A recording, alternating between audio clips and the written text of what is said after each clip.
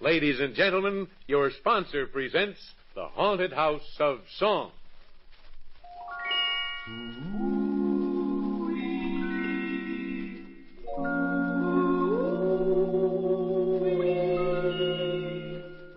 We want you to be haunted by us.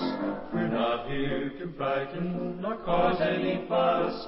We are elegant ghosts of invisible size, and we'll float through your doors as we harmonize. But the principal item we'd like to discuss, we want you to be haunted by us. Friends, out of the past and into our haunted house of songs, we've invited a mysterious guest. If you can name this famous character from history or fiction, luck is with you, as Miss Hex, I'm sure, will verify. That's right. And here are the rules to help you win tonight's prizes. If you guess the name of our mystery guest, send it along, plus an original 2-line rhyming couplet that includes the name of our sponsor's product. Add your own name and address, of course, and mail to the Haunted House of Songs, KNBC, Radio City, San Francisco. The 3 winners for tonight will be chosen for originality of the rhyming couplet only. But remember, to be eligible to win, you must give the correct name of our guest from the past. And now, here he is. Hello, Mystery Man. First, do you think we should describe you? I am horrible, most horrible. Oh, were you always so, forgive me, but so unattractive? I forgive you. By the gods, I scare myself. But did you always look this way? No. Obviously, you are a man. I have the voice of man. Did you come into being in the 20th century? Alas, I never quite came into being. Oh, are you fictional then? I am more fictional than fiction. Are you a character from a famous book? I am a part of work that's found in books, yes. Are you a character in a play? Well, yes and no. What do you mean, yes and no? I am not a person. I have told you that. Please don't get upset. Well, if you're not a person, are you perhaps animal? Certainly not. Are you an elf? No. Though elves and I share the same ability to disappear at will. Are there any more like you where you came from? Not in the same family, no. How many others were there in your family? I had a wife, a son, a brother. That is all. Yet you yourself are not a person? Are you something from a play?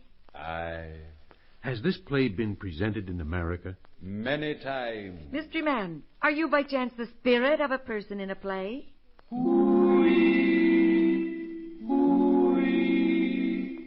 That means we're close. Was this play of yours written in the 19th century? No. 18th? No. 17th or 16th?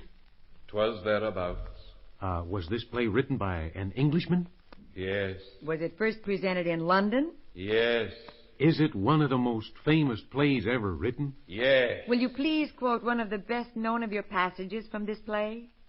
I am thy father's spirit, doomed for a certain time to walk the night, and for the day confined to fast in fires, till the foul crimes done in me days of nature are burnt and purged away. That's one tremendous last clue. Thank you, mystery man. Friends, if you know this famous character from the past, write his name on a card. Beneath his name, write an original rhyming couplet including our sponsor's product in some way. For example, it's news when dogs know men who bite 'em, and we make news with our sponsor's item. Send your guess and your couplet with your name and address to the Haunted House of Songs, KNBC Radio City, San Francisco, before midnight tomorrow. The 3 winners of tonight's magnificent prizes will be announced on next week's show. Mr. Memory, your boys are back. Ah, that's good. We've learned there's a man and wife celebrating their golden wedding anniversary tonight in Fresno, California. They're Mr. and Mrs. Jeffrey Williams at 3952 Blythedale Avenue in Fresno. So, spirits, take off, will you? Mr. Memory, we have here the names of last week's lucky winners. They guessed correctly the name of last week's mystery guest, and their rhyming couplets were judged the cleverest of all. Good. So, with the compliments of our sponsor, the first prize goes to Mrs. Bertha Baker, 3443 Sheridan Drive, Portland, Oregon. The second prize was won last week by Mr. Victor Rollo, 613 4th Street, Santa Rosa, California. And the third prize winner from a week ago is Floria Wilson of 19350 Laguna Beach, California. Congratulations to you all. And now, let's reveal for everyone the identity of last week's guest from the past. Mystery Lady, will you please tell us who you are? My name is Florence Nightingale. Thank you, Miss Nightingale. And folks, we hope you'll all plan to join us next week at this same time to learn the identity of tonight's fictional visitor. Remember, too, if there's anybody you'd like to haunt, just send their names along to Haunted House of Songs, KNBC, Radio City, San Francisco. Good night, Miss Heck. Good night, Mr. Memory. Good night, everybody.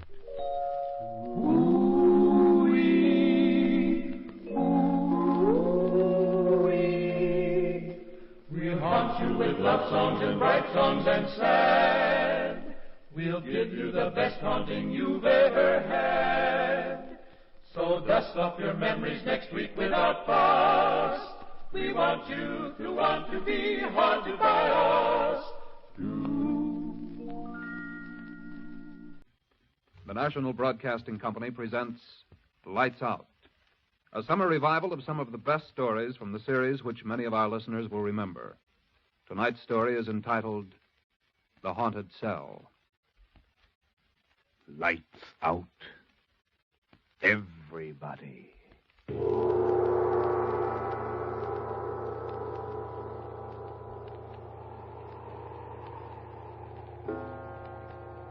This is the witching hour. It is the hour when dogs howl and evil things are let loose on a sleeping world. Sit in the dark now and listen to Lights Out.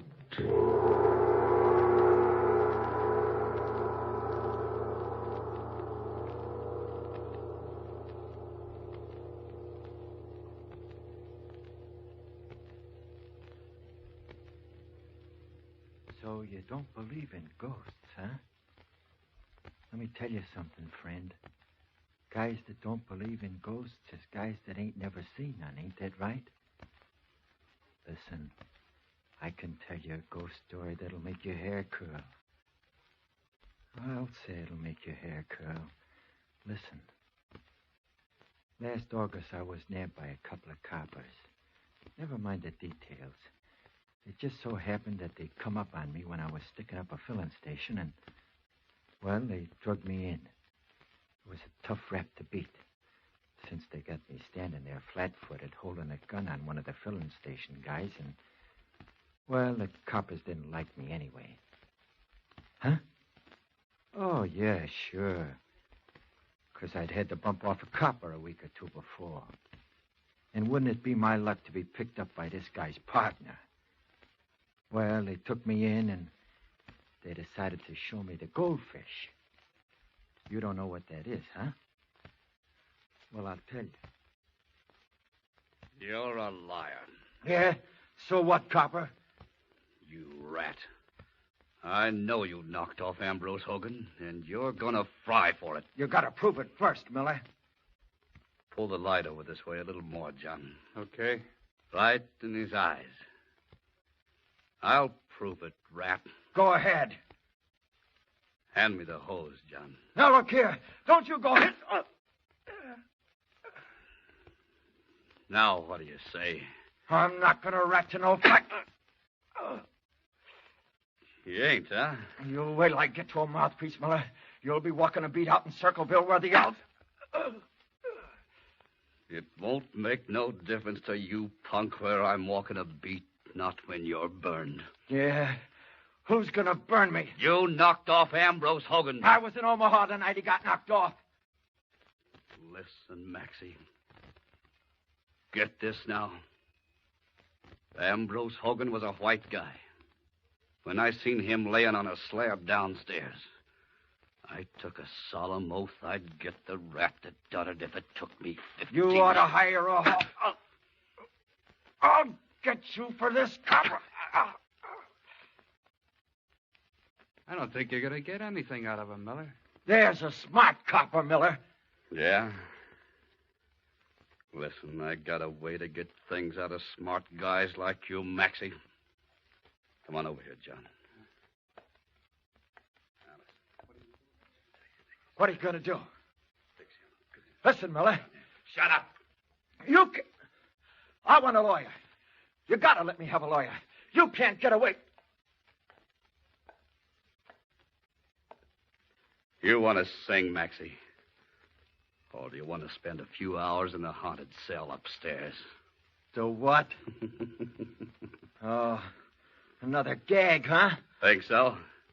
Listen, I bet you $8 you change your mind, baby. Get up. What are you going... Get going. Go ahead, John. Open the door. Okay. What are you going to do to me? You can't get away. Ever know Skeeter Dempsey, Maxie?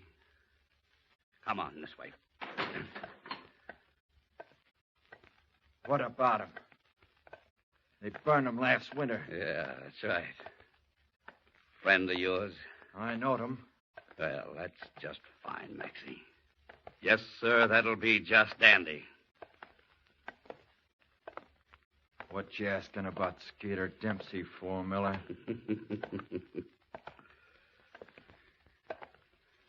Skeeter killed a copper, too. So what? It's bad business to kill coppers, Max. All ready, John? All ready, yeah. Right this way, Maxie, my boy. What you up to? I'll tell you. Right in there, baby. Get in there, you. Now, listen. This here's the cell that Skeeter Dempsey was locked up in when he first came here. He liked the cell, Maxie. He still likes it. What do you mean? He'll probably be around to see you before the night's over. Oh, yeah? Another one of your gags, huh? Well, you won't kid me, copper. This whole corridor, Maxie. You're the only guy in it. Except Skeeter Dempsey. We'll see what a night here with him will do to you, huh, John? Yeah. If you get scared, Maxie, just call. Just yell. Nobody will pay any attention to you. Nobody at all. Except maybe Skeeter Dempsey. Good night, Max. Come on, John. Hey, listen now. Pleasant dreams, you rat. You can't scare me, Miller. I know your gags. You can't scare me. No, we'll see about that. Ghosts. Hey, I want a lawyer. Good night, Maxie. Hey, you can't turn the lights out on me. Miller, turn the lights back on, Miller. You can't leave me here in the dark.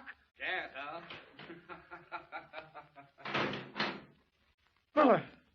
Miller, why, you flat-footed... Miller, come back here. Miller. I'm scared.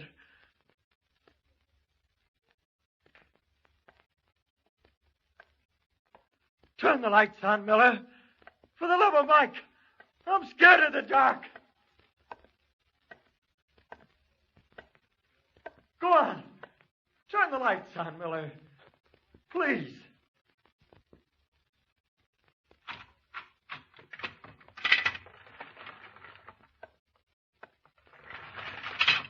Miller, listen. Take me out of here and... Cut out the yelling, Maxie, and sit down. Who are you? Don't you know me, Maxie? I'm Skeeter Dempsey. You can't be. It's a gag. Listen, copper. I'm no copper, Max. Sit down. Let's talk about things. Where are you? Right here. Wait till I light a match. I want to see what you look like. You'll be surprised, Max.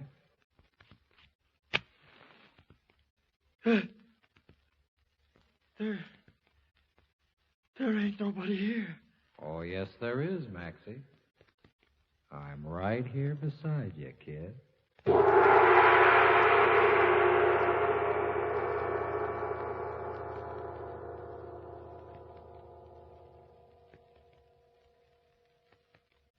Yeah?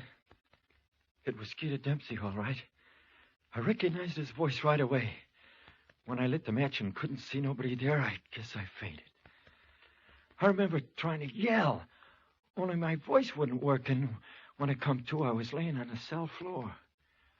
For a minute, I couldn't figure out what happened, and then it all come back to me. You know how it is when you're really scared? Or maybe you've never been real scared, huh? Well, I'll tell you. My mouth was so dry I couldn't hardly breathe. All I could hear was my heart pumping away as loud as an old flivver engine. I was too scared to say a word. I just crawled up onto the bunk and laid there,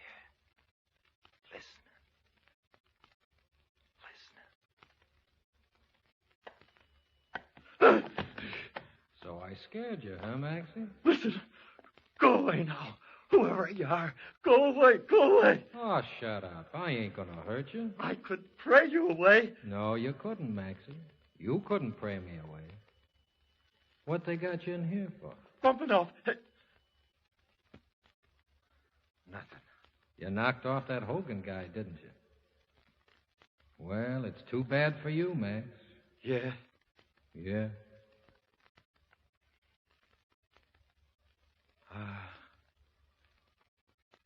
Are you still here? Sure. You ain't Skeeter Dempsey. Yes, I am. Listen, Skeeter Dempsey was burned last winter. I know a reporter that seen him set in a chair. That's right. Well, then you ain't Skeeter Dempsey. Yes, I am. I know. I know you're Skeeter. I know. Stop jittering. I ain't gonna hurt you. But you're a ghost. Well, what if I am? I wish you'd go away. Why should I? This is my cell, after all. Oh, Skeeter, please. Oh, can it? Listen, let's talk. I haven't had nobody to talk to for 2 months. Who'd you talk to then? George Brown. You remember him. Yeah, ice guy, yeah. Hey, George Brown hung himself in a cell here. Yeah. This cell. This cell? Uh-huh. Him and me sat up and talked all night. And he hung himself next day. What'd he hang himself for? Oh, he'd have got burned anyway. They had him for 2 jobs. One knocking off an old lady for $70, and the other shooting that bank guy down in Springfield. Did you see him hang himself, Skeeter? No, I wasn't here at the time. Where was you? Oh, I was away. Skeeter? Yeah? What does it feel like to be dead? All right. Yeah? Yeah. Oh, my God. What's the matter? Well, what get used to it. My old lady used to make me go to Sunday school, and they used to talk about hell there. Fire and everything. There ain't no fire. Ain't they? No. It's worse than that. What? What's it like? You'll find out. If I get out of this rap, I think I'll go straight. You're too late, Max. No, I ain't. I'll beat it. No, you won't. You gotta croak. Sometime, yeah. You'll croak on this rap. How do you know? I know. There's one way you could get out of some of the hell, though, Max. How? Bump yourself off. What do you mean? Well, if you wait for the law to punish you, that's one thing. If you take the law in your own hands and, well, kind of punish yourself, it'll make a difference. Is it pretty tough, Skeeter? What, hell? Dying. It hurts awful. The chair, I mean. You go in feeling pretty cocky and figuring you can take it and you're going to be a tough guy and all. And then... What then, Skeeter? All of a sudden you find you can't take it. You don't want to yell and scream, but... Oh, well, it's awful. God. What then, Skeeter? You ain't never had no pain in all your life, Max. Can begin to compare with the chair. Yeah? You'll find out. Do you really think I will, Skeeter? What do you think? I wonder how it feels to bump yourself off. George Brown said it was all right. Kind of made him feel better, he said. He said? Yeah, I seen him the day after. Oh. Huh? If I was you, Max, I think I'd do it. Yeah. I'm not going to bump myself off. I won't do it. These lousy coppers ain't going to make me. Who's that? Miller, I guess. Is that you, Miller? Who was you talking to, Maxie? Skeeter Dempsey? Listen, Miller, let me out of here. No kidding, let me out. Put me any place you want to, but listen, Miller. Scared, Maxie? Who was you talking to, Maxie? Skeeter Dempsey? Miller, for the love of... Listen, Miller, turn on the lights. Will you turn them on, Miller, just for a minute? Dark's got you down now. Miller, please, turn on the lights. Well, why not? It'll be darker still when I turn them off again.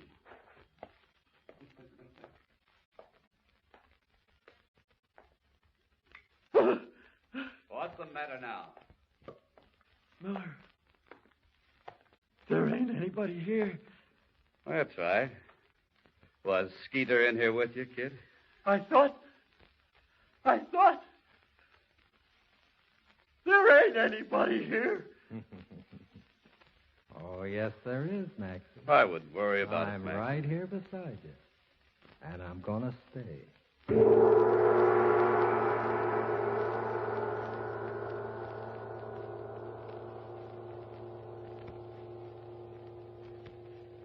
They kept me in that cell there for 4 weeks.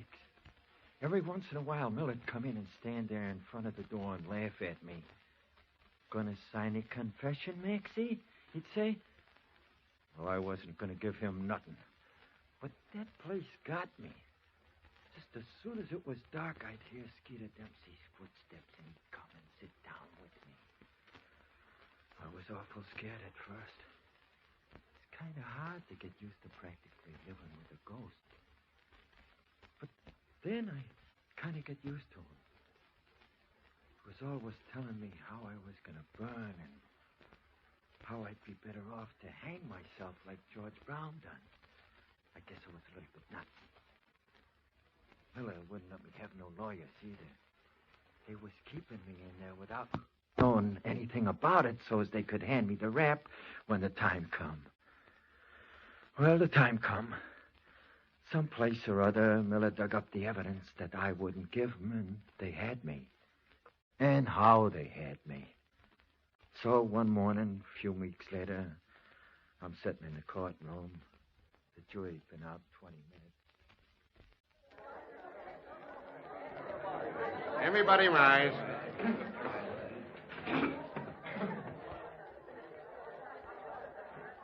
Sit down.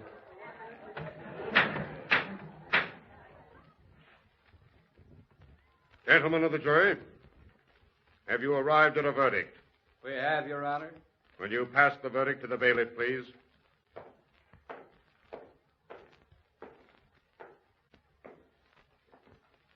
We, the jury, find the defendant, Max Young, guilty of murder in the first degree.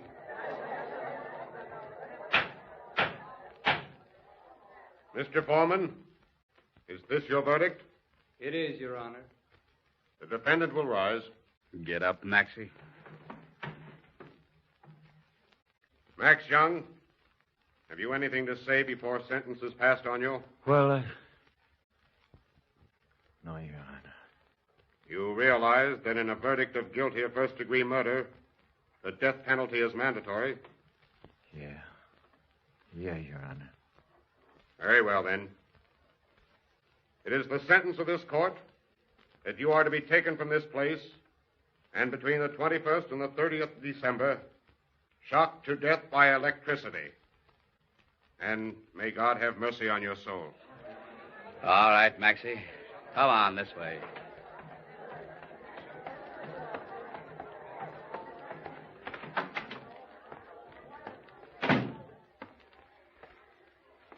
Well, Max, that's that. Yeah. What'd you say? I didn't say nothing. It was me, Maxie. I said there's only one way out. Now.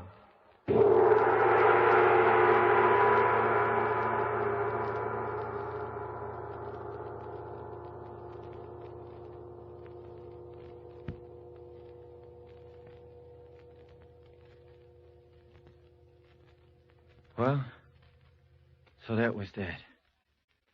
They wasn't ready to send me down to the state prison where they bump off guys, so they kept me in this here wing of the county jail where they had me, in Skeeter Dempsey's old cell.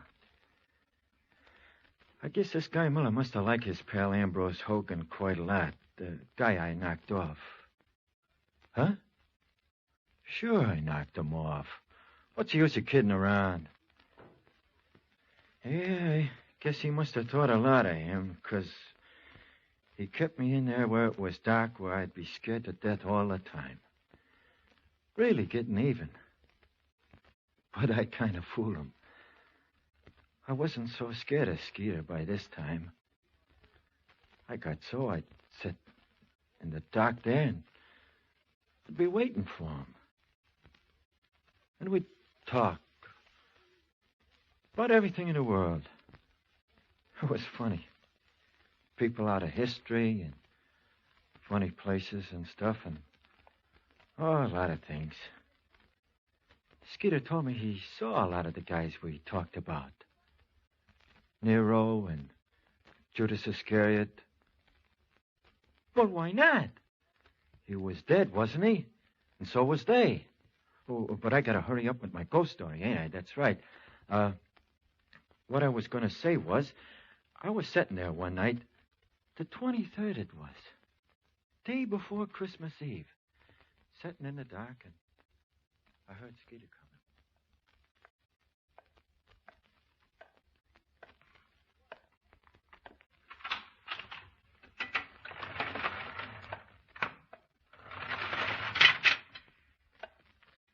Hello, Skeeter. Hello, Max. How you feeling? Not so hot. Still thinking about the hot squad, huh? What else you expect me to think about?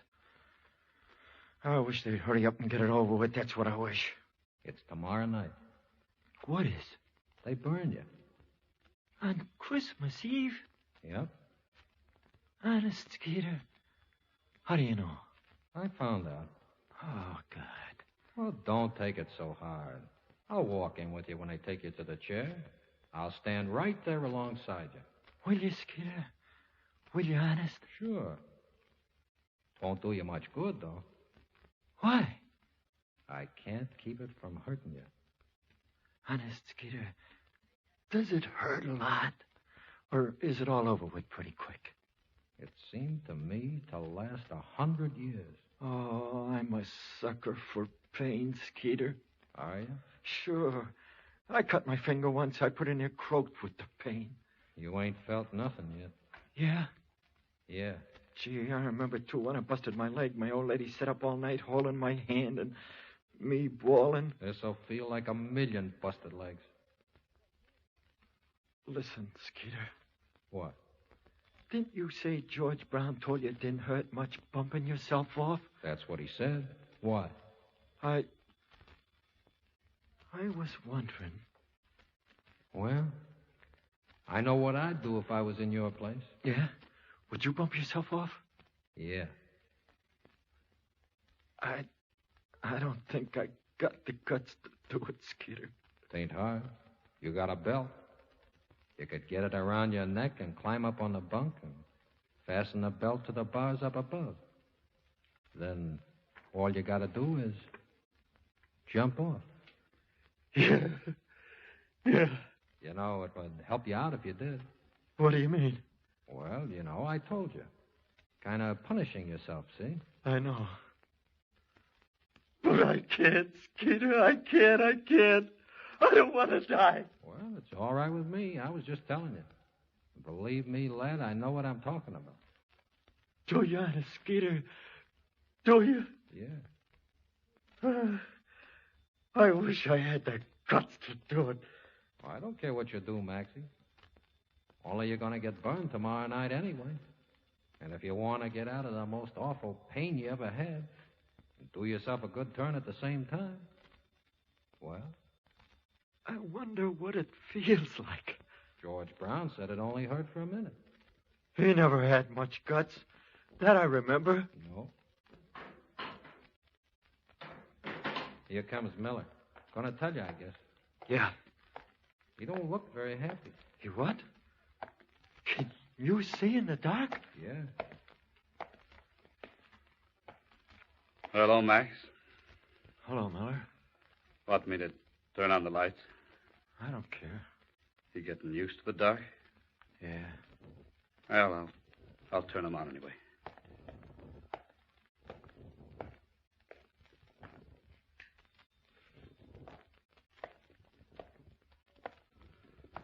Well, Max, it's about the end of the string, huh?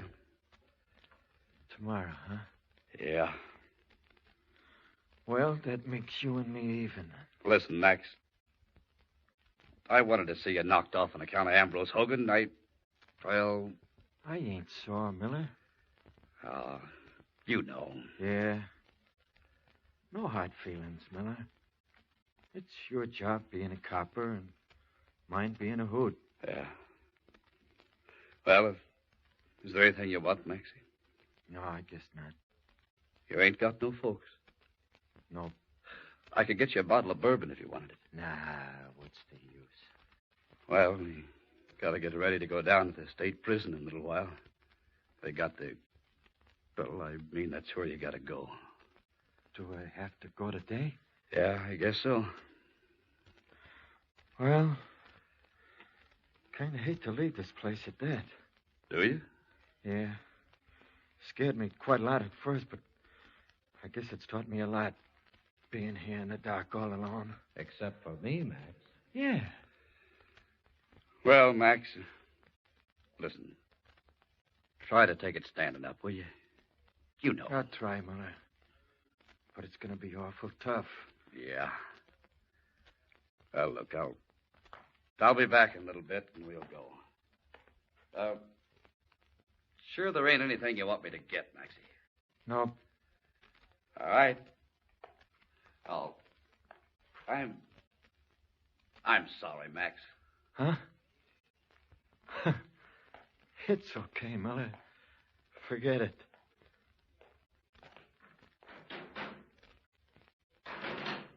I told you, Max. Yeah. Well, I gotta be going. So long, Maxie. You going, Skeeter? Yeah. I'll, see you tomorrow night. But listen, Skeeter, don't go away now. I have to. And just in case you decide to do what George Brown did, there's an extra piece of rope under the mattress. You won't have to use your belt. So long.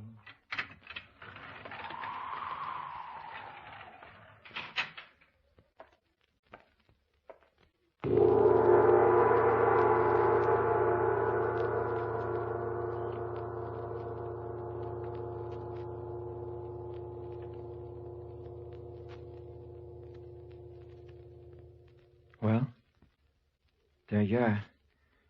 That's your ghost story. You believe in ghosts now? You don't?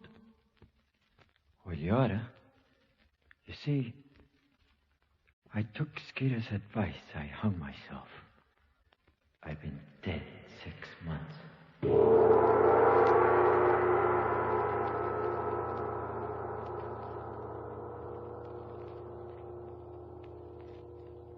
All right. You can turn them on now. You have just heard the third in the summer series of Lights Out. Tonight's story featured Norman Gottschalk as Maxie, Stanley Shule as Skeeter Dempsey, and Roy Engel as Miller. Boris Aplon was heard as the judge, and Nathan Davis as Johnny. Next Saturday night, come 9 o'clock, we've got a story cooked up for you that ought to give you a chill in the hottest weather. Two master magicians, both in the inner cult of Haitian voodooism, lock horns in a titanic struggle which comes to a climax over the Chicago airport. So you'd better make a mental note to be near your radio next Saturday evening. Lights Out is produced and directed by Albert Cruz.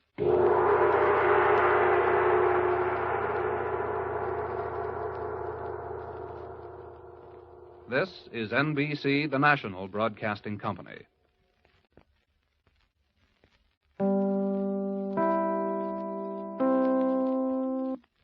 Chicago, WMAQ.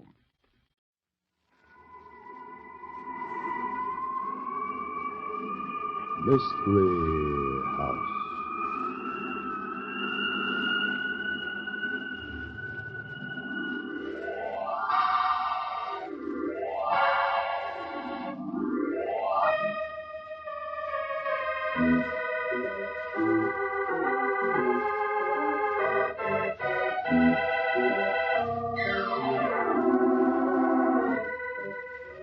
Mystery House, that strange publishing firm owned by Dan and Barbara Glenn, where each new novel is acted out by the Mystery House staff before it is accepted for publication. Mystery House.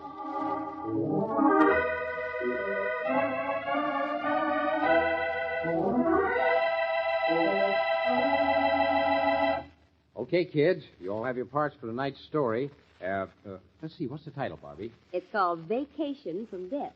The story of what happens when a detective tries to take a vacation. Yeah, that's right. There are plenty of good characters, too. I hope you boys will make the most of your parts. I'll say there are good things in this script, Mr. Glenn.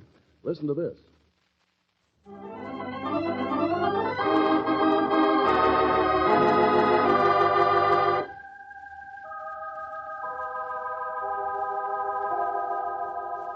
Okay, places, everybody. Set the scene, will you, Tom? Vacation from Death. Tonight's story opens in a boathouse. Skip Allen, the proprietor, is greeting Jeff Canfield, a customer he's apparently glad to see. Ah, you're late, Mr. Canfield. Mr. McCrae's been getting impatient. Yeah, well, let him get impatient, Skip. John McCrae's going to have to slow down plenty if he's going to keep with me. It sounds like sense to me, Mr. Canfield. Most of you city folks do everything too fast. That's why you all die so young. Why, I figured I was just a stripling when I was your age. Yeah.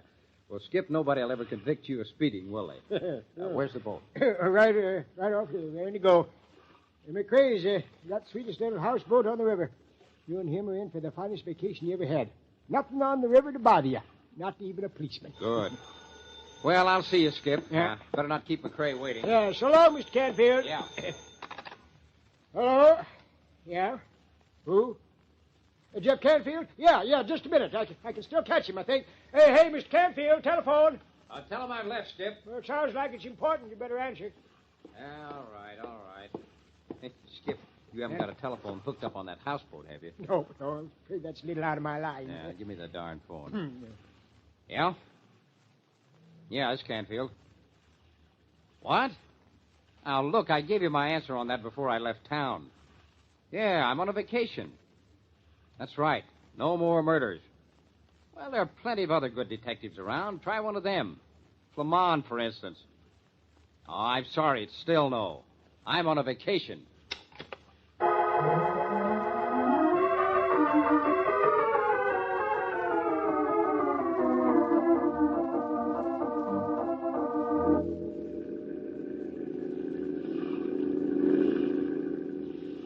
Jeff, it doesn't take a detective to deduce that a houseboat is just about the most peaceful way to spend a vacation that man ever invented. Oh, well, you don't have to sell me, John.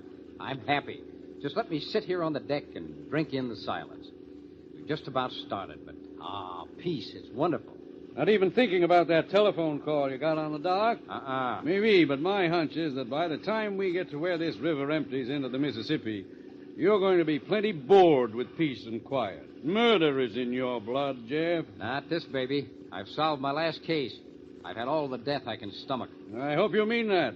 Huh? Wait a minute. You say that a little too vehemently. What have you got up your sleeve? Well, if you must know, the real reason I invited you on this trip was to persuade you to take charge of the protection of my plants. $1 million industry needs the smartest protective system available. The kind of a system you could set up. John, I might have known you had an angle when you pitched up this vacation idea. Jeff, when a man gets to my time in life, he begins to think about an heir. Well, don't blame me because you're not married, John. What's that got to do with... The whole business ties together, Jeff. Whole business? Yes. You and I on a vacation together. My offer to make you chief of my protective system and my desire for an heir. I don't get it. That's what I like about you. It wouldn't occur to you. What wouldn't occur to me? The fact that I want you to inherit the control of my business. What? Exactly. I'm an egocentric old man, Jeff. I want my plants to go on after I'm dead, just as they have. But that's going to take a smart man. Well, the woods are full of smart young men. Not smart enough? You want me to come into your business now and then be ready to take over when you cash in your chips, huh? Exactly. Why not? Well, that's a spot for a relative, not for a private dick like me. No, Jeff, relatives are out. Haven't got any close ones anyway. But the important thing is, I've made up my mind about you. I may as well say I don't change once my mind's made up, no matter what the odds against me. What'll you bet? What do you mean? Well, I've got a hunch that you will change it. Hey, now, don't tell me we're going to have to work on this trip. What's the matter with the motor? I don't like that sound either. Can't be much wrong with it, though. I had old Skip Allen overhaul the whole boat before we shoved off. Well, I don't know anything about motors, but my guess is that we're in for trouble. Well, maybe we ought to pull into that lagoon up there and take a look. I hope you know how to monkey with motors, because I'm not going to budge from this deck chair. I came on this ride for a vacation. No, Jeff. Well, here's your lagoon. Here's a guy who looks like he knows all about motors. See the guy sleeping in the rowboat over there? Oh! You in the rowboat! Dead to the world. Get this boxcar in close to him. Maybe he'll hear you. Can't get too much closer. Don't know how deep this lagoon is. Well, you're coming up on him now. Hey! Hey, wake up, you! Hey! He's really sleeping. Look at him. Look at that sunburn. He's been out here for more than a little while. Hey! Wake up! He's got the right attitude. Doesn't give a darn for anything. Go on, wake him up, John. Not going to budge, huh, Jeff? Oh, no, not me. I am as comfortable as he is. Well, I'll have to go over the side then. Give me a hand here. Yeah. I'll go down the rope ladder.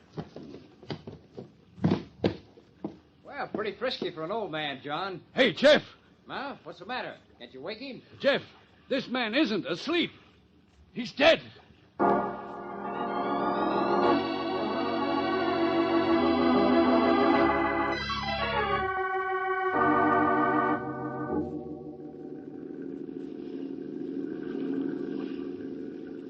Good thing we hadn't gone too far from Skip Allen's landing. Here we are now. Good thing? What do you mean a good thing? Finding this guy dead's ruined my vacation. Hello, Skip! Skip Allen! Oh, what's the trouble out there? Skip, we're coming back in. Everything clear? Sure. What's the matter? Here, grab this line when I toss it to you. Yeah, good throw, Skip. Pull us in, will you? What's up, Mr. McRae? Found a dead man, Skip, in that lagoon just around the bend. Looks like he rented one of your boats. A dead man? In my boat? Oh, you can't be serious. I'll help us get the body ashore, will you, Skip? What? All right, Jeff. I've got his feet. All right, now. Easy does it. Well, you're fooling, were you? Here, I got it. Let's bring him into the boathouse. Yeah, okay. Yeah. How about right here, Yeah, huh? that'll be all right. Okay. I want to take another look at him before we call in the coroner. There doesn't seem to be a mark on him. Suppose he had a heart attack? Well, could be. But I got one of those pesky hunches that... Yeah? What do you mean, Mr. Canfield? I told you, Jeff, you've got murder in your blood. If you really want a vacation. Yeah, I know. It's just my suspicious nature. Only... Skip, how many times have you heard of a man dying alone on the water from a heart attack? Well, never heard of that, Mr. Canfield. There you see. Skip's been on the river 50 years. Haven't you, Skip? Oh, more than that. Never been off the river all my life. I still say, Jeff, you love murder. You make it up, even where it isn't. Here, roll him over. Let me take a look at it. You ought to remember his face, Skip. Probably one of the summer cottages around your place. No. Never laid eyes on him before. Anybody working for you, Skip? I mean, anybody who might have rented this man one of your boats? No, I'm here by myself. Never leave the place, even sleep here. And I know I ain't seen this guy before. But the boat had your mark on it, unmistakably. That's right. Blue letters, S.A., and a number 38. 38? Well, that ain't right. 38's still here, tied up to the dock. You sure of that, Skip? There wasn't any question about that number, was there, John? I thought it said 38. Why worry about it? You still haven't any reason to think the man was murdered. I say forget it. Let's get back to our houseboat cruise. Skip can turn the body over. We're in it now, John. Might as well stick around and answer the coroner's questions, whether it's murder or not. Hiya, Skip. What you doing? Oh, hello, Tubby. This is Tubby Wilkins, just one of the young loafers around here. Hey, what do you get off calling me a loafer, Skipper? Why, you never did a day's work, did you? Here you are, over 20 years old. I get light, don't I? More money than you. Hey, what's this? A stiff. You ever see this man before, Tubby? Take a good look at him. You know him? No. I mean, yeah, I seen him. Where did you see him? Well, why don't you ask Skipper? He knows him. What? He must know him. The guy rented one of Skip's boats. Yeah, when was this? What are you talking about, Tubby? Early this morning. I was out in my own boat, and I saw this guy come and talk to Skipper. Then I seen him take one of Skip's boats. Why, that ain't true. What were you doing out then? Fishing? Well, yeah. Yeah, I was fishing. I never seen you with so much as a string in a bent safety pin. What? Fishing. Why didn't you tell him what you was really doing on the river? Now, wait a minute, Skip. What's this all about? Stubby. See what he tells you. He never went fishing in his life, but he spends every night on the river. You shut up. He's a runner. Goes down every night and brings up stolen goods, which he delivers to a fence. What's that got to do with this dead man? Nothing, see? I don't know, but I do know he's lying in his teeth when he says I rented a boat to this guy. Never mind, Skip, never mind. Yeah. What about it, Tubby? You still haven't told us who this guy is. You didn't ask me. Now, look, don't get smart. If you know who he is, tell us and quick. Well, all I know is I seen him drive up with some woman and stop at the Porter Cottage last night. Then this morning I seen him in the boat. Well, what's this Porter Cottage? It's one they rent, and people come and stay for a week or so. Where is it? Right down here, about 500 yards. Well, let's go down and see the woman. No, I seen her drive away. You won't find her at the cottage. Well, maybe not, but I'll find something. Something that'll lead me to the answer. The answer to a murder.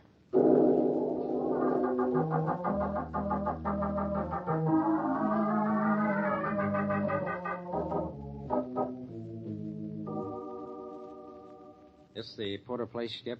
Yeah, this is it.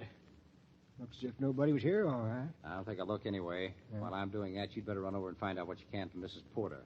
She ought to know the name of anybody who rents her cottage. Oh, no, I don't know about that. Mostly these folks that want an overnight place, they just drive in and pay cash in advance. They don't have to keep no records that way. Mm-hmm. Well, see what you can find out anyway. I'll be here when you get back. Okay, Mr. Canfield.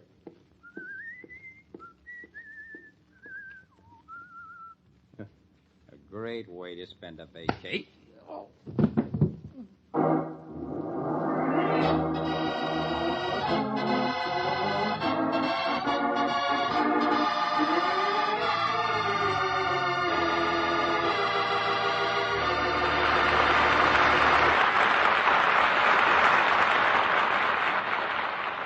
Yeah, some vacation. The quiet, peaceful houseboat cruise Jeff Canfield counted on was first interrupted when he and John McCrae found a dead man in a rowboat. And now this. It looks as if somebody else wanted Jeff to take a vacation, the permanent kind. But more about that later. In the meantime...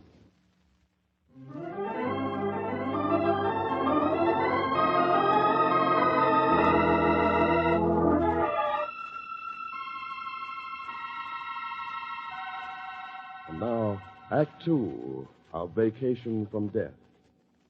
Detective Jeff Canfield, declaring it was all through with murder, started off on a vacation cruise with his millionaire friend John McCrae, only to find a man lying dead in a rowboat. Trying to identify the dead man, Jeff has been knocked out. As he comes to, he finds Skip Allen shaking him. Here, Mr. Canfield. Okay. Oh, who slugged me? Hey. It's me, Mr. Canfield. Huh? Oh, hello, Skip. Yeah. Oh, my head. Oh, that was some buster I got laid out. Oh, well, yeah, are you all right? Yeah, I'll live, I guess, but... Who hit you? That's what I'm going to find out. Here, let me help you up. Oh, wait a minute. Who's that? Well, what are you doing here? Who are you, anyway? Just a minute. Who are you? My name's Norton, and I'll thank you to get out of my cottage. Oh, she must be... Is it true that you and your husband rented this place last night from Mrs. Porter? Well, I don't see that that's any of your business. Now, will you leave, or will I have to... Just a minute. I don't know any excuse for breaking into a private cottage. When you've answered that telephone, perhaps I can explain. Hello? Oh, hello. No, just some unexpected callers. I don't know who they are. I'll get rid of them, all right. Sure. What? Tonight? Oh, but I thought... Oh, all right. Yes. Yes, you know I do. Later. Goodbye. Mrs. Norton, Now, what is it you want? do you know where your husband is now? Why, fishing. Went out early this morning. My name's Canfield, Mrs. Norton. I'm a detective. There's a possibility that the man we found... The man you found? Yeah. I want you to come with me, Mrs. Norton. The man we think is your husband is... You mean he's dead? Jerry's dead? No. No, it can't be Jerry. In my boathouse, ma'am. Will you come with me, Mrs. Norton? Oh. Catch her.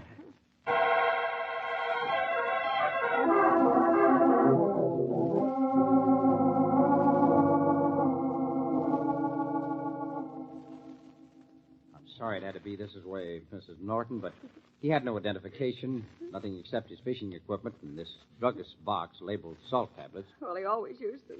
He got him so. Isn't a mark on him except that intense sunburn. Well, it must have been his heart. He complained about it, but I never thought it was serious. He had a bad heart? Yes, he always complained. Complained about your affairs with other men? What do you mean? You can't... Can't eavesdrop? I'm sorry, Mrs. Norton. You made it impossible for me not to overhear what you said on the telephone.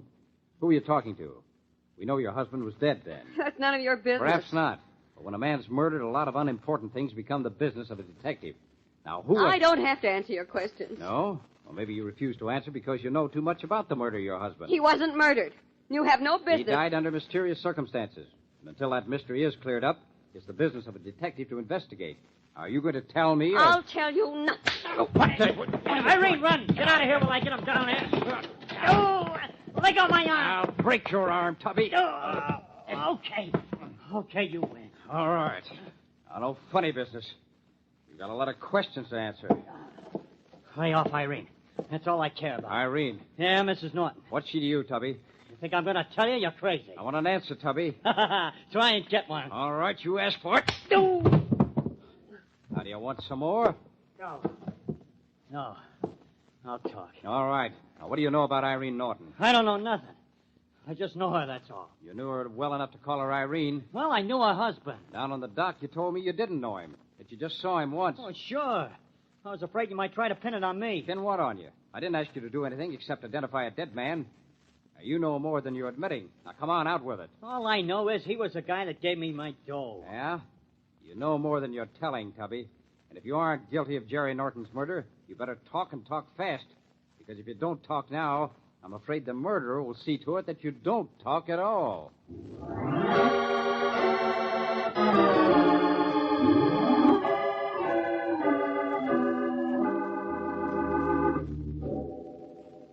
The houseboat's okay again, Jeff.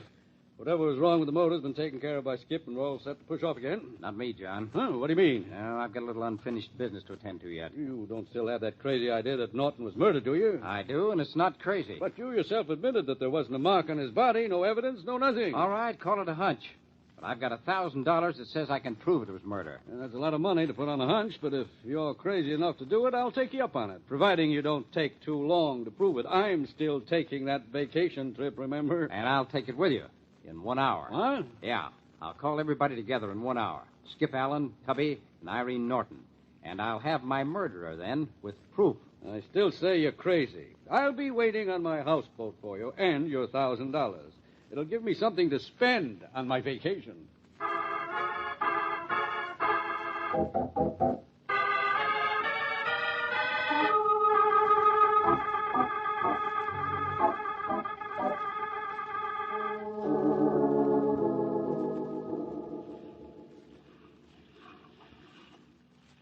Canfield? Yeah, over on the dock, Skip. Yeah. Here we are. Here's Tubby. I had to threaten him with a gun, the young skunk. What do you want with me?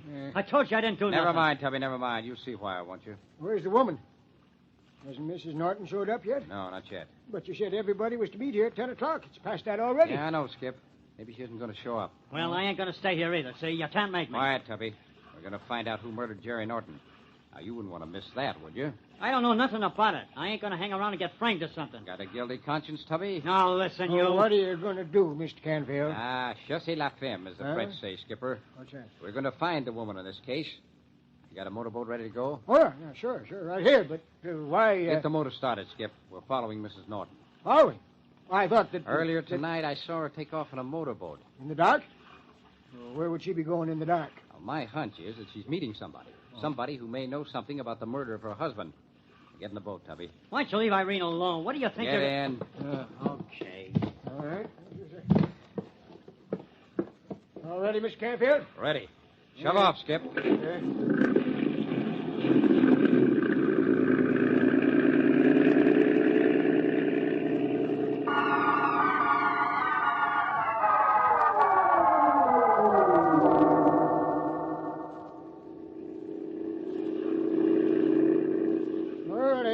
Hiding her hair of her boat yet, Mr. Canfield. Yeah, and the moonlight's bright enough so you could pick out a piece of driftwood on the river. Just keep on down the river, Skip. I have a hunch that we'll be seeing something very shortly. Yeah, over there. What do you mean? I don't see no motorboat, just old John McCrae's houseboat. Maybe. Head over toward it. Oh, okay, if you say so.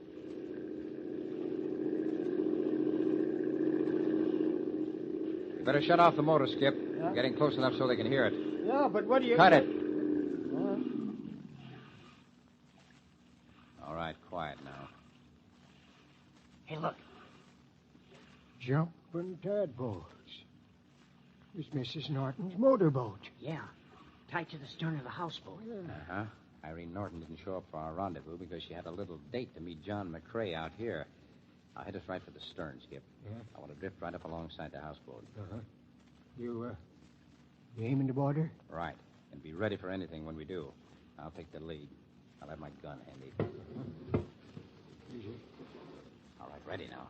Let's go. Skip, you go last. Tubby in between us. Okay, Mr. Canfield.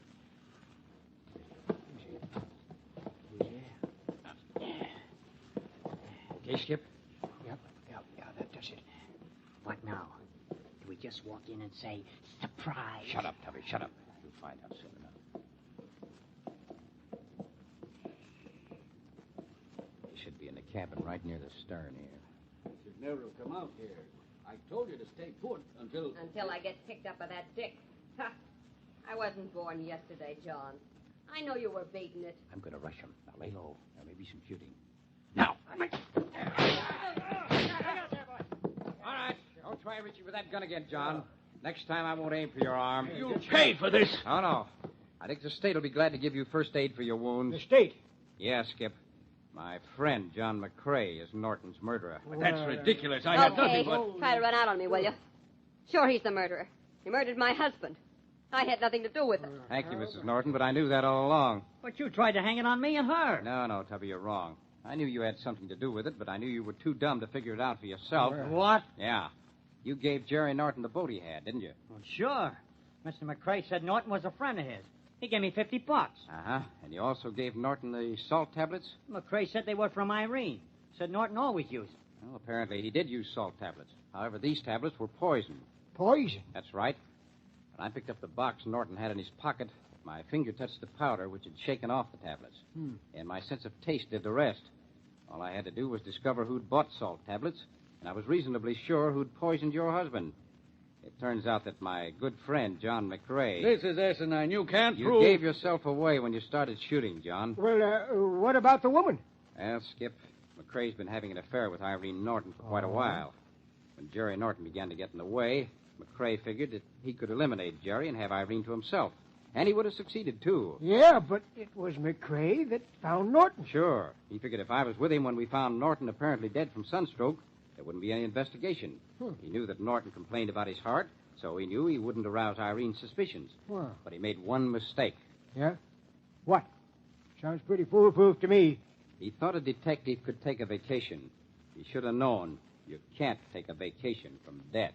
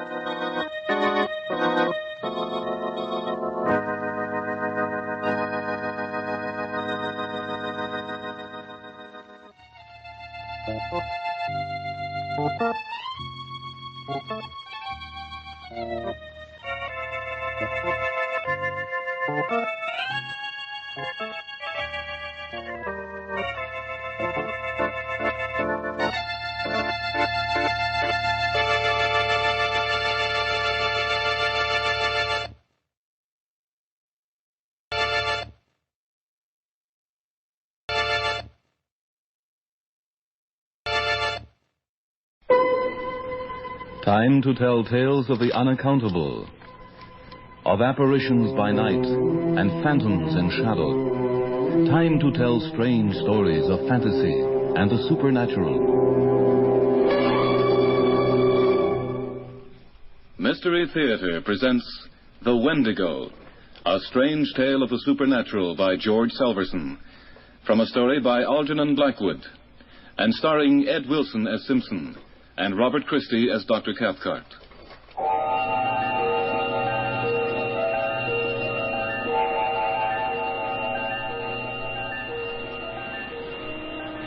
There's an explanation. An explanation. They say it carries you along. It comes and calls and carries you along. Doctor. It comes and calls to you out of the silence in the voice of the bush, the voice of wind and water and the cries of animals. Doctor, please. The perfume of it drenches you, chokes you, sickens you. The perfume of the dead and stinking vegetation. And you have to go. It calls you, carries you, rushes you away through the bush so that your feet burn like fire. Doctor, don't, It please. carries you in great leaps to your destruction. Your feet burning, the wind bursting the blood vessels behind the eyes. And then you become an animal, a living, dead thing, like the thing itself. Will you stop it, Doctor? And then it drops you, and you stagger away to die. Doctor, stop it. Remember what you told me.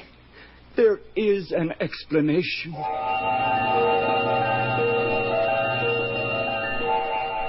I am wrapped around with a wall of silence. But the silent snow, the silent trees, the silent forest, the silent wall of wilderness, they all listen. The listening snow, the listening trees. There is something out there in the forest, and they listen for its voice.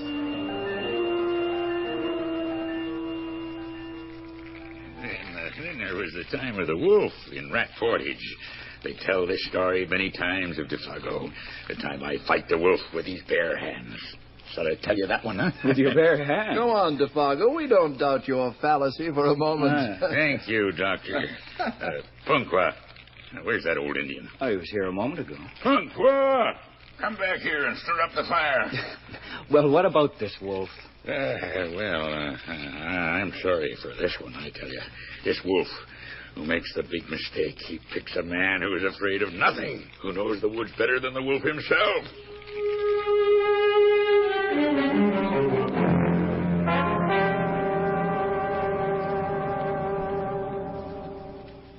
That's when it began.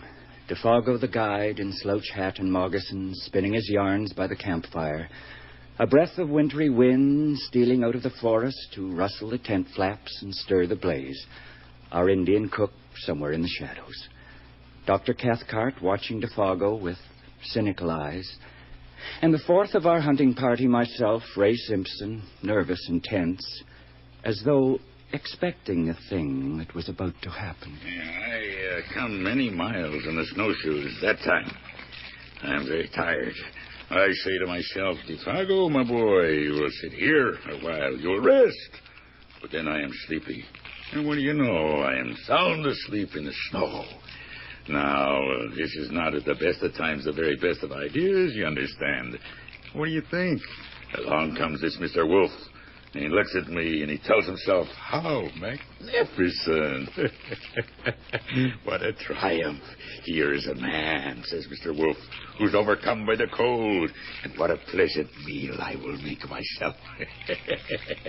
But he is so wrong. I open my eyes, and there is Mr. Wolf looking into my face with his long white teeth already. So I say...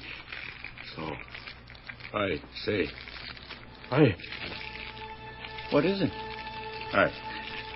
What's the matter with you, man? Listen. What is it, Defago? What are you listening for? Are you trying to get a rise out of us? Quiet. Did you hear it? No, not a thing. You heard nothing in the bush? No. Stop this little game. You can't frighten me with this nonsense, Defago, but you've scared the living daylights out of Ray. You heard nothing but the wind? Yes, that's all. Did you smell something just then? Smell something? Really now, Defago? Only the fire. Why? What is it? It was nothing then. It was my imagination. Punkwa! Where's that Indian? The fire will go out. You'll probably find him in your tent, hiding from the Wendigo after your little performance. Punkwa! You know that story then, Doctor? Well, I'm interested in other things besides medicine and hunting moose. For example, native superstitions and the vagaries of the human mind. That's why you don't take me in with your little game. Little game? Of course. The dark forest full of unseen things surrounding us, the fire fading, working on the imagination. And then you decide to play your little trick. Very childish, Defago. If it does not disturb you, then why are you angry? Childishness always irritates me, Defago. Doctor, what was that you mentioned? The Wendigo? Just some Indian nonsense. Yes, that's all. Punkwa! I better look for that fella. I will have a look in the tent. All right. It was a very queer thing, Doctor. Tomfoolery. You think he was acting? Certainly. Breaking off in his story that way and staring wildly into the bush. Well, don't you think he was acting? He went white to the gills. Didn't you see his eye? Nonsense, boy. That man has lived his whole life in the bush. There's nothing here to frighten him. Unless he's superstitious like that Indian. Superstitious? Well, you could see that, couldn't you, eh? No, Doctor. I couldn't tell anything from Punkwa's face. It was like trying to read the expression on a piece of old leather.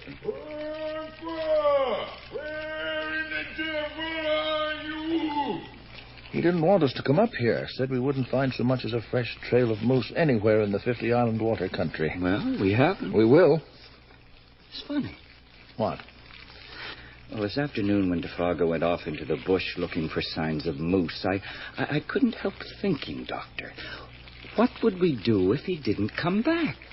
What do you think we'd do? We'd go home without him. Do you know the way? You're talking foolishness, Ray. Why would Defargo disappear? He didn't. He's here. Yes. All the same, I had a feeling of what it would be like to be alone, at the mercy of all this desolation that takes no notice of man. You old fool. Superstitious fool. What is it, Defargo? It's the old fool. That's what it is. Where is he? What's he doing? It's what we will be doing. From now on, we have no cook. The hunters will have to be cookers, too. Why? What's happened? Superstitious old fool. He's taken one of the canoes. What for? Where's he going? I know that one. He is gone. He's gone. Home. Then it's your own fault. Probably scared him witless with that little game of yours. But, Doctor... Now you'll have to figure out how we get along without him. Well, as for me, I'm turning in. We'll be up with the sun, Defargo, and I'll expect less nonsense and more results tomorrow. Good night, Doctor. I'll be along in a minute. Defargo, what was Punkwa afraid of? Who knows? Sometimes in the wilderness, men become sick with a strange fever, a fever which makes them mad. Maybe he's afraid of that. Do you hear something? Only wind. Yes, only wind. Good night. Good night, Defargo.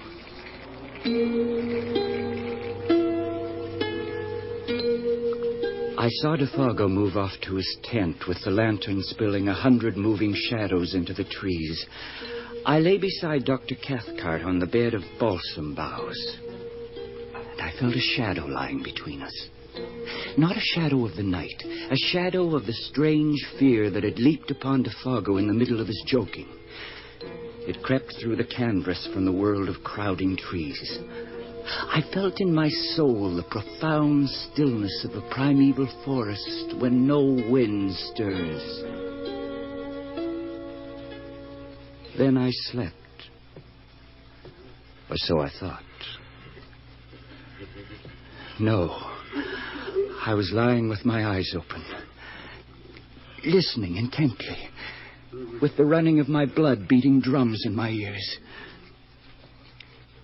Ray. Doctor? What is that sound? Listen. What? It's from the other tent. It's Defargo. The fool is dreaming. I'll see if he's all right.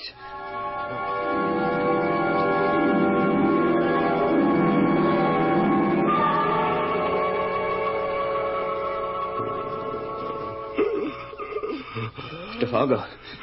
Defargo, what's the matter? Are you awake? Defargo. Defargo, you're dreaming.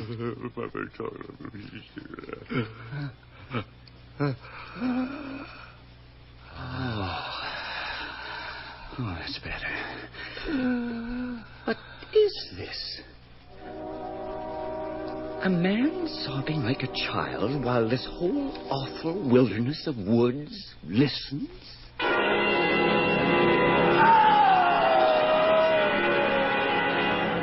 Defargo! What is it?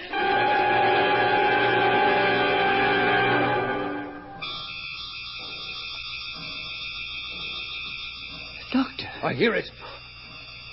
What is it? Quiet. Something's happening to Defargo. Keep still. I'm going out. No! Let go. Stay where you are. I've got to help Defargo. Will you stay where you are? Will you keep quiet? Listen.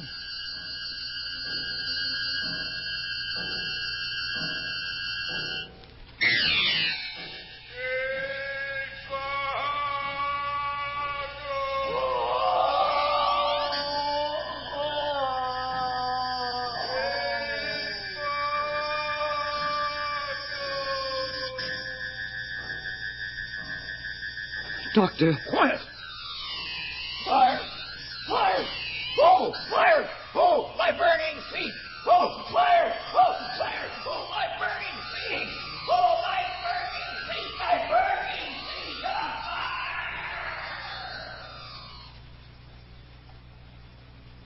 He's gone. What? Gone. Gone. Doctor, listen to me. What? Our guide, Dr. DeFargo, he's gone. We're alone. What was that, Doctor? What is it that happened? We crept from our tent like terrified children. The gray light of dawn was dropping cold and glimmering between the trees. The lake was white beneath a coating of mist, the islands rising darkly out of it like prowling creatures. Patches of snow glistened among the clearest spaces of the bush. DeFargo's tent stood empty, lifeless, and there was nothing but silence. Silence and a strange, penetrating perfume invading the nostrils and taking me by the throat like an unseen hand. There's nothing here at all. No. Not a sign of anything. No. Only his footsteps. Footsteps. There in the snow. Yes. So far apart. He must have been leaping like a rabbit. What was it, Doctor? What was it? Something came. No. Something came for him. Something called. Nonsense. You heard it, Doctor. You know you heard I heard nothing. Yes, I heard something. Wind. That's all it was, wind. Wind? Where did you ever hear a wind like that? I tell you, it was wind. That and your imagination. DeFargo carrying on like that, it was enough to make you imagine anything. Then why did you hold me back? What do you mean? You know what I mean, Doctor. When I wanted to go out and help DeFargo, why wouldn't you let me go? I had reasons. 2 reasons. Yes, 2 good reasons. What reason? I knew what that sound was. It was some sort of hurricane. I thought it safest not to move. And I could hear that DeFargo was growing mad. He might have harmed you. Nothing was disturbed, not a leaf. What kind of a hurricane is that? How do I know? It probably passed overhead. Then where is DeFargo? Yes, that's the point.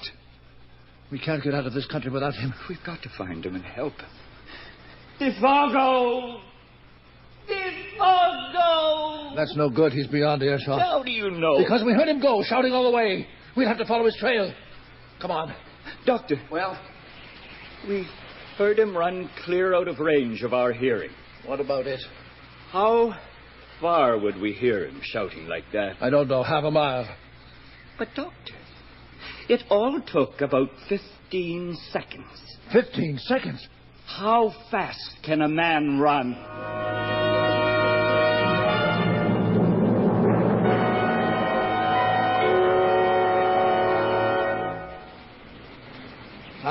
There's the end of the trail.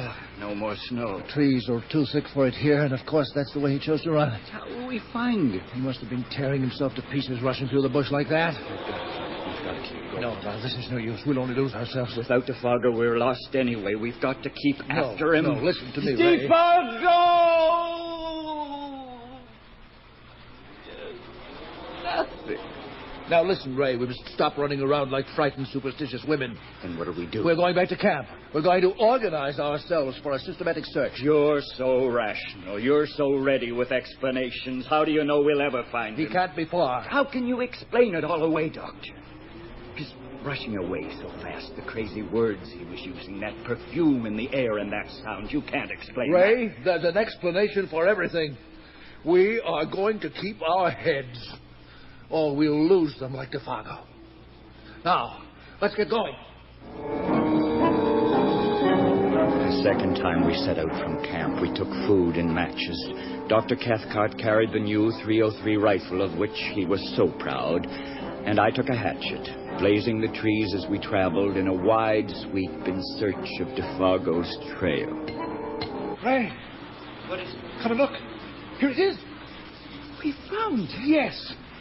Those are the tracks of human feet, sure enough. DeFargo's, of yes. course. But what's this beside them? Beside them? Yes, look here. Oh, animal tracks. There you have your simple explanation for the whole affair, Ray. Why?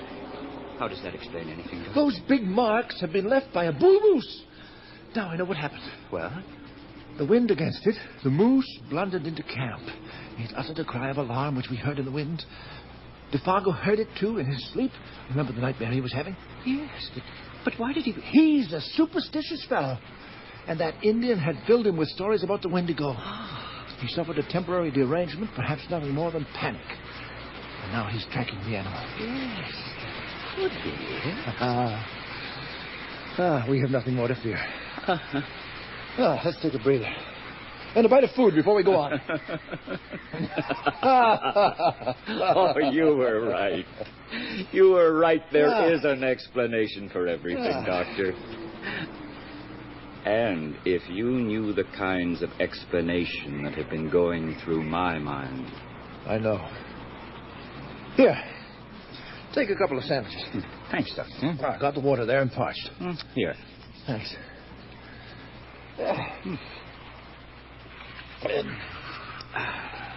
It's a relief. That's the second time you've mentioned this Wendigo thing. What is it, Doctor? Oh, only nonsense. Indian legend of some sort? Well, about the size of it. Oh, it's funny the comfort I feel sitting on a stone in the middle of nowhere looking at Defogo's footprints. Yes, telling such a normal story. Hunter trailing moose. This Wendigo thing. Did it have something to do with Punkwa deserting? Perhaps. What sort of a thing is it supposed to be, Doctor? Well, in this part of the country, when an Indian goes mad, they say he has seen the Wendigo. Oh. The Wendigo's a state of mind. Yes, you could call it that. There's no such thing. No such thing? What they say out here. They say out here are spaces no man can penetrate. This creature lives there, this Wendigo. Creature? The Wendigo. Huh? They say it's a kind of animal. It's a state of mind. Kind of animal? Doctor, look here a minute. What is it? The moose tracks. He must be a big one. You're right. Big, round tracks. Look here. Does this look like a hoof mark to you? No. Caribou? Oh, that would be hoof marks. Bear? No, it isn't bear. Doctor, I think we'd better get moving again. Yes. You loaded it, Doctor. It's a bear track. Is it? What are you doing? Why are you kneeling there?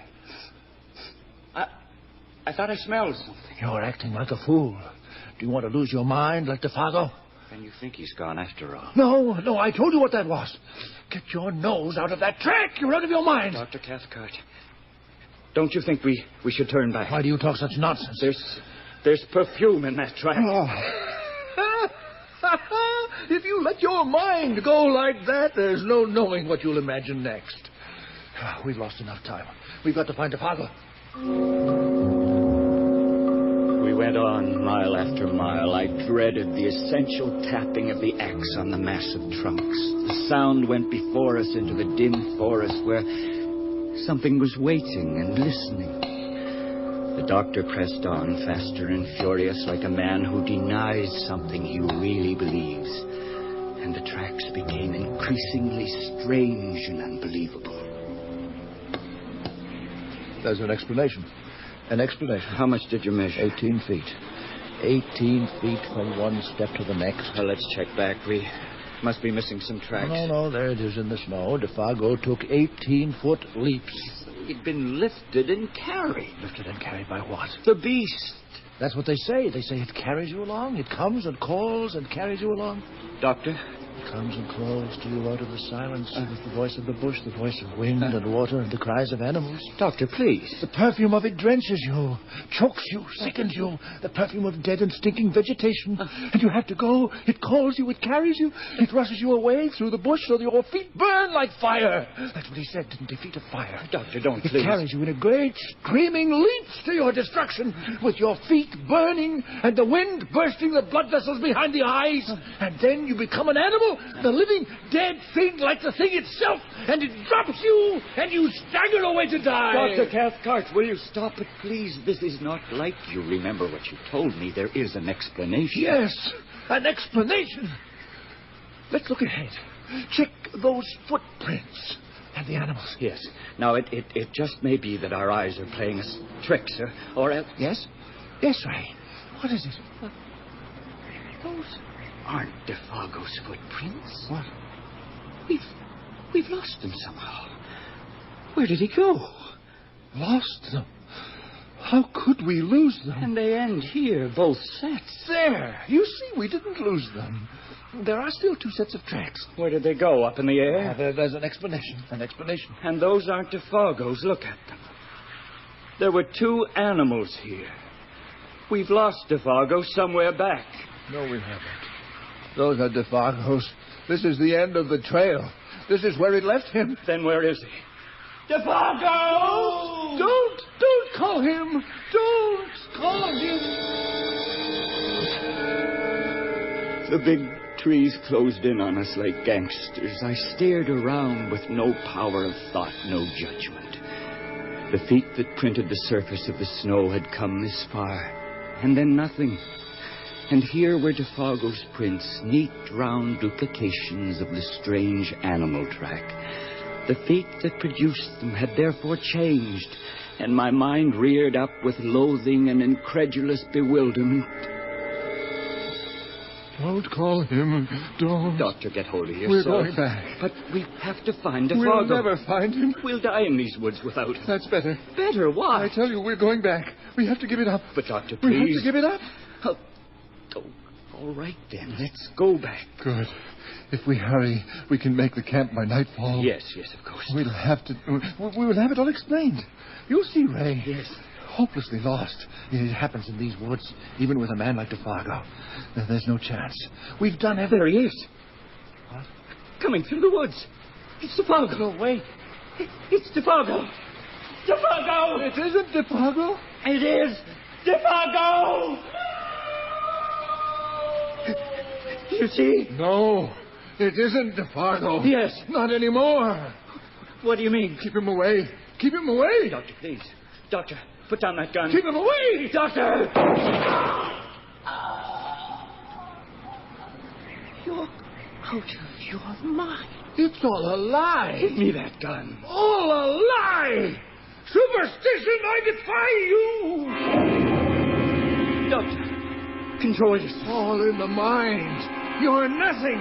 Here it comes, and it's nothing. Listen to it come. It comes for me. I'm coming.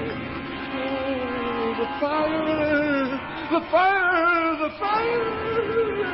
Oh, the fire. The burning fire.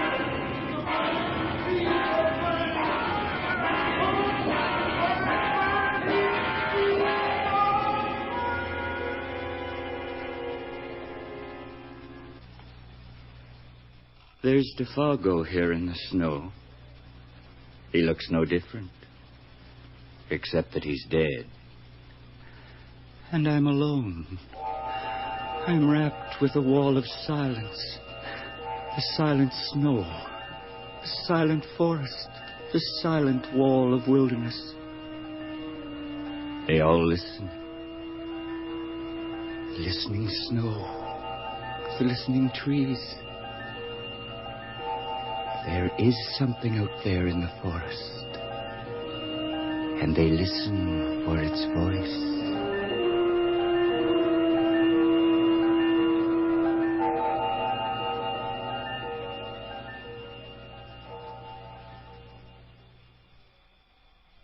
Mystery Theater has presented The Wendigo, a tale of the supernatural by George Selverson, based on a story by Algernon and Blackwood.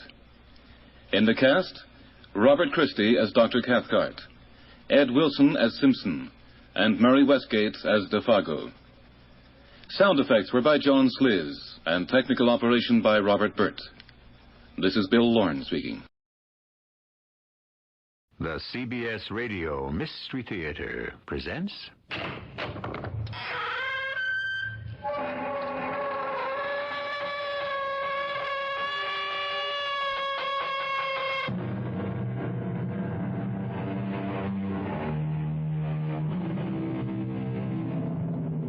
Come in. Welcome. I'm E.G. Marshall, your host for another excursion into the dark and frightening world of the macabre. I've been presiding over these trips away from the ordinary world for a long time, and every one of them turns up a surprise. As you look around, you'll see that we're in New Hampshire, and this is Wheeler College. That pleasant older man sitting in his comfortable office is head of fine arts, and his name is Homer Knowles, a professor.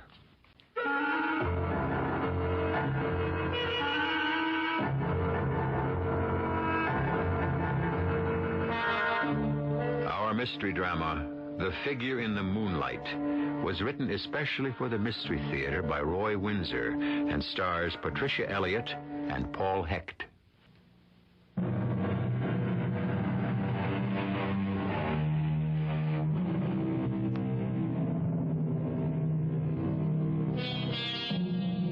We live in two worlds, the real and the fantasy. Sometimes they overlap. When we sleep, our subconscious becomes active, and when we awake, we may discover that it has provided us with a solution to a problem, or with an inspiration. Maybe the expression, "let me sleep on it," acknowledges the power of our shadow mind. The subconscious is, of course, a fact. The extent of its power is unknown. For example, is it possible that subconscious thought exists and has force even after death?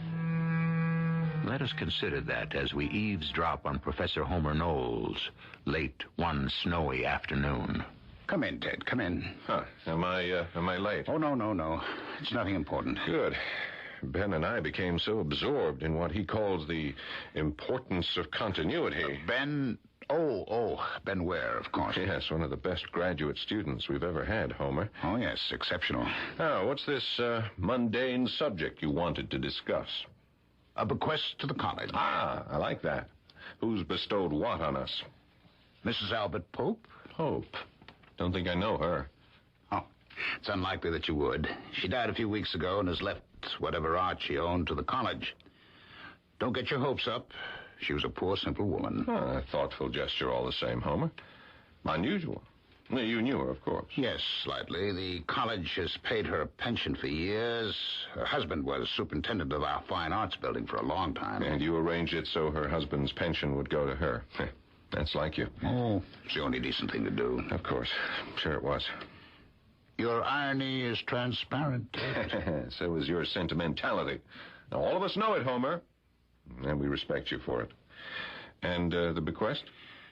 Would you pick it up for us, Ted? Oh, yeah, of course. Thank you. Look it over and evaluate it. There won't be many pieces. Photographs, prints, a watercolor or two. Nothing of value, probably. Except to her. I appreciate this, Ted. I'm glad to do it. If her things have no value, perhaps we should give them to the thrift shop at the hospital. Yeah, that's a good idea. Well, who knows? She may have owned a masterpiece without knowing it. Well, I doubt that. But you never know. The Popes lived up here for years. She just might have collected an early local artist. Well, look the stuff over and give me a report. I'm on my way.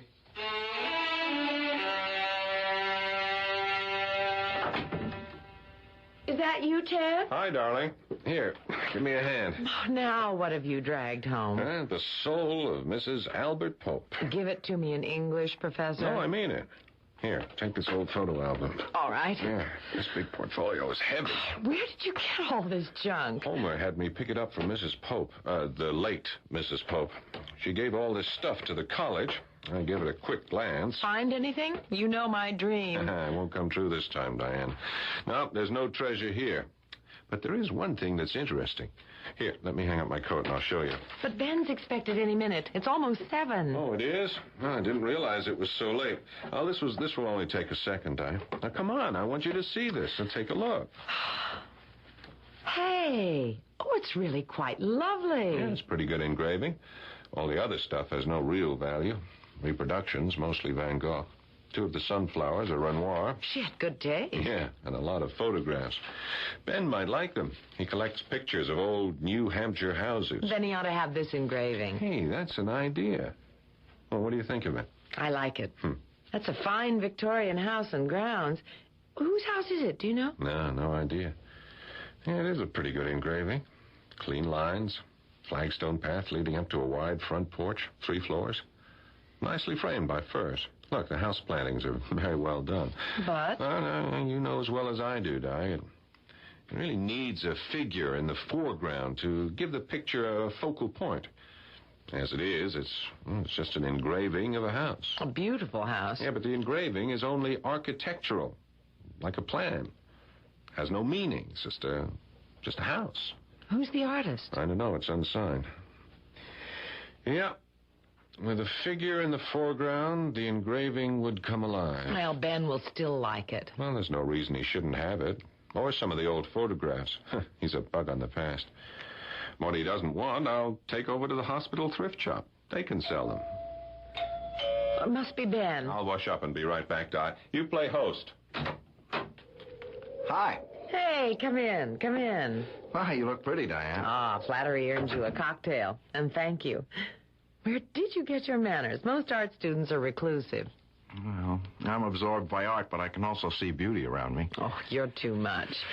Ted will be right out. He came home just a few minutes ago. Hey, look. Oh, what's all that? The aesthetic side of the late Mrs. Pope. Look it over and take what you want. I have to check on dinner. Oh, here's Ted. Hello, Ben. What can I fix for you? The usual? Yeah, please. Well, why don't you sit down in front of the fire? Who is Mrs. Pope? I'll tell you all about her in a minute. Not that I know much more than you do. Here you are. White and as cold as a ski lift. Half an hour and we eat. Here you are, darling. Thank you. A toast. Right on. Here's to us. Who's like us? Damn few. I'd love it. Where did you pick that up, Ben? You know, when I was in college in Chicago years ago. Oh, yeah, I keep forgetting that you're from the Midwest. Why did you abandon Chicago with its arts institute and the universities with their, well, excellent fine arts departments and come to this little cottage? I love New Hampshire. And then there's Professor Knowles and Ted. They know everything. Hardly, Ben. Oh, more than I'll ever know. You really like the climate? Yeah, I really do. Real winter. Unspoiled forests, clean air, remoteness, the snow. All of it keeps your perspective straight. Maybe yours. Mine freezes up. Give him the pictures, Ted. Ah, yes. The Mrs. Albert Pope collection. She left that meager pile to the college, and, well, there's one picture you might admire. No. Stay where you are. It's quite a good engraving of some old mansion. You collect pictures of old homes, don't you, Ben? Yeah, I like them. They give me a sense of... continuity? Yeah, and stability. Yeah, here we are. Oh, wow, it's beautiful. That's a beautiful house. Yep, that's a pretty good engraving. All it lacks is a figure in the foreground to give it a focal point. No, there is a figure in the foreground. No, wrong. No, there is, really. Take a look. Oh, but both Diane and I... Let me see. There. You see? Next to the path. The figure of a man on his hands and knees crawling towards the house. But I swear... I'd swear, too. When you showed me the engraving, Ted, there was no figure. Well, maybe you just glanced at it. No. We looked at it under the light. There was nothing in the foreground. Well, there is now. A man furtively crawling across the lawn toward the porch.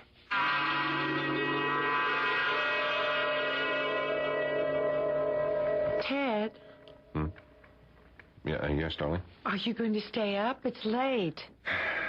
Come on, sit down. Sit down for a minute, Di. Oh, it's cold in here. I'll toss another log on the fire. Not for me. I'm ready for the down comforter. Yeah, so am I, but I just can't get that engraving out of my mind.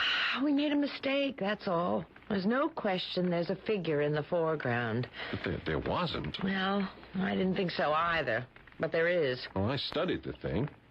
The foreground was empty. So what? So it's mystifying. I don't like that. Well, can't you admit we made a mistake? Yeah, I made lots of mistakes, but this wasn't one of them. I saw what I saw. Now, let's take another look at it. Ben looked at us as if we were a little mental. Yeah, well, I don't blame him. Now, come over by me, Di. An eye check, right? Right. It's gone. Come on. The figure of the man crawling toward the house. It's gone. Now, you tell me. It wasn't there when we first looked at the engraving, and then it was there when you showed it to Ben Ware, and now nothing. Well, you agree I haven't gone mental. Well, if you have, so have I. How in the world do you explain it, Ted? Oh, I can't. Is there some kind of drawing technique? No, Di. It's a plain, straightforward engraving. Homer might know. Well, call him up and let's take the picture over to him. Oh, it's pretty late. Only 10:30. You want to sit here and brood over the thing until you freeze to death? Oh, I feel ridiculous. I'll call him. He's only half a block away and he stays up late. I don't know. This simply makes no sense.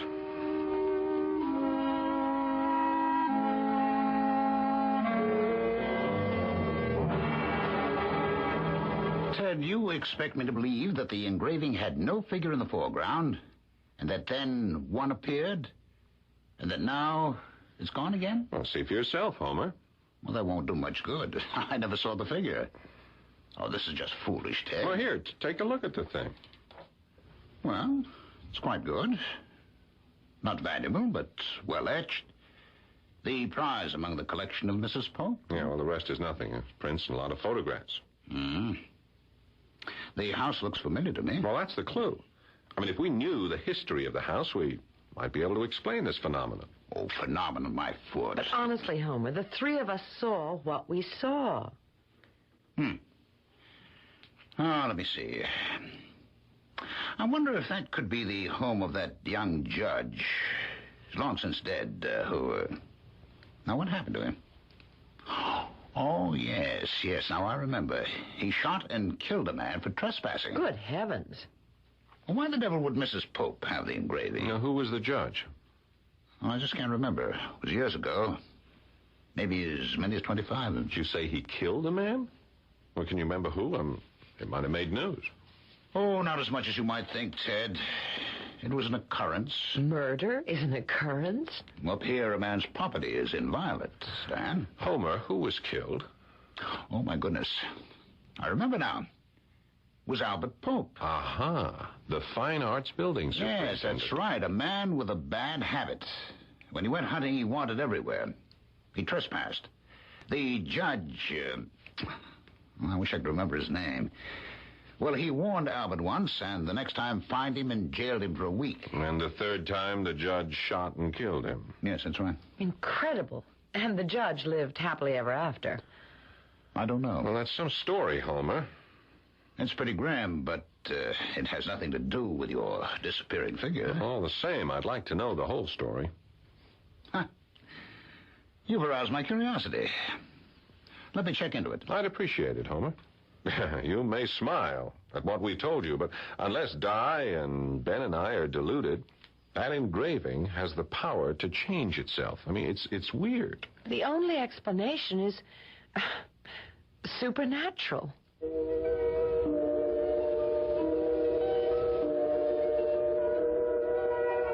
As eminent a philosopher as Santayana wrote, there is nothing impossible in the existence of the supernatural. Its existence seems to me decidedly probable. Is that what we have encountered here? It seems impossible for a picture to change its composition. And yet, three educated, rational persons maintain that the etching did change. Where this will lead us, I have no idea. But I will return shortly with Act Two.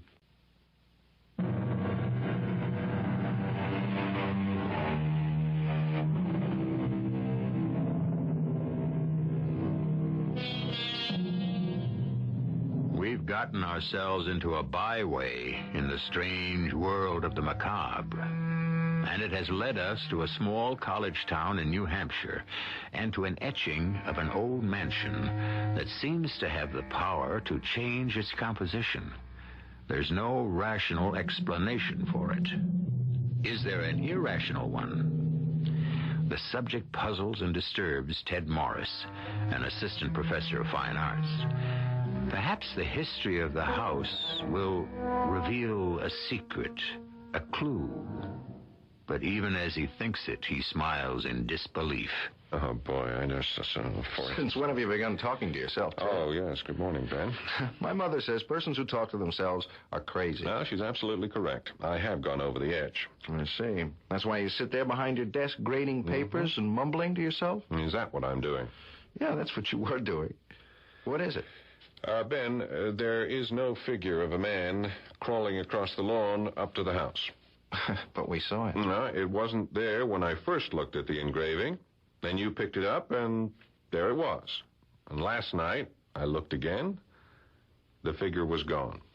That's crazy. Oh, we are. I showed it to Homer Knowles. He smiled, but, well, he's going to indulge me. He's going to track down the history of the mansion. Oh, good. Yeah, I'd like to know the story. Any idea where the mansion is located? No. But Homer did recall that it belonged to some judge, a despotic kind of guy. Now, it seems this Albert Pope was an inveterate trespasser. Finally, the judge blasted him. End of Albert. End of our building superintendent. No charge brought against the judge. Wow. Jungle justice. Yeah. That's some story. Well, there may be more to it. Homer's trying to find out. When he does, you're welcome to it, and to the etching. I know you like photographs and paintings of old houses. Well, there's more to it than that, Ted. I don't know, for some odd reason, I'm sort of drawn to it.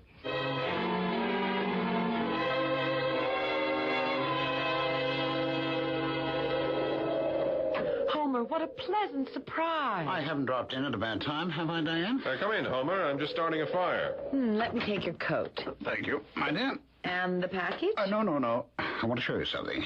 Set down engraving. Had any luck about the history of the house? I'll come to that. But, take a look at the thing. I can't believe it. Well. So I'm not crazy. When you showed me the picture last night, there was no figure in it. Now, look then. Yes. A figure crouching on the porch. Very sinister. A creeping man. He vanished, and now he appears again, this time on the porch.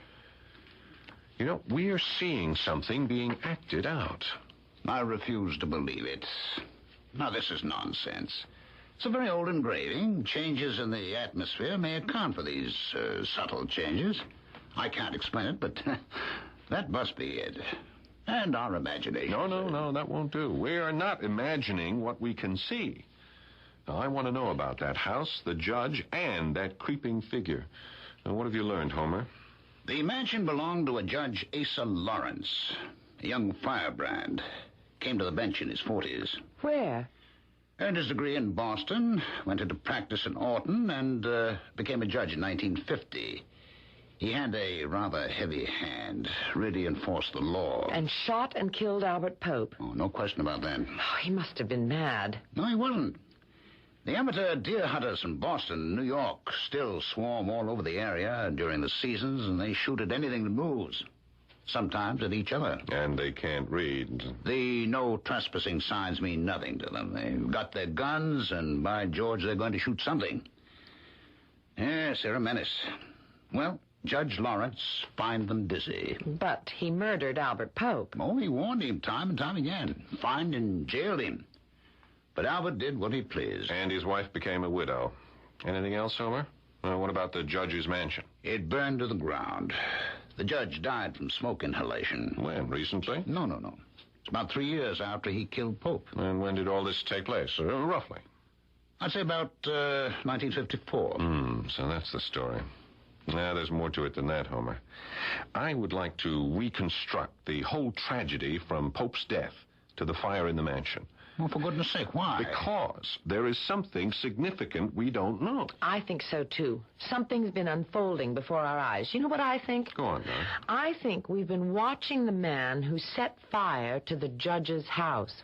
Oh, my dear Diane. No, it's an idea. You're hallucinating, both of you. What about the fire, Homer? Can we find out?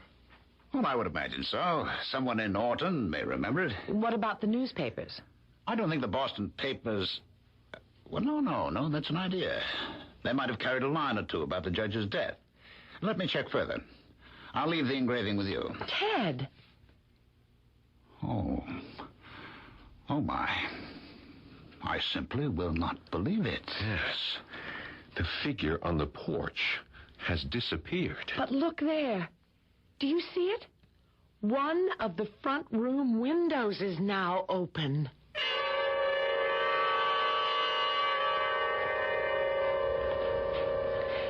Ted, dear, may I suggest we pack our bags and make our getaway from this forsaken spot? Oh, it's got you, has it? It's driving me up the wall. That engraving is, well, it's evil. Oh, forget about it, darling. How can I? How can you? We have to explain what's happened to it, Ted, or the whole thing will nag at us until we see ghosts in every corner. Do you believe in the supernatural? No, of course not. I don't think I do. Who can explain everything? It's beyond me. It means something. Something bad. I don't think you ought to give it to Ben. It might do him some Oh, harm. nonsense. He's drawn to it. He said that? Yeah. Oh, I'll get it there. Ben's drawn to the engraving. How odd. Is this the home of the magic picture? Oh, come in, Ben. Go easy on the magic picture talk, huh? Diane is terribly upset. Oh. Make yourself at home in the Institute for the Befuddled. Anything new happened? Yeah, two things. Homer brought the engraving back, and there, as plain as day, was a figure crouching on the porch. Then the figure disappeared, and there was an open window in the living room of the house. This is really crazy, isn't it? Oh, the engraving is yours, Ben. Homer said to give it to you. Oh, well, thank you. And I'll thank him. You don't want it, Ben. I think it's evil. It has turned back time to some previous awful event. Well, that's a little hard for me to follow. Well, radio sound, all those trillions of airwaves out there, right here in this room. Now, look, I once read or heard that maybe someday science could capture some of those never-ending sounds. They go like ripples when a pebble is tossed into a pond. Do you know what I mean? Yeah, I do. Science fiction. Maybe not. Wouldn't you like to hear, Caesar speaking in the form, or Cleopatra, Disraeli, and any other great man or woman? Yes, but airwaves are fact. I mean, what's that got to do with the changing engraving? Well, could it be possible that here's the engraving of the house, and it's lovely and all that, and then something comes along to defile it, and it's somehow recorded? Well, that assumes that the house is a living thing. Well, isn't it? A house has its own character. Now, this is too far-fetched for me, Diane. Look, do you believe in the supernatural? I've already asked Ted. Well, yes. I can't define what I mean by it, but insights come to me that I can't explain. Like, well, coming up here for graduate study, something compelled me to. There was some kind of intervention in me that led me here. That's all I'm saying, Ben. That's it. There must have been some kind of intervention with the house, and it's recreating what it was. It has a mystery to reveal, or a tragedy to show us. I swear it. So it's like a soap opera, huh? Tune in tomorrow to find out what happens next? Yeah, except that they never end, do they? This will end. We watch the picture. You watch it, Ben, if you really want to take it home, until the engraving has retold its story. May I see the engraving? Sure, it's over there on the table. That entire bequest from Mrs. Pope may have been worthless, but... Well, this engraving of hers... Now what? Well, Di must be right. The engraving's changed again. What? The figure has emerged from the house and is halfway down the path. He's got a bundle in his arms. No, look more closely, both of you. That is no bundle. The man is carrying a small child. Yes, who is it? Ben Ware, Professor. I noticed your light, and Oh, it's probably all right, Ben. I'm pleased to see you. It's pleasant when students drop in. Makes me think I'm still part of the living scene. Oh, you're more than that, Professor. You're a living legend. Oh, dear, I hope not. Come, sit down. Ah, you have the engraving. Yes, Ted said I could have it. Yes, of course. Perplexing, isn't it? There's been another change in the engraving. There's a man leaving the house and carrying a small child in his arms. The devil, you say? Now, what in the world can that mean? Well, we don't know, but Ted said you were going to check the newspapers. Yes, so I am. A former student of ours is assistant editor of Boston newspaper. He'll check his morgue in the morning, but oddly enough, he remembered something about Judge Lawrence. The house in the engraving burned down. Do you know that? Yes, sir. I'm more interested in what happened earlier, at the time that Albert Pope was murdered. Well, I do know a little about that, Ben. After Albert was shot and killed, his brother Steve arrived with murder in his eyes. Even before the funeral, the brother was threatening to kill Judge Lawrence. But he didn't, huh? No. The judge died in the fire, and that was 3 years later. Did the brother try to get even with the judge? I don't know. Well, that's what I'm interested in, Professor. Well, why is that, my boy? Because of the figure in the picture. Was it the judge who was running away with a child of his own? You think the child was abducted? Well, from the changes we've seen in the picture, a man sneaked into the house and came out carrying a child. I see. Not likely to be the judge. Did Judge Lawrence preside here? No, in Orton, a few miles away. Maybe I'll drive over there and ask some questions. Someone's sure to remember the fire, but I don't think you'll learn much about the murder. Albert Pope lived here. Yeah, but I might learn something about the judge. You know, how old he was when he died. Was he married? Did he have children? What's become of the survivors? And the story doesn't end with that man sneaking out of the house. Oh, perhaps not. If I learn anything from Boston, I'll tell Ted. Yeah, I'll do the same if I learn anything in Orton. I suggest that you begin in the general store. It's the gossip center. Enjoy your engraving. I'm going to photograph it tonight. You are? Well, for heaven's sake, why? The old mansion burned down, remember? Are you suggesting? No, I like the etching. I just want to be sure I have a record of it. Just in case it disappears. No matter what the outcome may be of the engraving that unexplainably altered itself, first to show a foreground figure, then an open window, and then the figure leaving the old mansion with a child in his arms. We're at a loss to rationalize this phenomenon. History may supply the answer. After Professor Knowles talks with that Boston newspaper editor, we may know more. I'll return with Act 3 shortly.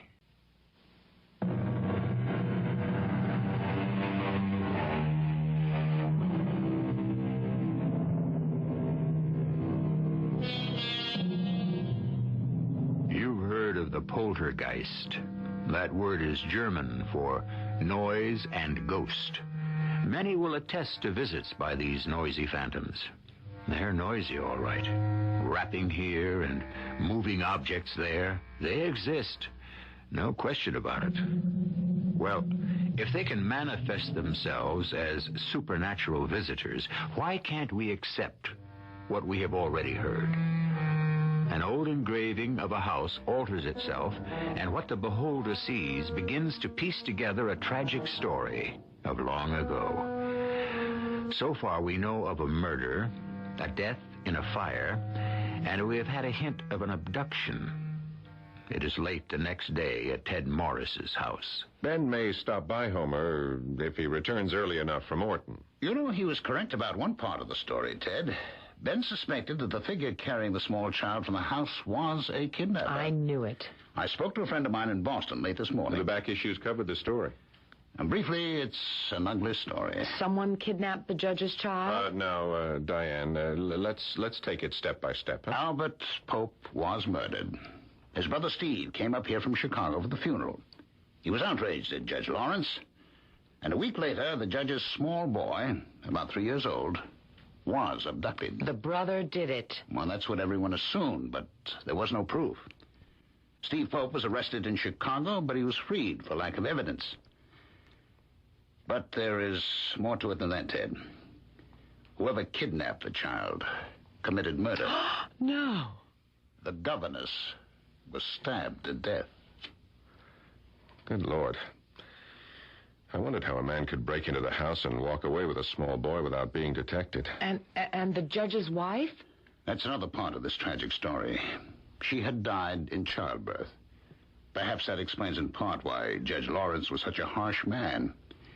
He married late, and by the time he was 40, he'd lost his wife, and then his little boy was abducted. What a tragic story.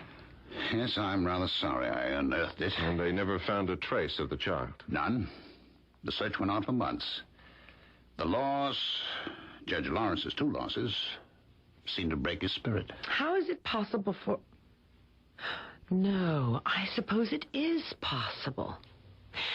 I was about to ask how a child can just vanish. Well, in a big city, it's not all that difficult. The child is abandoned at an orphanage or at a home. But they'd report it, Ted. Well, they should, but just read the papers.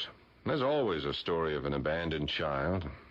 Well, there's the whole story. Yeah, and the etching recreated the facts. Yes, the essential ones. The story without an ending. Has this Steve Pope ever been back here? Or did you ever speak to Albert's widow about all this? No, but I have been wondering how Mrs. Pope came to acquire the engraving. My guess is that she simply bought it. Yeah, but why would Mrs. Pope want a picture of the home of a man who killed her husband? She may have wanted it as a reminder of her husband's murder. Yes, as a talisman. Albert was a happy-go-lucky fellow. His wife was somewhat hard. Yeah, with a grim sense of humor. Homer, one more question. Can we find a picture of Judge Lawrence? A photograph? Oh, even one of him in his robes? Oh, I should think so. Would you ask your Boston friend to mail us one?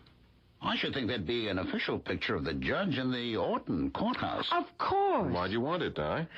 I'd rather not say. You might laugh.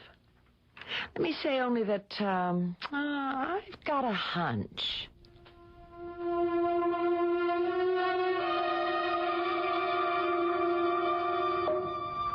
I really must thank Professor Knowles. He's gone to a lot of trouble about the story behind the engraving. Well, it's been diverting, Ben. Not that anyone will believe it. Well, some old codgers in Orton confirm it, Ted. The story, I mean. I meant the engraving that kept on changing its composition. Oh, no. There's no explanation for that. Something activated it. Yeah, and still is, Diane. The thing's changed again. Now what? Last night, I shot a photograph of the etching.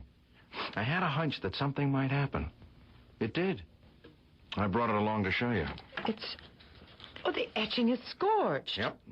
It's from the fire that burned down the house. So, the cycle is completed.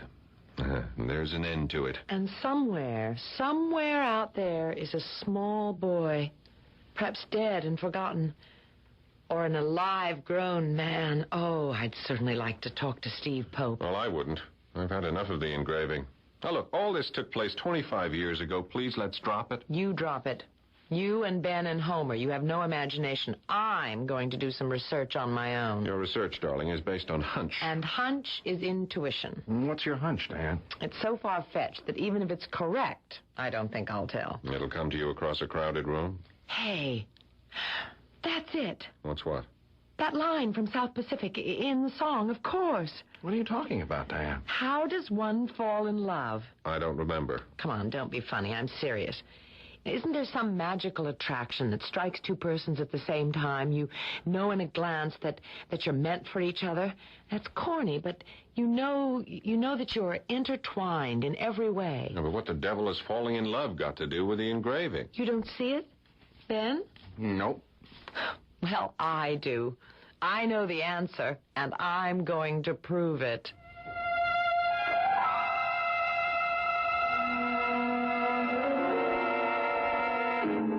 Now, Diane, why won't you tell me? Because if I'm wrong, I'd look like a fool, and I don't want to cause embarrassment. Would you give me a hint? I'd rather not, Ted. You'll just have to wait until tomorrow. Have you some wild theory about Steve Pope? No, that's not it. If the police couldn't convict him, I sure can't. Oh, he did it all right. I suppose the police could check all the orphanages and adoption homes in Chicago, but they probably did that already. And who knows if the little boy was dropped in Chicago? I don't know. That's a good point. Well, of course, he wouldn't have been dropped in a small city. A person can be anonymous only in a big one. I still think Chicago. More intuition, huh? Oh, you make fun of it, Ted. But you've had hunches, haven't you? Yes, I must admit that I have. But I can't imagine what you have in mind. Well, now, what's this that you have to do tomorrow? I'm going to the courthouse. Oh, yes, to try to find a picture of Judge Lawrence. What else? I may make a long-distance telephone call. You've lost me. There's something I have to find out, but I don't quite know how to go about it. I don't want to come right out and ask a blunt question. Since when? You won't give me an inkling of what you're up to? All right. Just an inkling. Shoot. Think about the engraving. Go on. You brought it home from Mrs. Pope's. You said it lacked a figure in the foreground to give it a focal point. That's right, I did. When did the figure appear? The second time I looked at it. Think about what you just said, my dear Ted, and you'll have the clue.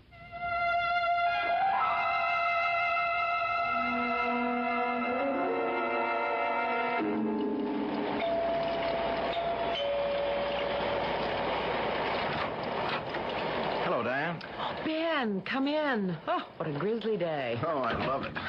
You have to be crazy, but thanks for coming to my rescue. Drop your coat and come in. I have hot coffee. Great. Ted had to take the car. I know. He's giving a lecture in Putney. I'll be glad to drive you to Orton. Oh, that's very kind of you, Ben. Do sit down. This will warm you up. Oh, thank you.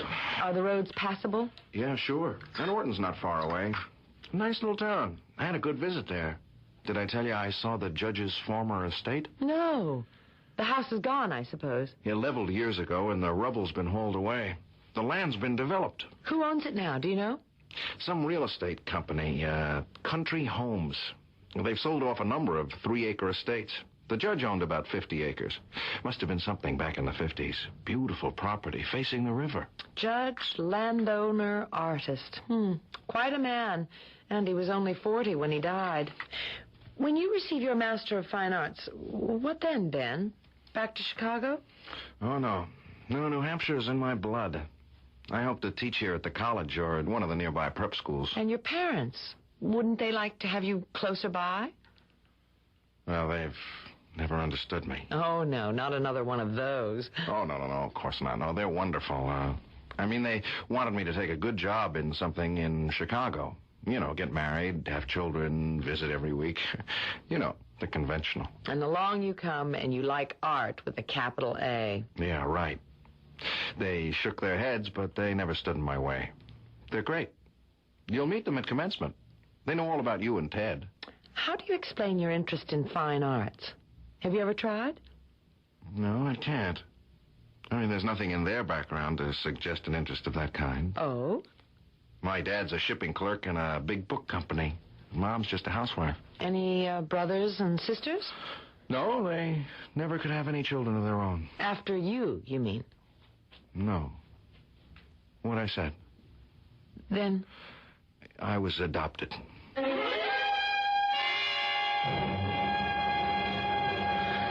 Oh, wow, what a drive. How did the lecture go? Beautifully. Did Ben drive you over to Orton? Yep. You found what you wanted? Yep. Hey, would you knock off the country dialect and tell all? No. Wait a second. You have been devious, haven't you? Yep. Would you please stop that? Now, you insisted that I drive our car because, and don't say yep, or I'll slug you, you wanted to be with Ben. Yep. Oh, Ted, you're marvelous. Yes, and you're replaceable. Do you know that? Now, stop being coy. Did you find a picture of Judge Lawrence? I found more than that. My intuition was correct. Well, tell all. Not so fast. Telephone Homer and insist he come right over this minute. I want both of you to hear what I have to say. And then, and I'm not joking, Ted, we have a vital decision to make.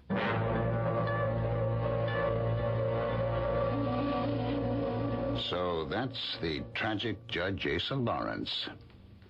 Handsome man. Oh, is that all you see, Homer? Ted? Should we see something more? Study the photograph. Make allowance for the old-fashioned hairstyle. Now, doesn't he remind you of someone? Oh, my. It's the image of Ben Ware. Why, so it is. What an astonishing coincidence. Oh, coincidence. Why do you think Ben was, well, as he said, drawn to the engraving? Why does he, a young man from Chicago, love New Hampshire? And, Ted, it was when Ben picked up the engraving that it began to change. That's astonishing. And wait until you hear this. Ben was adopted. Judge Asa Lawrence was Ben's father, and Ben was the little boy kidnapped soon after Albert Pope's death, taken to Chicago, abandoned, and adopted by Ben's foster parents, the Wares. Incredible. But true. So, now, gentlemen, what do we do? I don't know. Homer? Conceal your discovery, Diane. Ben's a happy young man, and Ware is a good name. If we tell him what we know, his life would be violently disrupted. The publicity would be unnerving. We'd cause trouble for Ben's foster parents, and gain what? Nothing. But But he'd inherit... Oh, after almost 25 years, Ted, I doubt if there's anything to inherit. That's my advice. I agree with it, Helmer. Yep, so do I. I hope the judge would understand.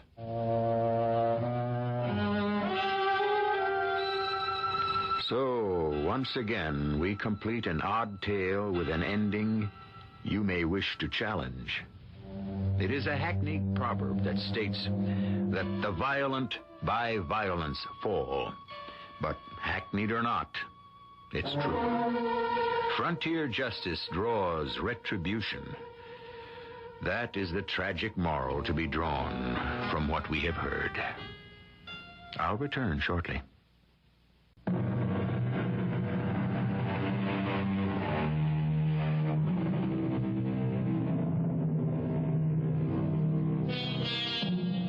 In the strange scheme of things, each of us is an unsolvable mystery.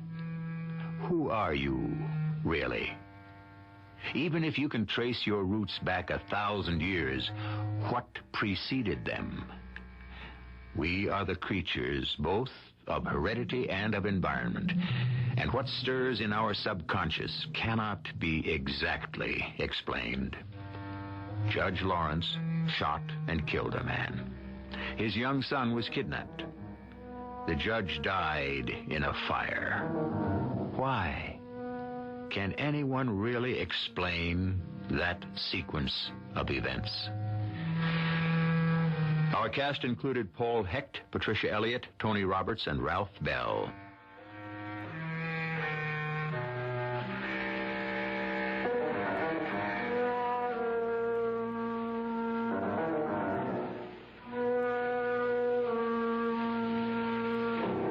E.G. Marshall inviting you to return to our Mystery Theater for another adventure in the macabre. Until next time, pleasant dreams.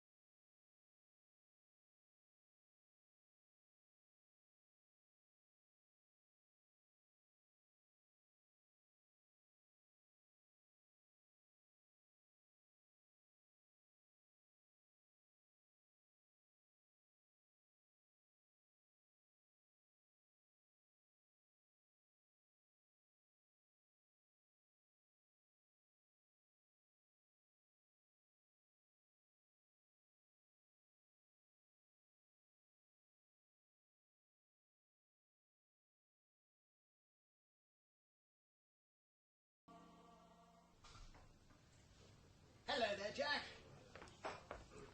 Henry? May I join you, old chap? Yes, of course. When's your next tutorial? In about 15 minutes. Oh, I've got half an hour. How are the studies going? Behind, as usual. As a fourth-year man, you should be keeping well ahead. Yes, I keep being told, Henry. Believe me, it's not for the lack of trying. I've nearly got word blindness. I've been reading so much. Oh, God. This lunch is pretty foul, isn't it? Is it? You are eating, I suppose. You look pretty gaunt. Food doesn't interest me at present. You can't study on an empty stomach, old boy. Well, I thought an empty stomach helped to make the intellect keener. Rot. You need a break. Yeah, I've been invited to a party tonight. What about it? Don't tempt me. A chance for you to meet people. You hardly know anyone at the university. You know, I think I'm about the only friend you've got. I haven't the time to socialize. Believe me, Henry, I'm finding it very difficult. My mind seems reluctant to absorb all the information. Why is it so easy for some? You mean me? No, not you specifically. You don't know how lucky you are to have such a retentive memory. I read a page, I think I've got it, only to find by tomorrow morning it's gone, utterly and totally. Yes, well, maybe you're trying too hard. It happens sometimes. Yes, I'd like to think that, but I'd be living in a fool's paradise. If I can help in any way, old chap. Yes. Thanks, Henry. You're very kind. My dear chap. You're so silly. Only too willing to help. Mind you, those tiny rooms you have in Findlay Street, they can't be very conducive to serious study. Yes, maybe not, but I can't afford anything else. So you really won't join me tonight? Have some fun. No, afraid not. I've got an awful lot of swatting to do until the early hours. All I want is peace and quiet.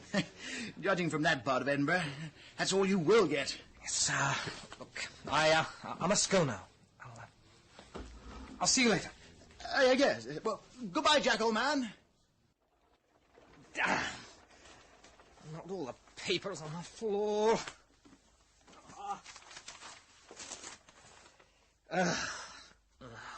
Where was I? Skull. Right. Here we are. Now, Jack, try and keep awake. And concentrate.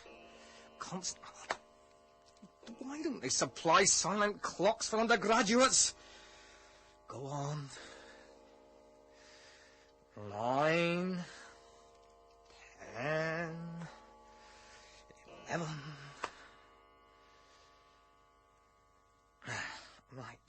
Right, I'll try again. The human skull. Oh, no! Oh, who's that at this time of night? Oh, not Green, surely not Green. Not after what I told him. He wouldn't do a thing like that. Oh, I suppose I'd better answer it. I mean, this is too much. The fellow knows I'm reading from an exam. Hello? Who's there? Must be around the bend in the staircase, and yet the steps seem to be right here beside me. Jack, you were talking yourself into a nightmare. Someone is playing a joke which, frankly, I don't find in the least bit funny. Right, I'll close the... Someone is there. Hello? Who's there? Damn the light in this hallway. Did you want me? Did you know just now? Who are you? Come nearer the light and I feel Ambrose Field.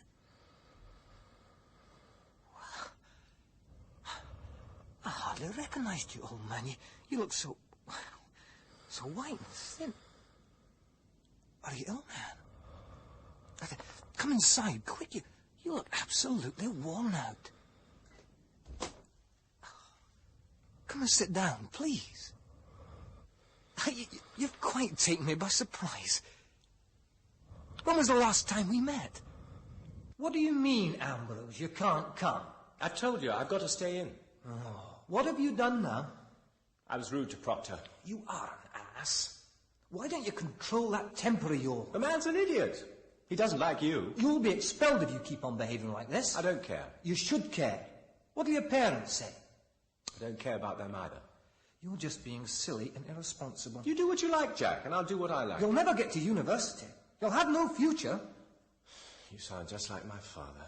But he's right. I want to lead my own life. I'm not answering to fools like old Proctor. He may be old, but he's no fool. Look, Jack, I know you're my closest friend and all that, but I'm sick to death of people telling me what to do all the time. How long is it, Ambrose, since we're at school together? 5? 6 years? Look, old man. Is something wrong? What's happened? Lady Field? Yes, officer. Is this young man your son? Where did you find him? Near the river, my lady. Lying in the gutter. Oh. He's dead drunk, my lady. What? So come along now, sir. Come along. In you come, that's right. I could see the way he was dressed and everything, that he was from a decent home. That's right. Sit there, sir. Oh, thank you, officer. I'm deeply indebted to you. Are there going to be... Well, is he likely to be charged with anything? Offence, my lady. No, I don't think so. Not this time. But I would urge you to try and exercise a little more control over him. Yes. He could get into some serious trouble one day, especially in that area. Yes, of course. I don't want to stay. You've got a wild one there, I can tell you. Lord Field is out at the moment. No doubt he will deal with him strongly when he returns. Good. A young gentleman like that needs a father's hand. Ambrose? Ambrose, do you want to tell me about it? I mean, I heard things, of course. I say, Jack, Ambrose Field's a friend of yours, isn't he? Yeah. Father owns half of Pimlico. I believe so, yes. Why? In prison. What? Heard the details from a friend. Caught in one of those opium dens. Up to the most appalling things. Drugs, women, prostitution. Quite dreadful. God knows how his father's going to keep this quiet. How awful. You know the family well? Oh, I was at school with Ambrose before he was expelled. But my sister, Emily, and Ambrose's sister are very close.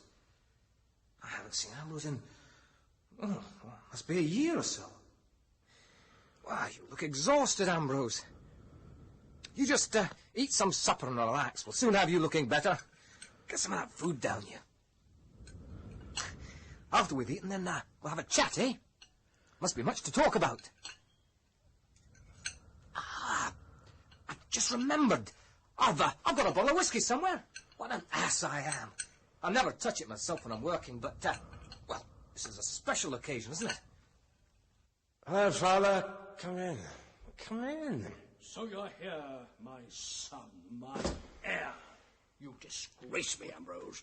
And you dishonour my name. What are you talking about? Look at yourself. I'm sorry, Father. I don't know. Damn you, look at yourself. Look at yourself in the mirror. You're hurting Oh, me. can't you see what stares back at you? My God, if I had the courage, I'd kill you. I've had too much to drink, that's all. Too much to drink, my God. As a young man, you must have got it in some scrapes now and again. Ambrose, do you realize how much misery you have brought into this house? Your mother is downstairs now, crying. She's crying because of you, because of your appalling behavior, because of the shame you have brought onto this family. The police pick you up out of gutters. They drag you from your whores. They worm you out of the disgusting squalor of the opium dens. You are the talk of London. And because you are my son, so am I. I have lots of friends, Father. We enjoy ourselves. You don't understand a word I'm talking about, do you? Father, what's all this leading to? What are you intending to do? Do? I'm going to do nothing, my boy. It's you who has something to do. I want you to pack your clothes and what possessions you have, and I want you to leave this house. You take nothing other than your personal possessions, and I never, ever want to see you again. Father, please. I have agonized over this decision, Ambrose, but now that I have made it, it is irrevocable. And don't believe for one moment that your friends or your mother will make me change my mind. I dare say you will find some kind of roof to sleep or lust under, but it will not be as my son. No, don't you, please. You don't do have this. 1 hour, and you will not see your mother before you leave. I shall be with her in the drawing room, and I shall lock the door. I don't want to know of your existence ever again. Does Mother know what you intend to do? No, she will only know about it when it has happened. 1 hour, Ambrose. Please, Father, you can't do this. 1 hour. Please. I've nowhere to go. My home is here. Your home was here, but no longer. I have done everything I could to help you, but I cannot take the shame and disgrace you bring upon us any longer. 1 hour, Ambrose. Bastard, you old bastard. Dear God, what can I do? Where can I go?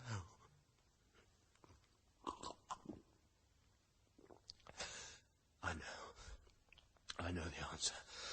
Father, you needn't think you can get rid of me so easily. You'll never be able to forget me. Never. Here we are. Drink that, old man. That'll help you regain your strength and senses. Then you must tell me how you found me. I'm swatting to be a doctor for my sins. I sometimes think your carefree attitude towards your future might have been for the best when I consider what I'm suffering at the moment. Why, your coat's all dry and dusty. I thought it was raining outside.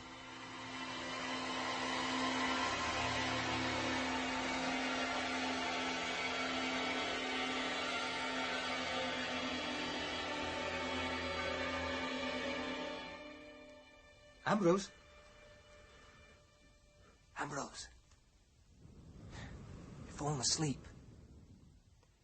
Look, I shall be here for the rest of the night reading for this exam. You're more than welcome to my bed. Tomorrow, we'll have a late breakfast and, well, we'll see what can be done. Make plans, eh? Come on. Let me help you into the bedroom. Yeah, that's it. Come along, old friend. You need to rest. And a nice, soft, warm bed. Let's make a vow, Ambrose. A vow to what? To eternal friendship. That whatever happens to us, we will always be the greatest of friends, each to help the other if he's in trouble. All right. Good. What are you doing with that knife, Jack? For the vow to be properly taken requires the letting and joining of our blood. Only this way will our friendship last until death. What do you say, Ambrose? Very well, Jack. I'm willing.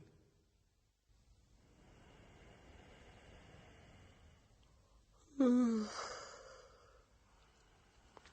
wonder how long he'd been waiting out there on the stairs. He really does look quite ill. He ate as if he hadn't seen food for a week. Listen to his breathing. I can hear him in here. Oh, he's in a deep, deep sleep. I too can hardly keep awake, and I must try. I must try.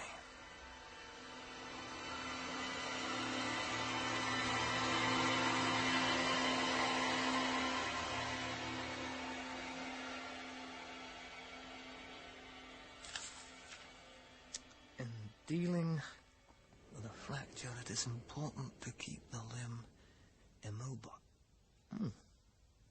Strange, my arm. Ooh, pins and needles. Need to stretch, I expect. Now, where was I? Ah! Oh, that pain again. Ooh, I must have been leaning on it awkwardly. I'd better go and see how Ambrose is faring. Still asleep. By the looks of him, he hasn't moved an inch. The poor fellow, he must have been exhausted. Ah! Oh! There's that pain again. Oh, I must have been sitting in a draft or something.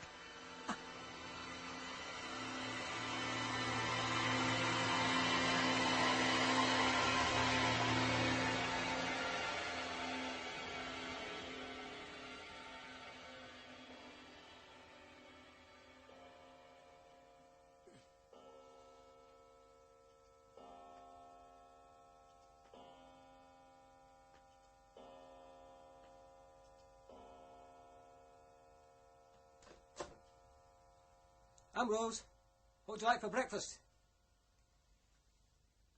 Ambrose? Ambrose! In the bathroom. Ambrose, old man, where are you? Ambrose! Where in God's name is he? Ambrose, come on, old man, don't play the fool. Where are you? You're hiding behind the door. Oh, the bedroom's empty yet. Field? Is that you? Where are you, man? Stop playing this damn stupid game. Oh. The pain started again. God, it hurts. Field, this has gone far enough. Where are you? Damn it, man, what are you trying to do? You under the bed, or what? Oh, God. My arm. Pain's almost unbearable.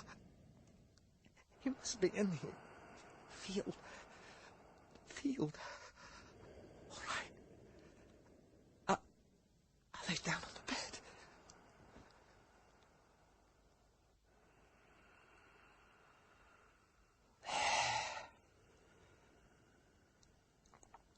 No.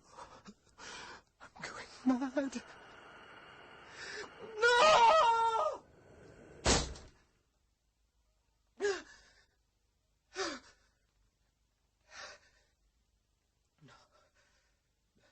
Too much study.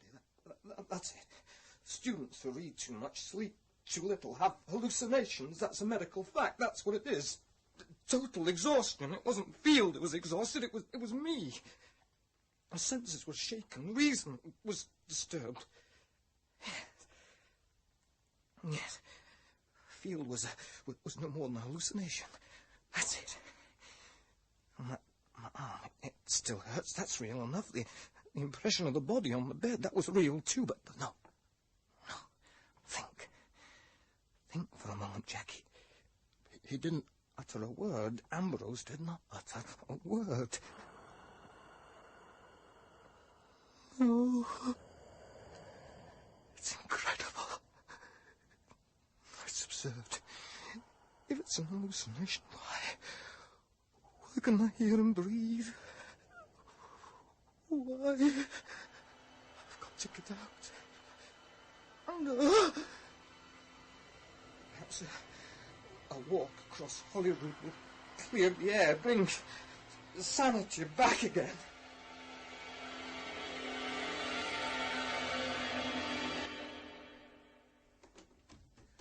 Hello, Marriott.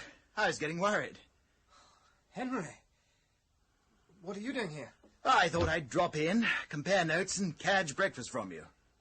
Where have you been, old boy? I've been walking across Holyrood. This early? I had a bad headache. The walk helped. Ah, read hard all night then? Yes, yeah. I didn't know you had any friends who drank, Marriott. I didn't know I had either. What are you getting at? We're in the bedroom, old boy. Sounds as if some chap is sleeping it off in there, doesn't it? Then you can hear it too. Oh, thank God. Of course I can hear it. I'm sorry if I wasn't meant to... I didn't mean that. Oh, I'm relieved. If you hear it too, then it's all right. But really, it frightened me more than I can tell you. I thought I was going to have a brain fever or something. And you know how much depends on this exam. It always begins with sounds or visions or some beastly hallucinations. And Jack, I thought it was... Jack, what in heaven's name are you talking Listen about? to me, Henry, and I'll tell you what I mean. Only please don't interrupt. Last night, at about 11 o'clock, you still hear the breathing, don't you? Yes. Well, then you come with me, and we'll search the room together, and you'll see if what I say isn't true. Just a minute, Jack. I've been in there already, when I heard the sounds and thought it was you. What? Well, hang it all. Someone must be there. Someone is in there. But where? Now, come on, come into the room. Come on, Henry. No, Jack, don't ask me. I've been in once. There's nothing there. Now you know what I've been through all night, why I've been tramping across Holyrood for the last 2 hours. The only thing that ought to have a proper, logical explanation is the pain in my arm. It hurts infernally and aches all the way up. I can't remember bruising it or anything. Let me examine it for you. I'm awfully good at bones, in spite of the examiner's opinion to the contrary. All right. Roll up your shirt sleeve. You're going to have a brusque bedside manner, I see. My God, I'm bleeding. Not much, but there's blood all the same. Look. A cut near the wrist. Well, you've scratched yourself without knowing it. There's no sign of a bruise. It must be something else that makes the arm ache. What's the matter, Jack? I see nothing strange about a scratch. It was your cufflink, probably, last night in your excitement. But, Jack, my dear fellow, what's the matter? Do you see that red mark? I mean, underneath what you call a scratch. Let me see. Yeah? Well, yes, I see it. It looks like an old scar. It is an old scar. Now it all comes back to me. What? Marriott, what's the matter with you? Quiet. Quiet, and I'll tell you. Field made that scar. Did you hear me? Field made that scar. Field? You mean last night? No, not last night. Years ago, at school with my knife. And I made a similar scar on his arm. We exchanged drops of blood in each other's cuts. He put a drop of blood into my arm, and I put one into his. In the name of heaven, what for? It was a boys' compact. We made a secret pledge, a bargain, a vow of friendship. Oh, I remember it all perfectly now. We swore to appear to one another. I mean, whoever died first swore to show himself to the other, and we sealed the compact with each other's blood. I remember it all so well. A hot summer afternoon in my room 7 years ago, one of the masters caught us and confiscated the knife. I've never thought of it again to this day. And you mean that... Dear God! You know what this means, don't you? Well, there's no good being upset about it. I mean, well, if it's all a hallucination, we know what to do. And if it isn't, well, we know what to think, don't we? No, I suppose so, but it frightens me terribly.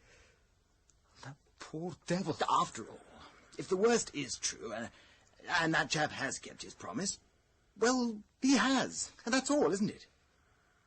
Yes.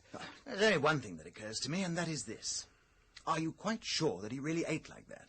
I mean that he actually ate anything at all. What? Can you check? What? I put the things away myself after we'd finished. They're on the third shelf in that cupboard. No one's touched them since. Just as I thought. It was partly hallucination at any rate. The things haven't been touched. Come and see for yourself. There's the loaf, the plate of stale scones, the oatcake, all untouched. But even the glass of whiskey, there it is. The whiskey's still in it. You were feeding no one. Field ate and drank nothing. He was not here at all. But the breathing. I heard it. You heard it. In there now. Where are you going? Just a moment.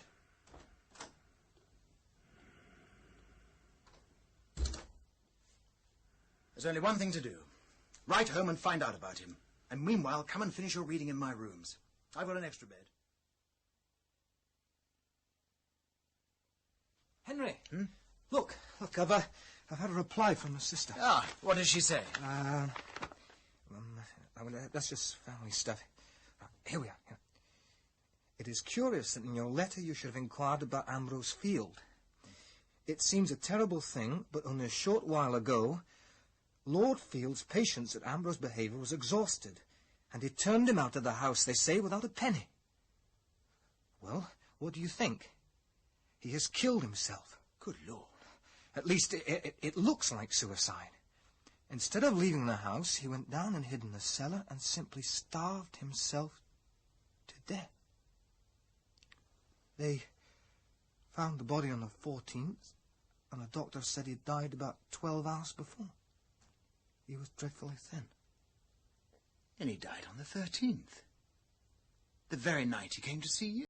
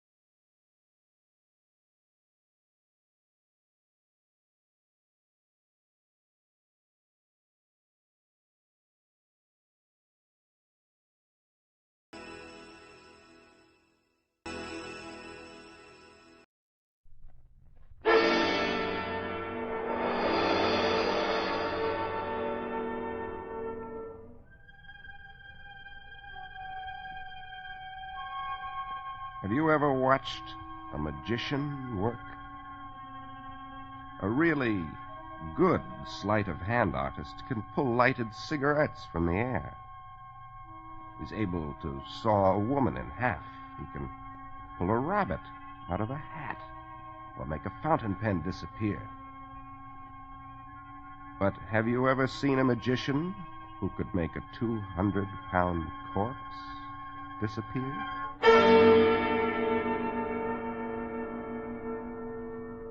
Hello, creeps. This is T4Y, opening the doors of the Mystery Playhouse. Our story tonight is an imaginative tale called Who Took the Corpse? It was written by D.L. Champion.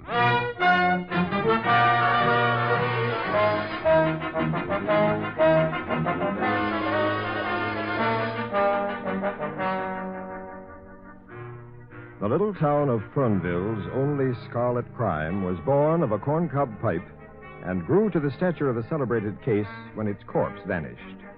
The crime involved 3 men. One became the corpse, another the killer, and the third lived to record tonight's story. It all started one night in the Palace Bar, where Sid Doughton, the police deputy, watched Fernville's newest resident amuse the mill hands with clever card tricks. The newcomer was good. He was a magician, a suave, satanic figure in a red-lined cape. He called himself Marvolo.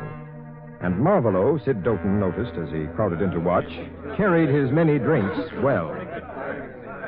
And now, gentlemen, a flip, so, a shuffle, so, and here is your carefully concealed card, the ace of spades. And now, gentlemen, will the man who is smoking that horrible pipe desist? The odor is offensive. I guess he means that corn cob of yours, Sid. May I see that pipe, sir? Oh, sure.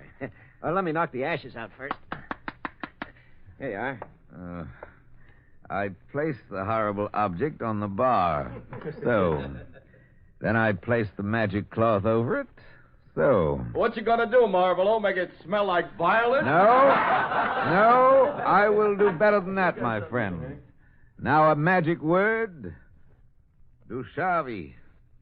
Presto, a new pipe. Well, hey, somebody should have made Sid's old pipe disappear a long time Come, ago. sir, don't you approve of a new pipe for an old one? Nope, I like my old one. Let's have it. I'm terribly sorry, sir. I can't bring your old pipe back. It's in a limbo beyond my call. Bartender, another scotch, please. Marvolo. Sir? Give me that pipe. You, sir, are an individual I dislike. A poor sport. Might be, but I'm a deputy. And also, I think you've had a lot of drinks. And also, I think I ought to take you home. Now, come on. It'd be most unwise of you to lay a hand on me, my friend. Yeah, I know. Now, come on. I told you not to lay a hand on me. Hey, Sid, what you doing sitting on the floor? Yeah, lots of chairs around. Hey, that's what they call jujitsu, isn't it? Yeah, that's what they call that stuff. Now, bartender, that scotch, please.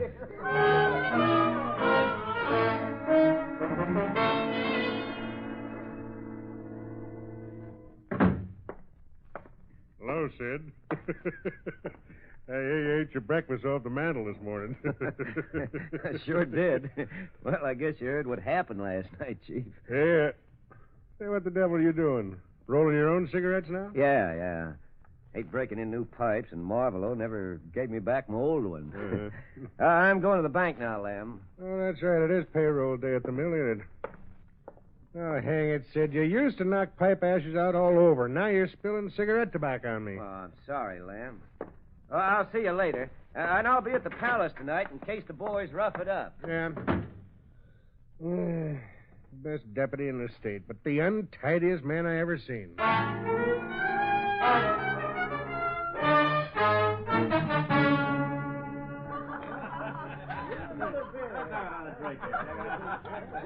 You can tell it's payday, huh, Sid? Yep.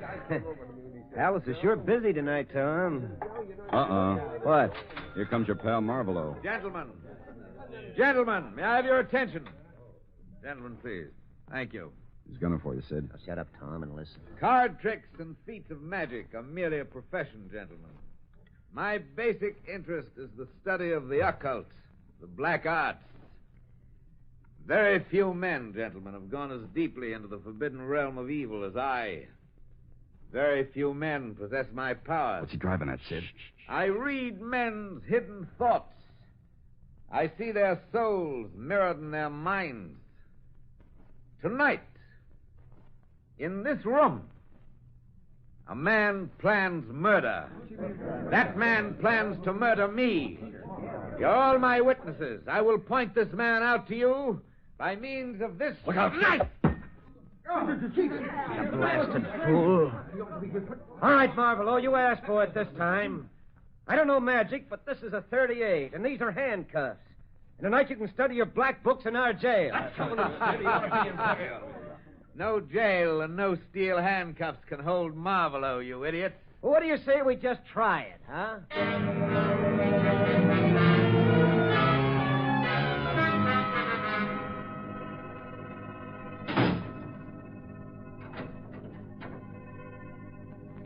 See you in court, Marvelo.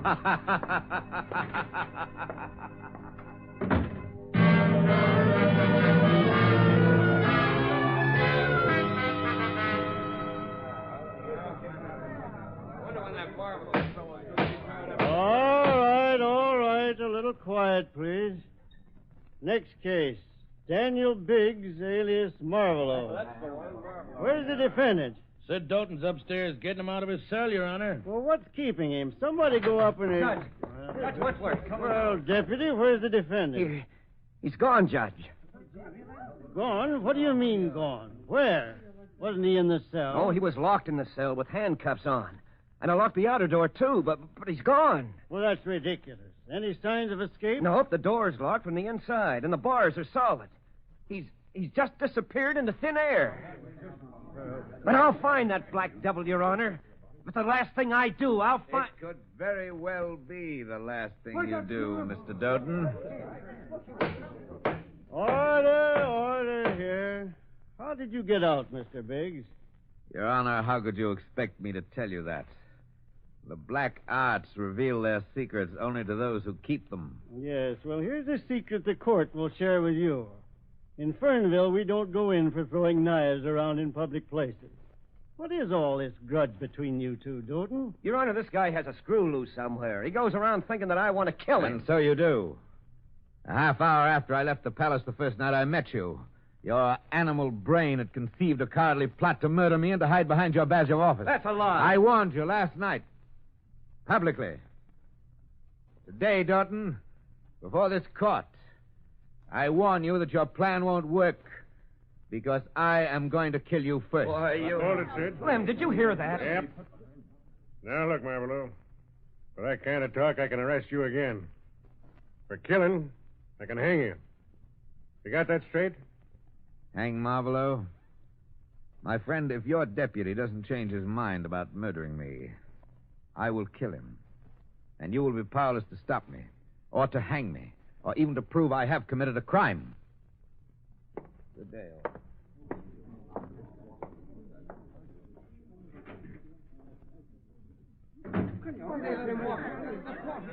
Don't trust him, Sid. Keep an eye on him. Yeah, he's just a nut. Oh, that doesn't bother me, Lem. But I'll watch him.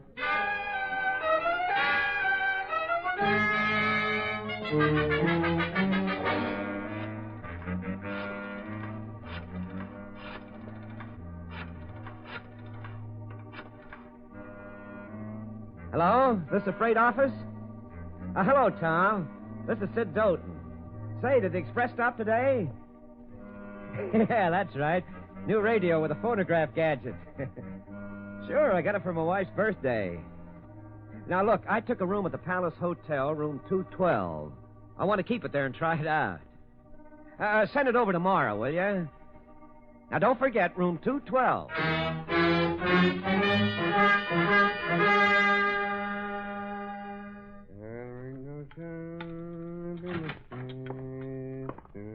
Morning, bartender.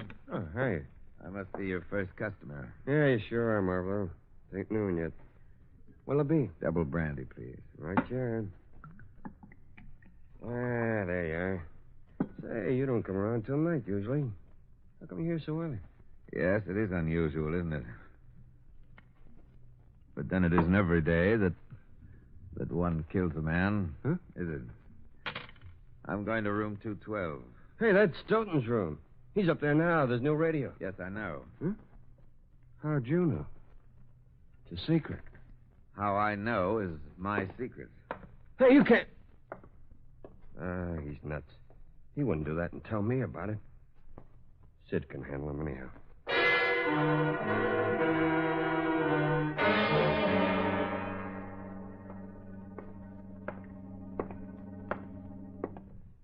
In which direction is room 212, please? 212. It's right here, sir. That door over there. Oh, thank you, thank you.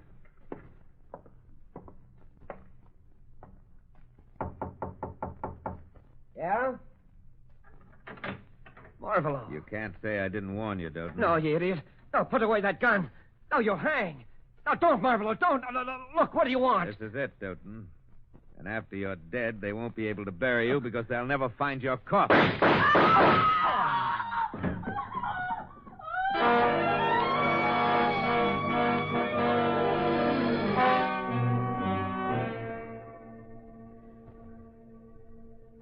I saw him do it. I saw him lying right there in the blood. I saw him. Oh. Yeah, Lem, yeah. Sure, he's dead. Marvelo? No. He's just standing in front of the room, grinning. Yeah, Bill Sanders has got him covered with my shotgun. Yeah, we'll hold him. Hurry up, will you?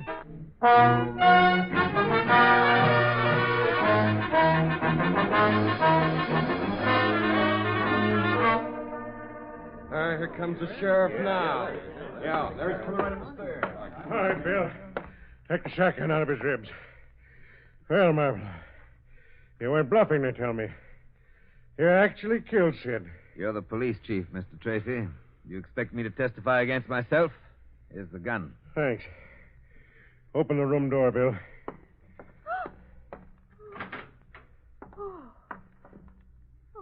What's going on here? Somebody being funny? There ain't no one in this room. I saw him. I saw him lying right there, Mr. Tracy. See? See the blood? There's blood, all right. The closet's empty. Window's locked on the inside. Sid's radio half out of the crate. Well, Marvelo, where is it? Where is what, Mr. Tracy? Doughton's body. Search me. I see. Bill, how long did it take you to get up here after the shots? Oh, long enough to grab the shotgun under the counter and run up the stairs. About 3 or 4 minutes. Where was this guy when you got here, Bill? Right where he is now, Chief. Uh-huh. Look, you. Outside of being my deputy and a fellow human, Sid Doughton was a good friend of mine. And I can promise you, you'll dance on the end of a rope for this. Come on, you're under arrest. What for, may I ask? Murder. Murder? But you have no corpse.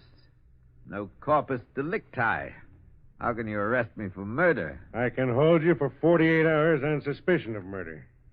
I should be able to find Sid's body by then. L.M. Yeah? L.M. the mill just called to see if Sid was here. They're waiting for him to bring the payroll down. Oh. Well, now, isn't that a coincidence? Marvelo, you sure picked a fine day for it, didn't you? Now I've got to find a $110,000 payroll as well as a corpus delicti.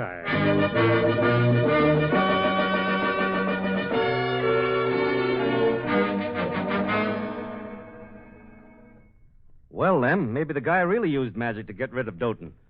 As a district attorney, you make a lousy detective, Milton. You realize I had to turn that killer loose in 12 hours? How about the bullets? Did you find them? Marvelo's gun shows he fired 4 chambers. It's a .25. That caliber slug stays in a man's body. You searched the palace? Top to bottom. He didn't hide it there. How about his house? Even Superman couldn't carry a corpse over the other end of town and come back in 4 minutes. But I searched anyhow. The only thing missing was his car.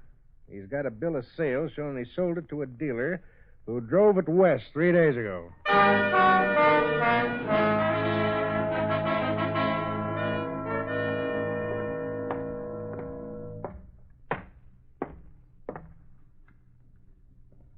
Okay, Marlborough. You win the first round. I can't hold you any longer. Yes. Well, thank you for your hospitality, Chief, Tracy. Mm-hmm. I think I will leave Fernville. That is, if I may. Sure. You're free until I find Sid's body, that is. No, and by the way, you better spend that payroll money you took from Sid fast. Where you're going to wind up, it ain't going to be much good to you.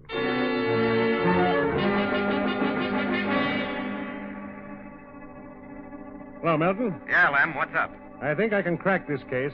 I just got a report on Marlborough's car. I can't make an arrest, of course, but the Chicago police have been able to tail the car, and they've told me where Marlborough is living there. He's apparently been there since he left here 4 days ago. I'm leaving for Chicago today.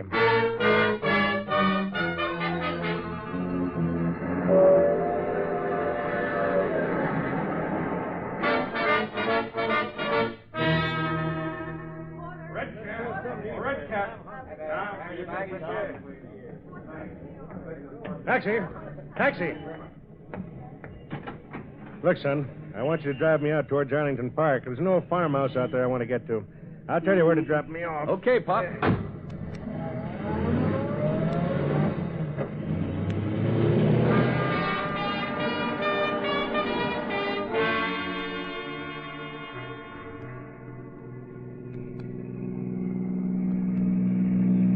All right, son.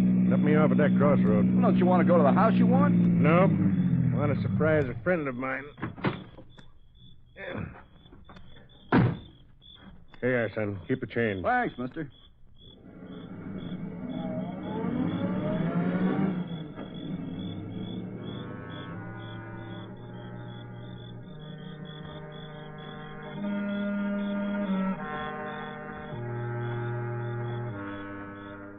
There it is. Mailbox. Daniel Biggs.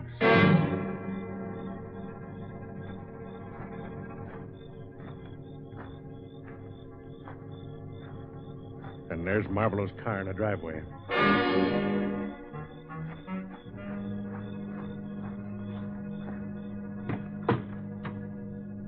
Uh-huh. Yeah, that does it. Good evening, Chief Tracy. Marlborough. Put up your hand. Well, Marlborough, thought you'd be in the house.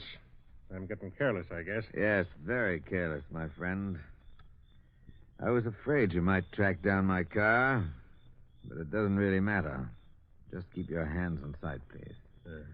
Let's go inside where it's more comfortable, shall we?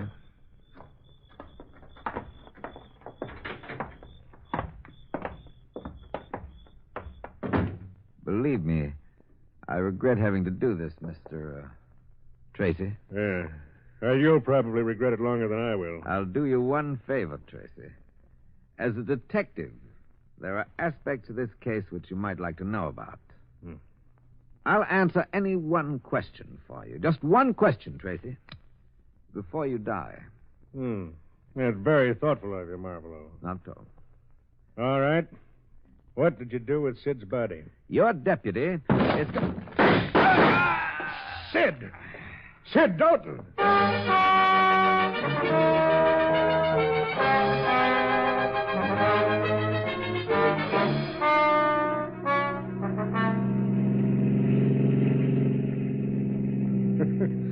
First time I ever had a corpse save my life, Sid. Sure glad to see you. Tell me what happened, Sid. Sure. Give me a match first. Yes, sir.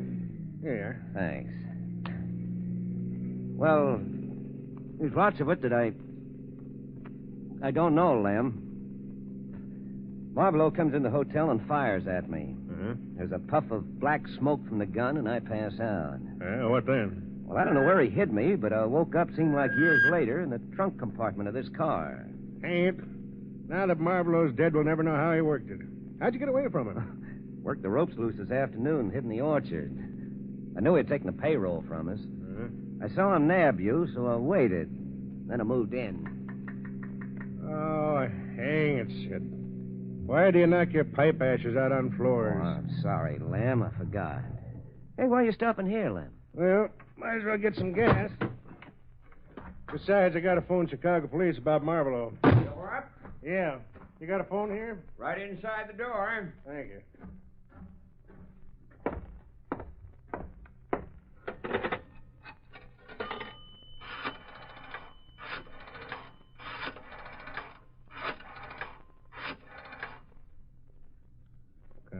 Come on.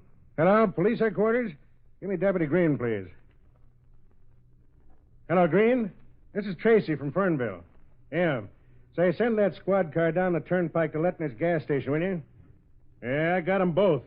The corpse and the killer. Sit. You were listening. Yeah, I was listening. I come in behind you. Easy. Don't try anything, Sid. Try anything. Why, I'll blast your way open up. I'm sorry you made me do that, Sid. I'm arresting you for the murder of your partner, Daniel Biggs, alias Marvolo.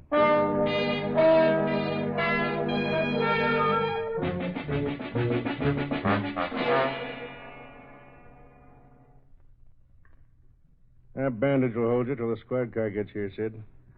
Light your pipe if you want it. Oh, thanks. How'd you figure it out, Lem? Oh, well, I don't believe in magic, Sid. Marvolo had to have an accomplice to get out of jail. You were the only one who could have helped him stage that hokum. That all you had to go on? No. No, a man has habits, Sid. Little habits, like pipe smoking. Oh? Yeah. You said you never got your old pipe back from Marvolo. And then you pulled it out when we were in the car. Yeah, I forgot, I guess. How do you dope out my disappearance? Well, Marvolo probably shot 4 blanks at you. You cut your arm for the blood. The gal saw you lying there, and she ran out. You went out the window to the roof, and Marvolo locked the window after you. Then I figure you made it to the car outside of town and waited for Marvolo to show up. And, of course, you had that payroll with you, so I found it hidden in Marvolo's car. And by shooting Marvolo? You probably thought he was going to spill the setup to me. You're right, you know. I wouldn't have had to split the payroll with him. I should have stuck to my old profession, huh, Lem? Yeah, you should have, son. Or you should have stuck to cigarettes. Oh, hang it, Sid. Why didn't you learn not to empty your pipe ashes all over? You're the untidiest guy I ever seen. Oh, I'm sorry, Lem. I forgot. Sorry. Yeah, I'm sorry, too, Sid. Mighty sorry. Come on, let's go, son. Anyhow, this is the first case in history where the corpse becomes the killer, and the killer winds up as the corpse.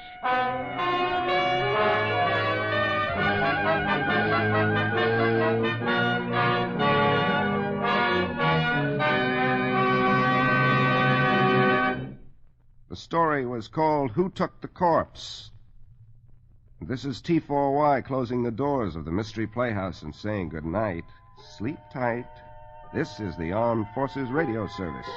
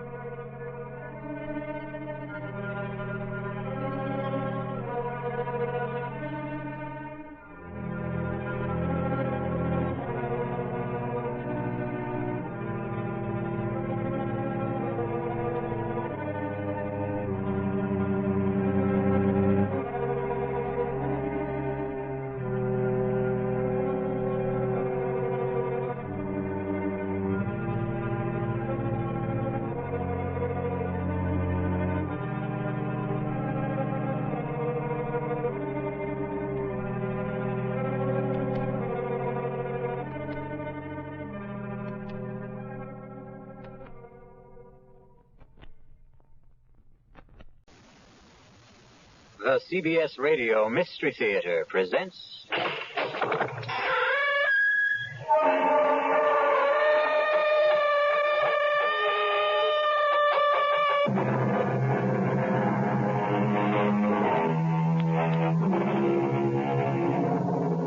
Come in. Welcome. I'm E.G. Marshall.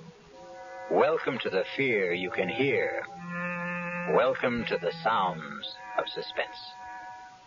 Have you ever noticed the similarity between night driving and making your way through life? Driving at night, you can only see as far as your headlights show you the road. You never know what's over the next hill or around the next curve. And even on a straight road, your vision only extends as far as your lights. Life is very much the same. None of us really knows what lies ahead. You look exactly like my husband. A dead ringer. Here, take a look at this picture. Hey, that's scary. I didn't know two guys could look this much alike. How would you like to be my husband? No way. I like being who I am, Al Grissom. But don't you see how easy it would be to take his place? Yeah, you bet. But it's easier to stay away from murder. Well, who said anything about murder? You did, my lovely. And my answer is no way.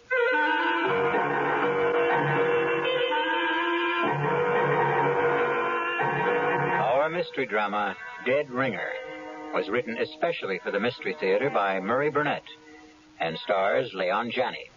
It is sponsored in part by Anheuser-Busch Incorporated, Brewers of Budweiser, and by the Kellogg Company, makers of Kellogg's Special K cereal. I'll be back shortly.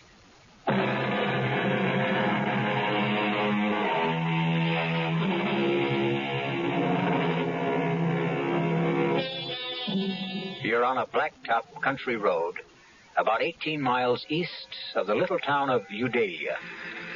It's raining hard. You're driving a Citroen Maserati, and it handles. But you have your problems. You're going to be late for dinner, and you have a husband who doesn't appreciate lateness. The night seems to be getting blacker, and the rain shows no sign of easing. Darn this rain. While I'm at it, darn the weatherman who promised clear and cool weather.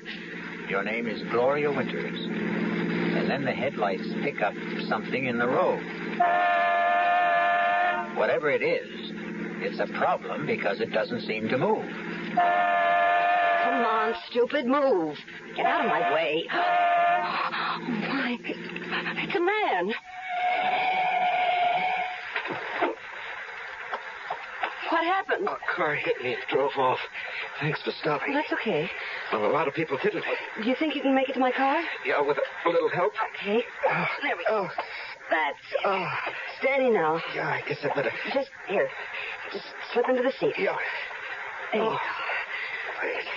I'll close the door and come around the other side. Watch yourself. There's some crazy guys driving this road. You're soaked. And you're hurt. I'll take you to the Hermitage. What's that? The hospital. Oh, no. No hospital. You're bleeding. Now, looks worse than it is. It's sure playing hell with your card, huh? Well, you must go to a hospital. Oh, no way. But why? Because hospitals are for dying. Oh, that's crazy. That's what everyone tells me. Well, I don't care what Look, I can't ever thank you enough for picking me up, but I have this thing about hospitals. But you're I promise you, I'm not going to die. Okay, but where to? The Three Coyotes Motel. It's just outside. I know where it is.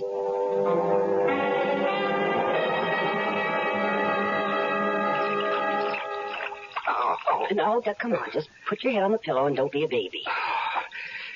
You're some dynamite kind of good Samaritan. Well, I have a right to see what you look like under all that dirt and blood, haven't I? No argument. This may hurt. Oh. There. Well, now you're beginning to look like you have it perfectly. It's that bad, huh? Oh, no. It's nothing. I just thought of something. Like what? You look exactly like my husband. But I mean exactly. You could be identical twins. You don't believe me? No, I believe you. Well, that's why I got such a shock when I cleaned you up and got a good look at your face in the light.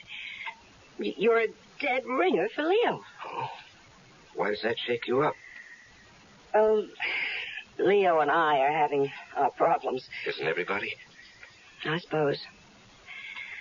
I'm just wondering... Yeah? Well, I'm wondering what you were doing walking down Route 38 in the rain at 6:15. I missed the bus. There's no bus on Route 38. Oh, I didn't know that. I did. Okay, I suppose you've got a right to know the story. I live in Chicago. I'm a market analyst.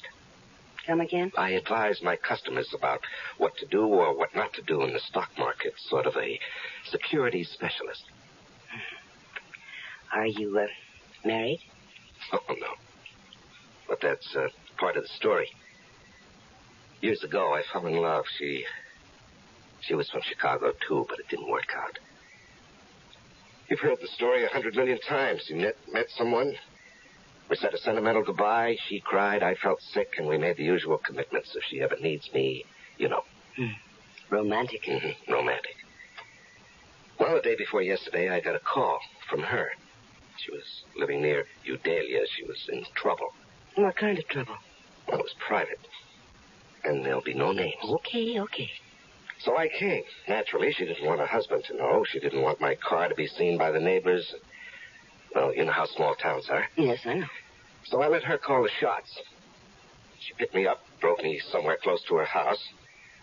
She was supposed to drive me back, but her husband had called and said he was coming home early. Well, where was he supposed to be? He was on a business call that would have kept him from getting home before 9. So our appointment was cut short. She panicked, and I walked, trying to thumb a ride. This weirdo came along, and pow, and you found me. What a difference. What a difference.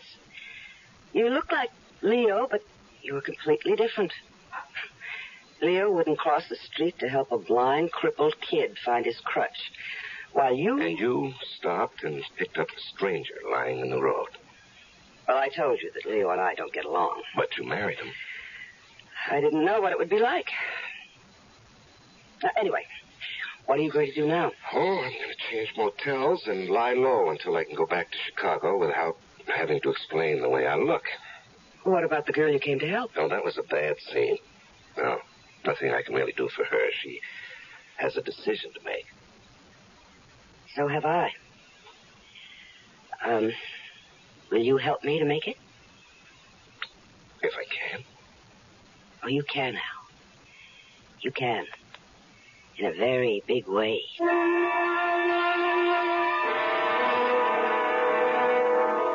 I don't like it, Gloria. I don't like it at all. You have been saying that for a whole week, Leo. When's he going back to Chicago? When the scars heal and nobody will ask questions. How about the name of the girl he came to help? He won't tell me. I don't like it. Oh, Leo, trust me. Why? Because I'm a woman. If you could give me one good reason. I've given you 1,000,000 reasons. $1 million. Al is the man who can do it for us. You really believe he's leveling about the securities market in his background? Maybe he's conning you. Why? Take a look in the mirror. All right. Suppose he is playing me for a sucker. Then we're... We're still all right, maybe even better. Just trust me. Do I have a choice? You always have a choice. Don't ever forget that. You made one the day you married me.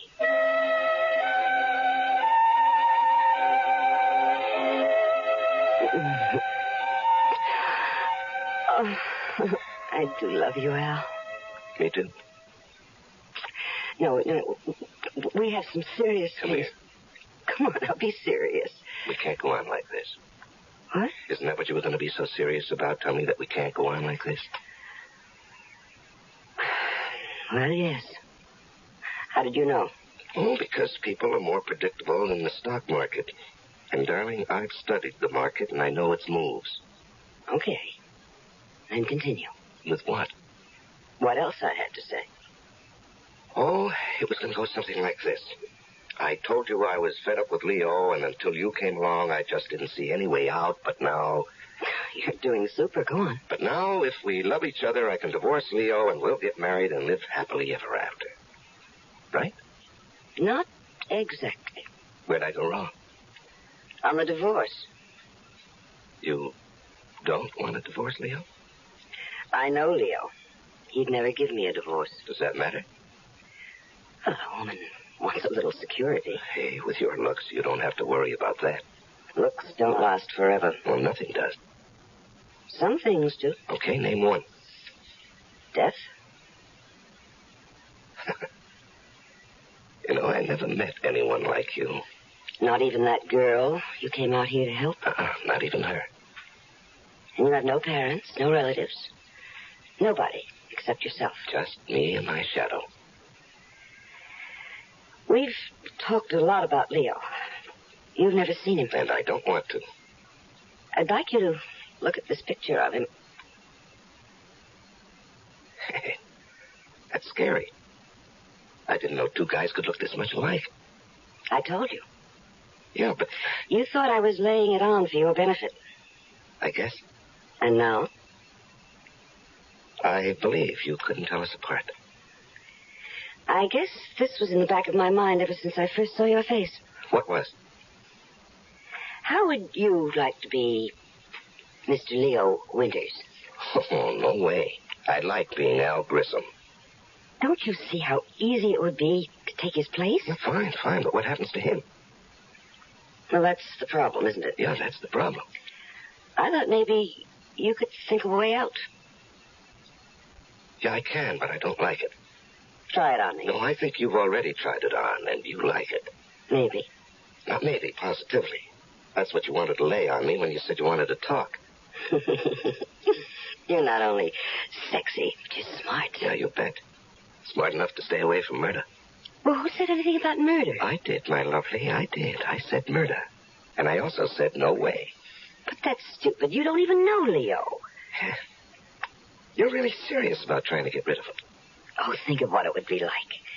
Mr. and Mrs. Leo Winters, you and me, happily married for the rest of our lives. Now, you've jumped about 3 tracks in a couple of miles. You're too far down the road. Why? How did you get Leo to let you come and see me? Did you tell him we were playing backgammon or chess? Well, you know how greedy he is. He thinks that you're going to make him a lot of money with your connections in the Chicago markets. But we've still got a little problem to solve about his departure. Ah, then you're interested. Lady, if I hadn't been interested, either you or I would have been long gone from this room. You must have been thinking about this for some time. I have. And you must have come up with some ideas. I have. Well, I'd like to hear them before I commit myself. You will. But I promised Leo I'd be back at 3:30 sharp. That doesn't give us enough time to discuss it now. No, but it does give us enough time to... Seal the bargain? Mm.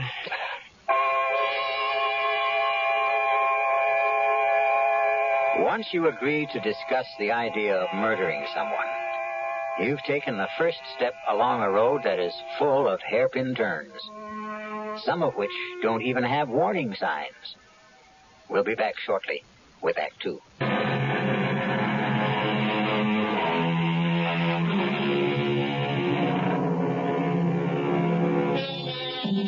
It's me again, and we're talking about murder.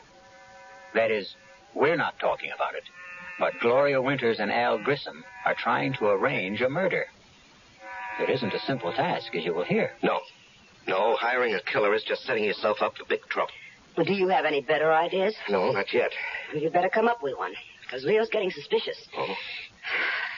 You don't have a gun. No, we've been through that. Well, you could buy one. And it can be traced. Not if we get rid of it afterwards. Gloria, I know the way the police operate. When a husband gets knocked off, the first one they check out is his wife. And statistics show they have a better than even chance of being right. But I'm going to say it was a prowler. Now, what makes you think they'll believe you? Hey. I've got it. Why didn't I think of this before?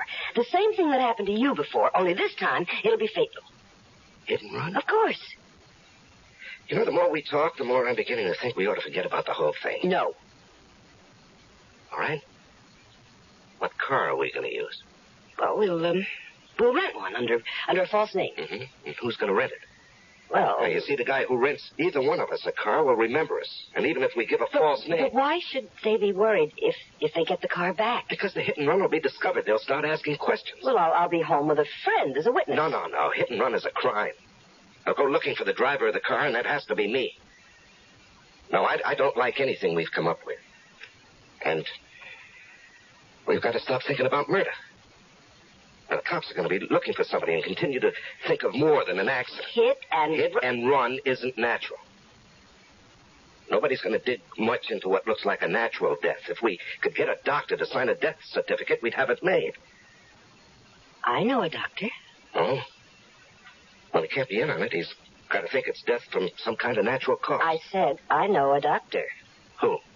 His name is Carmody, Hugh Carmody. He's about 85 years old. He's our family doctor. He was my mother's doctor when I was born. Is he still practicing? Well, not really. But he refuses to give up the families he's treated for years.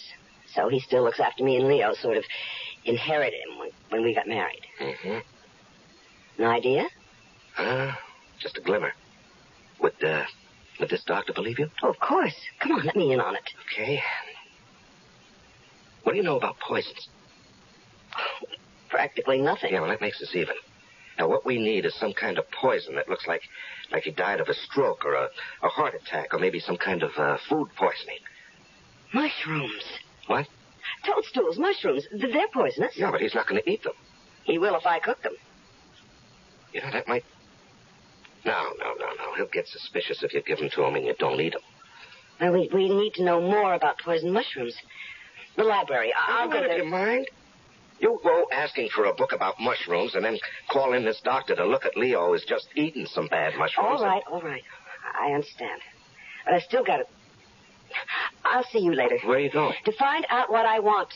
And nobody will ever know.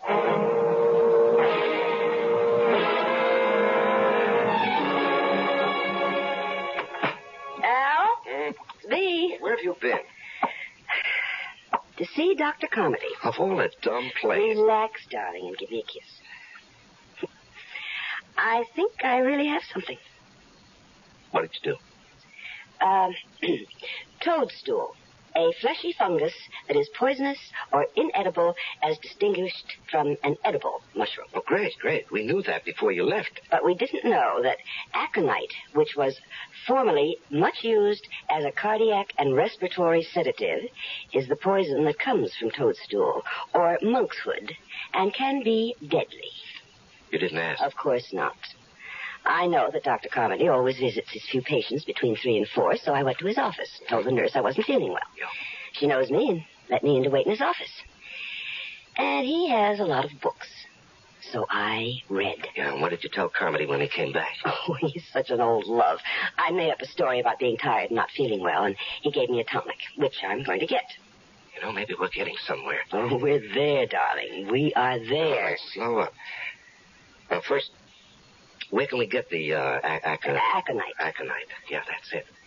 Suppose I told you we don't have to get it. Well, I'd like to hear why. Okay. My dad had a bad heart. Oh, how long ago was that? About 7 years. And you're telling me that this Dr. Carmody prescribed aconite? Right. Well, how do you know the stuff's still good? I don't. Well, it doesn't seem to be. Well, this is the only way we can handle it. If it doesn't work, we won't get into any trouble. And if it does... we won't get into any trouble either. So what have we got to lose? You know, when you put it that way... Do you know any other way? No. Then let's try it. Okay, let's work it out. Okay. Day after tomorrow, Thursday. Mm-hmm. That's Eileen's night out. Right. I'll buy the mushrooms tomorrow. Then I'll cook a great steak dinner with all the trimmings. And Leo and I will eat it. And you too? Of course, I'll have to. Mm-hmm. I won't eat too much, though. But enough to make me a little sick. Yeah.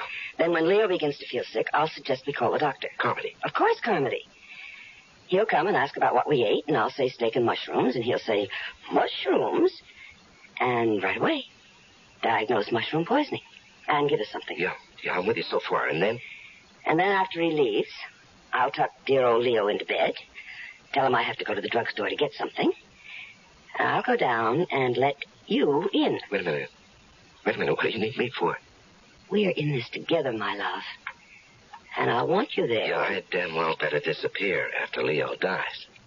That will be just fine. And we'll set up a very, very romantic meeting place.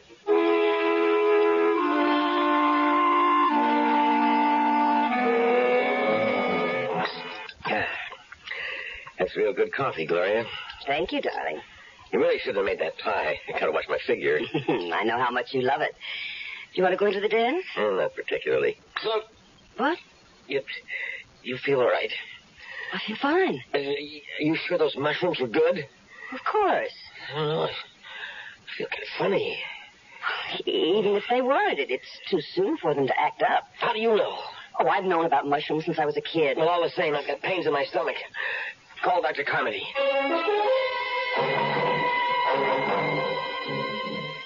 Do you really think it's the mushrooms, Doctor? I know it's the mushrooms. It has to be. Both of you ate them, and you tell me, Leo, that you ate more than Gloria. Yeah, that's right. That's what I get for being a pig. Well, you're going to be all right. Just stay in bed, and Gloria, you get this prescription filled. What about the pain? I'm giving you a sedative also.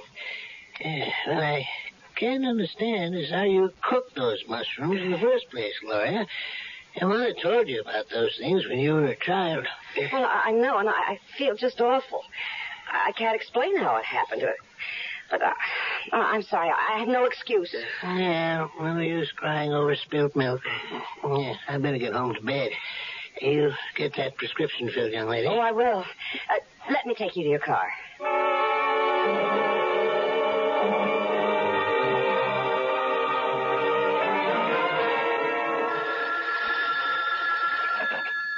Hello? Are you ready to come over and sit with a sick friend? It worked? Like a charm. How was Dr. Carmody? Just as we planned. He diagnosed mushroom poisoning. Bawled me out gently. But we're lucky. That visit to his office paid off. How will I get into your house? Well, you know where the house is? Yeah, I do. Park 3 blocks away on Green Tree Lane. Mm-hmm. You know that little place I told you about off the road? Yeah, I remember. Don't walk the streets. Just cut across the fields. Mm-hmm. Head straight north. Better take a flashlight. Ours will be the first house you come to. The back door will be open. Okay, I'm on my way. Make it fast as you can. I think Leo heard me come back. He'll be yelling for his medicine.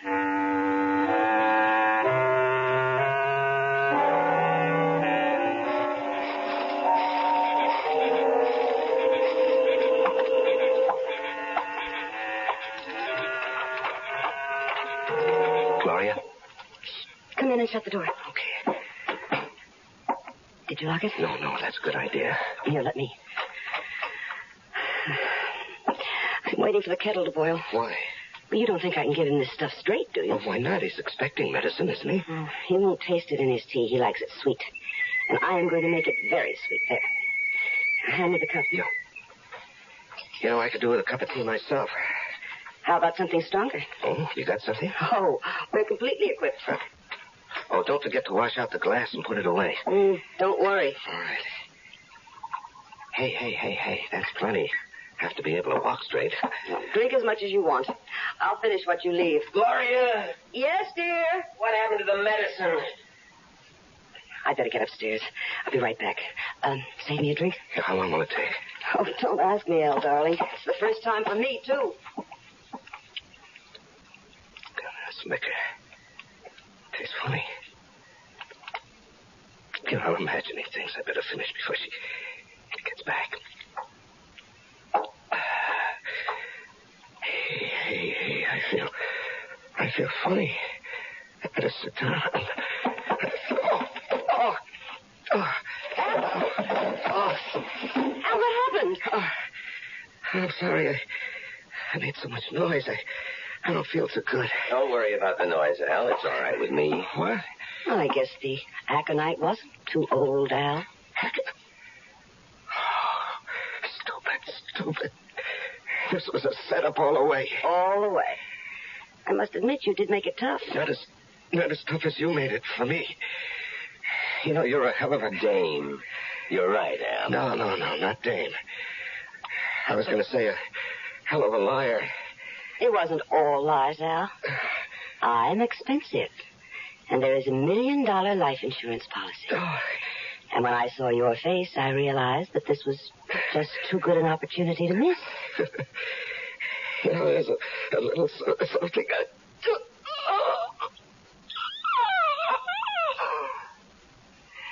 Help me get him upstairs and into my bed. Yes, dear. It's no time to get hysterical. No, I'm not.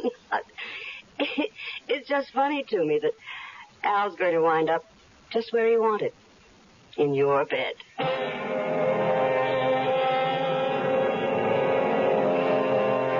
murder has been accomplished.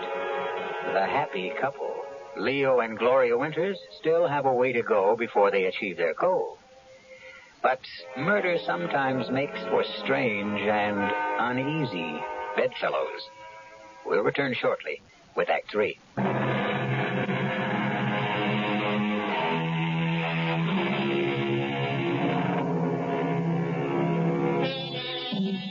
The Scottish poet Robert Burns' oft-quoted line, "The best laid schemes of mice and men off-gang a glee," doesn't seem to apply here. Leo and Gloria Winters have successfully killed Al Grissom, a man who looked enough like Leo Winters to have been his twin. They've carried him up to Leo's bed, and now at 4 o'clock in the morning, a frantic Gloria has summoned her sleepy and bewildered family doctor, for whom she plays the distraught and bereaved wife. I don't understand. Oh, neither do I, Doctor. I gave him the medicine you prescribed, and he seemed to feel better. And he dropped off to sleep, and he... I think you'd do well to take that sedative yourself. You can't go on this It's all way. my fault if I hadn't given him... No, it's no one's fault, Gloria. If there's any blame attached to this tragedy, it's mine. But certainly his symptoms earlier didn't seem to warrant more action than I took. Oh, Leo's gone. I killed him. Oh, God. Gloria? I'm sorry, Doctor. It's all right. It's perfectly understandable in this situation. Now, I want you to take this sedative and go downstairs and lie down. I'll attend to everything. All right, I will. And thank you. Thank you.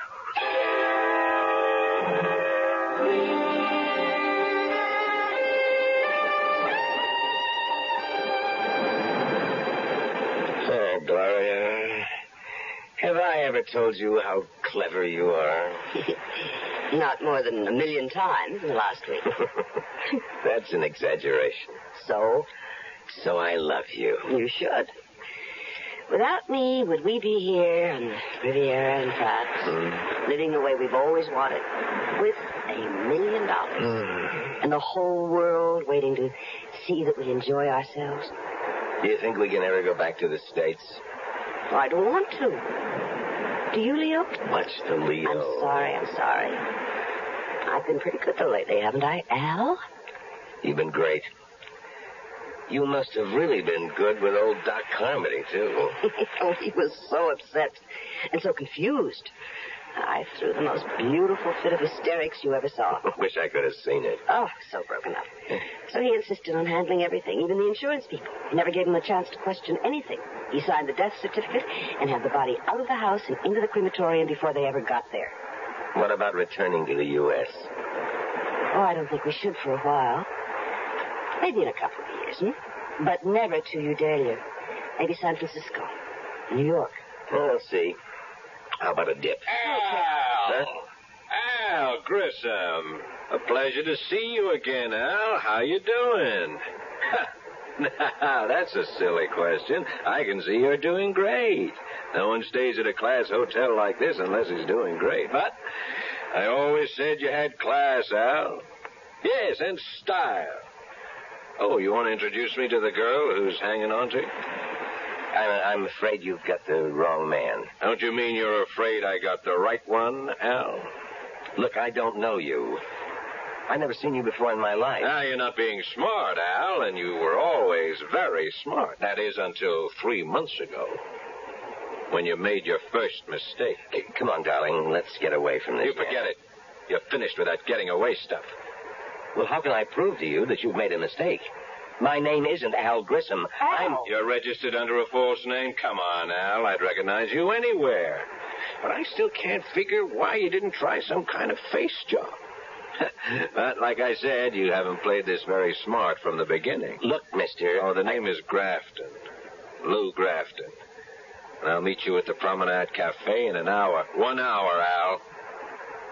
And you be there. Who is this guy? Don't ask me. Who should I ask? Maybe Al. Very funny. Didn't Al ever mention this Lou Grafton? Must have said something. Nothing. Well, I don't believe you. But why would I lie? I don't know. But you certainly were cozy enough with Al to know. I found out what I had to. What we had talked about. He had no family, no relatives, nothing, nobody to trace. I'd better meet this guy and find out what he's talking about. I'll go with you. I don't think that's smart. We're in it together, Al. Who knows? I may even be able to help.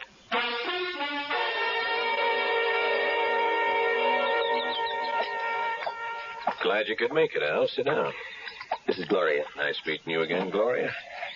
Tell her you'll meet her in a little while, Al. She's in on this. On the whole deal? Yes. Sure. You certainly changed, Al. You never put a dame on the spot before. On the spot?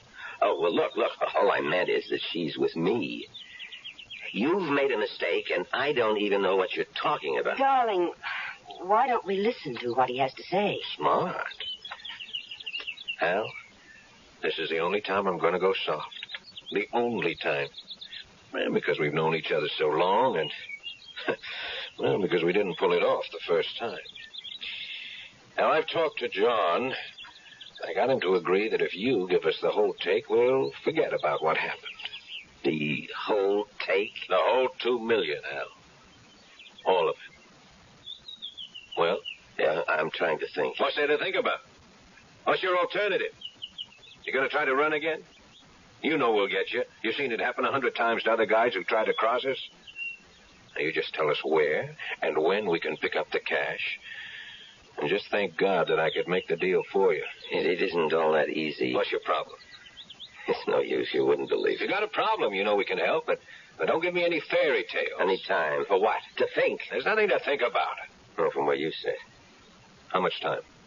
Another day. Oh, no deal. Look, if you want to do business with me, you'll just have Tonight. You'll be in your room at 10.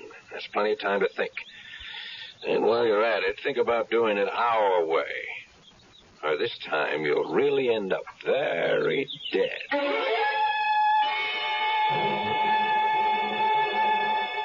$2 million. That's a lot of dollars. Yeah, you're a big help. Well, I might be if you'd stop repeating the figures over and over again. There's no way we can get $2 million. I've got to prove to them that I'm not Al Grissom. Then they'll leave us alone. And how do you do that? Of course. Fingerprints. I'll have absolute proof. Even those guys will delete fingerprints. And who's going to tell them? You? No. I've got to arrange somehow for the police to send my prints to Washington or somewhere. And the police will get word back that these aren't the fingerprints of Al Grissom, but really the prints of a man named Leo Winters, who supposedly died 1 month ago, and whose widow collected $1 million in life insurance. You're right. That's the only way to go. How do we convince them I'm not Grissom? I don't know. We went to a lot of trouble to prove to the world that you were. Who was this Grissom? He must have been awfully big to get into a deal like this. I think he must be calling you. Me? Who else? Well, I don't want to answer it. Well, that's not smart. They know we're here. Now, don't start talking like Grafton. Hello? Al, it's me. What do you want? Al, I was wondering whether you'd made up your mind. Not yet. It's 9 o'clock. You said 10. I did, but John's not happy. What do I care about John? You should, Al. After all, he's got a real legitimate beef. You worked for him for years. You were always clean. You took the hot stocks and you cashed them. You made money, and so did we, but I guess the $2 million got to you. Look, I've got some more thinking to do, and I'll see you at 10. Well? I know who and what Grissom was. He took hot stocks and bonds and cashed them, and then turned the cash over to... The boys? I suppose you could call them that. Does that help any? A little. Maybe. How? At least we know what they're after. If there was some way we could trap them... Some way to fool them. Well, suppose there were. Then what? I don't know yet. Play along with me when Grafton comes up at 10. Yes? Grafton. You finished thinking? All finished. And? I'll go along with you. Now, why couldn't you have told me that this morning? You had to get John's blood pressure up. Forget John. I told you I had problems. And I told you it would help. I don't have the $2 million with me. We never figured you did. Where is it, Chicago? I'll pick it up. When? As soon as I can. Will you stop playing games? When? It's back in the States. Okay. Now, you'll get the next plane. Not so fast. It's somewhere in Udalia, and I can't go back there. Why not? A little something. The cops might want to talk to me. About what? About a girl I visited there, and an old friend. What's wrong with visiting an old friend? Nothing. If you don't get caught by her husband and get into a fight, beat him up, and he calls the cops. That's not much of a rap. That's right. But you don't want to see me in jail. Yeah, you got a point. We'll pick up the dough. No way. Why not? We're going to get it anyway. You're going to get it. But I want some assurance that I'm going to be okay. You have my word. Well, I'd like a little more than that. Like what? Well, that's what I've been trying to figure out. Some way I'll be sure that... Look, if you haven't figured it out by now, you're not going to. I get the plane tickets. You sure don't give me much time. We gave you time before, Al. Too much time.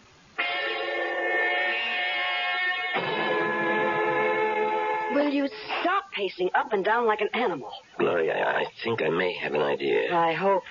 On the plane, I'll tell them I figured it out. Since I can't go back to Udalia, I'll insist that I want someone representing me when they pick up the money. But there is no money. They don't know that. I'll insist that you go along. Hold it. You'll be all right. What happens when they find out there isn't any money and I'm there and you're not? Put in a call to Carmody. Tell him you can't get over what's happened, that you need help, and that you've gotten into some kind of trouble. He should have the police there. Then you take them to the doctor's house, and with the cops there, you'll be in the clear. And you? I'll be gone. I'd rather be alive and running than the other way.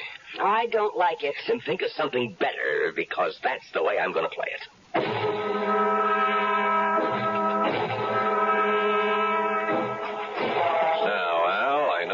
Get any crazy ideas at this stage of the game, but just in case you do, these two young fellas here are in our party, and they'll be on the plane with us all the way to Chicago. Thanks. Flight 396 to New York, now loading at gate 3.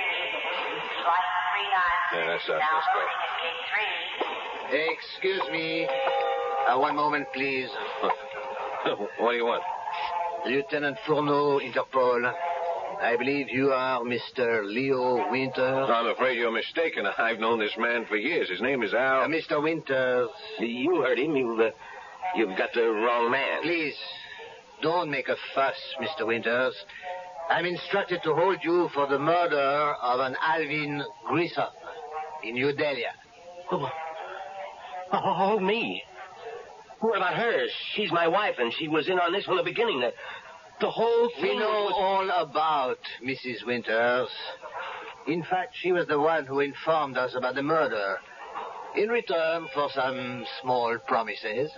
She told? She... You asked me, remember? You said, think of something better. And I did. Come along, Mr. Winters. Gentlemen, you will excuse us. I'm coming, Lieutenant. I'm coming without any trouble. You see, Grafton, you didn't believe me. If you'd only have believed me, maybe we could have worked out a deal after all.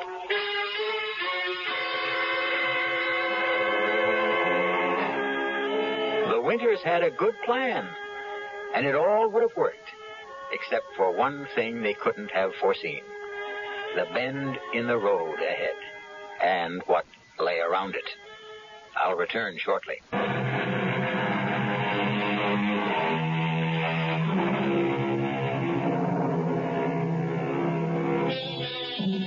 If Gloria and Leo Winters could have known what lay ahead of them, they would never have gone through with their plan. That is, if they could have seen into the future and around the bend. Yet actually being able to see into the future, to know what's going to happen next week, next month, next year, is a gift that most of us wouldn't want. Because who knows what terrors may lie ahead. Our cast included Leon Janney, Joan Lovejoy, Larry Haynes, Paul Hecht, and Robert Dryden. The entire production was under the direction of Hyman Brown. And now, a preview of our next tale. Am I dead? Not quite. You're in a hospital with a bullet in your brain. As the saying goes, as good as dead. And Sherry and Herb got away with it. Oh, it isn't fair. If I only had it to do all over again. Suppose you had. Could you do better? Of course.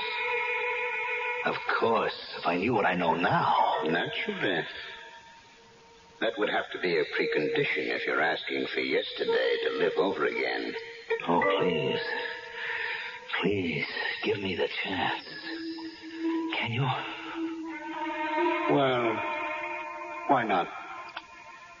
I'm a bit of a gambler myself.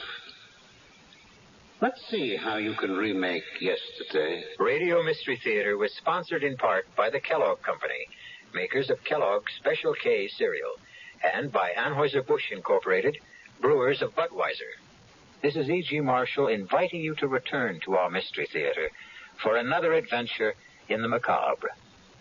Until next time, pleasant dreams.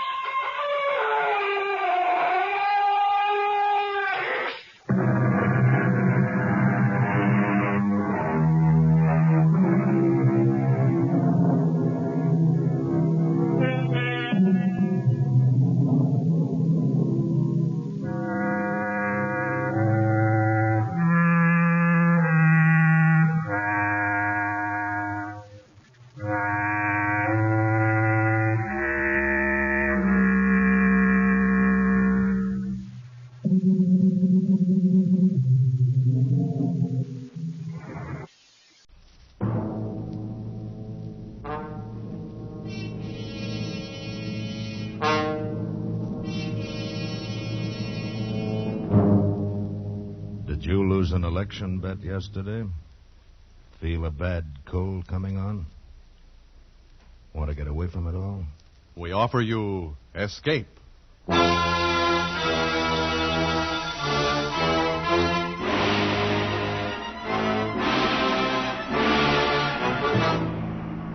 You were groping in the midnight dimness of a gigantic department store, and suddenly you realize that you're not alone.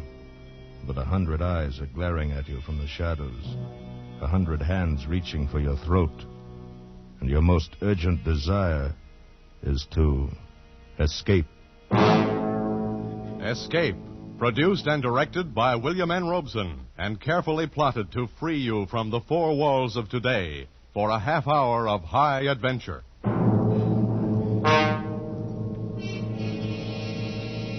Tonight we escape to the dark labyrinth of a giant department store in the dead of night, and to a fantastic world of night dwellers, as John Collier imagines it in his eerie story, Evening Primrose.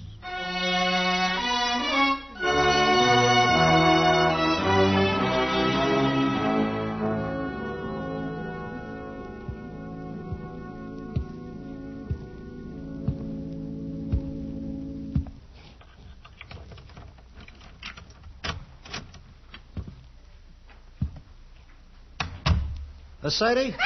Sadie, hey, what's the matter? It's me. Oh, Sam, you nearly scared me to death. What do you mean coming in so quiet? Hey, I didn't mean to scare you. I thought you'd be asleep. I didn't want to wake you. Oh, Sam, I'm glad you're home. Hey, what's the matter? Oh, it's terrible. You got to do something, Sam. What's terrible? It's this. Just look at this. What's terrible about that? Looks like an ordinary pad of paper to me. That's just it. That's just what I thought. But it's got writing in it. It's awful. Oh, wait a minute. Maybe you better tell me what this is all about. Well, today I went shopping down at Bracey's department store. Yeah? I needed some writing paper, so I picked this up. It was on top of the pile, and bought it and brought it home. But tonight, when I opened it, I found it's got writing in it. Well, that's nothing so terrible. Just take it back tomorrow and make him give you a new one. Oh, no, you don't understand.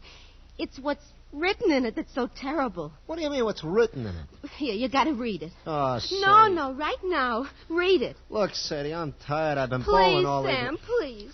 Just read it. All right, for Pete's sake. October 13th. Today I made my decision. I decided to say goodbye to the world, to get out, leave, break away. And I have done it. Oh, Sadie, there's a lot of... Go on, read. And now I am free. Really free. Yes, I am free at last. The world is an intolerable place for a poet. I was broke, starving, at my wits' end. And then I had a brilliant idea. I would escape to a place where I had no need to earn a living, where I could write to my heart's content in peace and security. Where is this place? Right under your nose. So close you'd never think of it. I am now living in Bracey's department store. I have everything within arm's reach that anyone would need or desire. And it's all free. Absolutely free. I arrived this afternoon. I'd spent 3 days looking over all of the department stores in town. I decided on Bracey's because of the completeness of their food department. Therefore, this afternoon, I entered the store and went immediately to the 4th floor, to the rug department, and hid myself in this dusty, out-of-the-way corner behind a pile of carpets. Once I'm settled, I'll furnish it with the best of modern pieces from the furniture department. It's small, but I'll be cozy enough. And safe. After the store closed, I made my first venture out. I tiptoed as far as the stationery counter and got this paper, the writer's primary need. Now, after making my initial entry, I'll go out and get food, wine, the pillows for my bed, perhaps a fancy dressing gown. This is perfect. I'll be able to write here. Dawn, October 14th. I'm almost too unnerved to write this. The whole thing is unbelievable.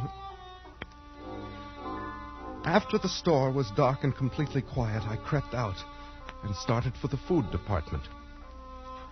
One's footsteps echo hollowly in an empty department store at night. And I found myself gliding along the floor on tiptoe, moving as silently as possible. But the sound of footsteps persisted. Suddenly I realized they were not my own. The night watchman. I was in the Salon Moderne. Quickly I seized a mink coat from a hanger, draped it about my shoulders, and stood stock still.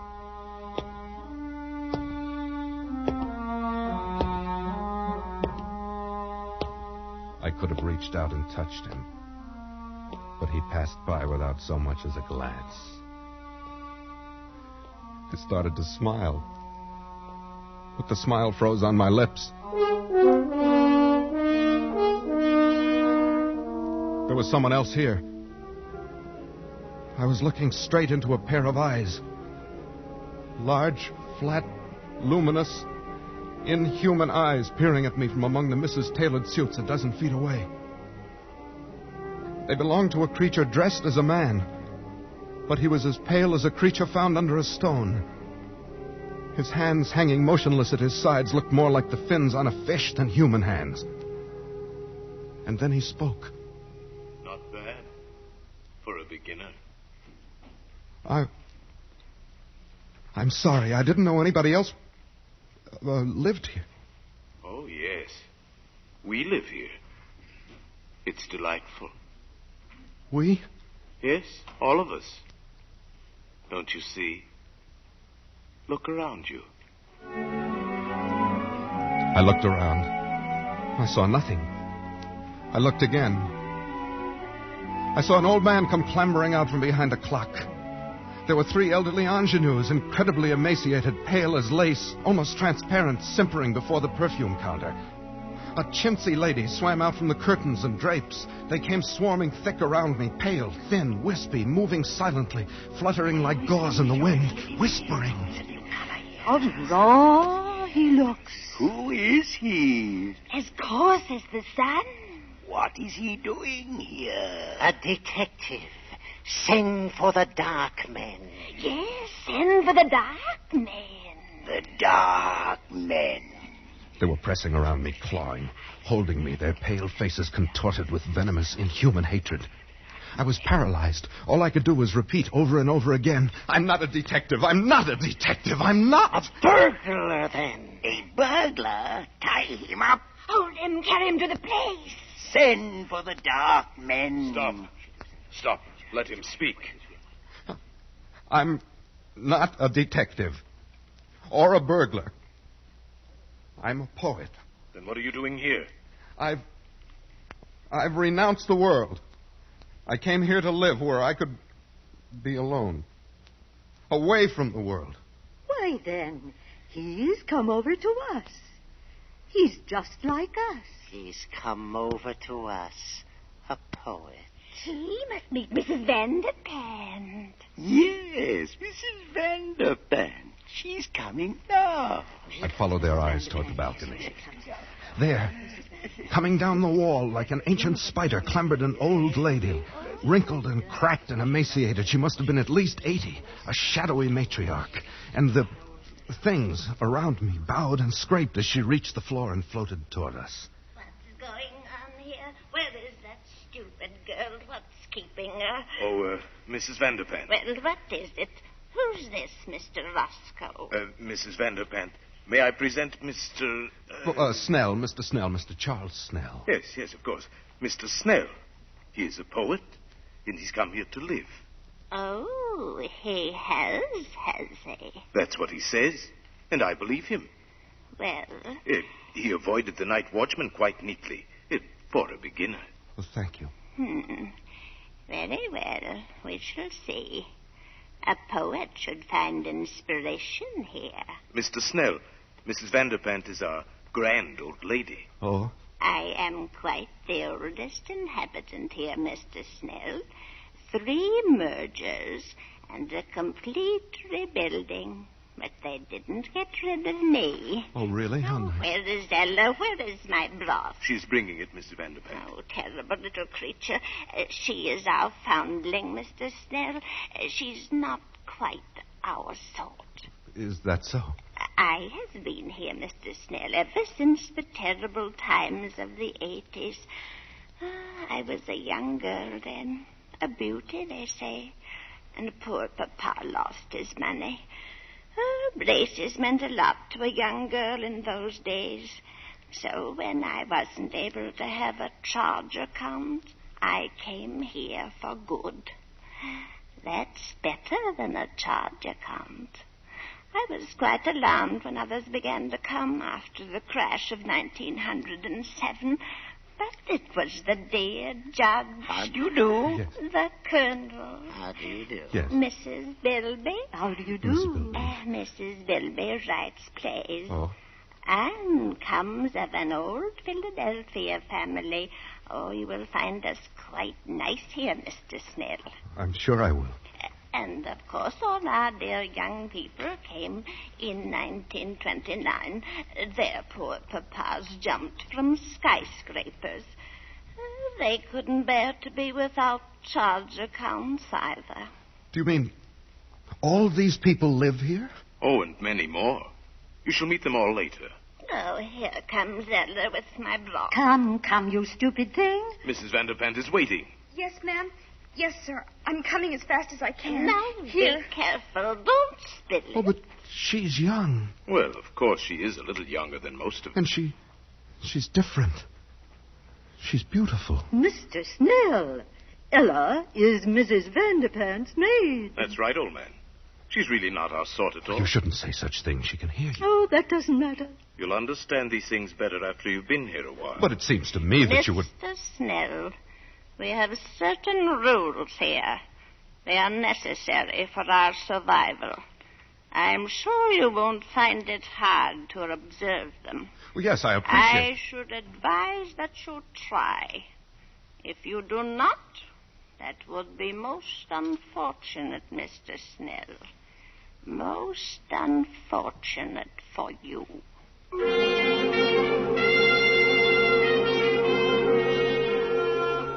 October 15th. You can imagine my feelings last night. My first thought was to escape as quickly as possible. In fact, I planned to wait till morning when the store opened, then quit my hiding place, mingle with the crowds, and leave Bracey's forever.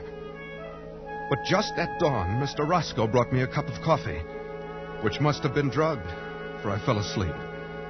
And when I awoke, I found I had slept all day, and night was closing over the store once more.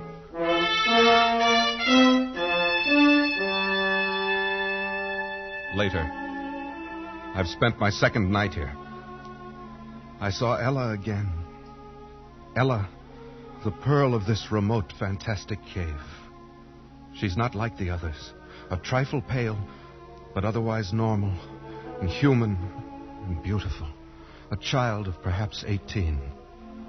She's the only thing that makes this nightmare bearable.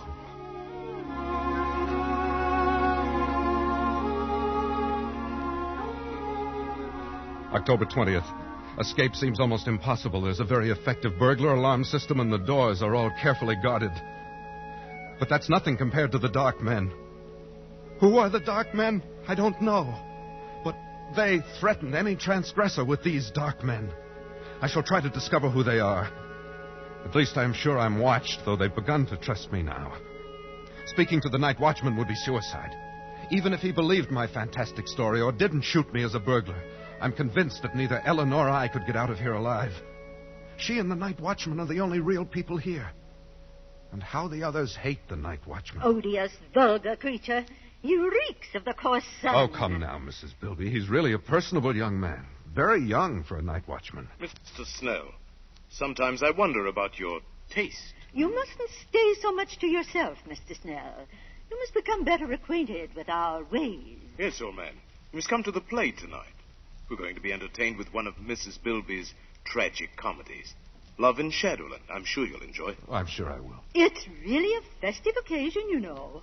Wanamaker's is coming over. Wanamaker's? Yes. The entire colony over at Wanamaker's is coming here en masse to attend the play. You mean there are people living in other stores? Oh, dear, yes. Didn't you know? Of course, the best people live in Bracey's and Wanamaker's. Oh, come now, Mrs. Bilby. There's some very nice people at Alton's. I beg your pardon, Mrs. Bilby. Oh, hello, Ella. Good evening, Mr. Snell. Mrs. Bilby. Well, what is it? Please, ma'am, I'd so love to see your play tonight. May I have your permission? Certainly not. You know better than that, you stupid creature. You know where you belong. In the basement for the garbage cans. But Mrs. Bilby Hush, couldn't... Mr. Snell. Ella, you're becoming entirely too forward of late. I'd advise you to watch your step. Remember the Dark Men. Oh, no, please, Mr. Roscoe. I'll be good. I promise I will. No, please don't send for the Dark Men. I'm sorry, Mrs. Bilby. Excuse me. Ella, come back. Mr. Snell, you forget yourself. Let her go. But how can you treat her like that? Why do you always frighten her? And what is all this about the Dark Men? Well, the Dark Men... Oh, please, Mr. Roscoe, not now. You'll spoil our whole evening. And I do so want Mr. Snell to enjoy my play. Very well. Later, Mr. Snell. But I want to know about the Dark Men. Later.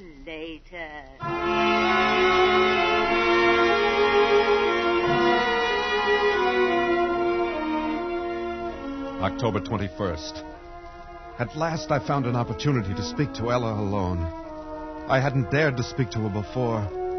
Here one has a sense always of pale eyes secretly watching. But last night at the play I induced a fit of hiccups. As I anticipated, I was sternly reprimanded and told to go and secrete myself in the basement where the night watchman wouldn't hear me. This was exactly what I had planned. I went to the basement. There in the darkness, among the garbage cans and the rats, I heard sobbing. Ella! Ella? Oh. Ella, is that you? Yes. Why are you crying? What is it, Ella? They wouldn't even let me see the play. Is that all? Oh, Mr. Snell, I'm so unhappy. There. You mustn't cry. You're the only one who's kind. Ella, why are you here? Why do they treat you so differently? Because I'm not like them. I didn't choose to come here. You mean you're held prisoner? Yes. You see, I was only 6. I came here on a shopping tour with my mother. I got lost and fell asleep behind a counter. It was dark when I awoke, and they found me. Some of them wanted to send for the dark men because they were afraid I would tell on them. But Mrs. Vanderpant said no, I could stay and be her maid. I've been here ever since. Since you were 6? Haven't you ever tried to get away? Oh, no. I don't know anything about out there. I wouldn't know what to do. Besides, I'm afraid if anyone tries to get out, they send for the dark men. Ella, who are the dark men? Don't you know? Oh, it's horrible. Tell me. You know how people live in all the stores, at Gimbel's and Bloomingdale's. Yes, I know. Well, the dark men live at the Undertaker's. Good heavens. And whenever someone dies or breaks the rules, or when a burglar gets in and sees these people and might tell, they send for the dark men. Oh, horrible. They put the body in the butcher shop in the food department. And then the dark men come. I saw them once. It was terrible. What do they do? They go in where the dead person is. They have wax with them and all sorts of things. And when they're gone, there's just a wax model left on the counter. Then people put a frock on it, or a bathing suit, and mix it up with the other wax models in the windows. And nobody ever knows. Ella, you mean all these dummies around us? Oh, not all of them. But if you displease these people, the same thing will happen to you.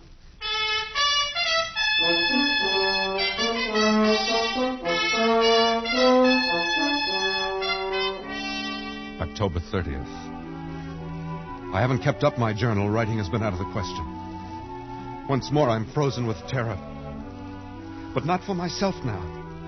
For Ella. They hate her. Any time they might turn against her and send for the dark men. My mind is filled with her. I dream of her every day. I'd live to see her at night. We've managed it several times. They trust me now and let me roam about without interference. Finally, tonight, I met her again and said it. Ella, I love you. Oh, Charles. I love you, Ella. Let's get married. Or whatever they do here. Then we can live together in my home in the carpet department. They wouldn't dare hurt you then. Oh, Charles, Don't look so dismayed. If you like, we'll go away from here. Maybe we can get transferred to Bergdorf Goodman's overlooking Central Park. Don't, Charles, don't. You mustn't. But I love you. Ella, you're not in love with someone else. Yes, Charles, I am. But who? I thought you hated them all. It must be Roscoe. He's the only one that's young enough. Oh, no, Charles, not Roscoe. Especially not him. I do hate them all. They make me shudder. Well, who is it then? It's him. Who? The night watchman. No, impossible. I love him. He smells of the sun. Ella. Oh, it was wonderful the way it happened. Don't tell on me, Charles, or they'll punish me. Oh, no. I was careless, and there he was, coming around the corner in the ladies' lingerie department. I was caught. There were only some wax models in their underthings. There was nothing else to do. I slipped off my dress and stood still. Oh, I see. He stopped and looked at me. And Charles, he spoke to me. He said, "Say, honey, I wish they made him like you on 8th Avenue." Charles, wasn't that a lovely thing to say? Personally, I should have said Park Avenue. It doesn't matter what street. It was a lovely thing to say. But what can you do about him?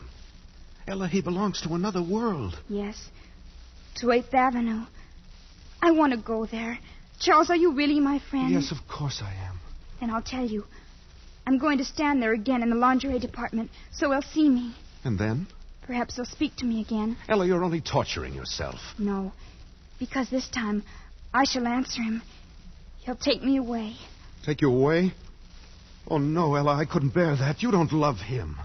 You only think you do because you think he'll take you out of here, but you don't know that he will. And I will, Ella. I've made up my mind. No, Charles, I couldn't let you do it. Even if I loved you, you couldn't do it, Charles. Why not? Because you really belong here. You've become one of them now. Ella, you mustn't say that. It's true. And, Charles, I've got to go. There's someone watching us. I feel it. No, wait, Ella. Goodbye, Charles. No, Ella. Come back. Ella. Please, old man. You'll arouse the night watchman. Roscoe. Yes. Oh, love can be very upsetting, can't it? You heard? Yes. Just the last moment or so. Very touching. Yet it's understandable. I've been attracted to Ella myself. So she loves another, Too bad, old boy. Who could it be? Could it be that I am the cause of your heartbreak? You flatter yourself too much, Roscoe. Well, then whom? The old judge? Well, certainly not. The colonel? Hardly. None of those. Oh, not one of the customers. The staff? She loves the night watchman. Can you imagine that? She loves the... Oh? Roscoe, I shouldn't have said that. It's not true. At least I don't think it's true. You wouldn't... Roscoe, you said you loved her, too. You wouldn't do anything. Tell anybody. This is a secret between us. Between friends, isn't it? Of course, old man. As secret as the grave. She's young. Perhaps he'll leave and she'll forget him in time. Who knows? Perhaps she'll learn to love you. Or me. Of course. In time. And we'll figure a way to keep her safe here. Absolutely safe. Now, don't you worry about it. It's almost dawn. Time for bed. Good morning, Mr. Snell.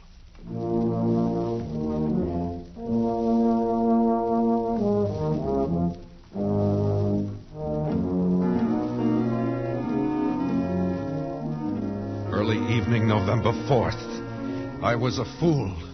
I should have known he couldn't be trusted. He must have gone straight to Mrs. Vanderpant because this evening the atmosphere has changed. People flicker to and fro, smiling nervously, horribly with a sort of frightened, sadistic exultation. An informal dance in the record department has been called off. I can't find Ella. I'm going out again now to look for her. Roscoe, what have you done with her? Shh. Quiet, old boy. The night watchman. I don't care. What have you done? Whatever I did was for your own good as well as for the good of us all. Wait a minute. What is that? What are those people carrying? That's Ella. She's tied up. They're carrying... Ella! Ella! Stop it, Charles. Stop it. Oh, let me go. Oh, stop, Charles. Stop it. You'll arouse the night watchman. No, they're taking her into the butcher shop. Roscoe. Yes. Those are the dark men. Good Lord.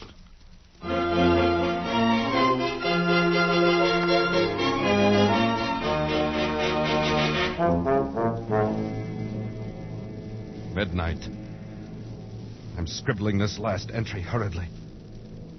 They are in there in the butcher shop with Ella. The dark men. There's only one thing to do. I'm going to find the night watchman and tell him. He and I will save her, if we can.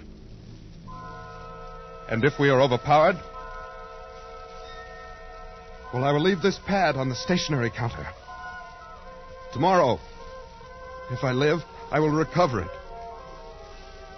If I do not, whoever finds this and reads it, look in the store windows. Look for 3 new wax dummies. 2 men, 1 rather sensitive looking, and a girl. She has blonde hair and blue eyes, and her nose turns up a little. Look for us, and then find them. Smoke them out. Exterminate them. Avenge us. Oh, Sam, isn't it horrible? Ah. We got to do something. Tell somebody something. Oh, Sam, what'll we do? Do? Well, nothing. Go to bed. But Sam... Well, whoever wrote this has sure got a weird sense of humor. It's probably some clerk down at Bracey's who ought to be fired. But... You mean you think it's just a story? Are you kidding? You don't believe this stuff, do you? Well, I don't know. I just... forget it, baby. Come on, snap out of it. I shouldn't leave you alone. You get too many ideas when I go out bowling at night. But, don't you think maybe we ought to just, take it back and show somebody? Oh, nuts. It's not worth the bother. They'd laugh at you, baby. They'd think you were crazy or something. Yeah, I guess you're right. I guess I was silly. Yeah, forget it. Oh, come on. Let's go to bed. Huh? I'm tired. Okay, Sam. Gee, there for a while I sure was scared. I even forgot what I was going to tell you. Sam, I found the cutest dress today. Only $19.95. Yeah, baby? Yeah. It was in the window at Bracey's. It was on a beautiful little wax model with blonde hair, blue eyes, and a turned-up nose. And there were two men standing beside...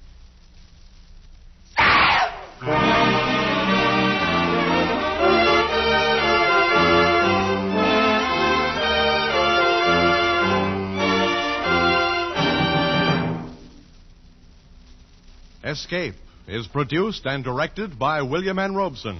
And tonight brought you Evening Primrose by John Collier, adapted for radio by John Dunkel. With Elliot Lewis as Charles Snell, Paul Frees as Roscoe, and Pat Lowry as Ella. The special musical score was conceived and conducted by Cy Pure.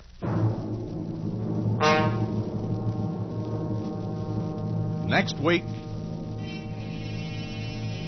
After you've had a tough day at the office or leaning over a hot stove, when your four walls seem to be closing in on you, next week at the same time when you want to get away from it all, we again offer you Escape.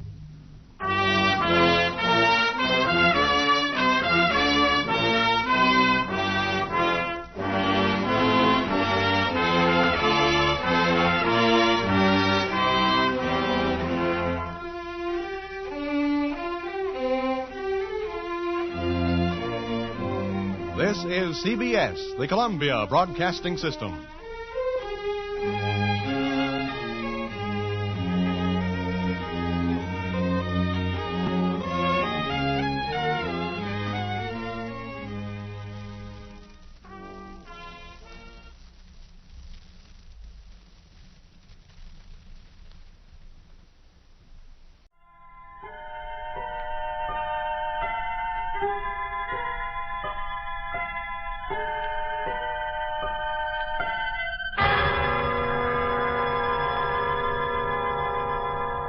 Good evening, creeps.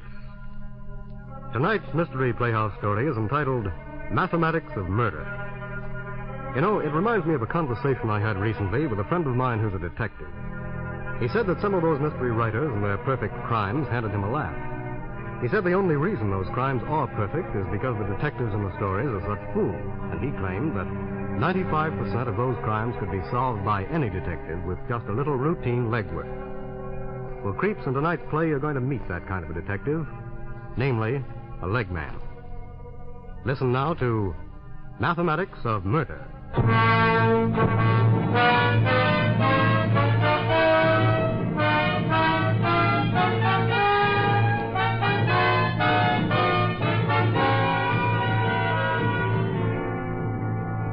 This is the story of two men. Two men who have never met. Two men who move in different worlds. Two men who have never even heard of one another and who certainly never expected to... But let's not get ahead of ourselves. After all, that's the story. Just now, they are two utter strangers, each with something quite different on his mind.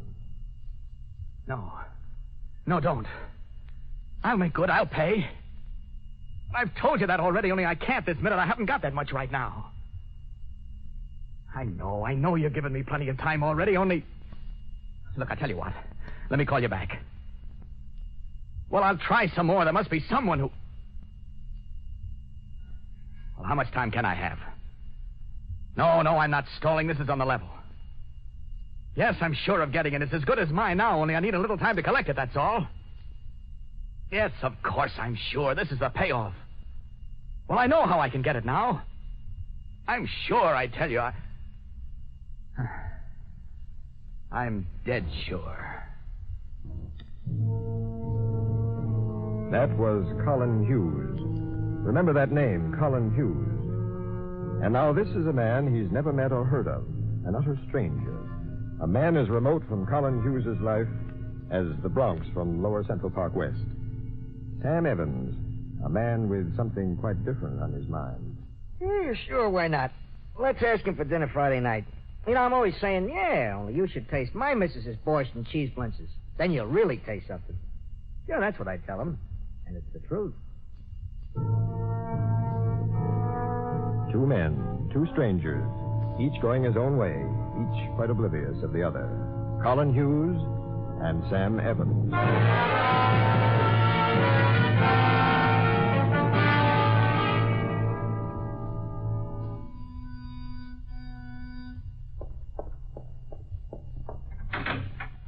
Colin. Oh?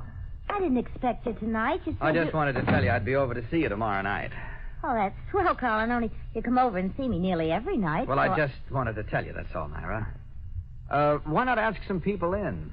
But you always like it best when we're by ourselves. Well, this time I feel like having some people around for a change. Say, by the way, how often do you wind that clock? Oh, it's an 8-day clock. Oh? Oh, should I wind it now? Well, it's not due for 6 more days. I did it day before yesterday. Oh, darn it all. What's the matter, Colin? I think I left the lights on in the car. Would you mind having a look from the hall window? Why, sure, Colin. Thanks. Now to change that clock.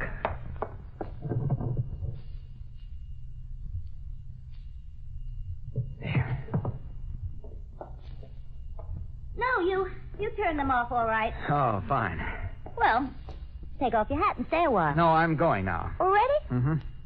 Colin, where are you taking that radio? Oh, to the repair shop. I think it needs new tubes. Yeah, but won't we need it for the party? It plays good enough the way it is. Well, we'll play records or something. I'll be around tomorrow at 8. Colin, you're acting so strangely this evening. At 8, I said. I heard you, Colin. You'll be over tomorrow night at 8. Is there anything remarkable about that?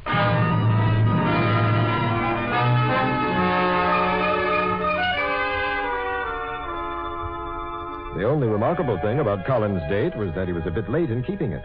For the next evening at 8, he was behind the wheel of a car, rolling smoothly along a lonely highway. I must say you look charming, Maureen. Thank you, Colin. It's been a long time since I've heard you say something like that. It's still nice to get compliments from one's husband, even a divorced one. How have things been going with you, Colin? Oh, well enough. I don't have to ask you. Everyone says you're the big lady executive these days. Oh, not really. Well, I could never have bought you a silver fox like that. Oh, don't worry. I'm not going to ask how much it cost. Well, that's one thing to be said for being divorced. We don't have to quarrel about money anymore. Well, it was my fault, really. And you being such a success. Oh, Colin. But let's not go into that. We're having much too nice a time. I can't tell you how surprised I was when you phoned. And so pleased. It seemed so gay coming out here to meet you. I was like a schoolgirl on the first date. It's been so long, Colin. Yes, it has, rather. New car, Colin? How long have you had it? Oh, a while. Very nice. I guess you're not doing too badly yourself. Oh, the devil. What is it? It's these lights. I had the car in the garage just today to be fixed. When I touch the dimmer button, they seem to go out completely. At least I think so. Well, maybe there's a bulb loose. Well, I better have a look. You see, when I touch this, it's supposed to deflect the lights. But if they really go out, someone could easily plow into us. Maureen, would you mind awfully? Maybe it's just one of them. Of course, Colin. What shall I do? Well, I was wondering if you'd just step in front of the car and tell me what happens when I press the button. Which light is gone? See if it's the right, I don't mind so much. Of course. Here, wait, I'll get the door for you. There.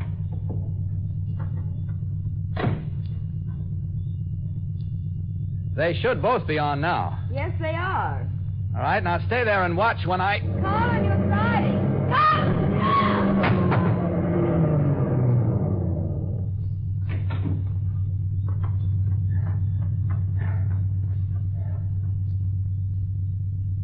Maureen.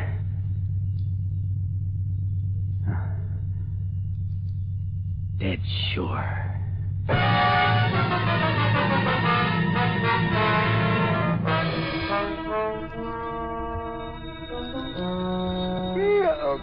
Okay. I think they let even a cop get a little sleep sometimes. Hello? Yeah, speaking. Huh? Yeah, I got it. Woman got killed in an accident. I figure it's just another hit and run, but you want me to have a look anyway. Okay, I'll be right out there.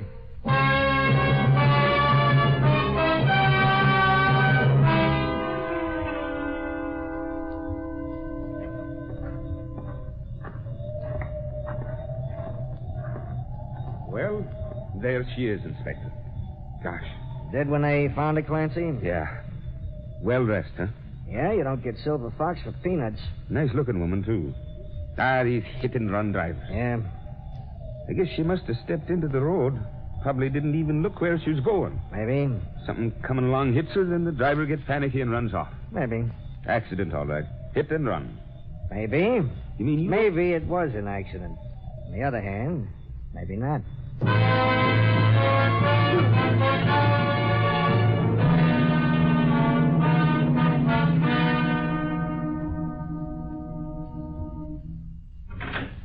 Yes? Well, Mr. Hughes, I'm Inspector Evans. Oh, I don't believe here's my badge. I'm afraid I got to ask you a few questions. Come in. Thanks. I guess you know your former wife is dead. Yes, I read it in the papers. When was the last time you saw him? Oh, in the judge's chambers just about a year ago, the day we were handed down our decree. We shook hands and wished each other luck, and that was that. Huh? How was she fixed financially? Good, I suppose. She had a big department store job. I suppose you know you were named beneficiary on her insurance. No, I didn't. How much is it for? I don't know anything about that. You'll have to take it up with them. Oh. Look, would you give me the dates of your marriage from when to when? Yes, of course. 1940 to 1943. The insurance was taken out in 1942. You were married to her then. How is it you didn't know you were the beneficiary? So you were lying, huh? You did know you were the beneficiary. I did know then. You didn't understand what I meant. I didn't know I was still the beneficiary. I thought she changed it since. As a matter of fact, I assumed she had. Oh. Anything the matter, Evans? No, only that was just the wrong answer, see?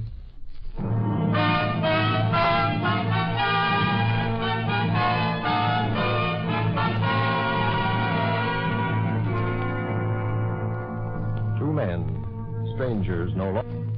One man a murderer, the other a man with a good hunch. Sure, you know, of course, but not the little man from the Bronx. He only has a hunch and a way of getting the wrong answers. He couldn't possibly know yet. But is he in trouble? What'd he do? Oh, no, he isn't in trouble, Miss Carlson. He didn't do anything. Just a checkup. Doesn't mean anything. Don't let it bother you. Mr. Hughes was over here last night with you, is that right? Yeah, he was. Just the two of you by yourselves? No, we had some others, a party like. Oh, what was it in celebration of? I don't know. Well, who got it up? I guess it just got itself up. Oh, who was at it? Oh, nobody much. My sister and her husband, the couple next door. That's about all. Oh, I see. Well, I may be back. Don't be frightened. I usually forget things I want to ask the first time and have to come back and ask them the second time. I'm not very good that way.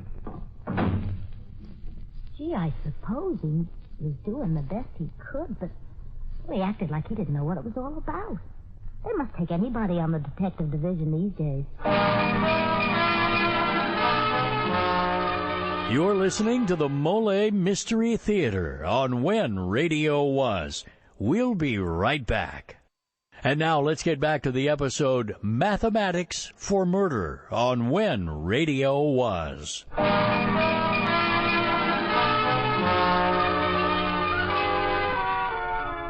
Sure, Inspector. I was at the party Naira gave for Colin. My sister and I were going to the movies. It was the last night for Jean Arthur, but Naira just insisted, and we didn't have the heart to turn her down. She seemed so set on it. I guess we were there from about 7:30 to 12. Yes, that's right, Inspector. We were there. We turned Naira down the first time she called. I didn't want to go. I'm pretty tired these days from working and all. But Naira just wouldn't take no for an answer, so the second time she called, we gave it and went.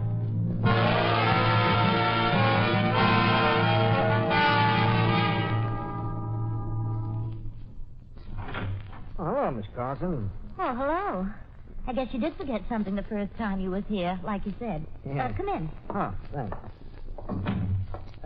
About that party, Miss Carlson, who suggested having it? Hughes or you? Oh, it was between the both of us, I guess.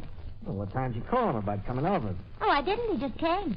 Yeah, but he brought an armful of records in with him, didn't he? Yeah, he did. And if you didn't call him, how'd he know enough to bring records to the party? Well, Okay. What, did I ask you who first spoke of having the party? He or you? Well, I guess he did say something the night before. Then I did the calling, so it was like between the two of us, you might say. Oh, I see. What time did you get here? Oh, it was about 8. Well, how'd you know? It was on the clock, that's how I know. Well, what made you look at the clock? Well, he came in and said, "Everybody here already? What am I, late?" So I looked. You know how you look when somebody says something like that. Yeah, I know how you look when somebody says something like that. I guess he took the other girl home first. What? What other girl? You know, the one he had out in the car with him. Out in his car? Yeah. Well, guess that's all. Do I have to answer any more of your questions? No, not a one.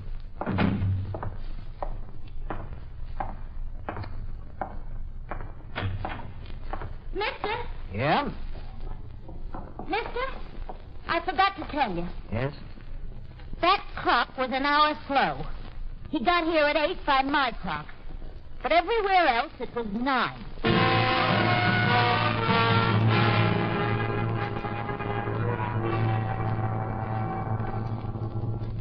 This here is Hughes' car.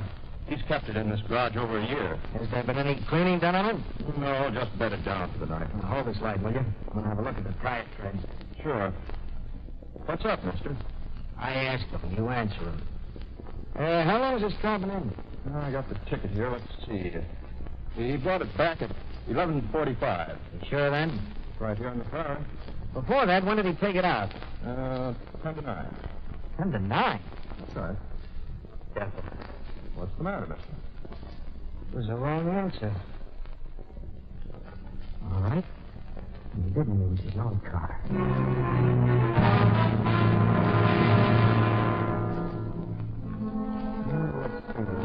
Auto rentals. Oh, here we go. Good Lord, all the way from Acme to Zenith. Well, I guess there's nothing to do but go down the list. Acme.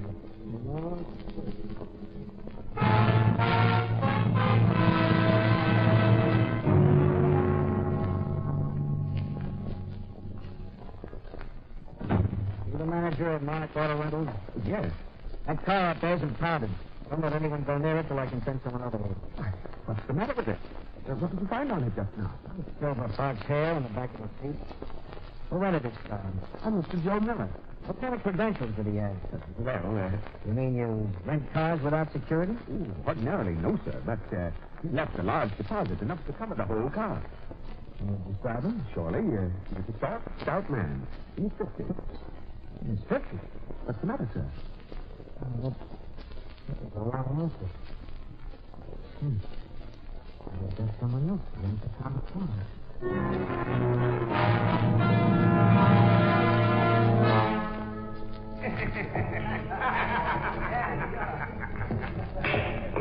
Nice shot. Okay. 7 ball in the corner pocket. Here's what I... Say, what's the idea of grabbing my arm that way? You could have ruined my shot. Take off your eye shade and come outside. I want to talk to you. Scram, I'm going to finish this game, see? You have already. Come on out. Well, I don't see why. This piece of tin says do it. A detective? Uh-huh. Okay. Excuse me, fellas.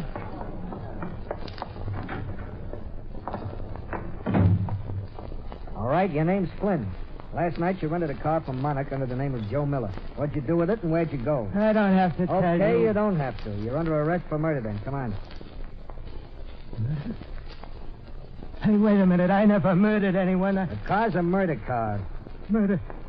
Look, it wasn't me. I wasn't in it. I just took it out for somebody else. Oh, now you're telling it, huh? Yeah, now I'm telling you. I was clean out playing some of the fellas back there, and I come out for a breath of air. And then this fella comes by and asks me if I'd care to do him a favor. I said there's $20 in it for me. And you were willing. I wanted to get back in that game. After all, $20. What was the favor? Take a car out from Monarch. Under a fake name, not my own, of course. Fun. Well, so I took it out for him, and I just drove around the corner and picked him up.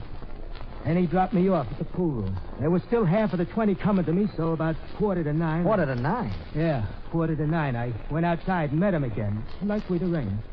He showed right on time.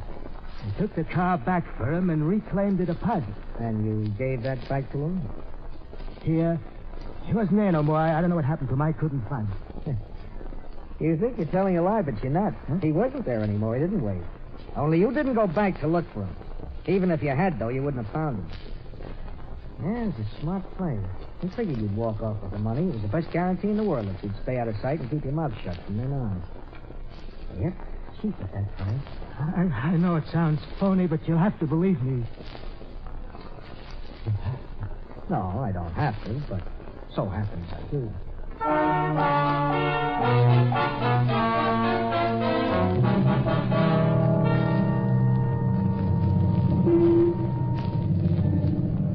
That's him. That's him, I tell you. The tall guy just went in there now. That's the guy that came up to me. I know, friend. Don't you believe me? That's him. That's the guy. Known that all along.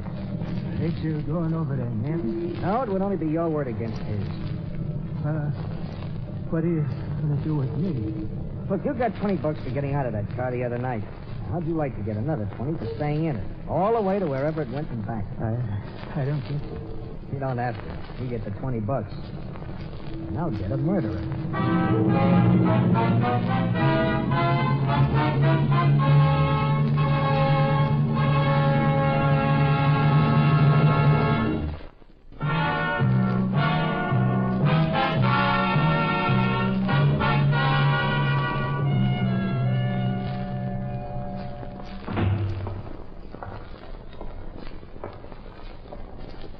Officer. Yes, sir? My name is Hughes, officer. Colin Hughes. I had this message. Inspector Evans asked if it was convenient for me to drop down here and... Right this way, sir. Oh, thank you. Sure, I can't imagine why he wanted to see... Right in here, Mr. Hughes. Oh, Mr. Hughes. Sit down, would you? Thank you. Mr. Hughes, we'd like your help. We're holding a suspect. Suspect? In what? In the murder of your wife, Mr. Hughes. Murder? Mm-hmm.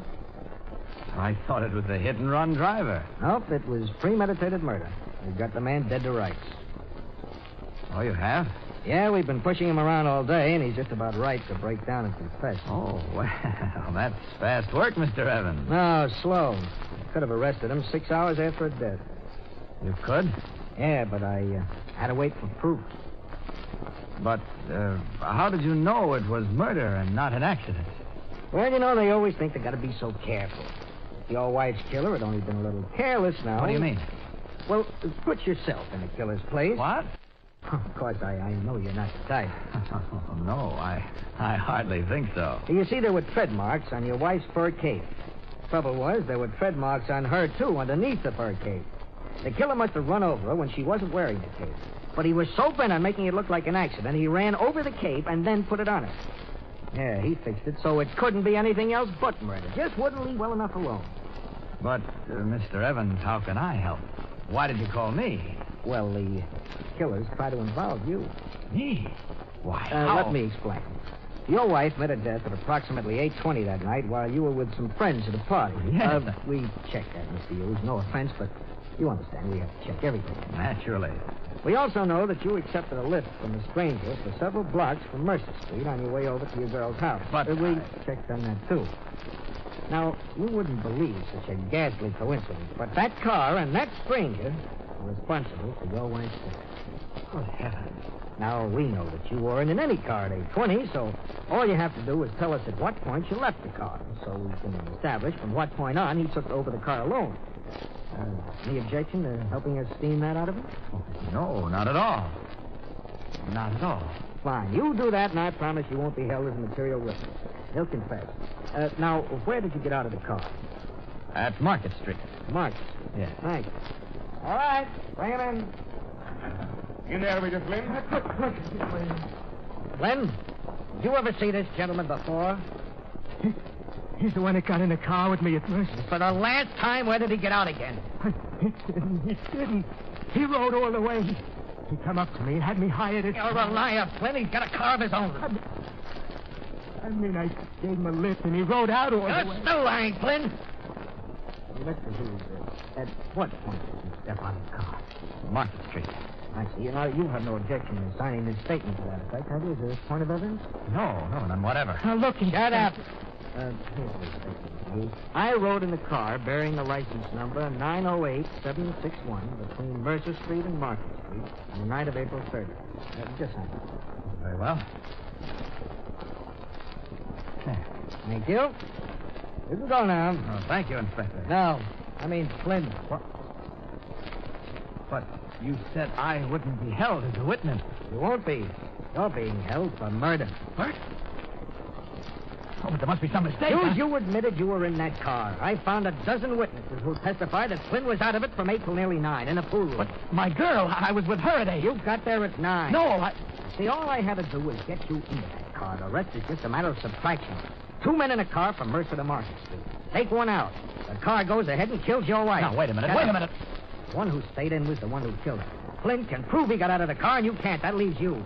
Why, that's nonsense. No, it isn't. That's mathematics. Subtract one man from 2 men in a dust car, and you've got the murderer. Yeah, you might sort of call it mathematics of murder.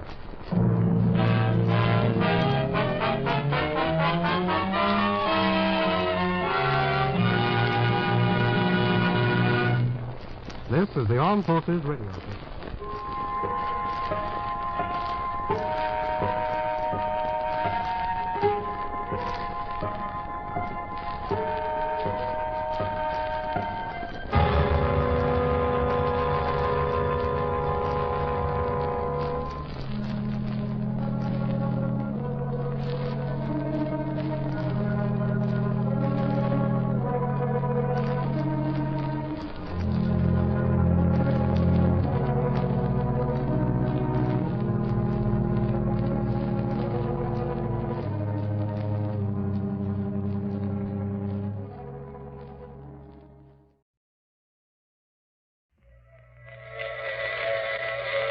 Transcribe.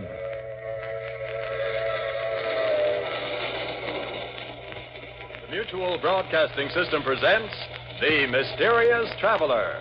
Written, produced, and directed by Robert A. Arthur and David Cogan, and starring one of radio's foremost actors, James Stevens, in The Haunted Trailer.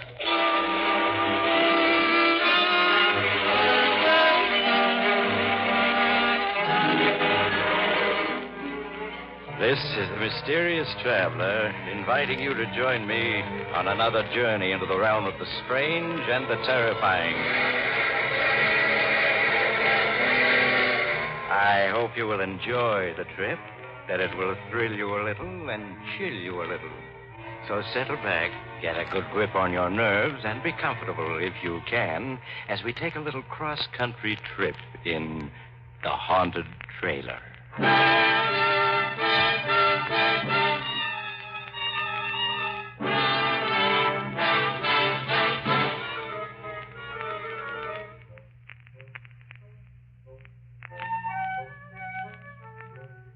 Before we begin, I have a question for you.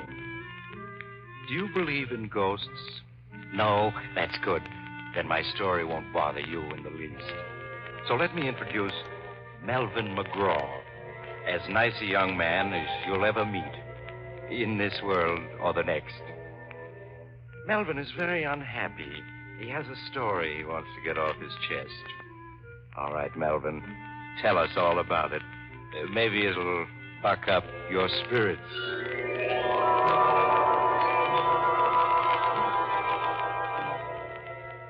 Spirits. Don't mention that word to me. What I could tell you about spirits. In fact, I'm going to. You are now listening to a desperate man. And yet, just 2 months ago, I was sitting on top of the world. I was heading for California in my coupe, pulling a brand new trailer. In California, I had a girl waiting for me. Her name was Louise, and we were going to be married. We were going to take a 2-week honeymoon trip in the trailer, then settle down in a little vine-covered cottage. But I haven't the heart to go into details. Just say that as I drove through the Catskills, I was happier than a lark. I'd made a late start, so I drove until well after dark. Then I found myself on an empty stretch of road in the mountains with a bad storm coming up. I didn't want to drive through a storm, so when I came to a tiny, dark railroad station, I pulled off the road beside it and made myself comfortable in my own trailer. In no time at all, I was asleep. But about midnight, a terrific clap of thunder woke me up. I sat up, bumped my head, and blinked. The storm was raging outside, and the trailer door had blown open. It was banging back and forth. I got up to close it, but before I reached it, it shut itself firmly. I was about to get back into my bunk when somewhere in the darkness a voice spoke. Ah, now this is something like. It was an odd, unearthly sort of voice, and at first I thought I'd just imagined it. Then it spoke again. A house on wheels, furniture and everything. Some fun, eh, chum? They never had nothing like this when I was alive. Then I realized what must have happened. I'd left the radio on, and I was hearing some late program. I reached over to click it off, but it was already off. Puzzled, I found the light switch and turned it. The trailer was empty, except for me. I was staring around in perplexity when I heard it again, that strange voice. Over here, chum, in the easy chair. That's right. Now, can you see me? Can I see him? I rubbed my eyes, then rubbed them again. There was something white and misty sitting in my easy chair. Something that grew more and more solid as I stared at it, until I could see it quite plainly. Like looking at a disreputable old man carved out of a chunk of London fog. It was...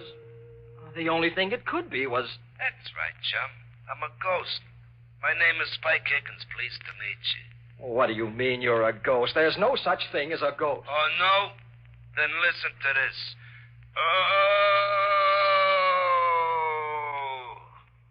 Did you ever hear a more ghostly groan than that?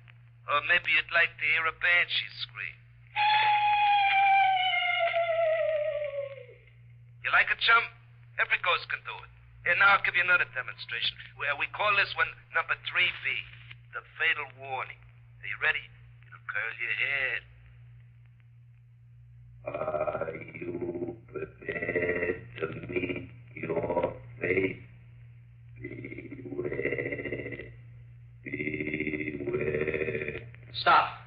Well, I ain't even begun yet. I got a whole bag of ghostly tricks to try out. Why, it's years since I had a chance to use a single one of them. Hey, what about some invisible footsteps, eh? Hey, you see, I can do that without even stirring from this chair. And then there's the hollow knock on the front door. I'll demonstrate that, too. There. And now the door creaks open. Now, listen.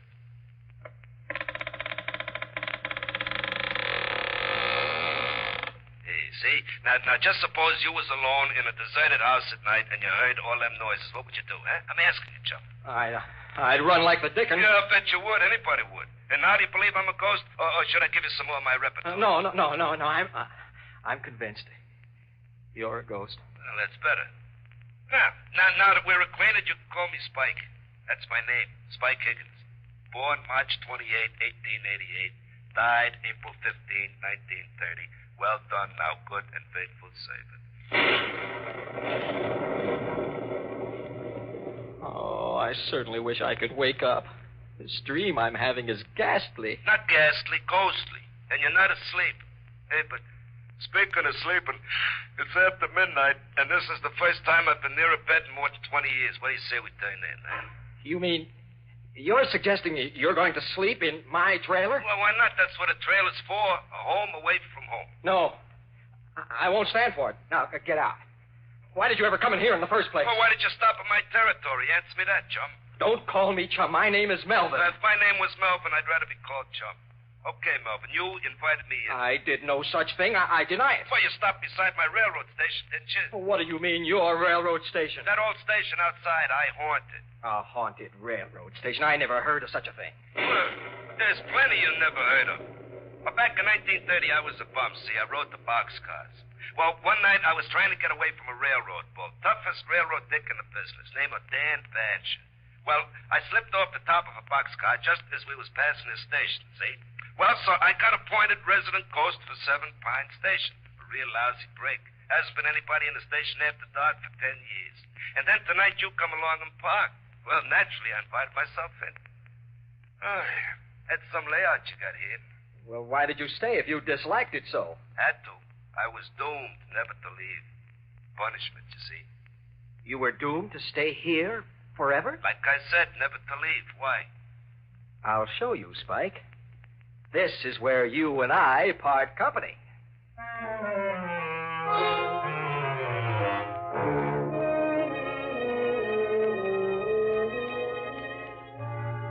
I know you think I was dreaming, but I wasn't. I was sitting there in my trailer talking to the ghost of a very disreputable-looking hobo. And I saw that I had to take drastic action. Spike had said he was doomed to stay there forever. But I wasn't. I hurried out of my trailer, climbed into my coupe, started the motor, and pulled away from there. I didn't stop until I'd gone 20 miles and left Spike Higgins' ghost safely behind me. Then I found a spot off the road, stopped, and went back to my trailer, completely bushed. Oh, boy, now for some sleep. Oh, I'm dead. Watch your language, Melvin. I'm dead, not you. Spike. Here I am, Melvin, in the other bunk. No, you can't be. You said you were doomed to stay forever back at the railroad station. Well, I said I was forbidden to leave. I didn't leave. You hauled me away in your trailer. So now the curse is broken. I can go any place I want. Then go. Any place. I don't care where, as long as it's someplace else. Oh, but I like it here, Melvin. Nice and cozy, good company, plenty of scenery. I tell you what I'll do. If looking at me bothers you, I'll merge. Then you won't be able to see me. Merge with what? Merge with the otherwhere. So long, chum. I mean, Melvin. So long. He was gone. Except for me, the trailer was empty. Then I knew it had just been a dream. I took a stiff drink of scotch and tumbled into my bunk. Next morning, the sun was shining. I thought about Louise and cheered up. I made myself a cup of coffee and started out happy as a lark again. I stayed happy almost all day. Then, as it was getting on towards evening, a cold, clammy draft chilled the back of my neck, and... Hello, Melvin. It's me, your old chum, Spike. You're not my old chum, and where are you? I can't see you. Well, give me time, Melvin, give me time. I've been merged with the otherwhere all night. I can't materialize again too fast or I'll strain my protoplasm. There, how's that? You transparent monstrosity. I thought you were just a dream. Oh, have I got to convince you all over again? Okay, I'll run through my repertory for you. The ghostly groan, the dying scream, the scream of the banshee, the hollow footsteps, the squeaking door. No, anything but that. I couldn't stand it again. Well, okay, then. Oh, but I left one out last night. The mournful howl of a dog. You know, in every ghost story, there's always a dog howling someplace. Well, that ain't a real dog. It's just a standard ghost sound effect. Yeah, like this, see? Oh, no. My nerves can't stand anymore. Melvin, chum, you're going to have to toughen up. You're going to be hearing a lot of them ghostly noises, and you just got to get used to them. What do you mean? Well, you and me are going to be seeing a lot of each other. I am now the resident ghost of this here trailer. Congratulations, Melvin. You own the first haunted trailer. Oh, don't be ridiculous. Nobody ever heard of a haunted trailer. Well, they're going to hear of this one. You'll be famous all over America. Oh, that's absurd. A haunted trailer.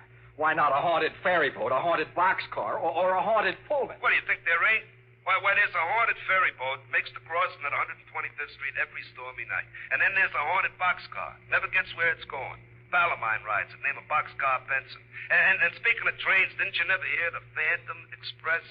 The Phantom Express? Yeah, it's an all-Pullman car job, and nobody rides it but hobos who've been given a reward, see? It only travels by twilight, and it goes 1,000 miles an hour. Always traveling, never stopping. That's heaven for us poor restless hobos. Indeed. Yeah, so what's so funny about a haunted trailer? Now, I ask you.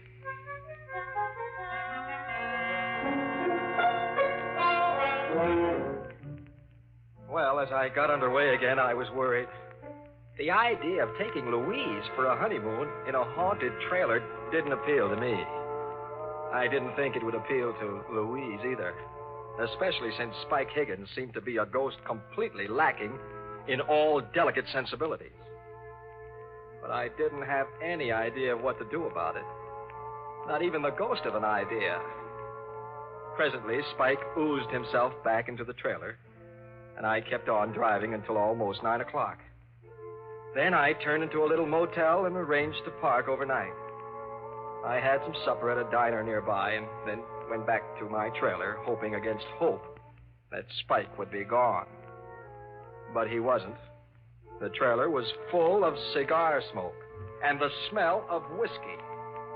There was Spike sprawled out on my bunk, inhaling the smoke of a cigar that burned in the ashtray, and from time to time leaning over to sniff at an open bottle of scotch. And to make it worse, another phantasmal character, long and thin and disreputable looking, occupied the other bunk.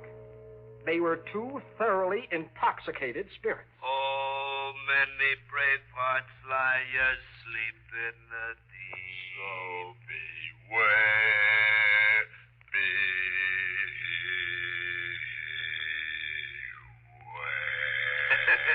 Spike, what is the meaning of this? Oh, hello, Melvin. Melvin, I want you to meet an old pal of mine, Nitro Nelson. Pleased to meet you, Melvin. I'd shake hands if I had any hands. Spike, I asked you a question. What is the meaning of this? Why, Melvin, we're just celebrating, that's all. I ain't seen Nitro for pretty near 25 years, so we're having a little fun. We're just a couple of high spirits. You get it? Huh? Very funny. Well, get this Nitro ghost out of here at once. This is my trailer, and I don't want him here. Yeah, sure, Melvin. It's your trailer, only I'm the resident ghost, see? I got full rights to extend hospitality to any other ghost, ghoul, phantasm, spirit, spook, boogeyman, werewolf, vampire, or poltergeist I want to. Look it up, the Spirit's Handbook, Section 7, Paragraph B. Besides, Melvin, there's a lot worse things than me that Spike could have invited. You know, some of them werewolves now. Brother. All right. Let's not talk about it. Just thinking of such things makes me nervous. But you'll have to stop singing. Suppose somebody heard you and came to investigate. Oh, well, okay. And anyway, it's time to turn on the radio. Turn on the radio? For what? But to hear it, stupid. Let's see. Yeah, this ought to be the right station. May I ask, merely out of morbid curiosity, what program a ghost would listen to? Well, you don't have to ask. You'll hear it.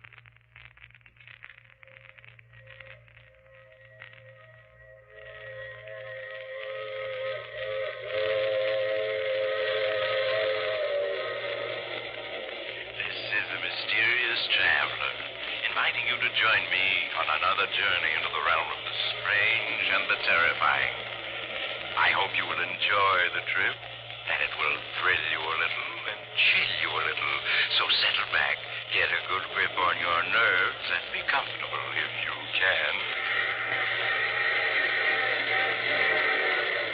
Mysterious traveler. Oh, that's a pimperoo of a program. Oh, no. Turn it off. What's the matter? You don't like the mysterious traveler? All us ghosts listen to him. Oh, I like it all right, but you don't expect me to listen to it with two ghosts right in the same room with me, do you? Sometimes he even scares us. Okay, we'll turn it off. Look, Spike. Yeah, Melvin. What'll you take to go away and leave me alone, both of you? Oh, Melvin, you don't understand. I've took up my abode in this here trailer. I'm your ghost now. Your family ghost. Where thou ghost, I will ghost. You get it? Then am I to understand you refuse to clear out? And the answer to that, Melvin, is absolutely. In that case, I'm going to rent a cabin for the night.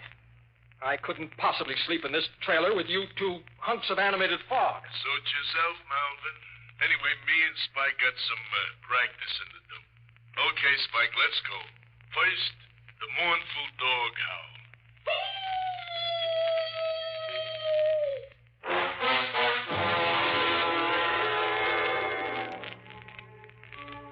That night, I slept in a rented cabin. The next morning, I drove on westward with my two phantom passengers and tried to pretend they weren't there. I almost got used to them. I suppose a man can get used to anything, even to having a permanent cold chill running down his backbone. When we passed through Denver, Nitro Nelson dropped off, saying he wanted to haunt up some old pals of his, leaving me with Spike Higgins. Well, Melvin, it's just you and me together now, just the two of us. Until you get married, that is, then there'll be the three of us. I don't think Louise is going to like that. Oh, sure she will. Anyway, I'm sticking around. I hate to think what Louise will say when I tell her about it. Hey, where are we going on our honeymoon? The three of us, I mean. I figured on driving up to Oregon to see the mountains. Oh, that's good. Just as long as we get away from California. What have you got against California? Oh, just that Dan Basher lives there now. Dan Basher? Yeah, you remember that tough railroad dicker was chasing me when I fell off that freight? Oh, he's the toughest bull in the business. Hey, you're not afraid of him now, are you? No, of course not. Oh, only the grapevine says he's kind of sick, see, and he might be entering the spirit world any time now. I wouldn't want to run into him again if he did. He's got a grudge against me. Hey, you know, I just thought of something. What? Well, right at first, Louise probably won't be able to see me or to hear me, see? On account of a family ghost is only visible to the household. You get me? Yes, but I don't understand Well, as soon as you're married, she'll be part of the household, and then she can see me. Until then, no. Oh, wake me up as soon as it gets dark, huh, chum?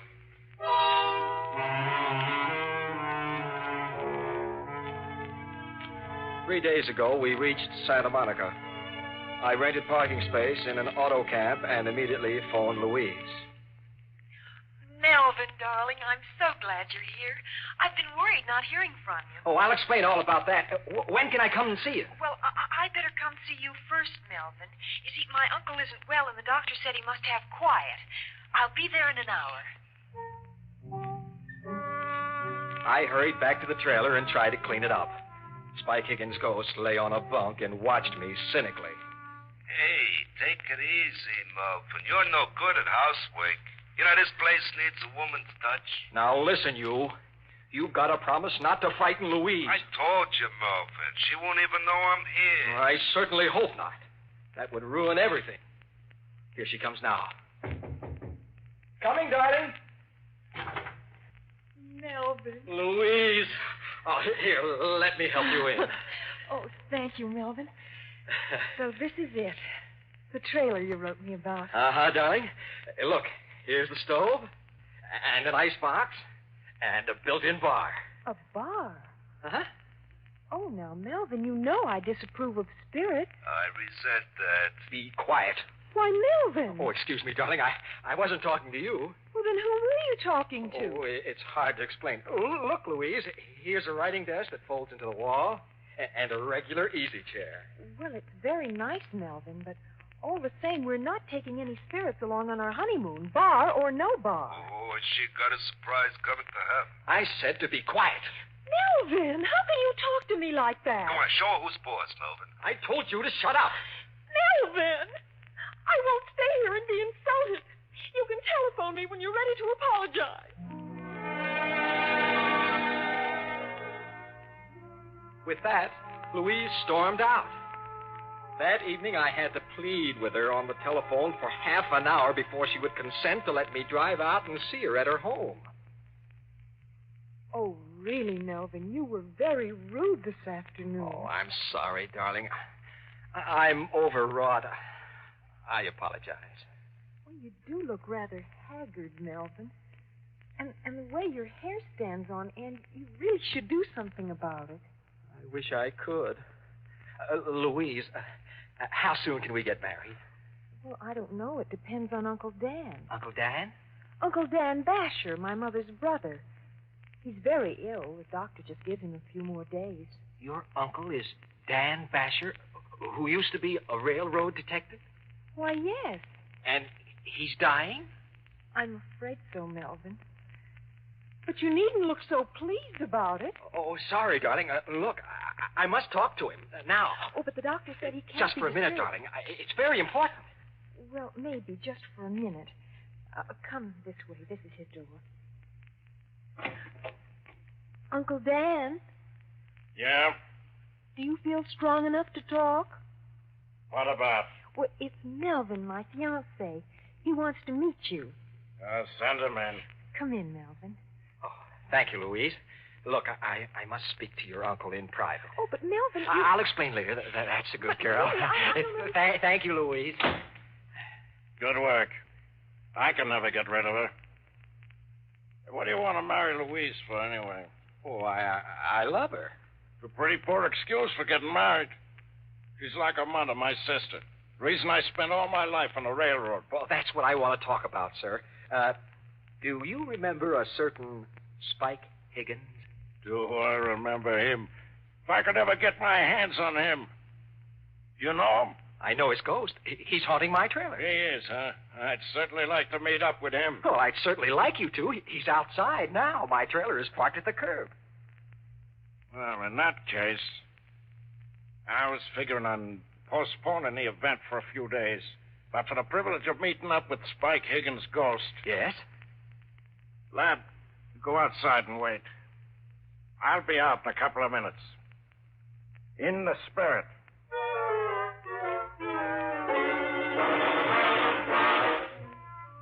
I made some excuse to Louise and hurried out to the trailer. Spike Higgins' ghost was lolling on my bunk. Oh, out so soon, Melvin? What's the matter? Oh, nothing, Spike. Nothing. You're up to something. What is it? Nothing, I tell you. Oh, relax, Spike. Relax. I got a funny feeling. Uh-oh, someone's coming. What do you mean, someone? Another spook. He's coming in here. Hello, Spike. Dan Basher. In the spirit, Spike. I've been waiting for this meeting for a long time. Oh, no, Melvin, you double-crossed. After him. Quick, Mr. Basher. Right you are, lad.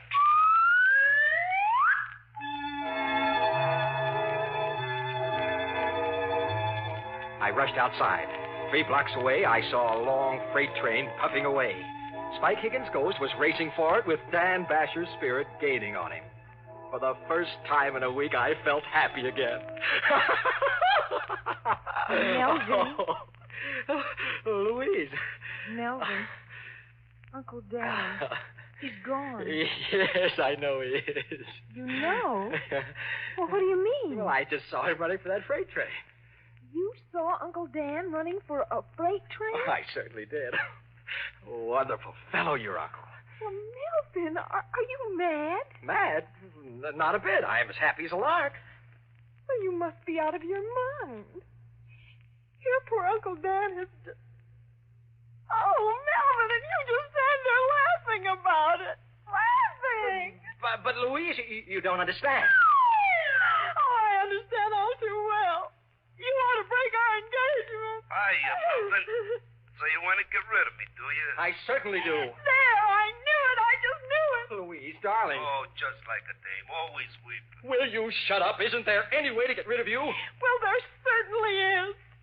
Goodbye, Melvin McGraw, forever. Louise. Oh, never mind, Melvin. You've always got me. Well, that's my story. I'm a desperate man. Louise sent me back my ring, and I'm stuck with Spike Higgins' ghost. I should have known he'd outsmart Dan Basher. He left Dan's spirit hunting the freight train for him and came straight back to me. Now I'll never get rid of him. I'm just a shadow of my former self. I can't get a job. Oh, look. Do any of the radio stations carrying my story need a good sound effects man for mystery programs? Oh, with me and Spike Higgins' ghost working together, we can guarantee authentic effects. Here, look, we'll give you a demonstration. Spike, let's have the creaking door. Now, the fatal warning. Are you prepared to meet your maker? Now, the dog howling in the cemetery.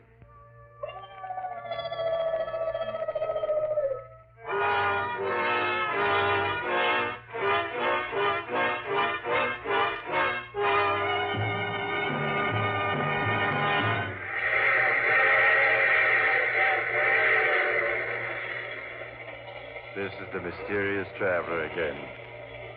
Dear me, what an odd story Melvin had to tell. Really, I don't know whether to take it seriously or not. A haunted trail. It would be just the thing for my summer vacation. I do know a haunted telephone booth where I make all my calls. Oh, but I'm just joking. There are no such things as ghosts. Are there, Spike? Oh, of course there ain't. Well, the whole idea is ridiculous. You see? Oh, you have to get off here? I'm sorry. But I'm sure we'll meet again. I take this same train every week at this same time.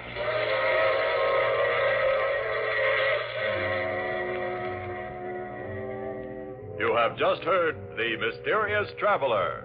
And now you can also enjoy other tense and dramatic stories of The Mysterious Traveler in the June issue of The Mysterious Traveler magazine.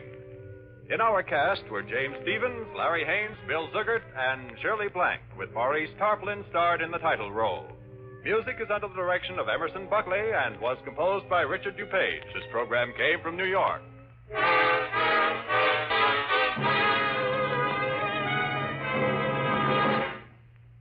The dramatized stories of crime and the events leading up to the capture of the perpetrator are the order of the day on True Detective Mysteries. These stories are based on actual police file cases and have an air of authenticity seldom captured by a crime program. So, for the best in mystery listening, make a date to tune in True Detective Mysteries every Sunday over most of these stations. This program was transcribed especially for presentation to the West Coast audience at this hour. Listen again next week at this same time for Mysterious Traveler. And stay tuned now for Let George Do It, heard over most of these same stations. This is the Mutual Don Lee Broadcasting System.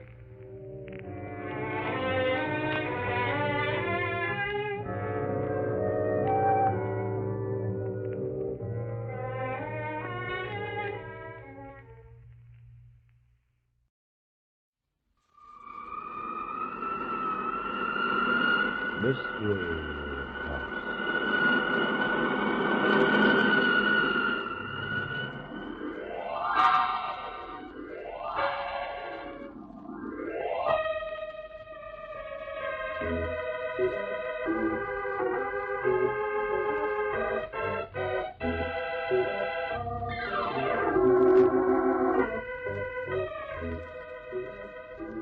Mystery House, that strange publishing firm owned by Dan and Barbara Glenn, where each new novel is acted out by the Mystery House staff before it is accepted for publication. Mystery House.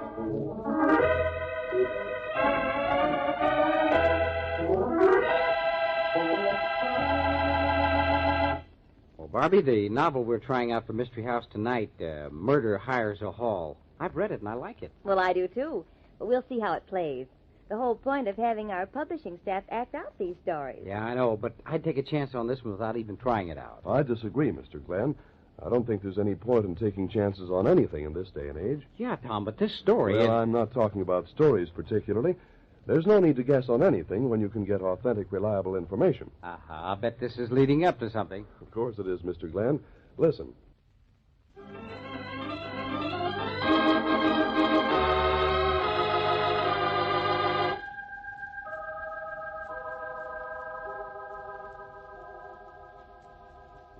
Okay, places, everybody. Murder hires a hall. Tonight's story takes place shortly after the close of the Second World War. It opens in the office of Robert Lawson, candidate for governor. Across the desk from Lawson sits Jasper Jade, known throughout the state as the boss. For the last time, Jade, the answer is no. N-O, no. Now, look, Lawson, I'm a reasonable man. I wouldn't be here talking to you if I weren't. You mean you wouldn't be here if you didn't think you could buy me off? Oh, now, look here, Lawson. That's not the way I like to hear young politicians talking In to the first place, Jade, I'm not a politician in the sense you and your gang use the term. I'm a... Yes, of course, Lawson. You're one of our honored war veterans. You did a great job in the war. There's every reason for you to expect to collect a reward now. Jade, I'm about to lose my temper. I'm a war veteran, yes, but I'm not running for governor to collect any reward. I'm sticking my neck out to clean up some very dirty politics. A mess which you alone are responsible for. Oh, come now, Lawson, look here. You don't like it when it's said out loud, do you? Well, I'm saying it out loud, and I'm going to keep on saying it as loud as possible before the greatest number of voters. I admire your courage, young man, but I'm beginning to doubt your sanity. Are you sure the War Department gave you a clean bill of health? Getting scared, Jade? Oh, don't make me laugh. How do you think I got where I am now? And where are you now? The boss. Boss Jade. Dictator of the most corrupt political machine in the state's history. You think I want my name linked with anyone with your reputation? Apparently, you want to be elected. Don't worry about that. I'll be elected. Ah, but not without my support, you won't. Your support? The only purpose that would serve would be to whitewash you in the eyes of people who believe in me. You're being very foolish, Lawson. I grant you I don't have an organization, Jade, but I do have the backing of thousands of people who would send you to prison if they knew as much about you as I do. Yeah? Careful, Lawson. Remember, I still control the courts. I know exactly what you control. And I give you my word right now, the first move I'll make as governor will be to clean out your mob, and you'll be number one to go to trial. Now, look, I'll make the offer once more. I'll endorse you publicly and ensure your election, if you play ball. Now, go ahead with your reform platform. We can make it look good. I need some new blood in my organization, and if you have the backing of people that I've never been able to reach, why, all right. We could make a good team, Lawson. You mean you think I'd make a good stooge? Well, of course, I'd have to make most of the decisions. After all, my organization... Your organization. Well, I wouldn't join your organization if it meant staying out of politics for the rest of my life. That's your last word. It's been my last word for the past half hour. Now, get out of here, Jade. Take your hand off my sleeve, young man. I'll leave here when I see fit. You forget, Jade, this is my office. Why, This is my office, Jade, and I'm telling you to leave it. Your office, is it? Well, I'll see that you never have another one. Maybe the voters will have something to say about that. Yeah? Well, perhaps we won't give the voters a chance to show their sentiments about you. Are you threatening me, Jade? I'm warning you.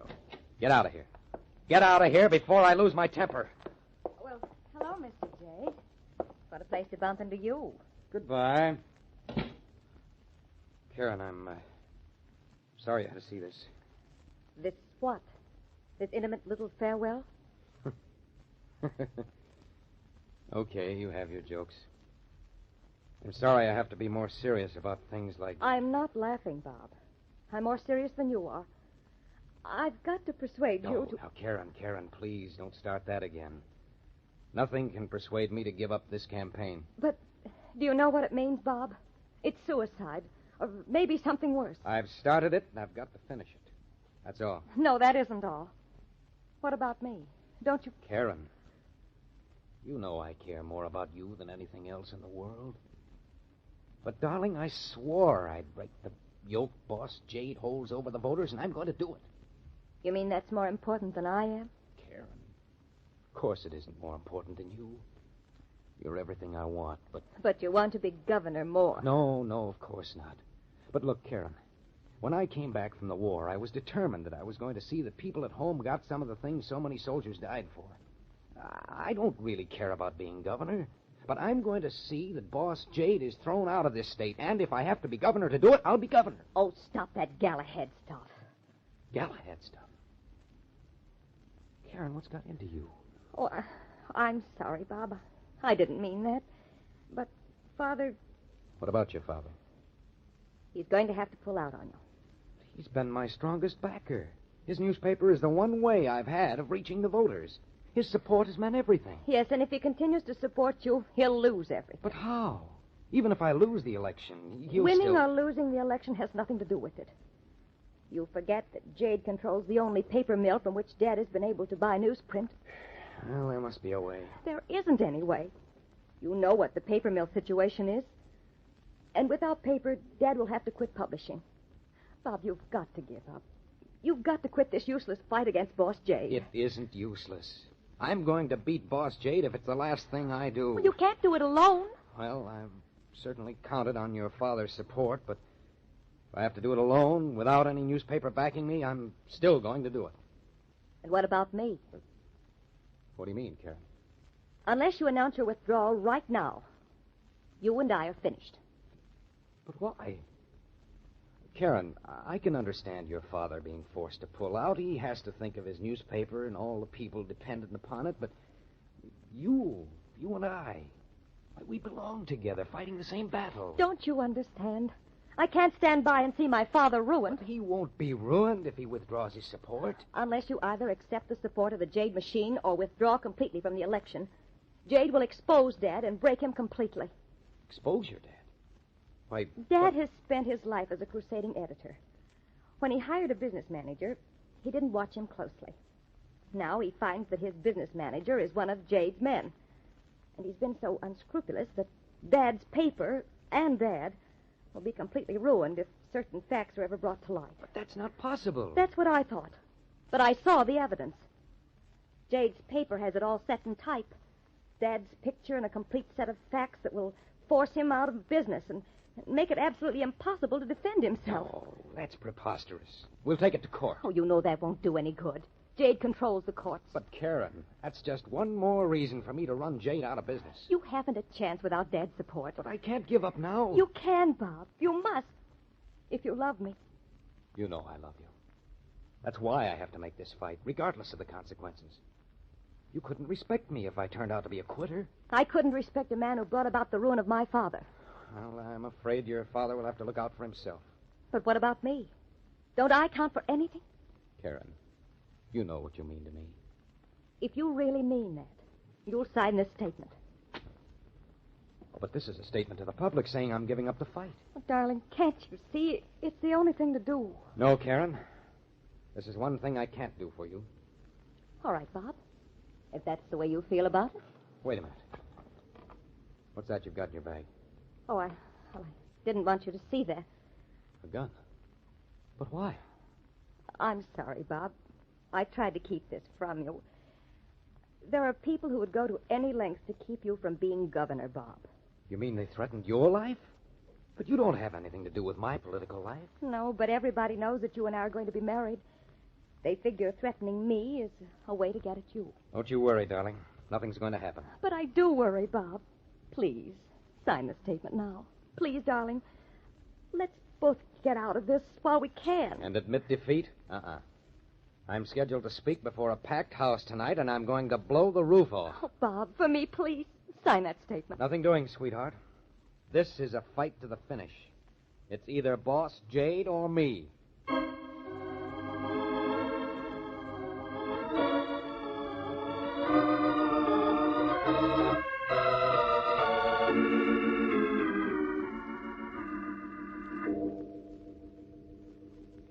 Mr. Chairman, ladies and gentlemen, we're here tonight to hear from our next governor, Robert Lawson.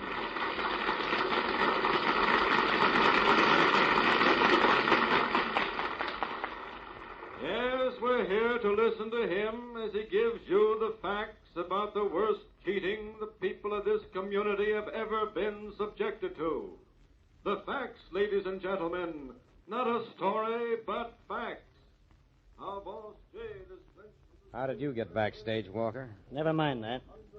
I hear you're going to shoot the works tonight. That's right. It'll make a great story for that newspaper of yours, if you print it, which you won't. That's right, Lawson. I work for Jade. I've been with this newspaper for years, and so far I've done a pretty good job of keeping the opposition in line. Oh, you admit you aren't bound by the great code of newspaper ethics, huh? Ethics? I'm too much of a realist. Enough of a realist to give you one more chance to call off this speech. Call it off? With 3,000 people out in front? With a statewide radio hookup? You can quote me as saying that I will definitely not call off this speech. I'll be on that stage in 3 minutes. Maybe. But let me fill you in on the situation first. The orders are that you are not to be permitted to finish your speech. It's too late now to stop me. Is it? You think you've got 3,000 friends out there? I've had rotten tomatoes thrown at me before. This time there won't be any tomatoes. That audience has been well sprinkled with ammunition, and I don't mean tomatoes. Jade wouldn't dare. The gun will be found in the hand of some dope who really believes you're trying to take away his bread and butter. Well, even Jade wouldn't frame an innocent man that way. Don't be so naive, Lawson. I know you've got enough evidence to throw the book at Jade. Only that book is going to hit a lot of people, including yours truly. Talking won't help you. Now, look, Lawson. In 5 seconds, you'll be walking out on that stage. But if you say one word of what you promised to say, it'll be the last word you've ever said. Thanks for the entertaining conversation. That's my cue. Bob, wait a minute. Stop.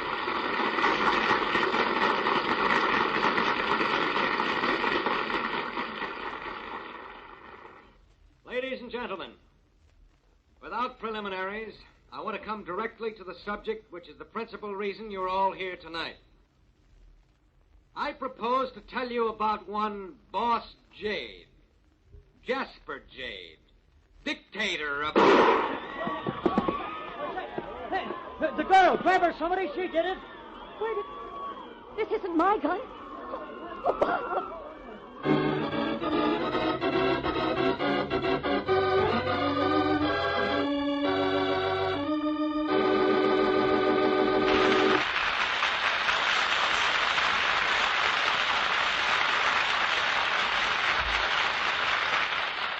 Somebody took a well-timed shot, just in time to stop Robert Lawson from saying too much about his political enemy, Boss Jade.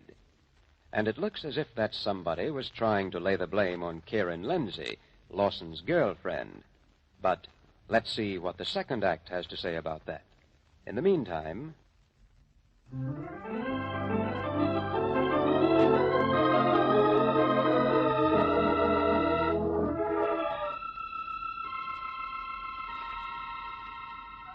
is backstage in the auditorium where Robert Lawson began the political speech, which was interrupted by a bullet.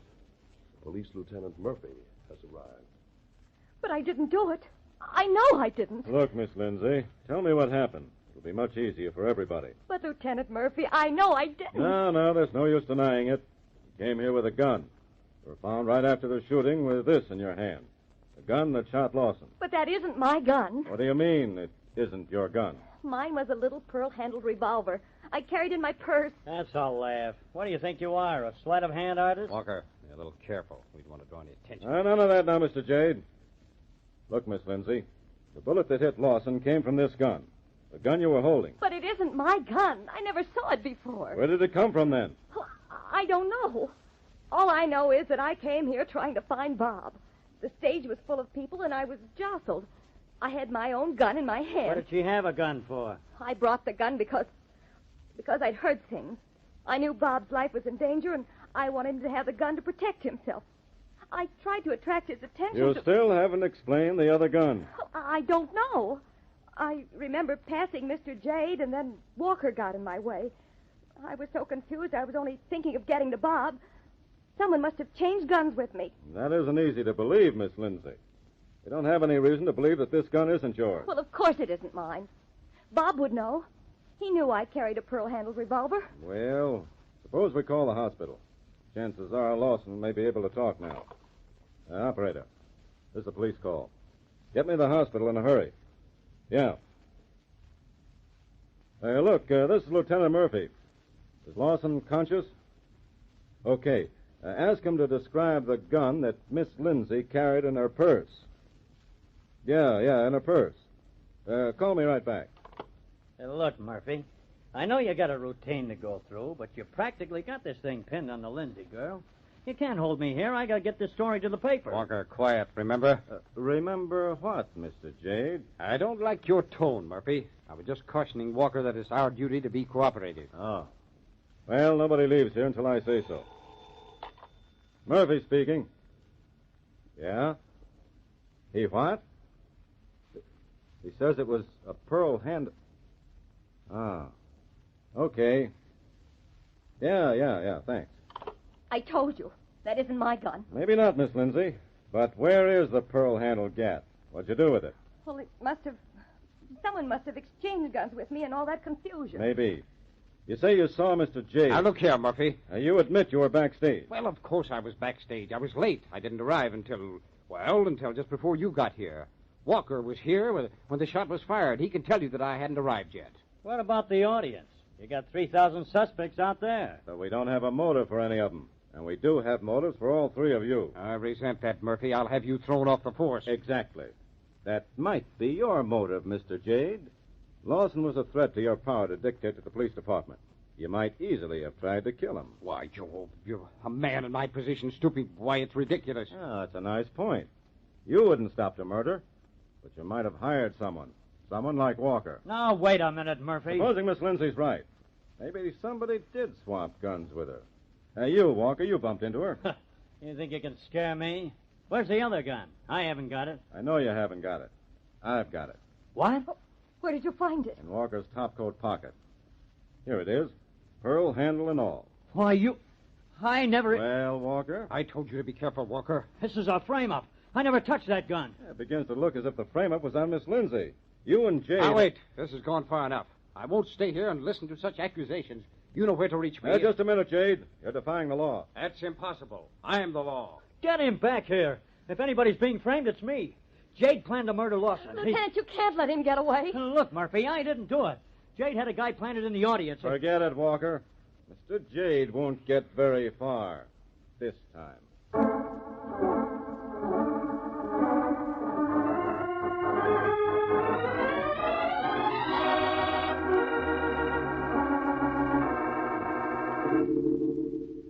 Well, Lawson, about time you opened your eyes. Jade, who let you in here? Isn't this... Yes, this is the hospital, all right. Get out of here, Jade. I'll deal with you later. Oh, Lawson, don't get excited. I know this is a little abrupt, but it struck me that you might be in a better mood as a result of this fracas. Here, take a look at this. What is it? Go ahead, take a look at it. You recognize it. It's a statement of withdrawal. The fact that you've been, wounded gives you a fine excuse for eliminating yourself from the election. Very interesting. Go ahead. Sign it. That bullet hole in your shoulder, you can give up the campaign gracefully. Even your most rabid supporters don't expect you to go on getting shot. Aren't you forgetting something? Well, what? Don't you usually take care of people under these circumstances? What are you getting at? Little gift. Settlement. Oh, yes, the settlement. What?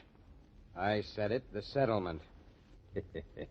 Well, Lawson, I see that you're a practical politician after all. I did you an injustice.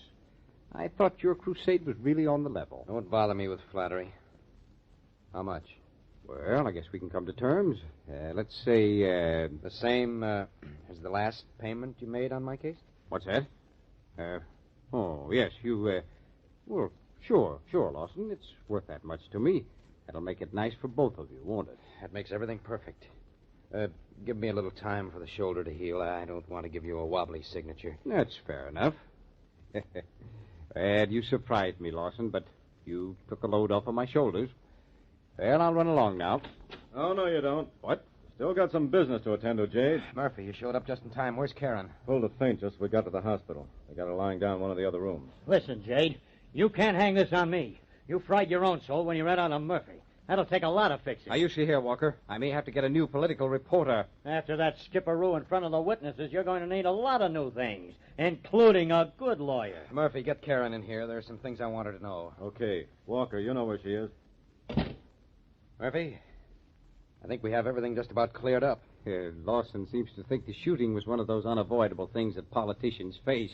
It might be silly to prefer charges. Lawson? I didn't say that, Jade. What's that? What have you got up your sleeve, Mr. Lawson? Here she is. Oh, Bob. Skip it, Karen. What's the matter, Bob? Not a thing, Karen. Nothing that your friend Jade can't explain. What do you mean? Jade has just admitted the whole story. What? You mean he told you about giving Now, me... you look here, Lawson. You can't prove a thing. Hey, somebody around here better start letting me in on this. What are you talking about, Mr. Lawson? I might have told most of this on the radio tonight, but the real clincher was the admission that Jade just made to me before you came in. Lawson, one more word Sit from down, you. Jade. Don't forget I got you covered. Jade has been trying to get me to withdraw from the election for a long time. But I didn't get really suspicious until the other day when Karen came in with a statement she wanted me to sign. An agreement to get out of the campaign. You mean she didn't want to be engaged to a future governor? She told me a wild story about the pressure Jade was putting on her father's newspaper. And I might have believed her if I hadn't noticed that the statement had been drawn up by Smith and Reynolds. The law firm for the... That's right, the dummy law firm set up for Jade and used by nobody but Jade. Then I began checking. You mean you found out about what was happening while you were overseas? Well, I did find out that Karen had seen a lot of Jade while I was in service, but the important thing I found was a canceled check, signed by Jade and made out to Karen. A check for $50,000. The rest was a matter of talking to Jade, and he all but admitted tonight that he had paid Karen to keep me out of the race for governor. I should have known you'd find out.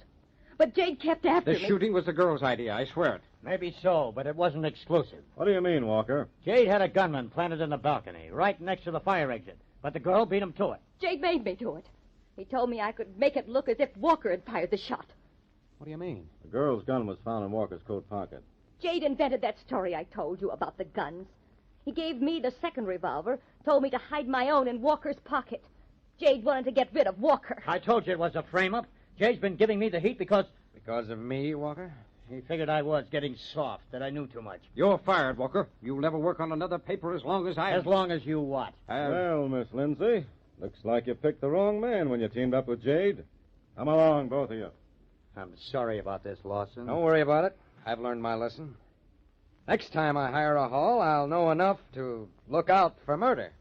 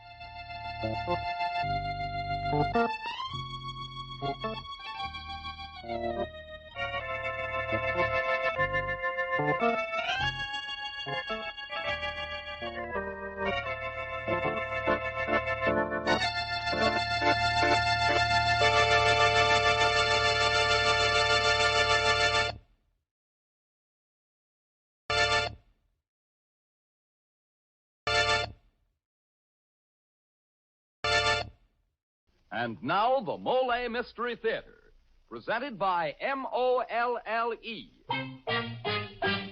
MOLLE, the heavier brushless shaving cream for tender skin.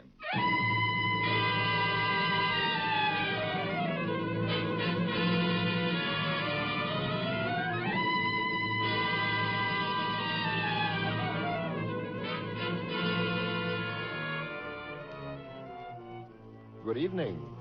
This is Jeffrey Barnes, welcoming you to the program that presents the best in mystery and detective fiction. More than a year ago, we presented on this program a hard-hitting detective story entitled Murder in the City Hall. I received many letters from you fans telling me how pleased you were with that story. And I wasn't surprised, for that story was based on a novelette entitled Spanish Blood, written by one of the greatest of the modern mystery writers, Raymond Chandler, author of The Big Sleep and of the recent hit motion picture, Murder, My Sweet. Well, tonight we're going to repeat that fine story. So here it is, Raymond Chandler's Murder in the City Hall. Well, say, Mr. Barnes, before we get started, let's turn the clock back to 8 o'clock this morning. You know, 8 o'clock, the time of morning that lots of men hate because they have to shave. That is, except the men who shave with MOLLE, the heavier brushless shaving cream. Yes, sir, with MOLLE, it's smooth. So smooth. It's slick. So slick. It's a smooth, slick shave you get with MOLLE. MOLLE, the heavier brushless cream for tender skins. That's right. MOLLE is the shaving cream that's heavier, the cream that's made for a wiry, hard-to-cut beard or tender skin. Because MOLLE is heavier, it not only softens your whiskers, it stands them up straighter and lets your razor clip them off close and clean. So you shave faster, closer, easier, and you shave painlessly with MOLLE, the heavier brushless cream for tender skins. MOLLE. And now for tonight's MOLLE mystery, Murder in the City Hall.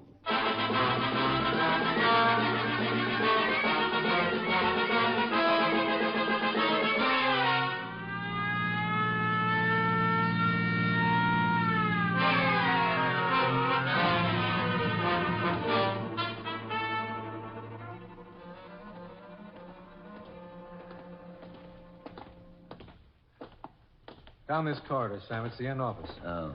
Can you beat it, Sam? Bumping off Donegan Marr. Boy, will this make trouble down at City Hall. Right, Pete. 2 months till election, and one of the candidates for judge is dead as a doornail.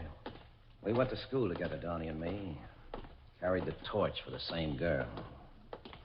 He won. He always did. He's a great guy. Here, Sam, we turn down this way. Yeah. Yeah, Donnie Moore was a great guy till he got into politics. Then he changed. Got mixed up with the mud.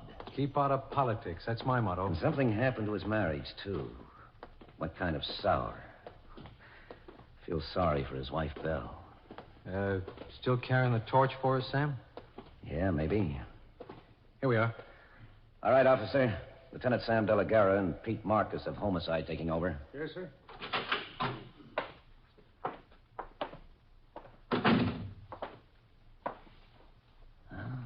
Here's the body. Slumped over in his chair with 2 bullet holes in his chest. Anybody hear the shot, Pete? No. Oh, the office is probably soundproof. Who reported the killing? His secretary. She went to lunch an hour early today, and when she came back, she found this and phoned the police and Mar's wife. Where's she now? The secretary? They sent her home. She was getting hysterical. Hey, look, Pete, here's a gun in his hand. Only it hasn't been used. Probably his own. Don't see any empty shells anyplace, Sam. Whoever did it must have been smart enough to pick up the shells. Here's his appointment pad. Somebody named Imlay was due here at 12:15. It's 1:30 now. Who's Imlay? Wait a minute, sure. There's an assistant DA named Imlay on Big Boss Master's ticket running for judge against Marr. Sam, you don't think... I don't know what to think yet. Hey, take a look at this writing on the pad. Pretty shaky, isn't it? Yeah, very shaky, just as...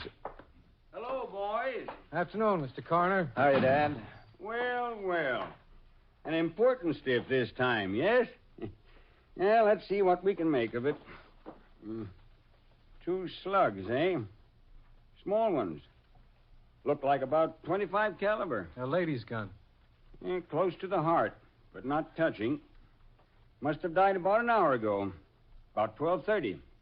Maybe a minute or 2 after he was shot. You don't have to be so cheerful about it. Pete, here they are. What's Sam? Missing shells. The murderer hid them in the humidor there under some cigar butts. Let's see him. Yep, just as I thought. 25 caliber shells from a small gun. Like maybe a woman would use. I got it. Hello? Oh, yes, Commissioner. This is Lieutenant Pete Marcus. Yeah. No, nobody's been here but the coroner.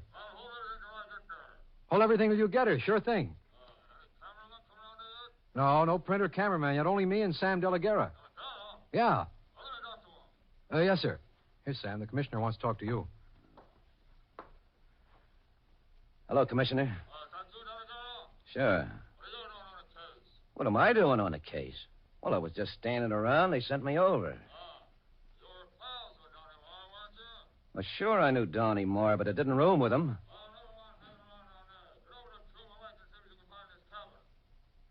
Okay, Commissioner, you're the boss. Right away. Oh. Pete, you've got to take care of things till the Commissioner gets here. Me? What about you? He's ordered me to take a run up to Mar's cabin at Puma Lake. Don't tell anybody, only I'm calling on Donnie's wife first. Well, what's the idea of sending you off like this? My guess is that he doesn't want me working on this case.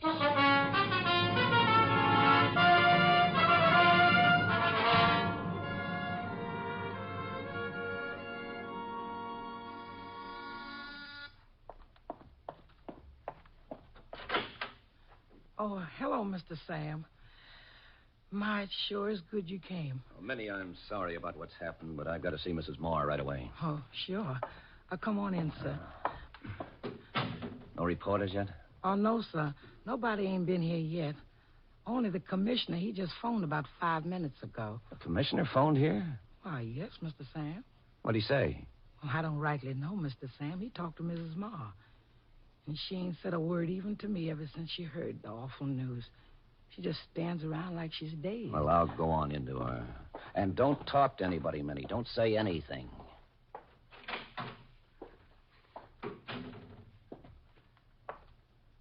Hello, Belle. Oh, Sam.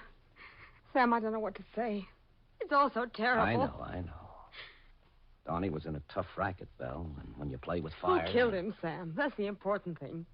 Have you any idea? Well, there might be one suspect. A man or woman? A man. Somebody connected with the Masters gang Donnie was running against. Oh, what's this rotten city government coming to? Belle, are you really so sorry Donnie's killed? Why do you ask that? I want to know.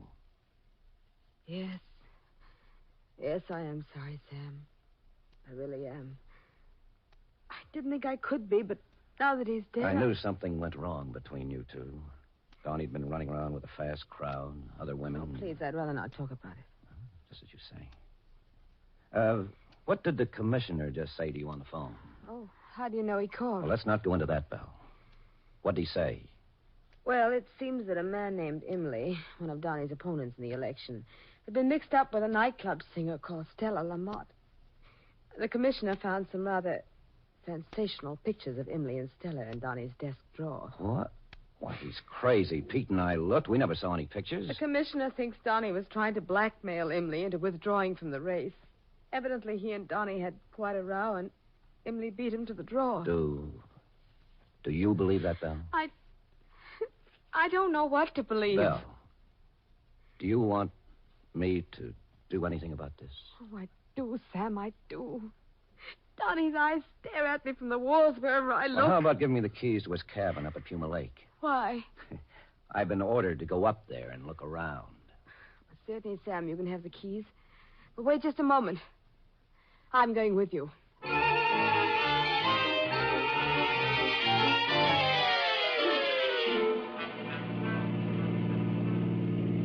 You know what I think, Belle? They're sending me up to Puma Lake to get me out of the way down there. Who's they? Oh, the commissioner, and behind him, Boss Masters. Sam, do you think Big Boss Masters might have had Donnie killed? No, Belle, that doesn't add up. Why not? Because Masters would never have allowed Imlay to become involved in such a thing. Imlay was running on Masters' ticket. Well, then you don't think Imlay's the murderer. I don't know. Oh, it might be just what the commissioner says it is. A quarrel over those pictures of Imlay and Stella Lamott. After all, Donnie might have threatened to blackmail Imlay. Oh, Donnie's done a lot of things lately I haven't been proud of. Well, here we are at the cabin. See, a lonely little place. When was Donnie up here last? Oh, I don't know. He was always coming up here for conferences. At least he said he was coming here. Well, I'll nose around a bit, see what I can find. I'll come along with you, Sam. No, Belle, no. You wait here in the car. You can turn on the radio if you like. I'll be right back. Take it easy, kid. Calm down. I'll be all right.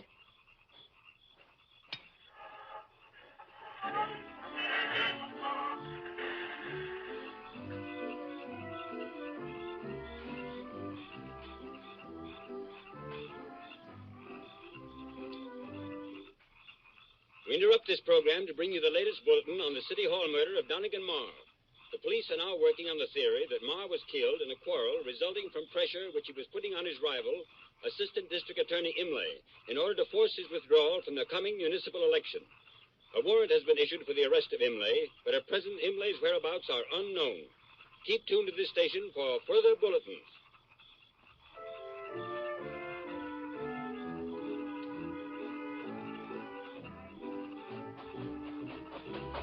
Come on, Bill. We're getting back to town.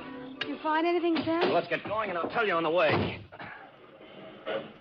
You did find something. You can tell by the expression on your face. Yes, Belle. Something I wasn't supposed to find. What? A dead man. A bullet through his temple. Sam, who is it? Imlay. Imlay? Yeah, and he's been dead for hours, at least since last night. But Donnie was killed this morning. That means that... Imlay couldn't have killed Donnie, exactly. Then, who did? That's what I'm going to find out.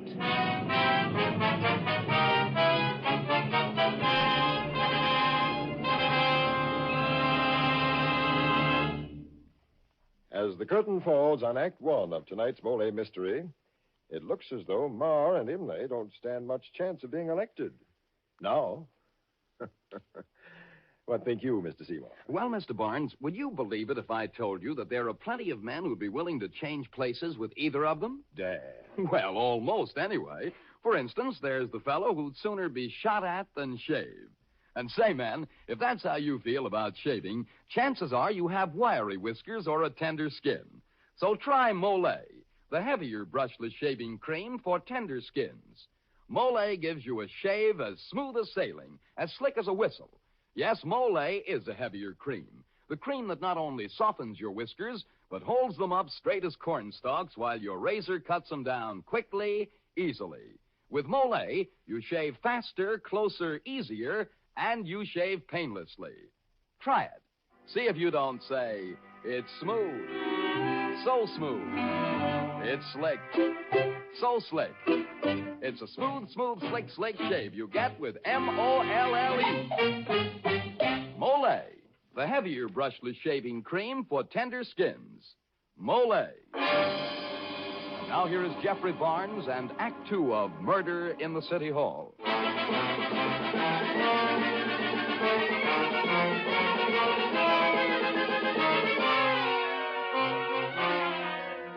Young Police Lieutenant Sam De La Guerra suspects that the city's political machine is behind the murder of his old friend Donegan Marr.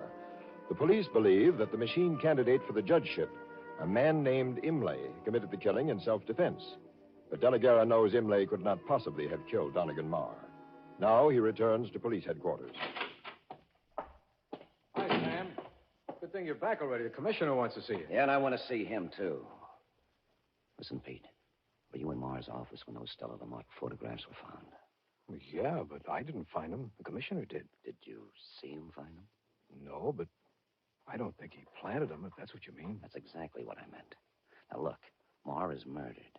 So the voters are going to think Big John Masters had him killed because he was giving the political machine a run for the money. You don't think that, do you, Sam? No, I don't. But even if the killing had no political meaning, Masters and his machine would have to clean this killing up fast, or else. And if they can pin the killing on Imlay, the case is a cinch. Then Masters gets all the votes. How do you figure that? Well, Masters and the commissioner pin the killing on Imlay. You get it? But they do it so it looks like Marr was blackmailing him. So Marr's a villain, and Imlay's practically a hero because he's shot in self-defense. Good Lord, Sam, you don't Well, that's think... the way they've doped it. Shh, Commissioner. There you are, De La Guerra. Evening, Commissioner. Come on to my office here. I want to talk to you. Find anything up at Puma Lake? I wasn't supposed to, was I? This is no time to be making cracks. You're on the carpet. Well, what's up? You didn't do a very good job up at Marr's office this morning. You said you went over it, and yet you failed to find the photographs Marr had in his desk. So you walk in and find them immediately. That'll be enough, De La Guerra. Then when I order you up to Puma Lake, you stop by and pick up Marr's widow and take her along with you. Oh, word certainly gets around fast, doesn't it? What's wrong with my taking Mrs. Marr up there? Never mind. Trouble with you, De La Guerra, is that you're always too quick on the trigger, too fast on the pickup for your own good. Now, that doesn't fit in with what the department expects of you. I suppose you're trying to say that you Want my badge? That's right. Okay. Here it is. You're being suspended for a hearing, De La Guerra. I'm to lay off the Marr case. That's it, isn't it? There isn't any Marr case. Imlay's admitted the shooting through his attorney. Claims self-defense. He'll surrender in the morning. Oh, Imlay admits the murder, huh? Yes. My advice to you is to relax a bit. Stop trying to blame everything on the political machine in the city. Pay a little more attention to being a good cop. That's the trouble, Commissioner. As a good cop, I can add up a few things I know about this case, and they don't make sense. But I can promise you one thing. The killer of Donegan Moore isn't going to get off unpunished.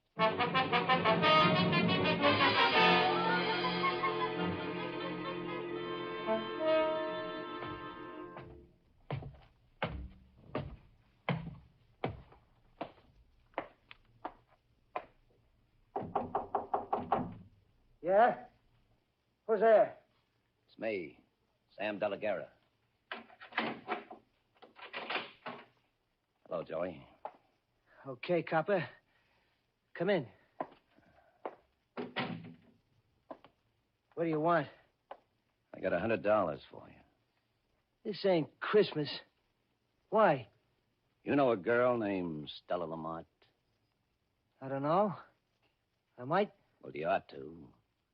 Stella Lamont's only her stage name. Her real name's Stella Chill. She's your sister. So what? What about her and assistant DA named Imlay? Nothing. You better talk fast, Joey. You're going to be sorry. Stella's accused of the killing of Donnie Marr. She never even knew Ma. But she did know Imlay. Well, what's wrong with that? She was planning for a shakedown. Yeah? Tell me more.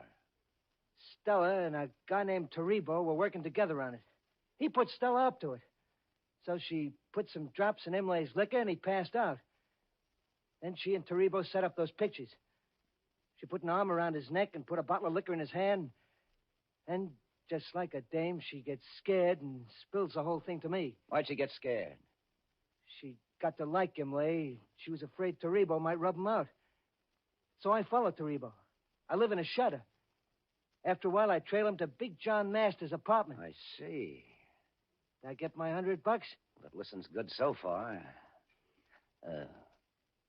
What do you make of it, Joey? Only that Stella didn't kill Ma. Imlay must have done it. Where can I find Stella? I think maybe she's left town.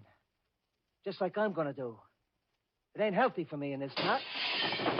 Get your hands up over your head, both of you. Don't look this way, copper. Keep your back turned. No, I...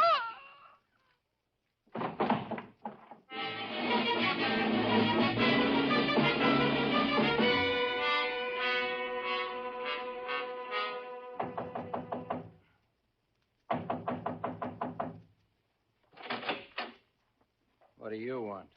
I don't know you. That's why I'm here, Taribo. I want to get acquainted with you. Shall I come in? Why not? You're halfway in already. Yeah. Well, a nice little place you got here, Taribo. Must be in the money. Did you come here just to admire my apartment? No, but I might as well, as long as I'm here. Who are you, anyway? Take a look at my back. Ever see it before from a broken window? What's the matter? You nuts? You been out of here in the last half hour? Who cares? You been doing any shooting, Taribo, with a stool pigeon named Joey Chill? No. Joey. Don't tell me Joey's been killed. All right, little girl. Who are you? Shut up, Stella, and get back in the other room.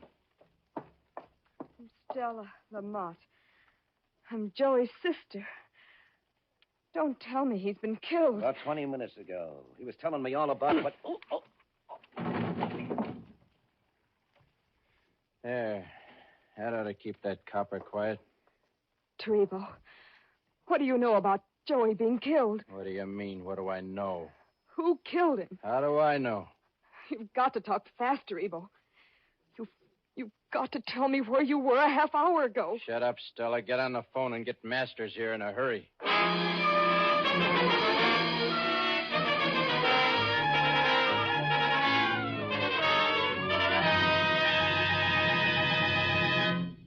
This is Jeffrey Barnes again. In just a moment, we'll return you to Act 3 of Murder in the City Hall.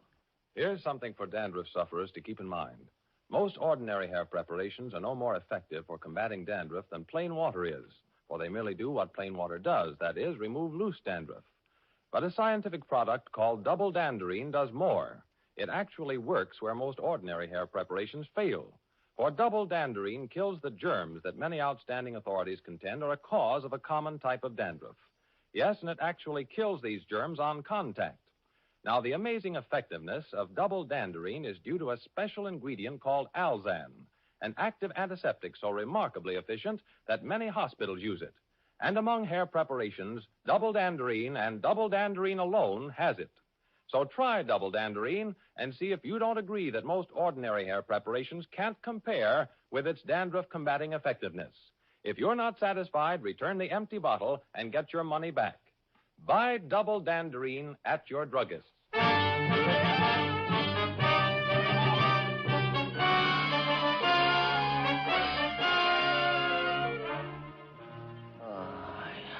Look, Mr. Masters, he's coming too. All right, Stella, all right.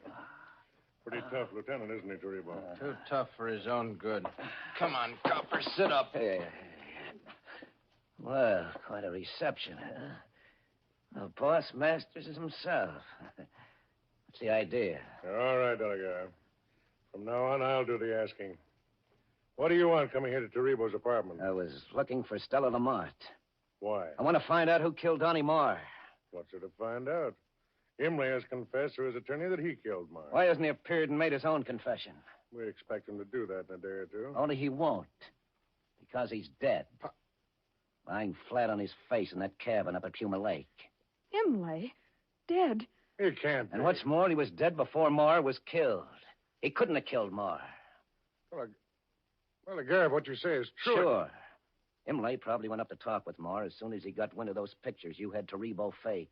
Why wouldn't he? When he went to see Marr last night and not this morning. They must have got into a fight and Imlay got killed. You mean Marr killed Imlay? Who else could have done it up there? And who killed Marr? Yeah, who killed Marr? How about it, Masters? Oh, why should I have Marr murdered? You must have had those pictures of Stella here planted in Marr's desk. All right, Delegate. We did plant those pictures. We had to do that. Only now... Now it won't work because Imlay's dead. Delegate, I'll pay you $5,000 if you can find me the murderer of Imlay. How much do you know about the case? Several things. First, Marr evidently got a fake phone call from someone making an appointment for Imlay at 12:15 today. Okay. Now, that must have scared Marr if he knew he'd killed Imlay the night before. So what did he do under the circumstances? Why, stall, of course. Send his office girl off to lunch, put his gun where he could reach it in a hurry. Be all set for trouble. And when his 12:15 visitor arrived, he got his gun out, but he didn't use it. So what? I'm not sure yet. But Marr was no slouch with a gun, and he was on edge. He was all set. Why didn't he shoot? Why? Because it was a woman who called on him? A woman? You mean Stella here, because she loved Imlay, even though she started to frame him. Why, you dirty... No, I didn't kill Marr. Come on, Stella. Talk. You must have known that Marr was going to blackmail your boyfriend. Sure, Stella. For you lousy... Look out! This is for you, Toribio. You killed Joey. Oh, why, you little... No, Toribio.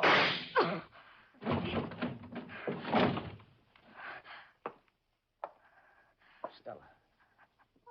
I got him, didn't I? Yes, Stella. And I don't mind kicking off myself. Only... Yes, Stella. You've got to believe me when I say I didn't kill Marr. Somebody else did that job.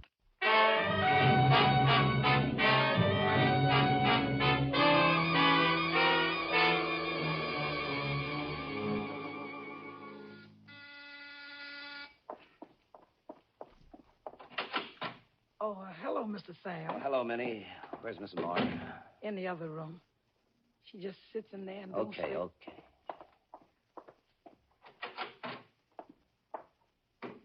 Oh, Sam, I've been waiting and waiting.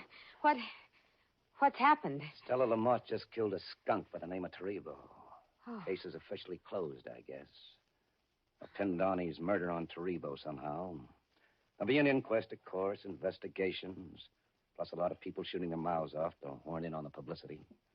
And the papers will play it up big for a while. But as far as the police are concerned, the case is tied up in a package. Oh, Sam, I'm so glad it's all over. Yes. Only I'm pretty sure now a woman really killed Donnie. A woman? Yes, Belle. But they'll never know who. Oh, one of those women he'd been running around with. Maybe. What makes you think a woman killed him? Because he was shot with a small gun, such as a woman might use. Sam, that doesn't prove it was a woman. No, not exactly. But for a while, I was sure Stella Lamont might have killed him. But she didn't? No, I'm positive of that. Her dying words to me tonight were that she didn't kill Donnie. And you believed her. Oh, Sam, how could you take the word I had of to a- believe her, Belle. The caliber of her gun didn't match the shells I found in Donnie's office. And then on my way here, I began adding up all the clues. Then you know who killed Donnie. Donnie didn't die right away, Belle. The coroner said that. And Donnie had nerve. He tried to protect someone. Someone very close to him, Belle. And the writing on his appointment pad was pretty shaky. He must have written Imlay's name on the pad afterwards, when he was alone and dying.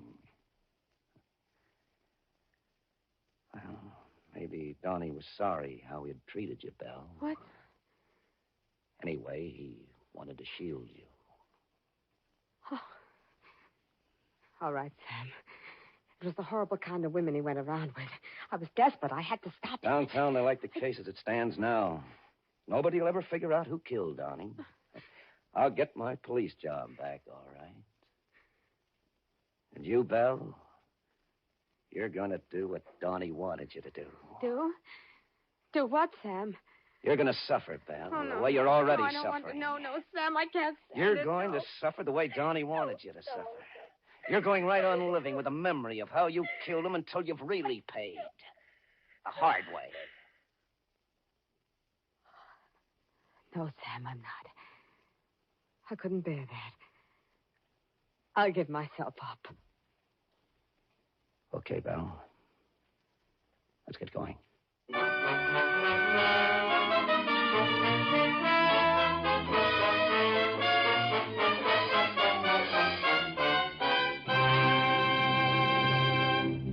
And now this is Jeffrey Barnes again, inviting you to be with us next week when we present the greatest modern mystery classic of them all, Emlyn Williams's famous play and motion picture Night Must Fall.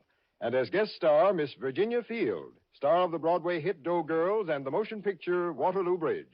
And now this is Dan Seymour saying goodnight until next Friday at this same time, when the Mystery Theater presents Night Must Fall.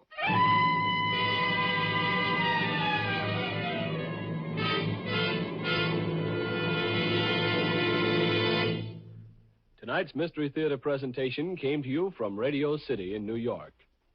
This is NBC, the national broadcasting company.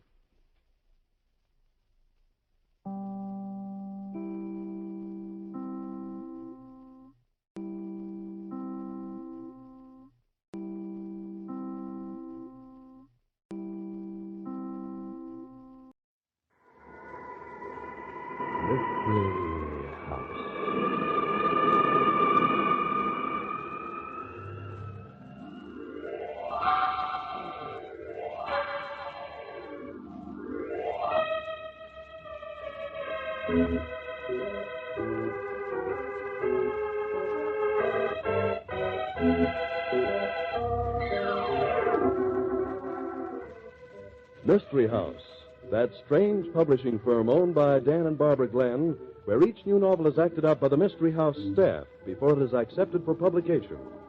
Mystery House.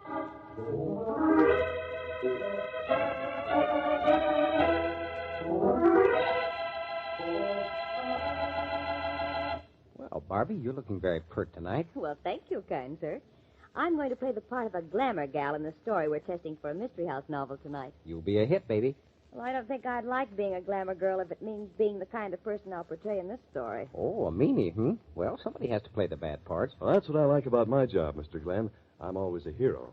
Why, Tom, you never play any of the parts in the stories. Not in the stories, maybe, Mrs. Glenn, but I always feel like a hero because of the good news I bring our listeners. For example, listen to this. Okay,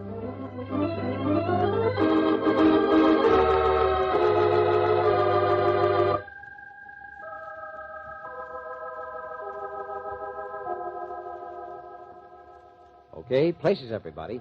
Set the scene for tonight's story, will you, Tom? Time to kill. Tonight's story opens in a swanky, nameless, exclusive little private club hidden away on the street level of a fashionable hotel building. Andy Archibald, seer, sage, poet, philosopher, and press agent, has just taken a table in the almost deserted room. That's a sweet little racket of yours, Mike, calling this restaurant a club. You're getting a little mixed up, Andy. I don't let the customers insult me. I insult them. Oh, yeah. It's a club, not a restaurant. And you've made it very smart to be insulted by Michael, haven't you?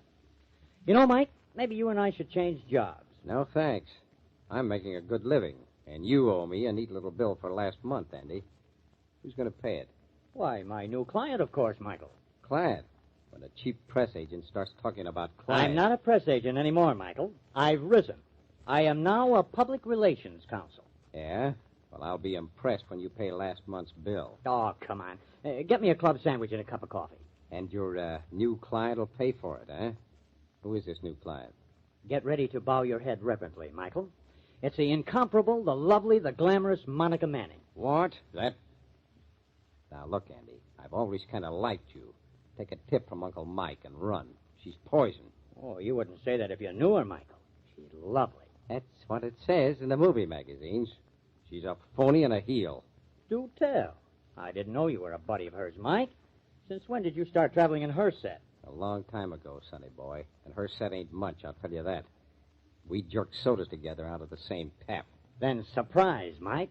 She's going to meet me here. What? Got no right to bring her here. Why not? I have a card for this club, haven't I? When's she coming? I'm not going to be here. You think she wouldn't remember you, Mike? Say, she's as democratic and friendly as anybody you'll find. Nothing high-hat about her at all. Say, it'll give you a thrill. Thrill my eye. She wouldn't come here if she knew I ran the joint. I would... Ah, Monica. Andy, darling, I hope I haven't kept you waiting. Will you... Oh. Yeah. Go ahead. Sit down. Michael, what are you doing here? What am I doing here? I'm making a living. And a fairly honest one, too. I suppose I've got to wait on you. Now, Michael, is that any way? Turn off the charm, baby. The only effect it has on me is to make me a little sick at the stomach. I've seen some of your pictures, and you're just as lousy on the screen as off, baby. Mike, you've no right to talk like that. No? How about it, baby? Have I got a right to talk like that? Hmm? Well, go ahead. Tell the man. Mike, you haven't cultivated any manners yet, have you? Just as much as peasant as ever. I bet you didn't learn much about peasants over in Europe with that count of yours, did you? Mike, Miss Manning isn't married. Ah, come on, Andy. Catch up with the score. I remember when it happened. Don't I, Monica? Really, Michael? Oh, don't give me that lofty dame stuff, baby. Count said he was going to make a lady out of you. Boy, what a job he was tackling. Mike, nobody knows about the Count. You'll have to keep quiet about it, understand? My career... A lot I care about your career or the Count.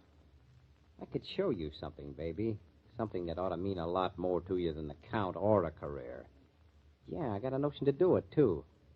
Excuse me while I go to the phone. Mike, no. What? Don't get upset, Monica. Upset? Why wouldn't I be upset? He'll make a scene. I'll make a scene that's a Jim Dandy, baby. Oh, cut it out, Mike. No, I'm enjoying myself, Andy. Stick around. Maybe there'll be some laughs. Monica, we've got to get out of here. Come on. No, I can't leave, Andy. I'm supposed to meet my husband here. The Count? Oh, the Count? That ought to be fun. I'd like to see that. Maybe I can give the Count a few tips, baby. You wouldn't dare. Oh, wouldn't I? Andy, you wait here for the Count. Bring him to the hotel dining room. Afraid, baby? I don't choose to allow you to humiliate me. The hotel dining room, Andy. Right. Yeah, I should have let her have it. I should have... What's gotten into you, Mike? You acted like a crazy man. She's poison. Pure poison all the way. Who would ever have guessed you'd know a woman like Monica Manning well enough to talk to her that way? You really hate her, don't you? Well, I couldn't bother hating anybody else, Andy, because maybe I wouldn't have enough hate left to concentrate on that dame. What's it all about? Nothing you'd want to use as a press agent. That's for sure. Well, you still want that sandwich and cup of coffee? I'll go back to the kitchen and get it for you if you do. No, just the coffee, I guess. I'll drink it while I'm waiting for the Count. Okay. I'd kind of like to see that Count myself. Oh, Count. Oh, oui. I thought Monica was to be here waiting for me. There's been a little change in plans, Count. Sit down. Changing plans. See here, No, no. Don't get excited, Count. There's nothing wrong. It's just that Monica had to change the meeting place. Here's your coffee, Andy. Oh, now don't tell me that this is a Count. What? Oh, now, Mike, listen. Well, I had always thought royalty was supposed to be kind of glamorous. He's just funny. And Count, your babe stood you up. Babe, see here, my man. You'll use respect in addressing me. You want to bet? You're just one of the boys here. I don't suppose I ought to take time to drink this. Monica will be waiting for us, Count. What time is it? 7 o'clock, right on the nose. Then I'm supposed to take my pills. Wait, please. Get me a drink of water. You. You can wash him down with Andy's coffee. You. All right. What kind of pills are they, Count? For hay fever. Monica gave them to me. The pollen in the air around here is simply devastating, and Monica says these have helped her. Well, I'd be afraid of anything that dame gave me. But go ahead. What? You are very impertinent. Oh, never mind him, Count. Come on, take the pills and let's get going. Here's the coffee. Thank you. But where is my wife? Shh, not so loud, Count. For movie contract, remember? No husband. Oh, stupid. Now, let's see. 2 pills. Yeah, oui. Yeah. Autre ça. Now, let's find Monica. What's the hurry, Count? Stick around. I might even tell you some things about Monica way back when her name was Molly. I'm sure I shouldn't be interested. And I find your coffee as distasteful as your conversation. Come, let us... What's wrong, Count? What's the matter? I can't see. Everything is black, dizzy. Walls, no. Mike, what? He's fainted. Yeah. Just a second. Fainted my eye. What? When there's no breath and no heartbeat, it ain't a faint, Andy. It's death.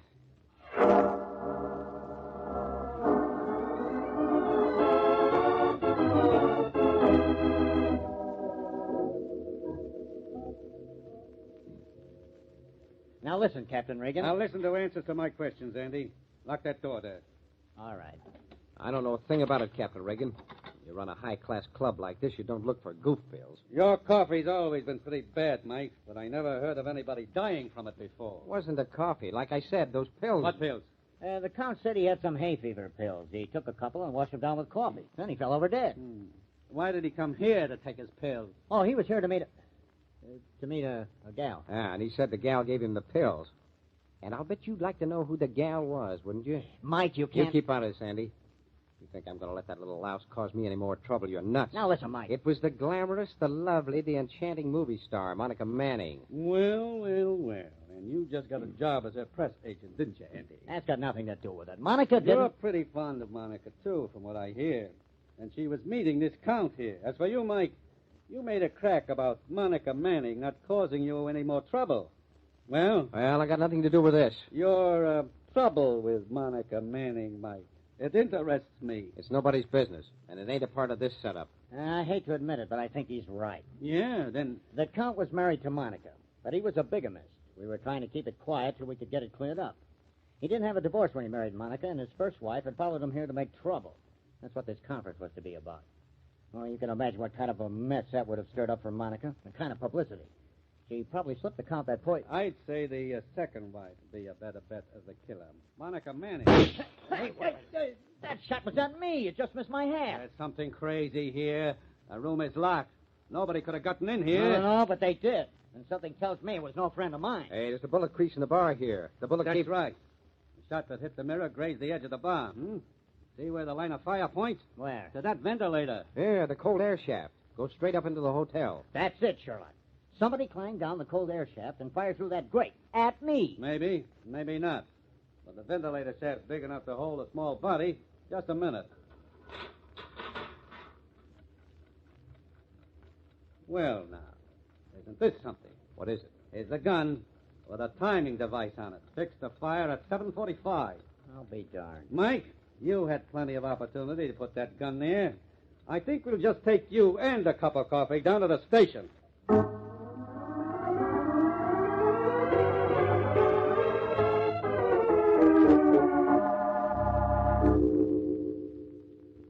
You get in my hair, Andy. What now? I've got something that'll get Mike out of trouble, Regan. Oh, you found out there was no poison in the coffee, huh? The coroner's office just called me. Yeah, and the pills. There was nothing wrong with them either.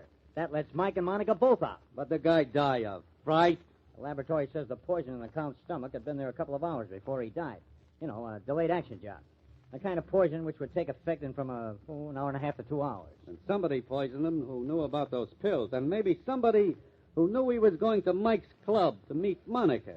Somebody who wanted to make it look as if Monica or Mike killed him. Yeah, but I don't get the gun in the ventilator. You know what I think? I think the Count had somebody plant that there. But why? His first wife had found out he'd married Monica, and the Count had to get rid of her. The gun was aimed at the third bar stool. You happened to be sitting on the fourth one when we were talking, leaning over. The Count maybe planned to maneuver Monica onto the third stool and let the gun take care of her. Oh, it sounds fishy. Hello? Who are you? You sent for me. I am Linda Veroni. Oh, yes, Countess. Won't you be seated? Thank you. I do not feel so strong. My husband, the Count. Yes. I'm sorry. But he had another wife, too. How did you feel about that? He did not tell me. I come to this country because I do not hear from him. Also, I hear stories in Europe. Unpleasant stories. I arrive here and find they are true. I'm beside myself. Then the Count dead in that awful little club. I don't know. Please. Hey, what's the matter with her? I'm sick. Countess, what's the matter? What? She's out, cold. Get an ambulance, Regan. We've got to get her to a hospital before it's too late. Yeah, it isn't too late already.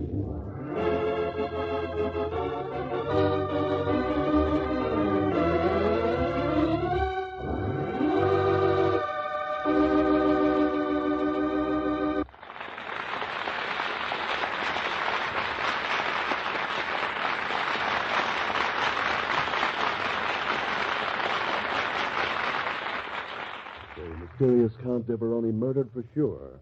A second unsuccessful murder attempt. And the third one, is it successful or not? Well, we'll find out in the second act of tonight's story.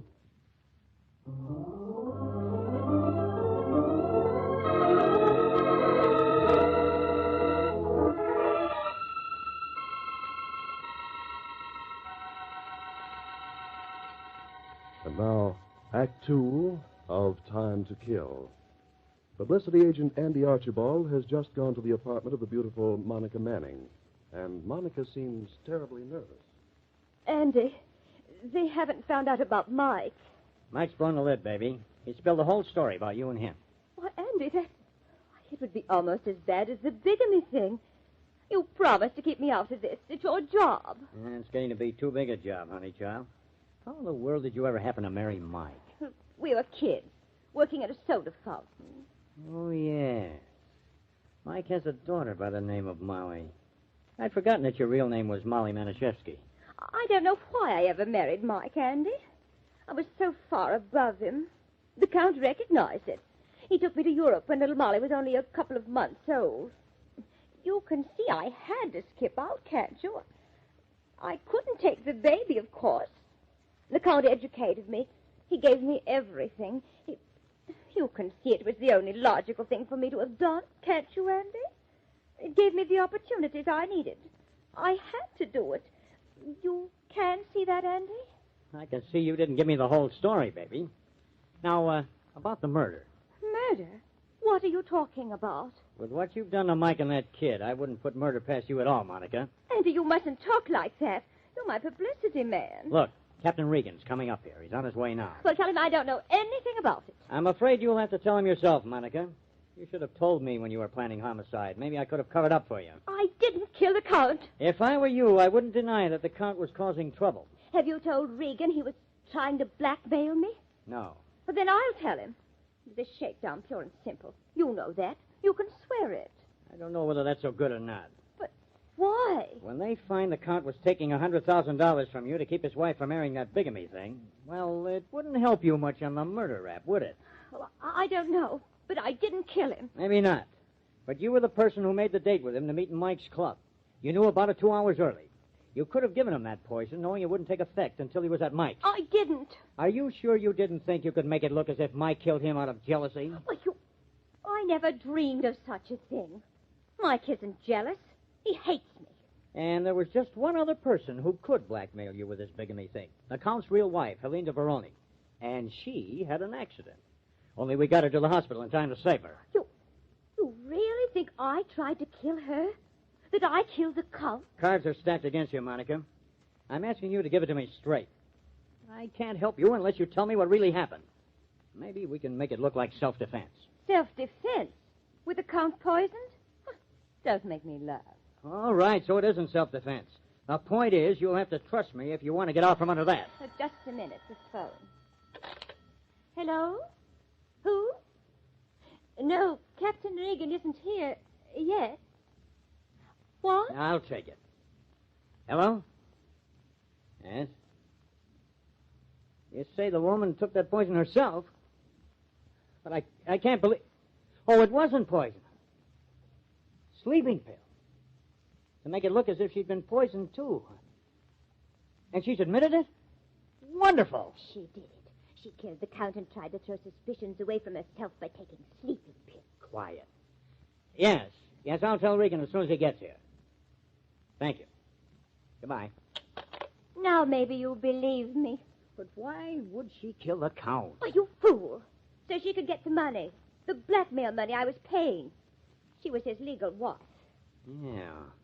And with the Count out of the way, she'd get all the money you'd given him. Oh, that must be Captain Regan now. Well, I'm ready for him. Captain Regan, come right here. You act like you're glad to see me. Hi, Andy. Hi. She is glad to see you, Regan, because we've broken your case for you. Helene de Veroni's confessed that her poisoning was a hoax, that she took sleeping pills. It clears up the whole thing.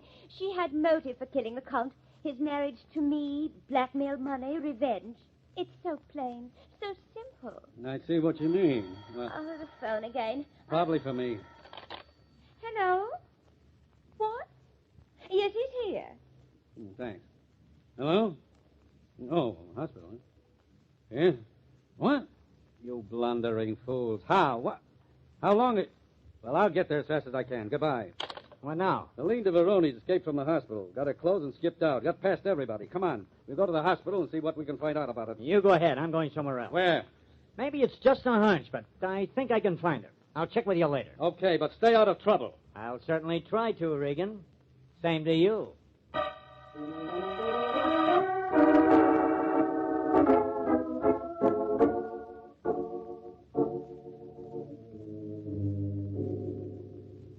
You can't keep me here, Regan.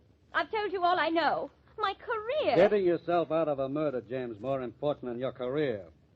Paying the Count $100,000 doesn't make you look too good. I paid him to keep my name out of a messy scandal. Expensive people you've been running around with. Oh, all right, Mike. I guess I don't have to introduce you two, do I? What's she doing here? I'm not any happier about it than you are. You did your best to get me mixed into this, didn't you? What happens to you don't mean a thing to me, baby. Just so long as it's bad. After what you did to me and the kid, That was as much your fault as mine. Haven't I tried to help little Molly ever since I got back to America? I can do things for her if you... She don't want your money. She thinks you're dead. And that's dandy. But, Mike, you're so wrong. One of the reasons I paid off the Count was to protect my name for little Molly's sake. And they pay you for that kind of acting in the movies? Boy, is it bad. Stop it! Hey, Mike, the murder took place in your bar, and a gun was found in the ventilator shaft. Nobody else had access to that ventilator. No? Just as easy to get into that air shaft from the top as the bottom. Mike, I'm asking you a straight question, and you better give me a straight answer. Was Helene de Veroni ever in your club with the Count? Well, she was there, but not with the Count. I didn't know who she was. Who was she with? Andy. Came in and sat in a booth talking. I didn't pay much attention because Andy's always got some doll on the string. I see. Monica, what did Andy know about this blackmail business? Well, everything, I guess. I called him in when the Count threatened me. Andy was my go-between to see that it was handled so there wouldn't be any publicity. Your go-between? You mean you gave him the money? Yes, he handled everything. Then why the date to meet the Count in Mike's club? Wasn't that after the money had been paid? Yes. I didn't know the club was Mike's. As soon as I found out, I left. But why see the Count at all after you'd paid him? Well, Andy said the Count insisted on it. He wanted to talk to me, I guess. Regan speaking. Yeah, Brannigan. Where? Fine. I'll be out right away. Goodbye. Now what? Looks like Helene de Veroni's bottled up. She was seen going into a cheap apartment house. We have the place surrounded by police. Come on.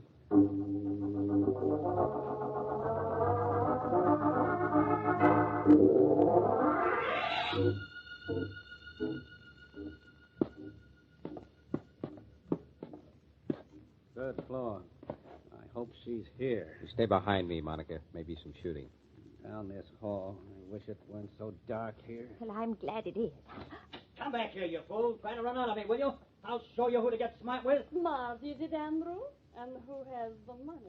Au revoir. Oh, no, you... Oh, my arm. This is it. Come on, Mike. Yeah. Locked. I might have known. Yeah. Andy, put down that gun. Regan, you... Take a look at the girl, Mike. He got her just as we broke in. Oh, her dress. It's covered with blood. Yeah, she's dead.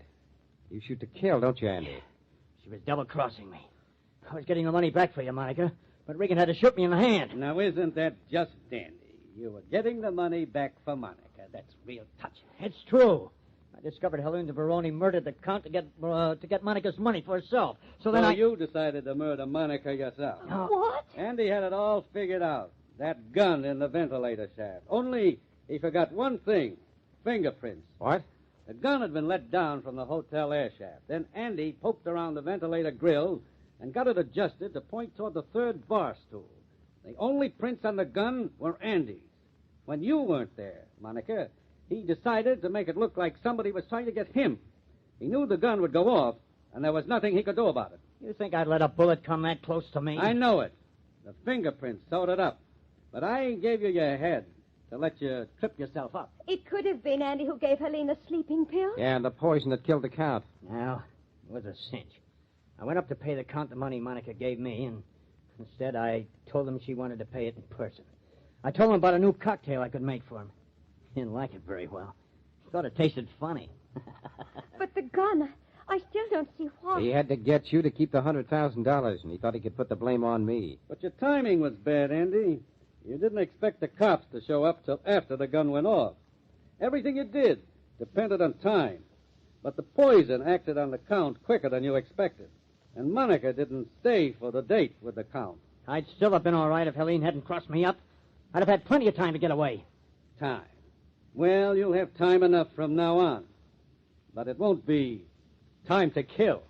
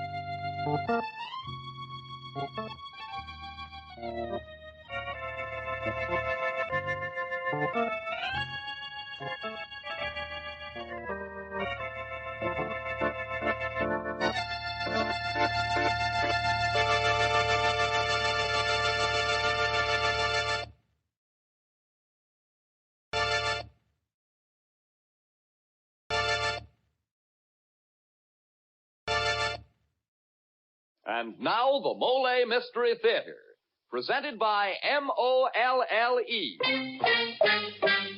MOLLE, the heavier brushless shaving cream for tender skins.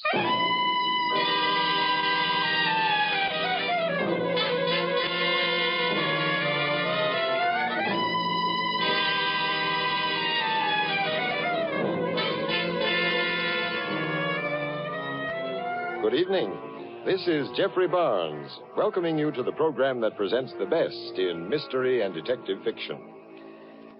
Tonight we bring you a rollicking comedy mystery written by Sid and Larry Sloan and entitled Follow That Cab. In it, you're going to meet a couple of very strange detectives, Moe and Julius, taxi drivers who spend all their time between calls reading detective stories. This, in their own opinion, qualifies them as expert detectives. And when they attempt to apply their knowledge to the solution of a murder, they get some rather startling results. You mean they catch the murderer red-handed, Mr. Barnes? Well, I can't tell you that, Dan. Okay, but I can tell you, as well as our men listeners, that when a fellow gets caught red-faced and sore right after shaving, it's probably because he's got wiry whiskers or a tender skin. So he needs MOLLE, the heavier brushless shaving cream. Yes, sir, with MOLLE, it's smooth. So smooth. It's slick. So slick. It's a smooth, slick shave you get with MOLLE. MOLLE, the heavier brushless shaving cream for tender skins. That's right. MOLLE is the shaving cream that's heavier, the cream that's right for a wiry, hard-to-cut beard or tender skin. Because MOLLE is heavier, it not only softens your whiskers, it stands them up straight and lets your razor whisk them off. So you shave faster, closer, easier, and you shave painlessly with MOLLE, the heavier brushless shaving cream for tender skins. MOLLE. And now for tonight's MOLLE mystery, Follow That Cab.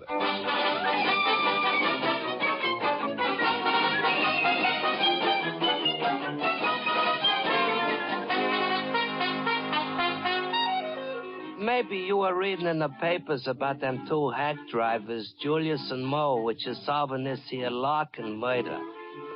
Well, I am personally acquainted with these two characters very well. As a matter of fact, I am one of them, Moe.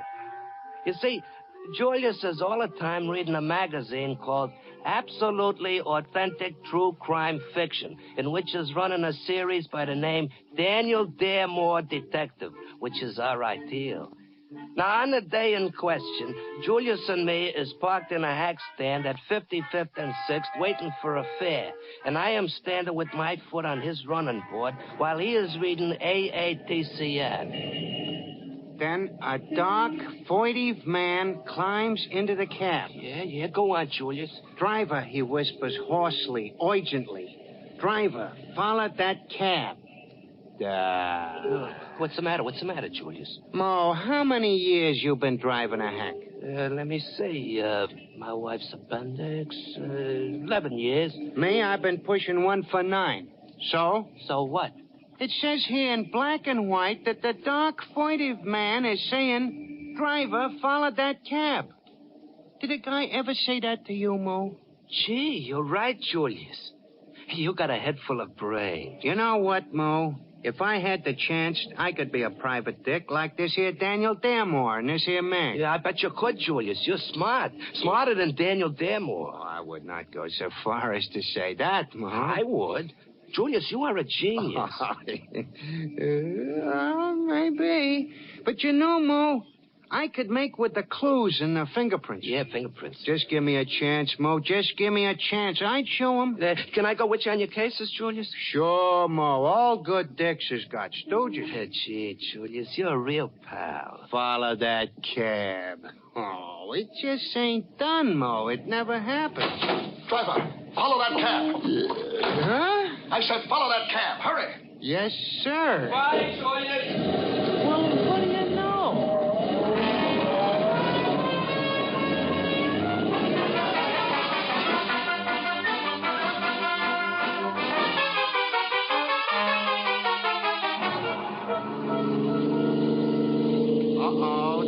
We're following is pulling into the curb in front of that apartment building. Stop right behind him. Yes, sir. Hey, look, the guy in the cab is running into the building. He's not going to get away from me. Hey, wait a minute. What about my fare?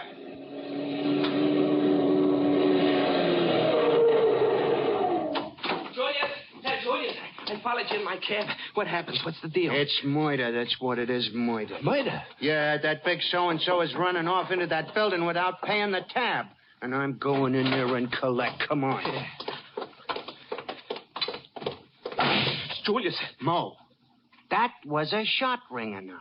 A real shot? Yeah. Come on, something is going on in there. Open the door.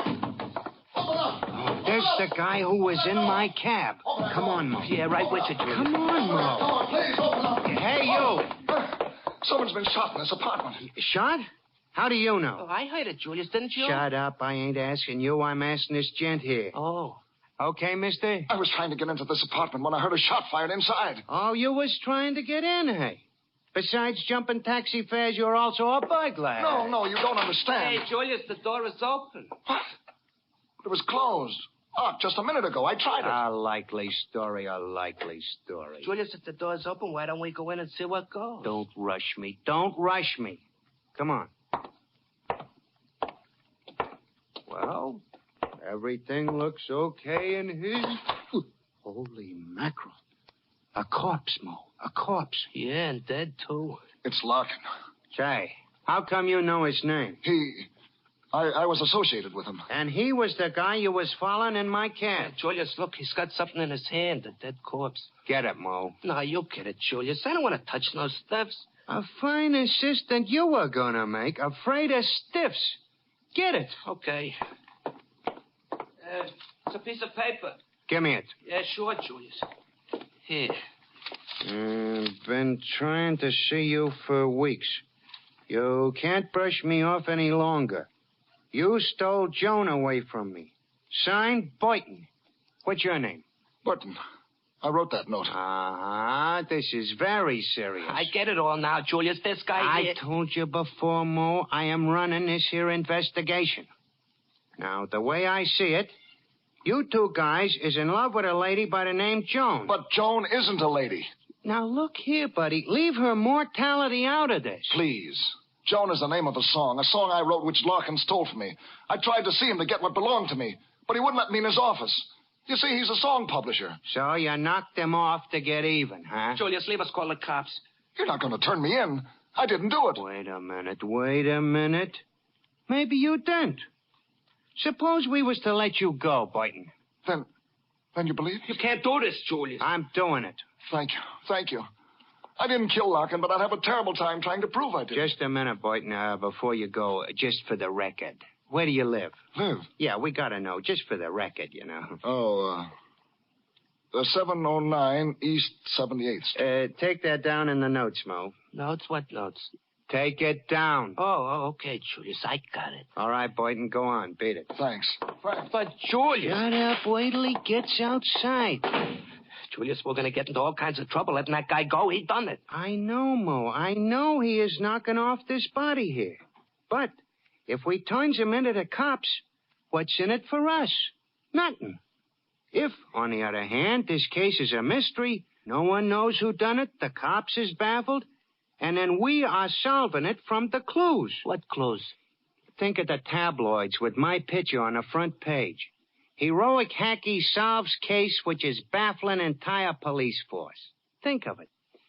Go on, think. I'm thinking, but I'm worried. Don't worry. We got this address, ain't we? I think of them things. Now we gotta find some clues. Clues? What for? We know Boynton done it. You said so yourself. Of course I said so, but that ain't the way a good detective works. It'd be like reading the back of the book first. We gotta show the cops we solved this here case legitimate. We gotta start at the beginning. With fingerprints? Correct.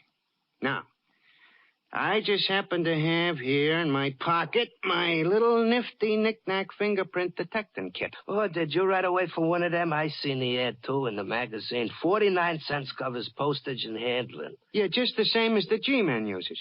For 49 cents? Well, nearly as good. Now, let me see. That bottle there on the table. This one with the liquor in it? Don't touch it. I don't want you should smudge the prints, understand? I will take care of that bottle. Oh, yeah, sure, Julius. Now, I just blow a little of this powder on the bottle to make the fingerprints show up. Hey, look. What did I tell you? Fingerprints. Gee, real ones. Now I need a clean white handkerchief to wrap around the bottle, like there. Now... Julius, you're drinking the evidence. Don't be a jerk. The evidence is on the outside of this here bottle. Oh. That's not bad stuff. Now, look, wipe the rest of the things off in this room, doorknobs and other things. Yeah. We got the evidence now. We don't want the cops should get it, too. This'll make it baffling. Yeah. Now, let me see. I wonder... Holy mackerel. What goes, Julius? My meter in my cab. I forgot to pull the flag. The meter's still running. Oh, wait a minute, Julius. Where you go? I gotta turn off the meter. Well, I'm coming with you. Stay there. I'll be right back.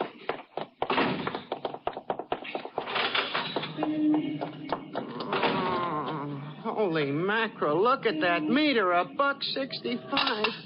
Is this your cab?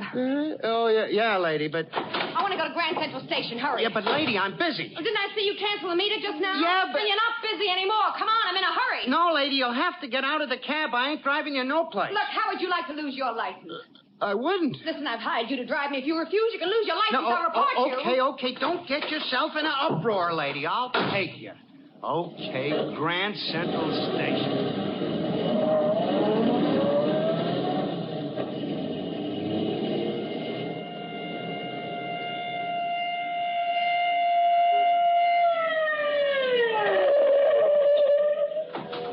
Come on, this is the place.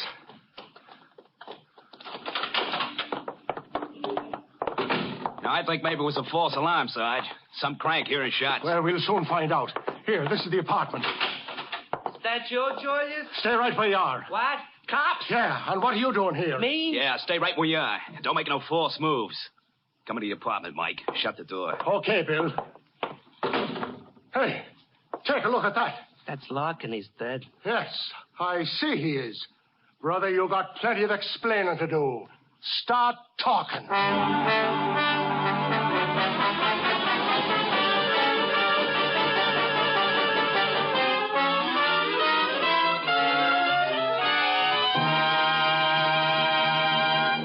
As the curtain falls on Act One of tonight's play, Moe finds that being a detective has its ups and downs, and he's really got himself... Excuse me, Mr. Barnes. Did I hear you say ups and downs? Yes, I guess you did, Dan. Well, you know, I have a secret solution for some of the ups and downs that men have. Now, come on over here and listen closely. Men, if getting up in the morning gets you down because shaving is torture, chances are you have wiry whiskers or a tender skin. So try MOLLE, the heavier brushless shaving cream for tender skins. Why, MOLLE gives you a shave as smooth as an apple. Yes, MOLLE is a heavier cream. The cream that not only softens your whiskers, but holds them up straighter and lets your razor cut them off close and clean. With MOLLE, you shave faster, closer, easier, and you shave painlessly. Try it. See if you don't say, it's smooth, so smooth. It's slick, so slick. It's a smooth, slick shave you get with MOLLE. MOLLE, the heavier brushless shaving cream for tender skins. MOLLE. And now back to Jeffrey Barnes and Act Two of Follow That Cab.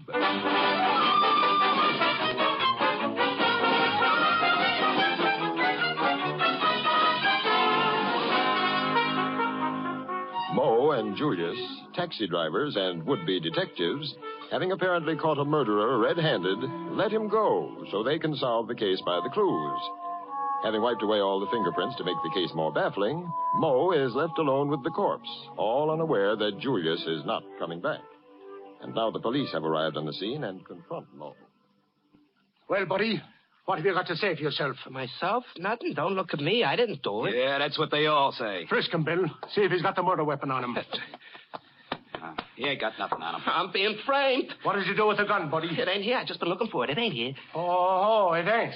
Hey, Bill, careful how you touch those things. Might be fingerprints, you know. There ain't no fingerprints either. Oh, no? And why do you say that? Because I wiped...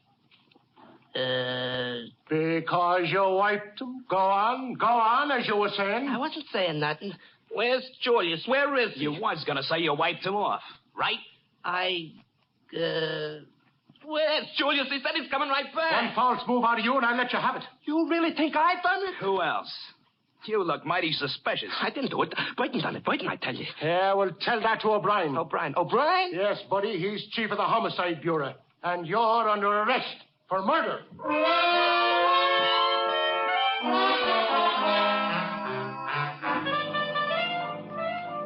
So they are taking me to see Inspector O'Brien. At first, I won't talk because I remember what Julius says about how we are going to solve the case our own selves and get famous. But finally, I am realizing that instead of getting famous, I am getting a hot seat if they can pin the murder on me. So they throw me in the cell, and the next morning, about 10 a.m. Julius. Hello, Mo. You know what day this is? Huh? This is Visitor's Day. Oh. You got just 5 minutes, mister. Mo, why did you do it?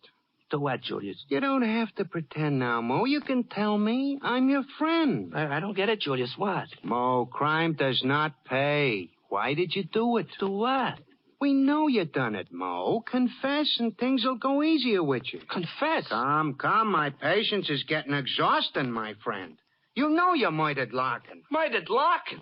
Julius. Don't make me put you through the third degree, my friend. Julius, are you crazy? You was with me when it happened. What are you trying to do with me? You know what happened. All We walked right, into the all apartment. right, You was Mo, standing there. settle And then down. we saw the whole thing I was together. just and practicing. Then we said, practicing?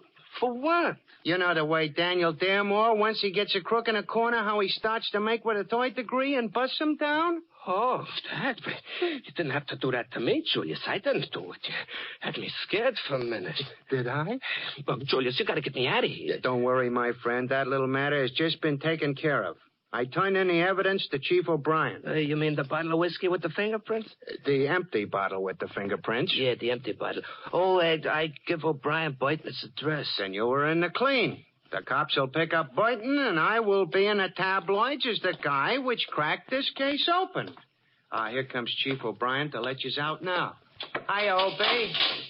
You say a man named Burton gave you this address, 709 East 78th Street? Yeah, officer, that's right. That's where he lives. Did you make the pinch, Chief? You got him, huh? We checked that number. It's the middle of the East River. What? Maybe he moved. Oh, Mo, the rat is giving you the double cross. Julius, ain't they gonna let me out of here? Just a minute, Mo. I'll do my best for you. Look, Chief, this man is not guilty. What about the fingerprints on the empty bottle I turned into you? Oh, yes, that's another thing. We've checked that, too. It's Boynton's. No. It ain't Mo's. No.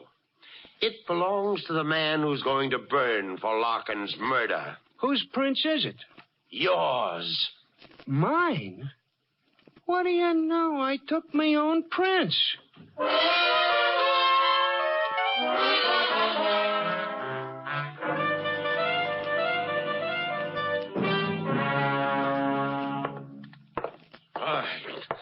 Come in, you two.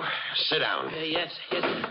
I suppose you are bringing me in here to your office because the entire police force is baffled, huh, Chief? I knew you would have to come Get to me. Get your big feet off of my desk. Sure. Don't get excited.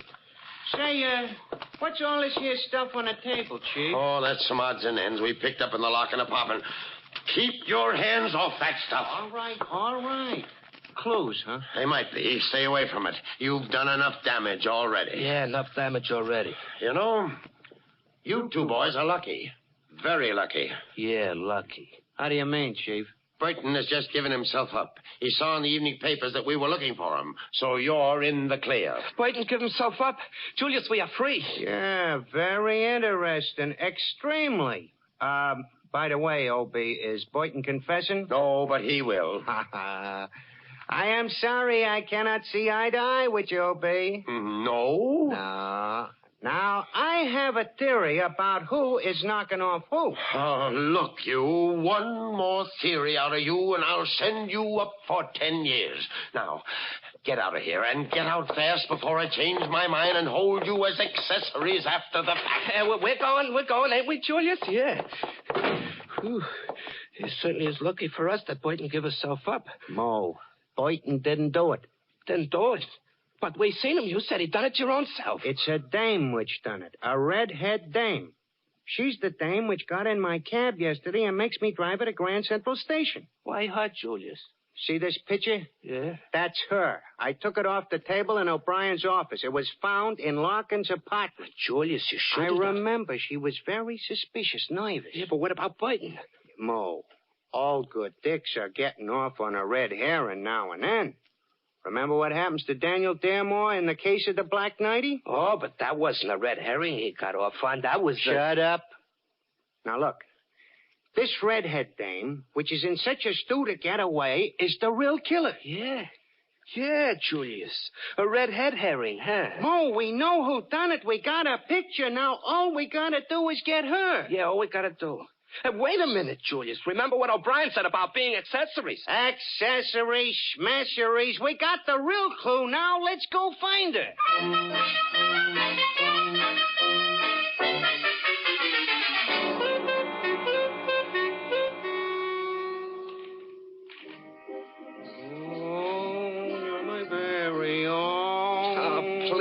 Julius, turn off the radio. You'll run down the battery.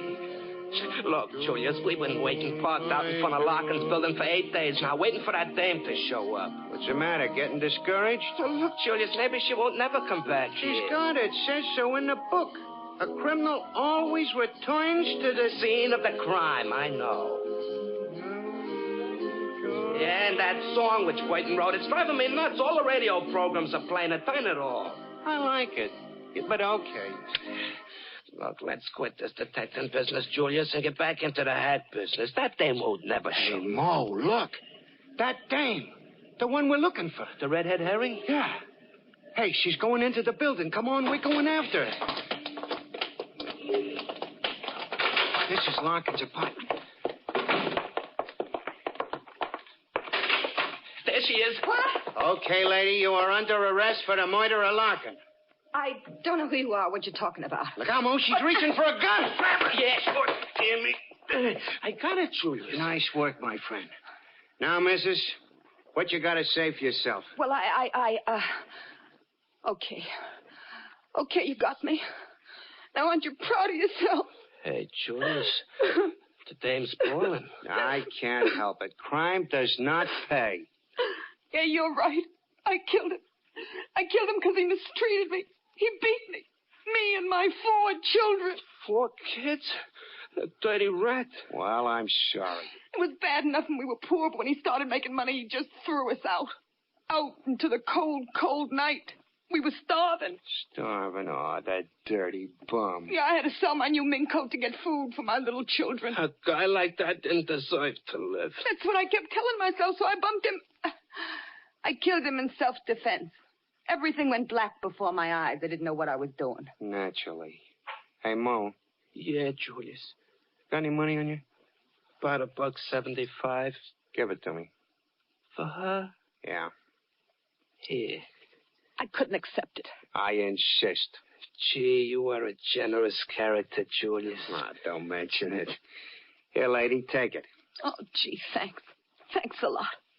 You gonna let me go now? What else? Oh, you're so kind. You're so sweet. Oh, you're just saying that. Could I have my gun back now? You want it back? What for? Well, so that I can pawn it and get a few bucks, dollars, to buy food for my poor little children. Yeah, sure. The poor little dove. Give it to her, Mo. Here, lady. Open up in there, open up. The cops. Goodness. Come out of that room with your hands up. Look, I'll hide behind the door. You open it. Don't worry, little dove. I'll handle him. Oh, so it's you two again. Oh, Brian. I thought I told you the next time I caught you monkeying it. You hit O'Brien over the head. He's out cold. Oh, lady, you shouldn't have done that. Okay, let's cut the comedy. What comedy? Come on, we're getting out of here. Your cab outside? Oh, yeah, but... Shut up! I'm giving the orders. Let's go. I've killed 1 man with this gun. I can kill 2 more. Oh, Julius, she ain't no little dove.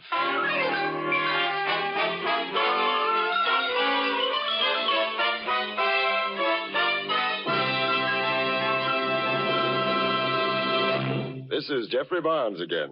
In just a moment, we'll bring you Act 3 of Follow That Cab. If you've been having trouble trying to combat dandruff, bear in mind that most ordinary hair preparations merely remove loose dandruff. Now, plain water does that. So if you want to fight a common type of dandruff effectively, the thing to do is use double danderine. Double danderine is a scientific product that goes to work on your scalp and actually combats this dandruff by killing the germs that many outstanding authorities contend are a cause, and it kills them on contact.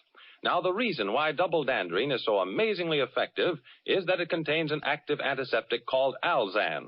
This is a special ingredient used by many hospitals because of its remarkable efficiency. And no other hair preparation contains Alzan. You get it only in double dandrine. So try double dandrine and see why most ordinary hair preparations can't compare with its dandruff-combating effectiveness. If you're not completely satisfied, return the empty bottle and get your money back. Buy double dandrine at your druggist's.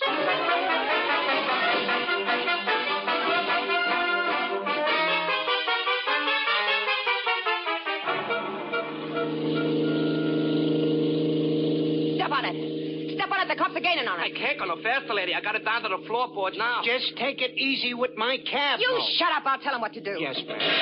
Julius, they're shooting at us. Oh, Lord, don't let them hit the tires, please. Two can play at that game. Lady, you could have rolled that window down. Don't bother me. Did you get him? No, but I'm afraid what's going to happen to us. What's the matter? You hit Julius? No, worse. They hit the meter. It's 75 cents already. Well, turn it off. Turn it off. I can't. It's jammed. No, the meter again. So that one should have stopped it. It didn't. It's going twice as fast. $3.94, $25, $5.40. Oh! Listen, you turn left. But, lady. Turn left. But I... Turn left or I'll blow your head off. Okay.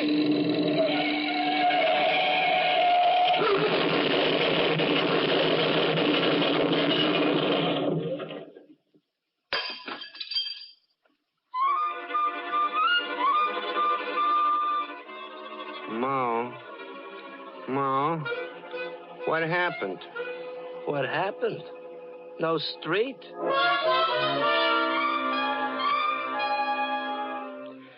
So we are capturing the culprit, like Julius says. You see, she is the dead guy's ex-missus, and she don't like him. The reason she is coming back to the apartment is that she knows there's some cash hid there. Well, Burton is let go by the cops, and he gets his songs back. And that is why the papers are calling it Murder in A-Flat. You see, A-Flat is an apartment. But the best thing about the whole deal is Julius and me is becoming real famous. No kidding. You get the magazine, Absolutely Authentic True Crime Fiction. Our true-to-life stories are appearing in this week's issue.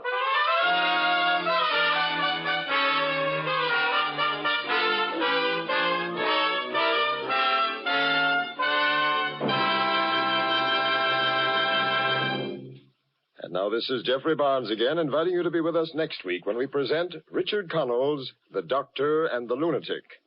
Here is a story that is as tense and suspenseful as Follow That Cab was comic. A mysterious madman is on the loose, a man who is driven to destroy all things of beauty. Plenty of excitement, action, and chills, and a real bang-up climax. So don't miss Richard Connell's The Doctor and the Lunatic.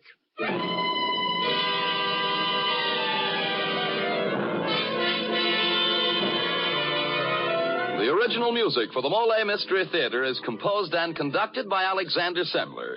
Follow That Cab was written by Larry and Sidney Sloan. Johnny Gibson and Larry Haynes were featured in tonight's program. This is Dan Seymour saying goodnight until next Friday at this same time when the Mystery Theater presents The Doctor and the Lunatic.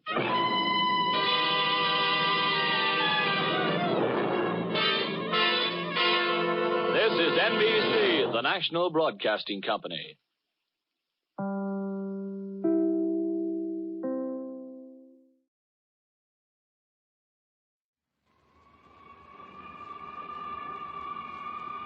Mystery House.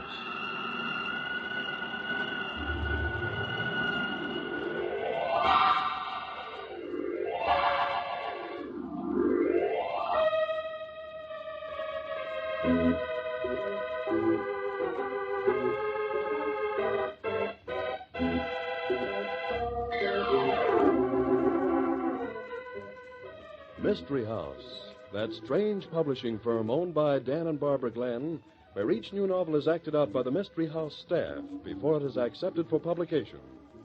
Mystery House.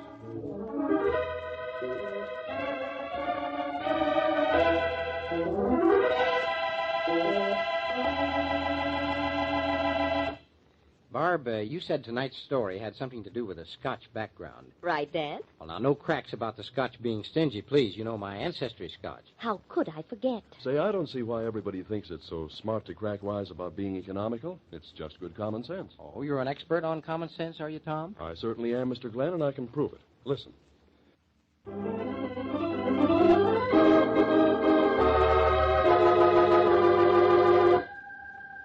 Okay, places, everybody. Set the scene, will you, Tom? Daggers in the dark. Tonight's story opens in the makeshift dressing room which adjoins the small auditorium of the Women's Club in a small Midwestern town. The room's only occupant, alive, is Jean Gordon. Jean, is that you? Jean. Jeannie, what the... Great Scott. Father murdered with his own dirt. Jean, snap out of it. His own dagger, right through the heart. Oh, Pete, who could have killed him? I don't know, sweetheart, but I wish I did. Because that's the question the police will be asking us.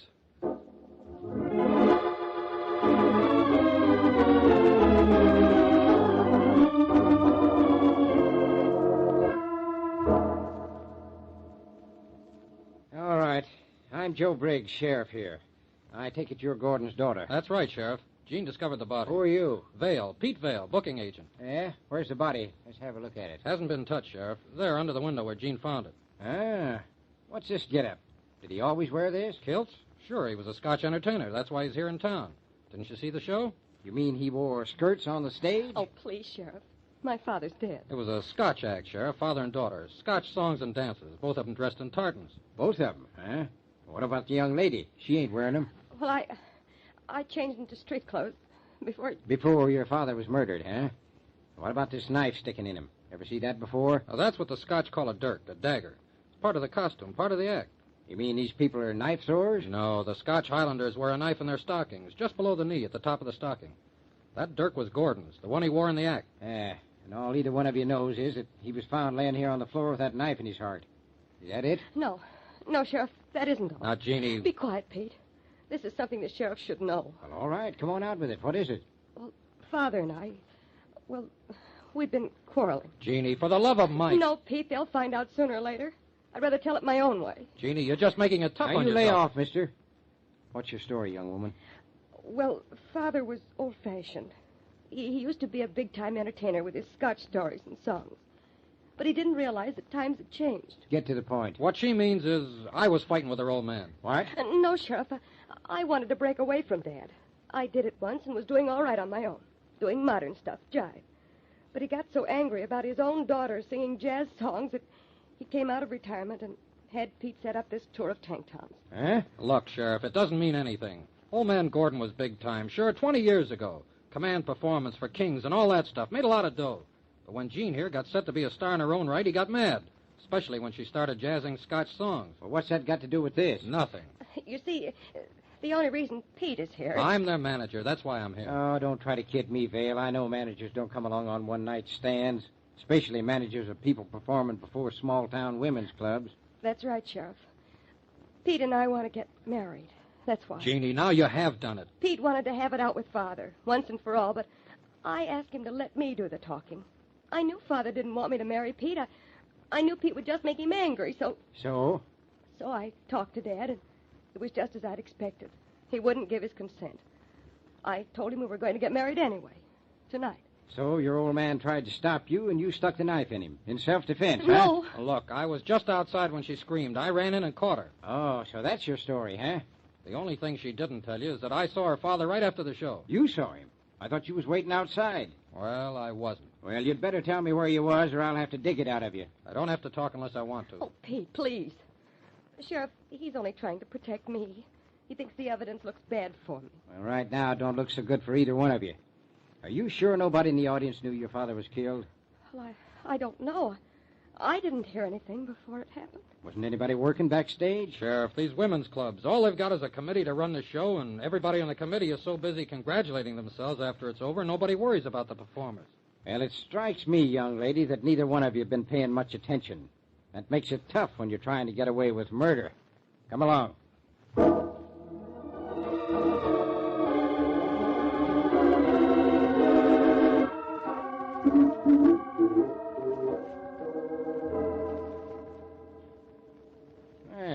Peabody, what are you doing in the courthouse? Joe Briggs, this is serious. I've something to tell you. Well, I'm always glad to talk to important people, Alma.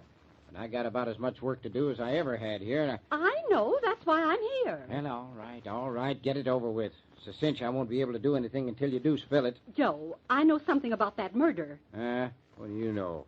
You're president of the women's club that sponsored this Scotchman's appearance. Is that what you know? No, Joe. I knew Angus Gordon a long time ago. I mean, I knew him well. You mean you were a bobby soxer when he was a big star like Harry, well, anyway, Alma, this is serious business. Joe, it's hard to say this, but you may find it out yourself, and then it'll look, I was married to Angus Gordon. What? It's true, Joe. Are you losing your mind, Alma? You was married to Jim Peabody before you came to this town. Everybody knows that. Everybody thinks I was never married before, because I was so young when I came here with Jim Peabody. But I was born in Scotland, and my parents married me off to Angus Gordon when I was 16. Angus was just a coal miner then. Well, all right, Alma, all right. You kind of knocked the wind out of my sails there for a minute, but what does all this have to do with murder? I'm trying to tell you, Joe. When Angus and I came to this country, he was just a struggling Scotch singer, poor as a church mouse. Yeah. So when Jim came along and offered me real security as the wife of a bank president, I left Angus. I never loved him anyway. Alma, you've been thinking that I might suspect you of Gordon's murder if I found out about this? Well, my conscience bothered me. I just had to tell you for fear you or someone would make it seem different than it really was. Mm-hmm. Well, you've got nothing to worry about. I got your ex-husband's daughter locked up along with her boyfriend. Between the two of them, I figure I got the one who done it. But do you think the girl is actually implicated, Joe? I doubt it. I figured the boyfriend done it. The girl's trying to protect him, but that won't last long when I turn the heat on. Joe, do you trust me? Well, that's a strange question. Oh, don't hedge, Joe. Answer me. Well, Alma, when it comes to murder, I don't trust anybody. But to be sheriff in this county, you've got to be careful of your politics, and you swing a lot of votes. That means you do. What do you got up your sleeve? I think I might help you and at the same time do something charitable for Angus's daughter. If you'll let me, Joe. You sure you're not holding out on me about this girl? She's not your daughter, is she? Oh, heavens, no. Angus adopted her right after I left him. And what is your interest? Oh, I suppose it's conscience. I feel badly about what happened to Angus, and I'd like to do something for Jean. Something that might help you. Help me? How? Well, if you put Jean in my custody temporarily, I could be nice to her. That's no help to me. Oh, but don't you see? Let the young man out, too. If he did murder Angus, and if Jean knows he did... Oh, you mean they might try to get together, huh? Exactly. I'll watch Jean like a hawk. Only she'll think I'm just being nice to her for the sake of her father. Then if this person she wants to marry comes around, I'll be able to find out what he's cooking up. Something you could never do as long as you hold them both in jail. Well, it's crazy. It ain't right. But you'll do it? All right, Alma. I'll send the girl to your house.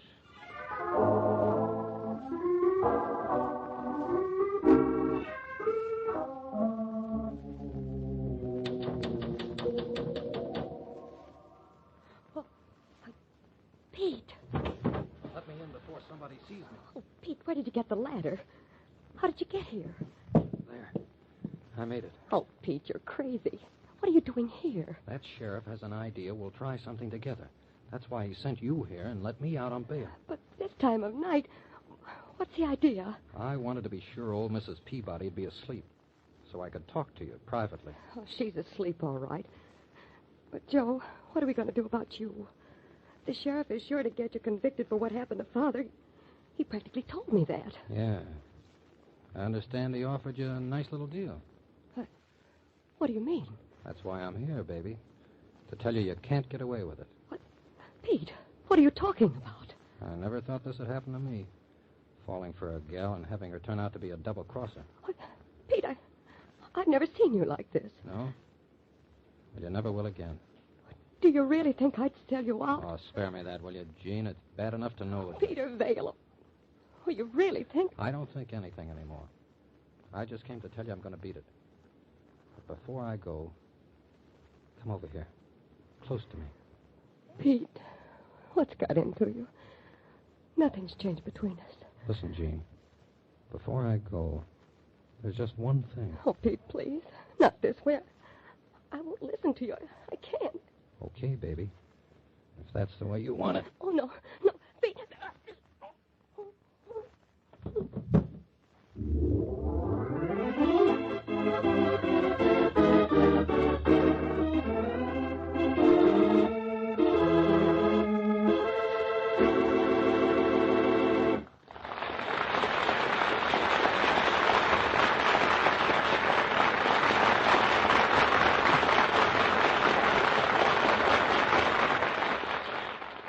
Angus Gordon, the Scotch entertainer, was murdered.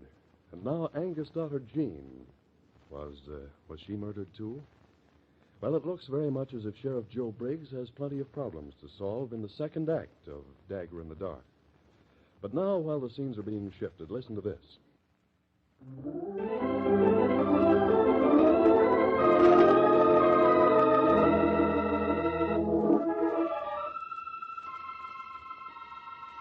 And now, Act 2 of Dagger in the Dark. Sheriff Joe Briggs has arrived at the home of Mrs. Alma Peabody to find Jean Gordon bleeding profusely and still unconscious. As the curtain rises, the sheriff is talking to Alma. I sure was a fool to listen to you, Alma. If I'd have left the girl in jail, this wouldn't have happened. Oh, I know, Joe. I regret this even more than you do. But there's one good thing about it. Don't you see? What's good about a knife wound in a pretty gal like her? Oh, I don't mean that. I mean, now you know who did the other murder. Who killed Angus Gordon. You mean because you saw Pete Vale hauling the ladder up to the side of your house? Of course, Joe. I saw him as clearly as I see you. He climbed up to poor Jean's window and stabbed her. That's the way he stabbed her father. Did you see him do it? You got the knife? Knife? Well, whatever he stabbed her with. You got the weapon? Of course not. Well, then we don't know as much as you think we know. All we know is you think you saw this guy hauling the ladder up. I did see him. Well, how'd he get away then? You claim you called me as soon as you saw him. I did. He just must have got away. Uh-huh. Well, how? My men were all around the house the whole time. When I got here myself, you were just coming out of Jean's room. And you say you got to the girl right away. Oh, Joe, don't argue about such inconsequentials. Do something about Jean. Yeah, she's all right. The doc's in the other room fixing her up. She's going to be all right. But what about the man, her boyfriend? Yeah, we'll get him. Don't worry so much. That's my job. What? Jean! Wait a minute. What are you doing out of bed, miss? Where's the doc? I'm all right. The doctor left me quite a while ago. Jean, you should be back in bed. Come, I'll help you. Leave me alone, Mrs. Peabody. I want to know what happened to Pete. You mean you're worried about that Vale fellow yet? Sheriff, tell me what happened to him. Is he all right? Be switched if I know, Jean. I ain't seen him. Only Alma here claims she's seen him with a ladder outside your window. Well, sure he was here. But is he all right, Sheriff? See, I told you, Joe. Please, Sheriff, I've got to know. Pete thinks I lied to you about him. Did he get away? Now, look, young lady, you shouldn't be worrying about a guy who stuck a knife in your back. Pete didn't. I know he didn't. What? Jean, you're not rational. Why, of course it was he. It was so dark you couldn't see. But not so dark I couldn't feel. Look. Well, your finger's scratched. What about it? Whoever it was who tried to kill me was behind me. I could still see Pete against the window when this hand was clapped over my mouth. Oh, Joe, don't mind her. She's so weak from the wound she just can't remember right. No. I felt this hand over my mouth and I reached up and tried to pull it away. That's how I scratched my finger. On the knife? No, on a diamond ring. What? I could feel the ring when I tried to pull the hand away. Don't you see? It couldn't have been Pete. He never wore any rings at all. But, Jean, who else could it have been? The house was locked. There wasn't any other way of getting in except through your window. It must have been your friend Pete. I don't know who it was, but it wasn't Pete. Well, this beats me. Teaches me a lesson not to listen to women, even women like you, Alma. Joe, you've got to do something about this. I can't have my reputation at stake this way. Your reputation? Attempted murder happening right here in the Peabody house. What will the town think? Joe, you've got to clear this up right away. That's a fine attitude. Yeah, now, wait a minute, you two. Just now... what you might expect of a Tanktown big shot. Why, Jean, after all I've done for you. All you've done was you who got my father to come to your old woman's club show. Me? I heard the other women talking about it. I know you didn't write the letter, but it was your idea. And now all you're worried about is what people will think about you. Even though Father is dead and somebody tried to kill me. Jean, you ungrateful little... No, that's no way to fix anything. Well, now, neither one of you has to worry about me anymore. I'm going to get out of here and find Pete Vale before he gets caught for something he didn't do. Oh, no, you don't. Wait, I'll get it, Alma. Yeah, Sheriff speaking. Hey, who? Yeah, Lambert. Yeah. Well, bring him out here. Yeah, right away. Oh, it's Pete. I know it's Pete. What's happened, Joe? Oh, it's that Vale feller, all right. Gil Lambert, the lawyer, was on the other end. He said Vale walked into his office an hour ago. They're coming out here right away.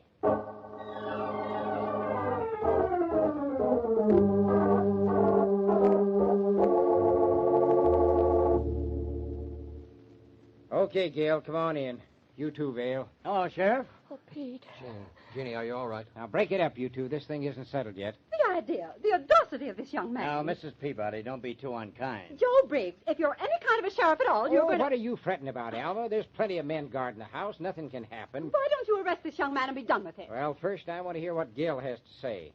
You said it was important, didn't you, Gil? I did. Well, I'm not going to listen to such twiddle-twaddle. Now, look here, Alma.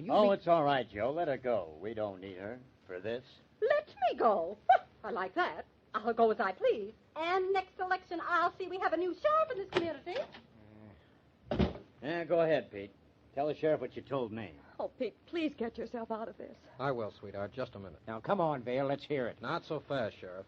You almost got me on this when you told me that tall tale about Gene ratting on me. But in a way, I'm glad you did. What do you mean? Let him tell it, Joe. You wanted to find out which of us was guilty, so you told me Gene accused me of murdering her father. Yeah. That's what brought me here to Gene's room. And that's what started me seeing things. But what, Pete? Gene, I knew I hadn't put that knife in your back. But I also knew that if I was found with you, everybody'd be sure that I had. So, you ran out on her. So I could see that whoever used that knife had missed the mark. I knew Gene was going to be all right, so I left to find the clue that would tell me who did it. This. That's the knife that killed Angus Gordon. That's right, Joe. I took the liberty of getting it out of your office. Take a good look at it, Sheriff.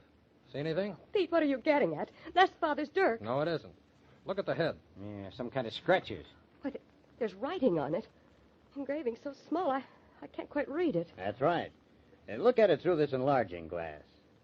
And fare thee well, my only love, and fare thee well a while, and I will come again, my love, though it were 10,000 miles. Why, that's Bobby Burns. A nice sentiment, isn't it? What are you getting at, Vale? When I left Gene here, I went back to the dressing room where Angus died. All his personal stuff was still there, so I went through it. And I found a small box full of sentimental things about his marriage. You mean his marriage to Alma Peabody? How did you know? She came to my office and told me. Oh, she did she? Well, that's just fine. What about the box, Pete? Well, it was full of letters and a lot of other stuff, all about Alma. Apparently your father was a sentimental man even before he adopted you. Tell them about the knife, Pete. Right. Now, in this box, there was a sales slip for a handmade dirk with 4 lines of engraving and specifications that it be made smaller than the normal size. I don't get it. There was also a letter to Angus from Alma, in which she thanked him for the dirk he had given her when he went away on his first tour of this country. And she quoted the lines engraved on the dirk, those lines from Burns. You mean that this knife belongs to Alma? That's right, Joe. But how... You see, Pete came to me because he said he needed a lawyer, and he was sure he could clear himself if I'd agree to help him. After he went through that box of your father's, he was sure the weapon found in your father's body was smaller than the dagger your father used in his act. It proved he was right. The 2 daggers were identical in design, but this one is smaller and has the engraving. You mean that I'm supposed to arrest Alma Peabody because of this? What? Arrest me? Shut up, Alma, shut up. What would she be killing an ex-husband for? Revenge, probably, or jealousy because he'd done so well. She probably hated him. Ah. Well, Alma, looks like I got to take you into the courthouse. What? Arrest me for murder? Why, Joe Briggs, I'll sue you for defamation of character. I got my duty, Alma, and it kind of points toward you. Come on.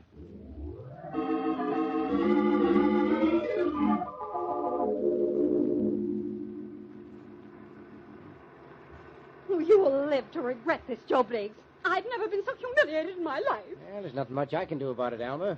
Nothing that'd interest you, anyway. Interest me? What do you mean? Why, there ain't really any evidence against you except what I got.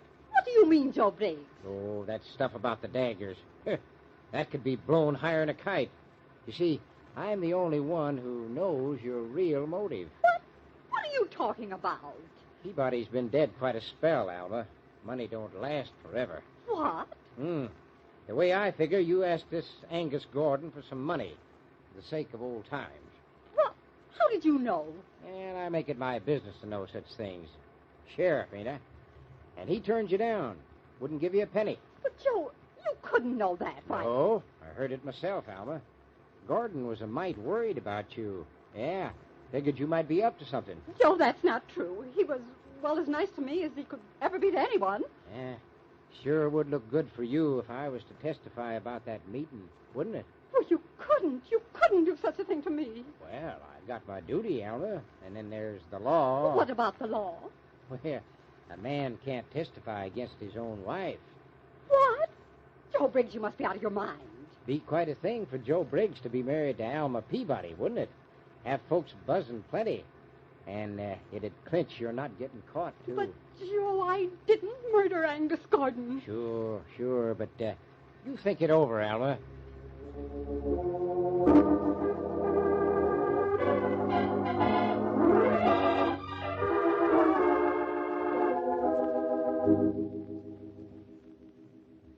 We found something very interesting among Alma Peabody's souvenirs, Joe. Eh? Well, now you look here, Lambert. You got no right to be snooping through her house. It ain't legal. Legal? If I can convict Dad's murder, I don't care how legal it is. Here's the weapon, Sheriff. She'd put it back on her writing desk. Her letter opener. And it's a little long for its holder, Joe. Apparently, when she killed Angus Gordon, she left her dirk in his body, and then she took this. But his knife was long and didn't quite fit the letter opener case. You see? Yeah, about an inch difference in the length. But she didn't have any motive. I'll bet these two planted it there. I don't think so, Joe. We wired New York and talked to his lawyers. We found out about Angus Gordon's will. Well, what about it? He left his money share and share alike to his adopted daughter and his former wife. You don't say. But he never let Alma know about it, did he? Well, that still don't give her any motive. You don't really think you can get away with it, do you, Briggs? Well, what are you talking about? Me? What? Dad's will said he'd investigated and found his former wife was in need of money. Well? Dad wouldn't have paid for an investigation. He never paid for anything he could get for nothing. He'd have written to the sheriff. What? You mean... Don't worry, Mr. Bridges. We can check that. Dad never threw away a piece of correspondence. But I know how he'd operate. And when you found he was coming here, you saw a chance to capitalize on what you knew. Now, wait a minute. I never had a letter from him in my life. And I didn't know a blame thing about any will. You'd figured some way to get part of that money, Briggs. What was it? Nothing. Look, if anybody was to benefit, it'd be Gil Lambert. He's been lending Alma money to live on for close to 3 years. Why, she must owe him nearly $10,000. And he's a lawyer. Stop him. Oh, no, you don't. Put down that gun, Gilbert. Sorry, I can't oblige you, Sheriff. You were wrong, Miss Gordon. Your father paid for his investigation. I made a deal with Alma Peabody after I'd corresponded with the old man. I'd finance her till she got the money, in return for half of what she got. You killed Dad, and you didn't even know him? Yes, and I'd have killed you, too, with a little luck. I had to hurry to get home before your boyfriend found I wasn't there. I saw him pounding at the front door, and I had to sneak around the back way. I pretended I'd been asleep.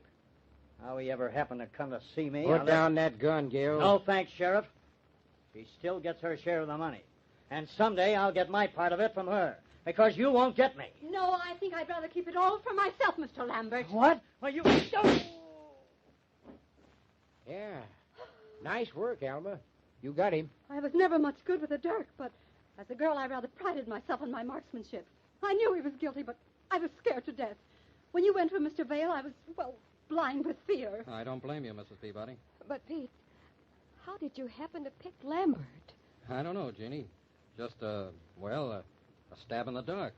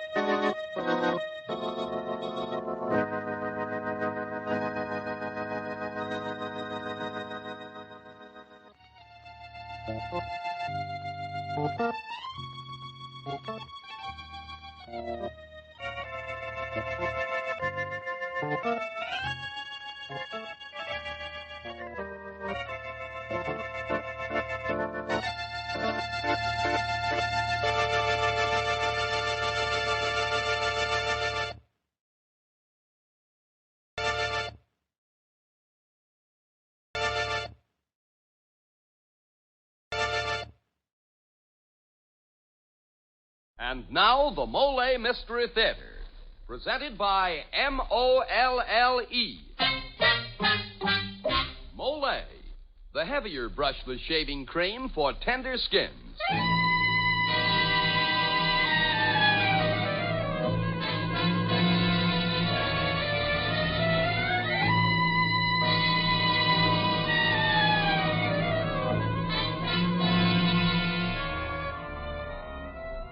Good evening. This is Jeffrey Barnes, welcoming you to the program that presents the best in mystery and detective fiction. Tonight we bring you, as a return engagement, one of the most successful plays ever presented on the Mystery Theater. It's entitled Murder Without Crime, and was written by J. Lee Thompson and Jack DeLeon.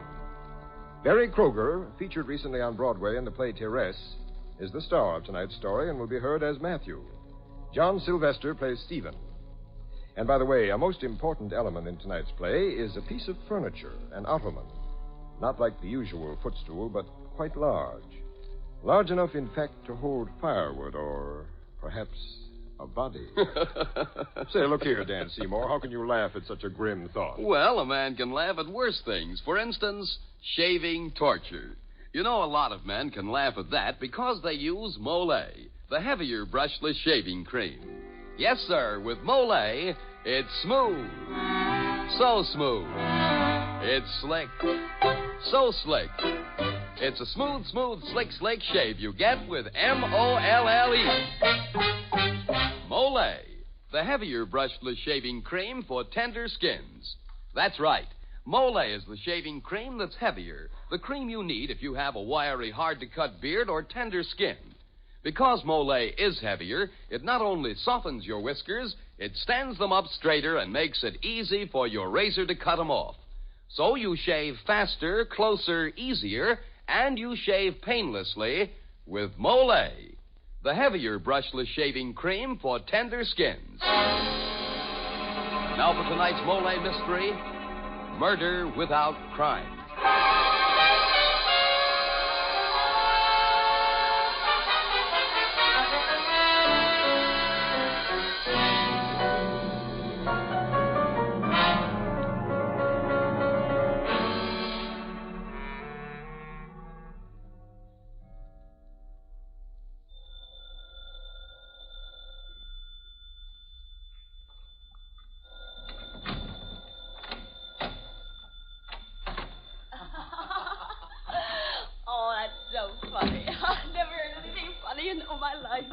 Just a minute, dear. The phone. Sit down while I answer. I can only stay a few minutes, Stephen. It's 1 a.m. That's long enough for a drink, Grandma, darling.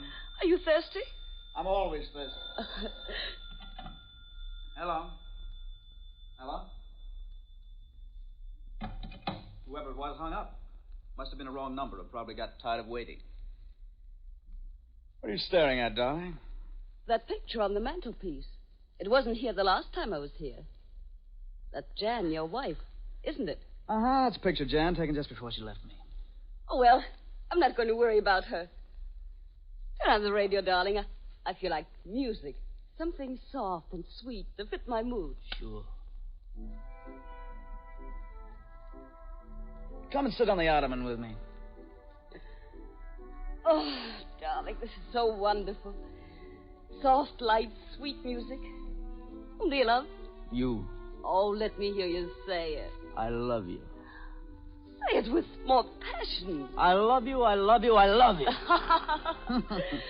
I wanted you to act more like a lover, not like a caveman. You keep that up, I'll go upstairs to your landlord for protection. Ah, Matthew will do you no good. You are entirely in my power. Oh, darling, I love you more than anything in the world. More than you loved your wife? Jan? She means nothing to me anymore. Oh, now what? Turn off the radio, darling. All right. Hello? Stephen, this is Jan. Jan? Stephen, what's the matter? Matter? Nothing at all. Are you alone? Yes, of course. Darling, speak louder. I can't hear you. I said I am alone. Then could you meet me? Where are you? I'm at the Nelson Hotel. All right, I'll be right over. Stephen, do you love me? You know I do. I always have. Darling, Do you want me to come home? Yes, dear, but I'll come and get you. Goodbye. Goodbye, Stephen. I'll be waiting. Who was that? Why, it was Jan, wasn't it? Yes. Is she coming back to you? Well, she wants to. Oh, she does. And all she has to do to have you running in dizzy circles is drop a nickel on the pay telephone. Now, look, darling, I hate to have to ask you to do this especially tonight, but I'm afraid we'll have to call it off. Really? Now, please don't make a scene. I'm sorry, darling, but you'd better go home. I'll phone you later. No. She'll not get you back. I won't give you back to her without a fight. I won't leave. Perhaps I can change your mind. I'll write out a check for you. A check?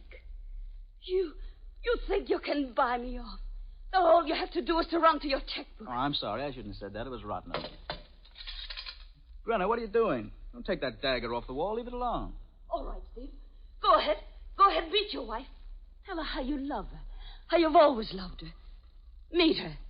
But when you come back, I'll be dead. My dear, you're not doing your nightclub act now, you know. And be careful with that dagger. It's sharp, even if it is old. I said I'd rather die than give you up.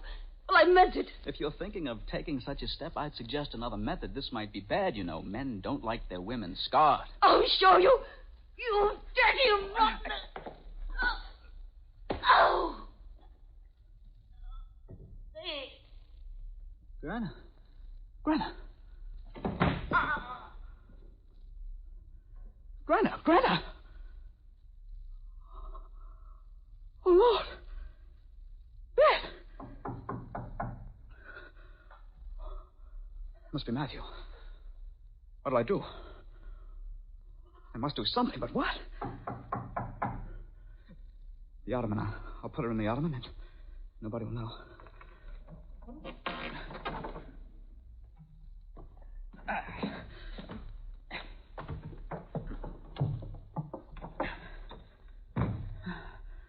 Oh, gotta take the dagger.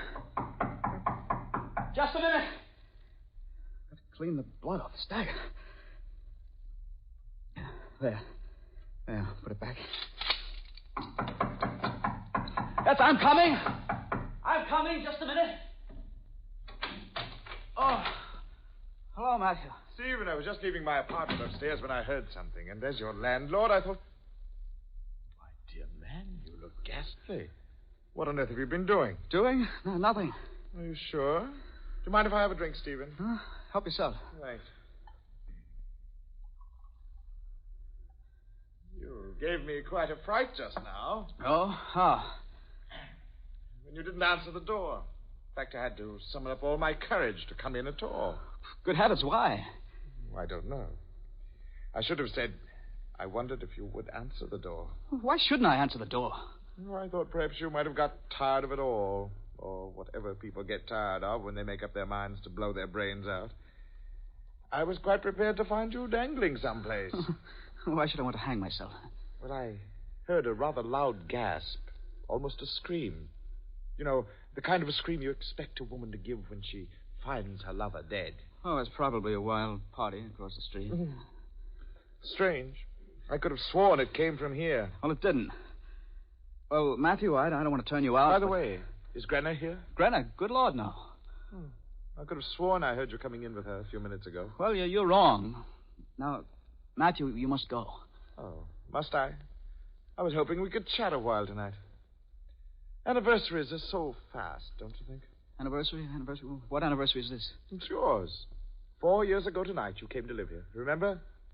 4 years ago tonight, necessity forced me to become a landlord. And I rented you this bottom apartment. Well, this house was certainly too big for one person. What are you staring at, Matthew? That knife, a dagger you've got on the wall there. What about it? I don't know. There's something... Oh, yes. You've cleaned it or polished it or something. It's shining so brightly. Oh, it's your imagination. Now, Matthew, I do wish you'd get out. Well, I must say you're most inhospitable. I've got to meet Jan. Jan's coming back? Oh, my dear Stephen, you should have told me. Oh, well, what's this? Huh? What's wrong? That handkerchief in your breast pocket. Oh. It's covered with blood. Yeah, I cut myself on a glass. You cut yourself rather badly from the looks of the blood. Where? Where'd you cut yourself? My wrist. Well, let me look at it. You know, these things can be dangerous. No, I'm all right. Let me alone. Well, if you insist. Good night, Matthew. Yes. Goodbye. Oh, thank heavens he's gone. Now, I'll have to go meet Jan first, but then I can get rid of the body later.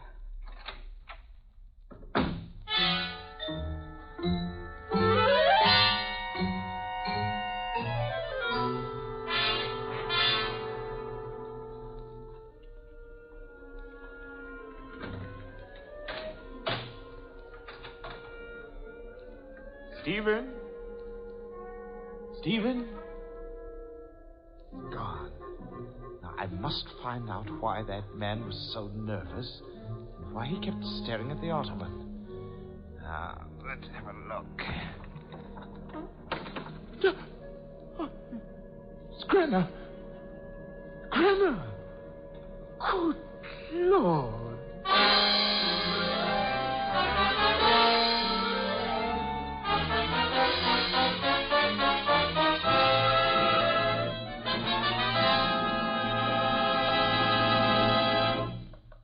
As the curtain falls on Act One of tonight's play, Matthew runs into a bad situation.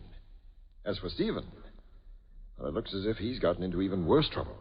Wouldn't you say so, Dan? Yeah, Mr. Barnes, he's as bad off as the fellow with the TWs. TWs? What's that? Why, that's when a fellow has, tough whiskers. Now, that kind of fellow can be in real trouble every time he shaves. But not if he shaves with MOLLE, the heavier brushless shaving cream for tender skins. Yes, MOLLE is a heavier cream. The cream that not only softens your whiskers, but holds them up straighter and lets your razor cut them off close and clean. With MOLLE, you shave faster, closer, easier, and you shave painlessly. Try it. See if you don't say, it's smooth, so smooth. It's slick, so slick. It's a smooth, slick shave you get with MOLLE. MOLLE, the heavier brushless shaving cream for tender skins. And now back to Jeffrey Barnes and Act Two of Murder Without Crime.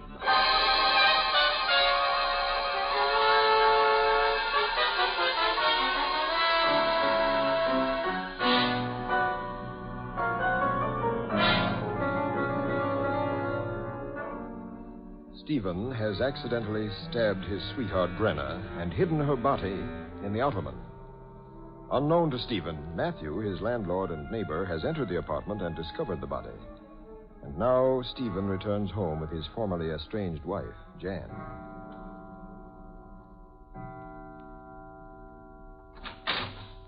Come on in, dear. Ah, Stephen. Home at last.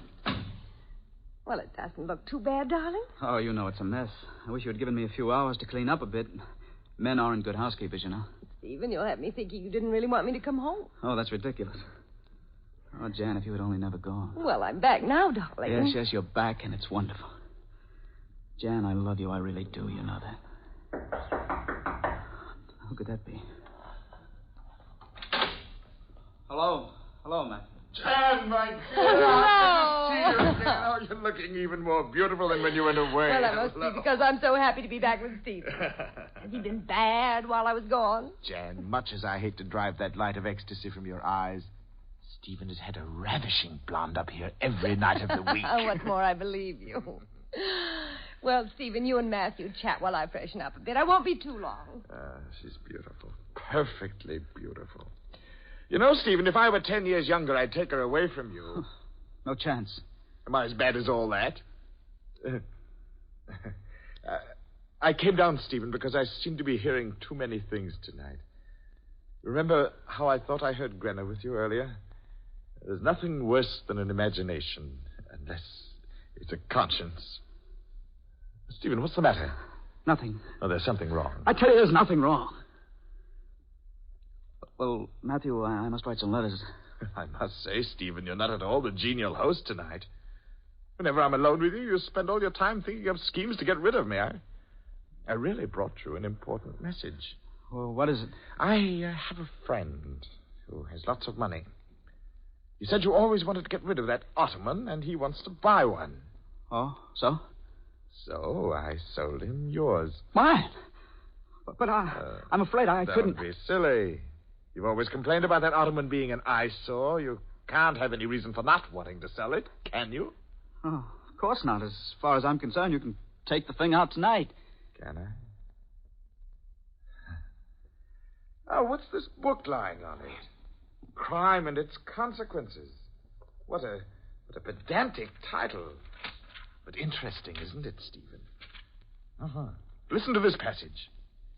No murderer can boast he has committed the perfect crime if the body of his victim is discovered.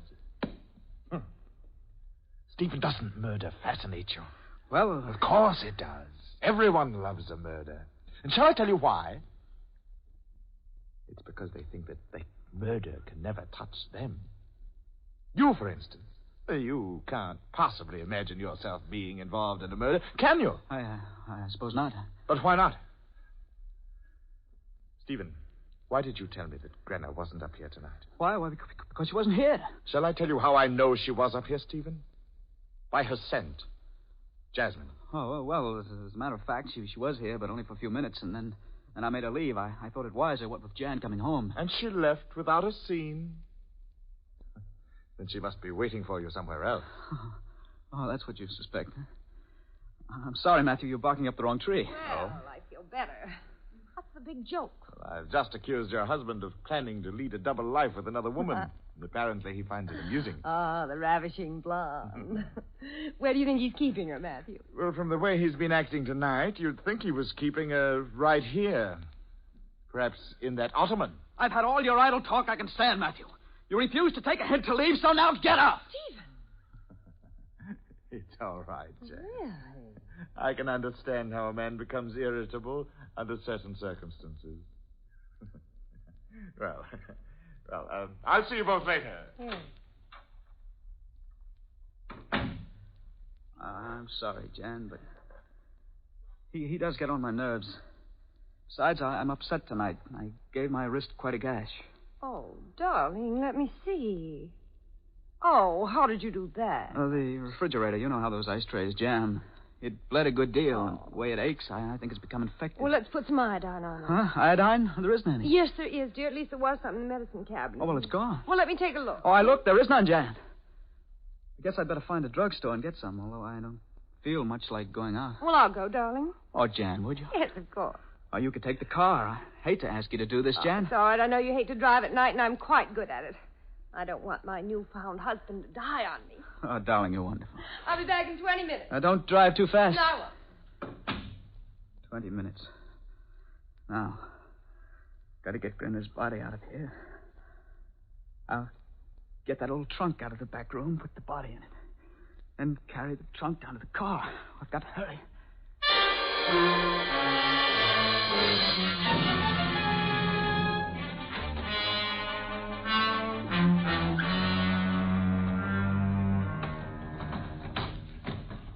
This darn trunk is heavy.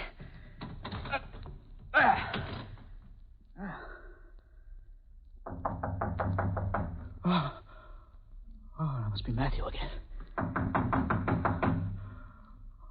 I won't answer. Maybe he'll go away. Good. I think he left. Hello, is anyone Matthew! home? Where did you get the key to my door? Well, Stephen, after all, I am your landlord. Get out! Get out! I don't like your attitude, Stephen. My attitude? Yes, Stephen, your attitude. I think you're up to something, and I want to know what it is. What's more, I don't intend to leave here until I find out. All right. Mr. Sherlock Holmes, what am I up to? That I won't know until I find a clue. But Oh. Well, I think I've found a clue. Of course. There's a trunk over there against the wall. The proverbial trunk. Oh, still think I'm moving in somewhere with Grenna. No, not exactly. But the trunk is there, ready to receive the body. How grim and ominous. Oh, really, Matthew, you're a bore. Yes, Stephen. And perhaps you're a murderer. Perhaps I arrived just in time to keep you from removing the body of the girl from its present hiding place and putting it into that trunk. You better go sleep it off, Matthew. You've had too much to drink. No. Let's reconstruct our problem. Let's see. I have it. A husband is entertaining his girlfriend in his apartment. Suddenly, the husband learns that his wife is returning. There's a quarrel and a loaded revolver. No, a knife. Perhaps that very knife there on that wall, that dagger. You certainly do suffer from imagination. No. The fear in your eyes betrays you. Confess, Stephen. Confess that you're keeping the body of Grenna in that ottoman. Yes, it's full of bodies. I'm not concerned about the number of bodies, but with one body. The body of Grenna. Is it in the ottoman? Yes, if you like, yes. I know it is, Stephen. Because I came back here while you were out meeting Jan, and I did look inside the ottoman. Huh? And it gave me quite a scare. You looked? Yes, Stephen. I suppose I could have saved you a certain amount of fear and anguish, but I must confess I enjoyed watching your emotions. Now, I'm going to call the police. Matthew. Matthew, you wouldn't kill me. Send me to the electric chair. Why not? I pay taxes to provide, among other things, for a state executioner. Matthew, I'm asking you for my life. You're alive. And what of the life of that poor girl there in that ottoman? One moment she was warm and alive. The next she lay cold and dead. You sit there whining and cringing for your miserable life. Oh, no, Stephen. I will not spare you. No, wait, Matthew. I didn't mean to kill her. It was an accident. Accident? Who'll believe that? A man stabs his sweetheart the same night his estranged wife returns. Oh, really, Stephen? Really? Matthew, think of Jan. You once said you'd do anything for her. Hasn't it occurred to you that perhaps Jan might find consolation with me? You? Yes. Was that so fantastic? You mustn't send me to the chair, Matthew. I'm afraid. What of it? We're all afraid. I can remember as a small boy thinking about death. I used to lie in my bed and I'd wonder what it would be like if I didn't wake up the next morning. It gave me a peculiar sensation to frighten myself. Then you couldn't turn me in. No, but I could. Matthew. To my mind, the greatest of all emotions is to feel other people suffer. No. I'm the sort of a man who likes to stand outside a prison in the gray mist of an execution morning, Matthew, no. To see the poor wretch taken from his cell and hear the prison clock chiming the hour of his deliverance. Stop! You've got to have mercy! But you're wrong, Stephen. I don't have to have mercy. You listen to me. You're going to die, Stephen. Do you hear? You're going to die.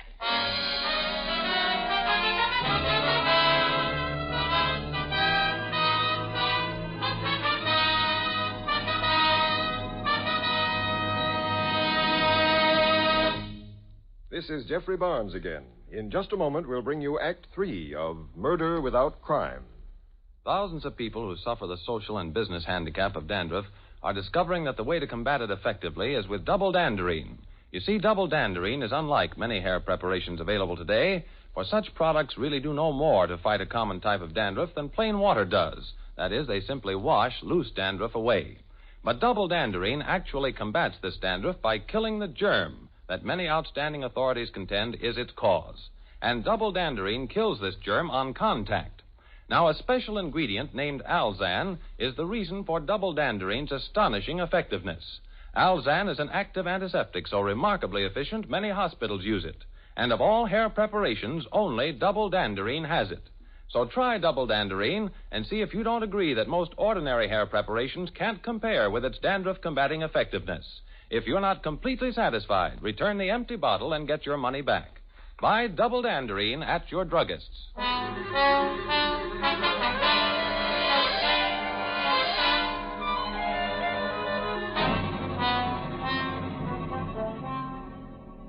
Matthew, you can't turn me over to the police. I'll kill myself first. I'll kill myself. What? And keep me from the pleasure of seeing you squirm in court. Oh, no, Stephen. You're going to die properly and legally. And after that, Jan and I will... Matthew, can't we talk this over like civilized human beings? Of course. Let's sit down and be rational. Let's have a drink. Drink? That's a wonderful idea. Shall I fix them? No, I shall. I'm the host. Oh, yes. And I'm the guest, and it's about time you treated me like one. Wait. No, wait. It's not like you to be so generous pouring your drinks, Stephen. It's just occurred to me that I can't see exactly what you're doing. You're not putting deadly nightshade into my drink, are you? Don't be silly. Here's your drink, Matthew. Well, I don't like to appear to have a suspicious nature, Stephen, but I think I will feel better if we exchange glasses. But... No, I insist. Here, you take my glass, I'll take yours. There. I insist on having my glass back, Matthew. No. You must not drink from that glass. And I insist that I must drink from that glass. Your health. Matthew, no. It's excellent, Stephen. Now I feel a generous mood coming on me. Perhaps I shall leave off tormenting you soon.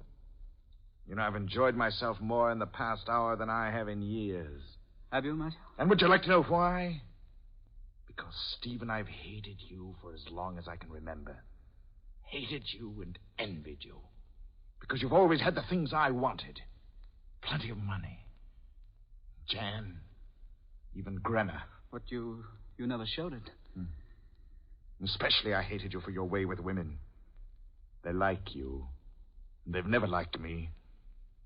And yet I love women. And I desire them. And I'm strong.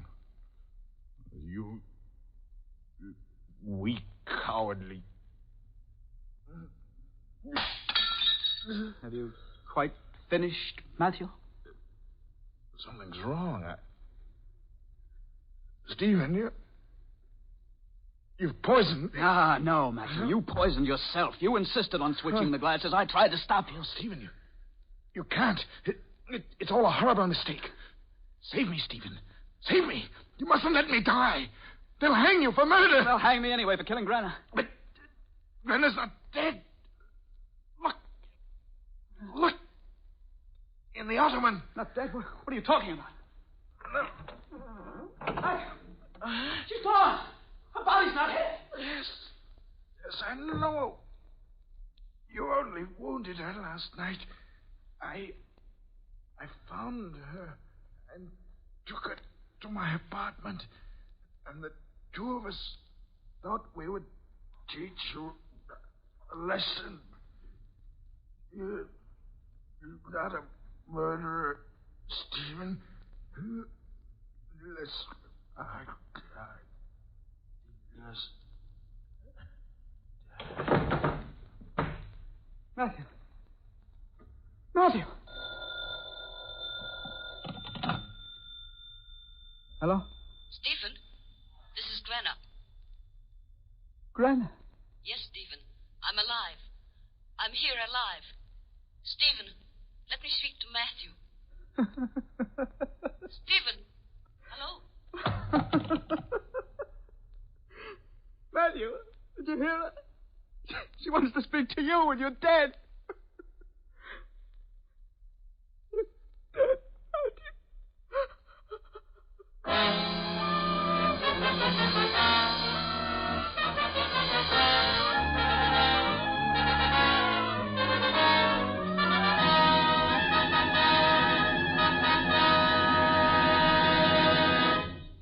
And now this is Jeffrey Barnes again, inviting you to be with us next week when we present The Further Adventures of Kenny Andrews. A few weeks ago, we introduced a funny little smart guy named Kenny Andrews. He made a great hit, and we've received floods of mail demanding his return. So next week, smart little Kenny, who thinks he has an angle for any situation, returns in a mad adventure when he becomes entangled with big-time gangsters and a lovely girl named Nikki Passions. The original music for the MOLLE Mystery Theater is composed and conducted by Alexander Semler. Murder Without Crime, written by J. Lee Thompson and Jack DeLeon. Barry Kroger and John Sylvester were featured in tonight's program.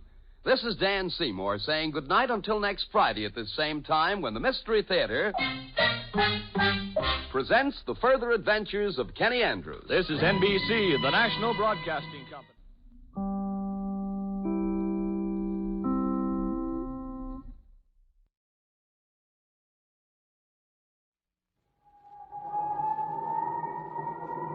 Mystery House.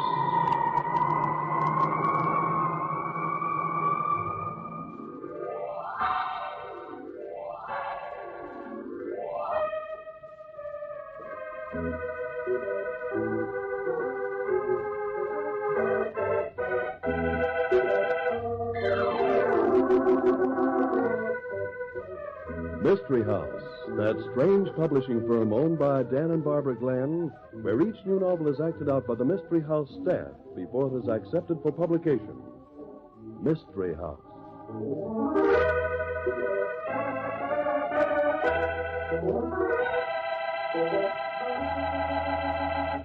The title of the story we're trying out for Mystery House tonight, Barbie, it intrigues me. Bury me not. That's not the only thing that will intrigue you. The whole story's full of surprises. Oh, not the whole story, Mrs. Glenn. What do you mean, Tom? Well, right about now, there's always an important message for our listeners.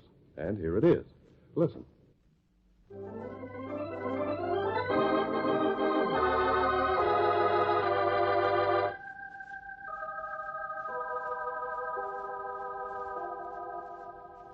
Okay, places, everybody.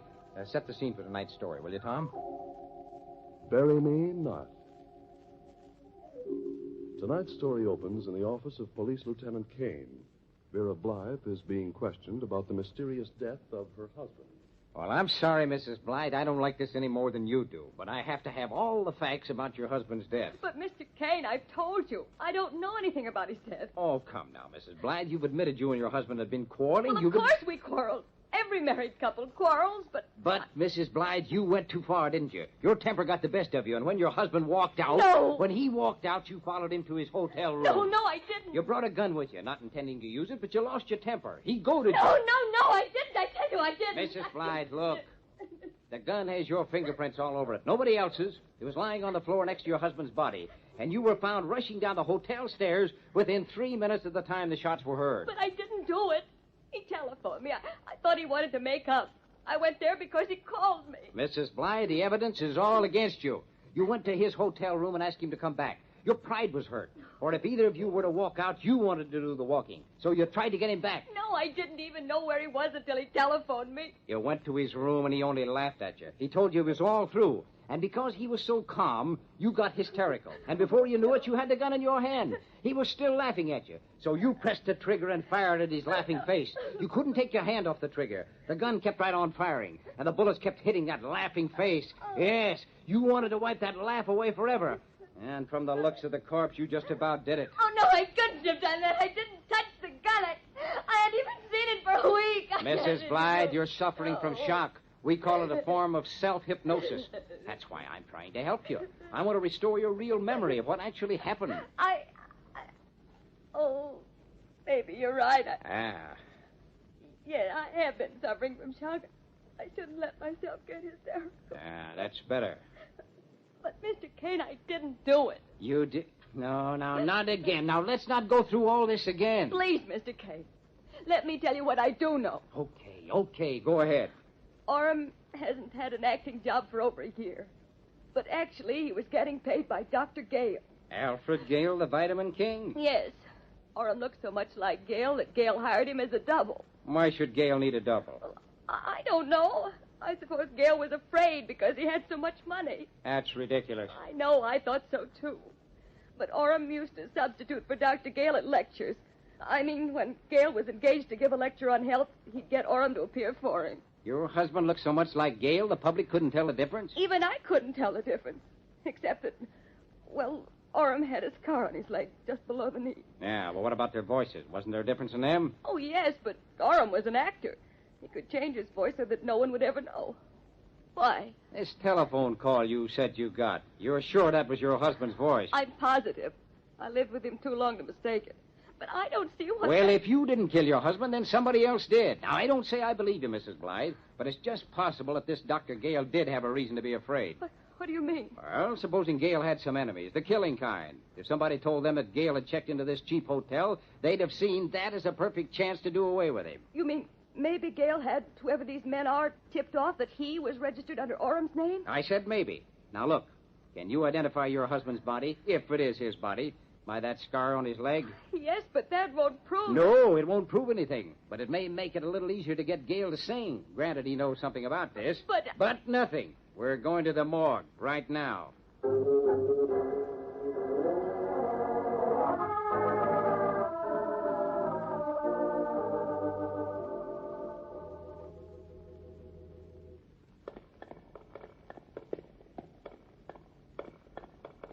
Right down here. Now, Now, just because this is a morgue, don't go pulling any flopperoo on me. Well, Oh, this is ghastly. I don't... Now, stay on your feet, Mrs. Blythe. Now, you want to get to the bottom of this thing, don't you? Oh, yes, but please hurry, Mr. Kane. I can't stand this awful place much longer. Ah, here we are. Here's the body. Now, just one look. Now, which leg did you say the scar was on? The right. There. What did you... What is it? I can't stay in this light. He's gone. What? Yeah, the body's gone. There's nothing here. Just a sheet and an overcoat. What? Oh, no. Oh.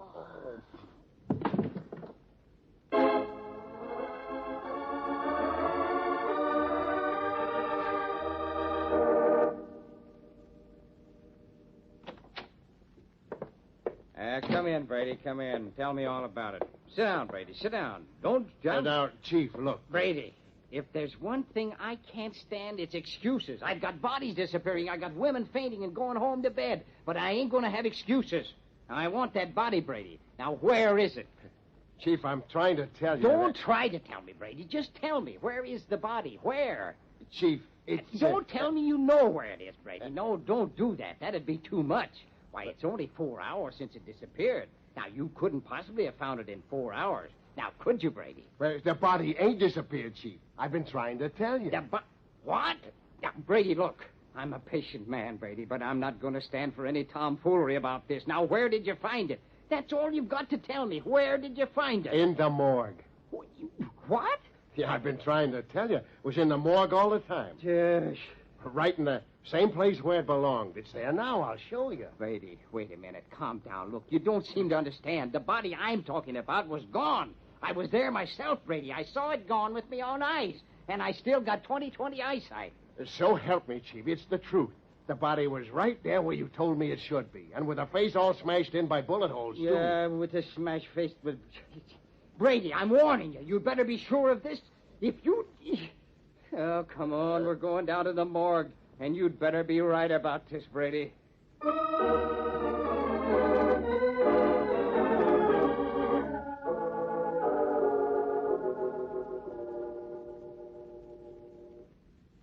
I see. Here it is. Yes, I see, Brady. I see. But confound it, I'm too young a man to be having hallucinations. That body was not there when I was here with Mrs. Blythe. Now, Chief, the guy in the office says it was there all the time. The guy in the office said, I don't care what the guy in the office says. It was not there. Now, that I'm sure of. Now, let's have a look for that scar. If the scar is there... What scar? The scar on his right leg. Mrs. Blythe says her husband had a scar on his right leg, just below the knee. You mean you think there are two guys with their faces bashed in like that? Yeah, here it is, below the right knee. Yeah, must be Orm Blythe, all right. Well, I hope you're satisfied. Satisfied? I'm a long way from satisfied. I want to know who pulled the hocus-pocus on that disappearing body. You know, Chief, sometimes I think you're getting old. I'm a lot older than you're going to be unless you get... Pull that sheet back over him. The way that face is mangled gives me the creeps. Yeah, you're also getting soft. Shut up and come on. Yeah, where you going? To talk to Mrs. Blythe.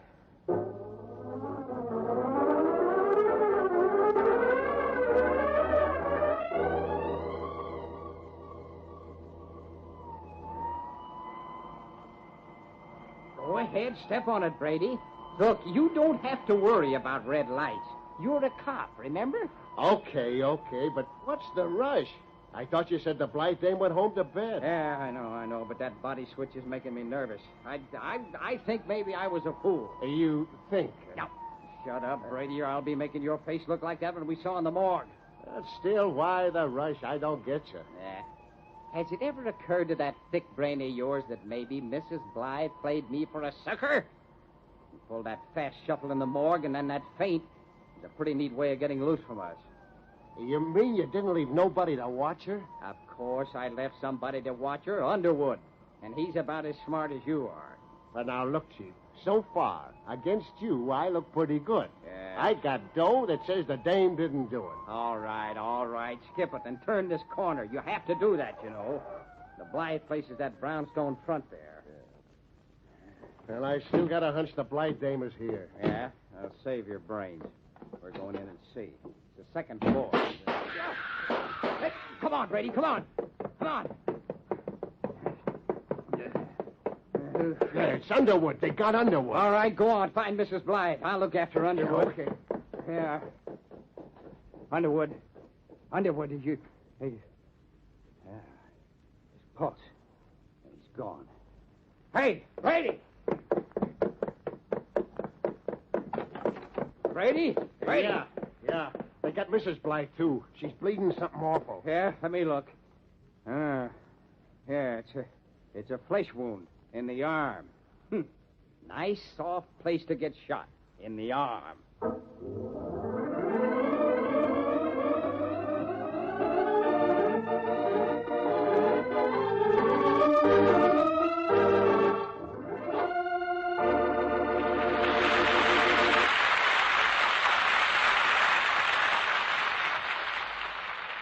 Yes, the plot thickens. Mrs. Blythe, the only real suspect Lieutenant Kane had, has been shot by an unreal assailant. Or was she? If Kane is right in casting suspicious glances at Mrs. Blythe, there might be more to this shooting than appears on the surface. At any rate, the second act of Bury Me Not will prove whether Kane's guess is right.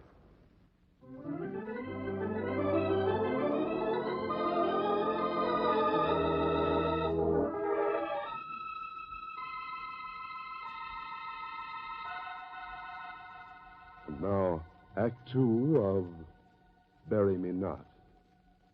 Lieutenant Kane, back at his office, has called in the much-discussed Dr. Alfred Gale in the hope of finding some new clue to clear up the mystery surrounding the death of actor Orm Blythe. Now, look here, Lieutenant. I'll be glad to answer what questions I can, but you must remember I'm a busy man. Yeah, well, sit down if you please, Dr. Gale. The police are busy, too, you know. We want to get this over with as soon as possible. Of course. Stupid of me. I must be more patient. That's part of what I call my manifesto of health. Patience.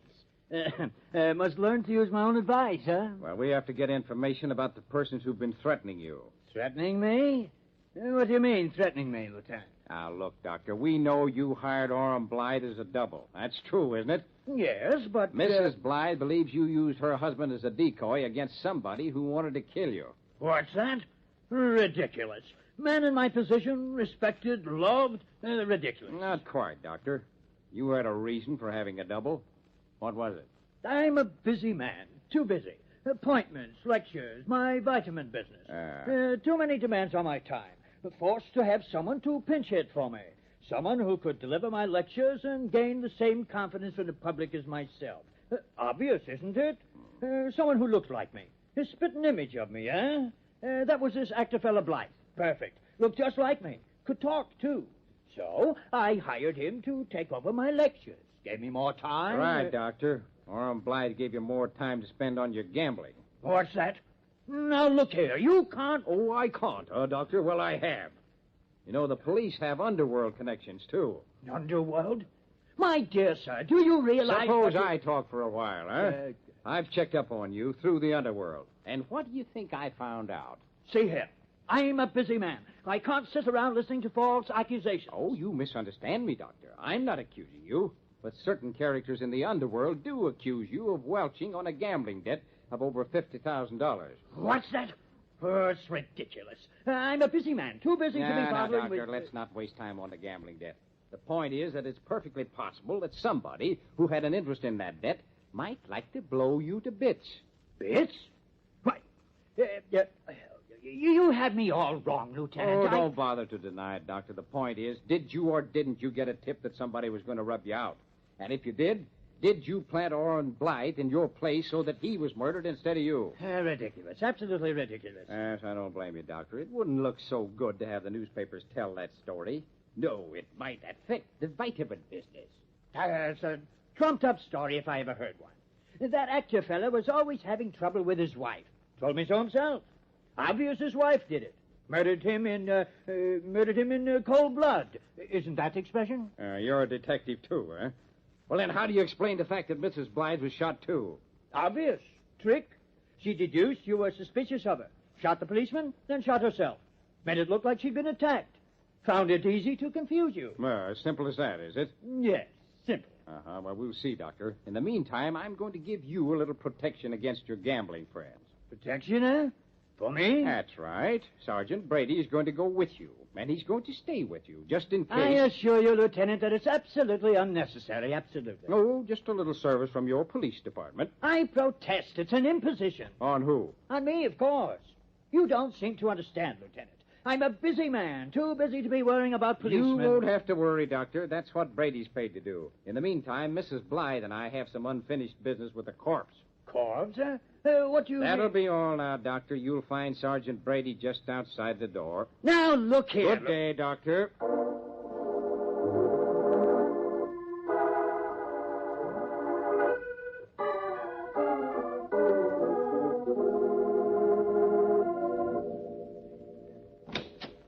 That's right, Doc.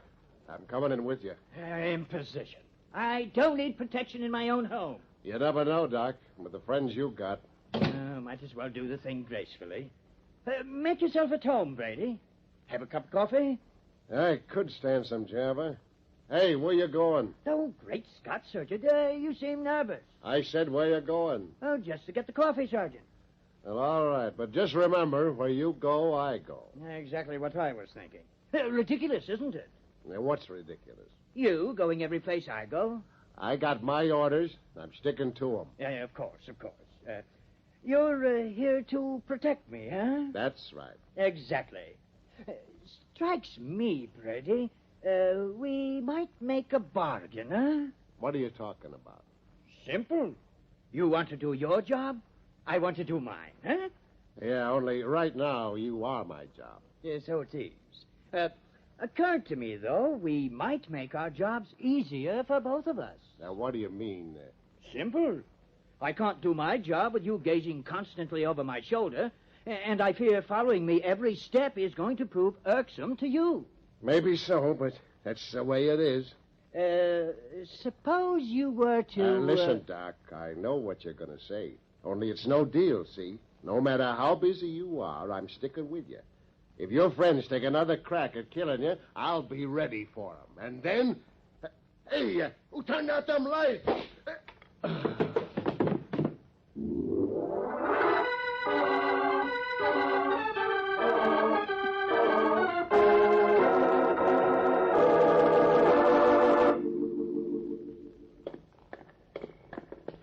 I wish you wouldn't make me do this again. This is the most horrible place. Well, now, really, Mrs. Blythe, this time it'll only take a minute. But I want you to see that scar, just to be sure the body is your husband's. Isn't this the place? Yeah.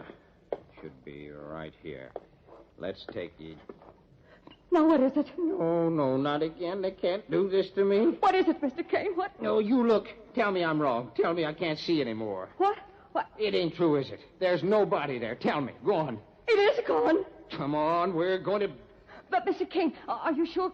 Couldn't the body have been moved? Maybe this isn't the right place. Oh, no. I made sure of that when we came in here. They swore up and down it was there right where it belonged. Now there isn't even an overcoat under the sheet. Oh. No, you don't. Now, you can't paint on me again, Mrs. Blythe. Come on, we're getting out of here. I don't understand. Neither do I, but this time I know you didn't do it. Now all I got to make sure of is that Brady was watching Dr. Gale.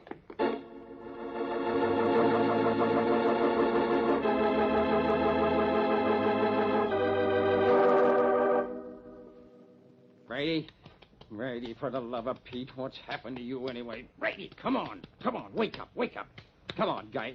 Here, start untying those knots, Mrs. Blythe. Hey, what the... Yeah. Oh, hello, Chief. Oh, my head. What a wallop. You got an aspirin? Oh, thank goodness he isn't badly hurt. Hey, what happened? What happened, he says. Brady, I left you in charge here, you remember? You're supposed to tell me what happened. I ain't in the mood for jokes, Chief. All I know is I got conked as soon as the lights go out. The lights? They're on now. Hey, look. I'm sitting here with that stuffed shirt Doc Gale, and he's trying to talk me out of dogging his heels when all of a sudden the lights go out and whammo! Somebody takes a cut at me from behind. I should have given you a bodyguard, I guess. Where's Doc Gale? In my left pocket.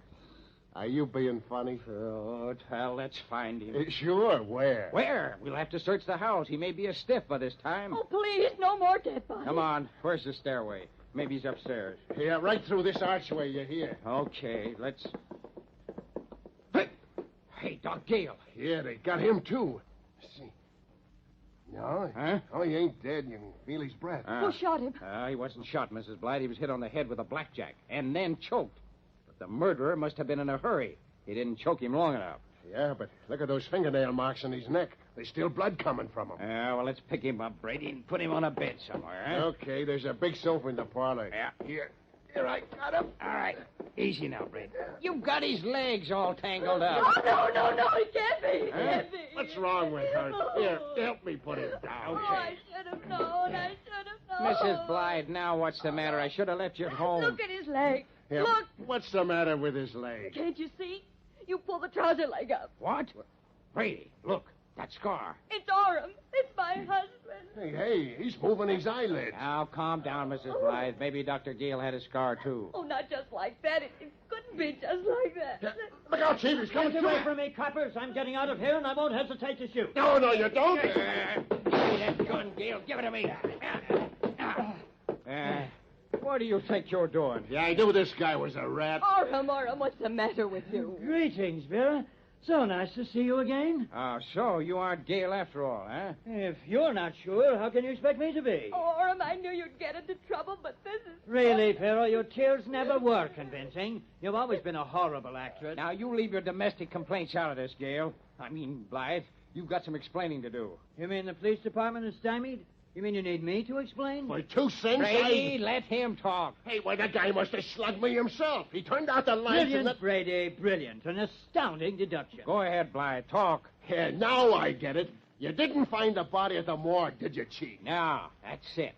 Blythe, you figured you could fool us with a body as long as your wife wasn't called to identify it. But when I told you I was going to take her to the morgue, you knew you had to get rid of that body. So you knocked out Brady. Then you got to the morgue ahead of me and back here in time. Of course he did. Look at his fingernails. Blood.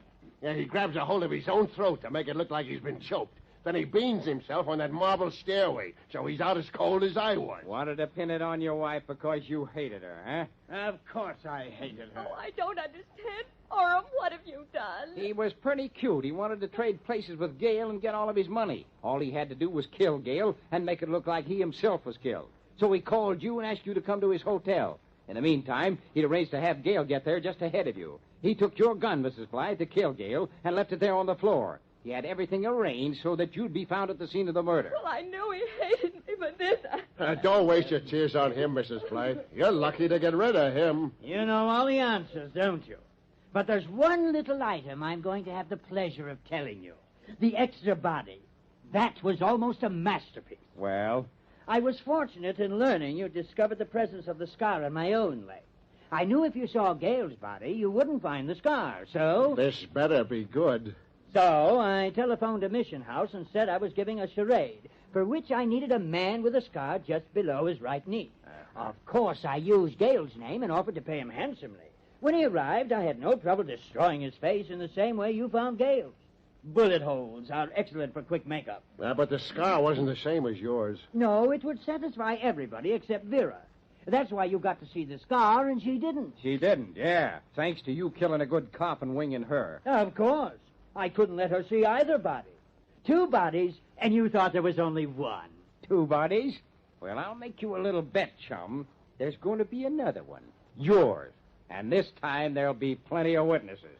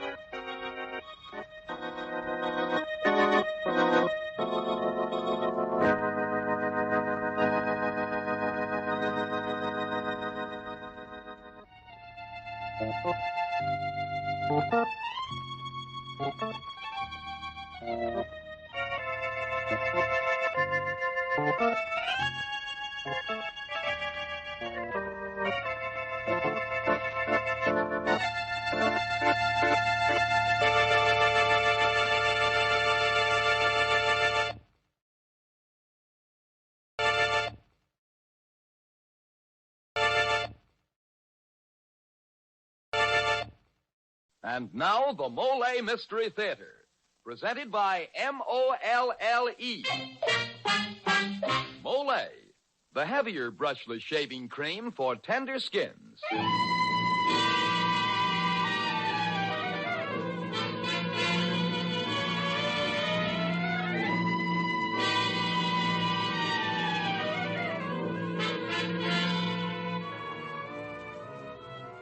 Good evening.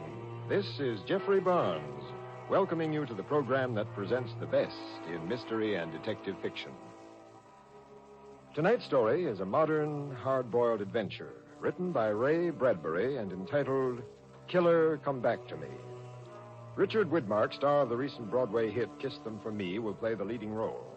Alice Reinhardt, well-known radio star, plays Julie. Killer, Come Back to Me is the story of Johnny Brogman, a killer who suffered delusions of grandeur, who thought he was beyond the law. It is a story that demonstrates, once again, that a career in crime is bitter and short. Say, Mr. Barnes, before we begin, I have some letters here I'd like to read. Oh, letters from some of our listeners, Dan? No, these are letters for some of our listeners, men who have tough whiskers or tender skin. And the letters I want to read to them are MOLLE. You bet, men. Shaving torture ends when you start shaving with MOLLE, the heavier brushless shaving cream. Yes, sir, with MOLLE, it's smooth. So smooth. It's slick. So slick.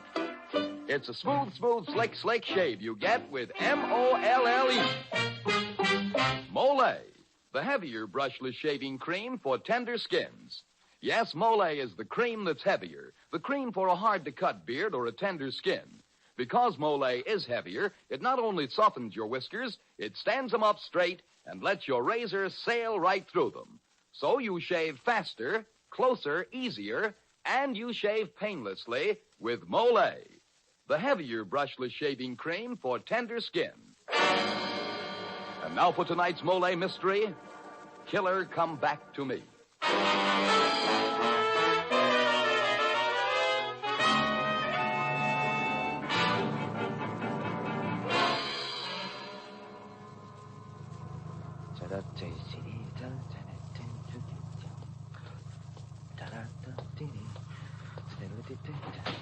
Got a match, kid? Huh? Oh, I don't know. Here. Now beat it. Thanks. Keep your motor running, that's it. What? You nervous? What are you talking about? Who are you? Scram, sister. The first bank's always the hardest, kid. I've been watching you case that one across the street. Good luck, babyface.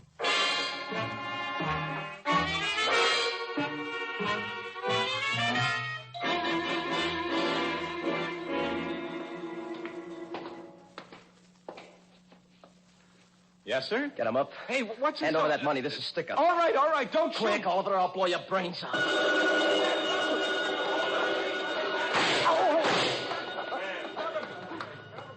Get in the car, kid, quick. Hey, what the... Get in. Get out. Get out, real fast. Easy with that rod and hang on. I'm driving, see, kid? Wherever you want to go, I'm driving.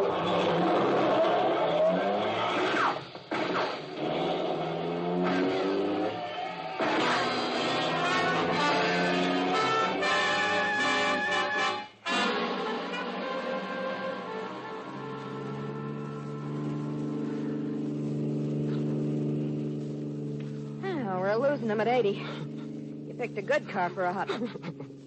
What's the matter, kid? Scared? Oh, that's all right. Go ahead, cry. You won't be green long. Shut up. Shut up! Who scared me? Move fast, that's all. Just move fast. Take Highway 43. Don't be dumb. We'll go my way. I know these Colorado roads like a book. What's wrong? They get you? No, keep going. I'm all right. I imagine things. Including that blood on your leg. I'm all right. Keep going, I tell you. Just keep going. Oh, we've lost him. How much money? 700. Chicken feed. Punk stuff. Punk stuff, huh? Stop the car. Who the devil are you running me around? This was my job. I'm cutting myself in. Oh, yeah? Put away the gun. You're no killer. It's not in your face. Your eyes are too wide open. I said stop this car. Okay. I'll spill it. What's bothering you? Who are you? What's your angle? What do you want? Want to drive you to a Sawbones first thing. Take care of your leg. Then I've got other plans. What other plans? Build you up. Make you a big shot. You see, fella, I've been outside a little while, but I'm coming back in now. With you. Why me? I still don't get it. Why me? Well, let's say because I think you got what it takes, and because your face reminds me of a guy I used to know. Well, am I in? You're kind of pretty, sister, at that. Your hair's like fire. And your eyes... Never mind that. Am I in? You're darn well, then. Come here, give me a little kiss. Don't do that! What? What's the matter? I'm the one who says when on that, too. Remember, from now on, I'm giving all the orders.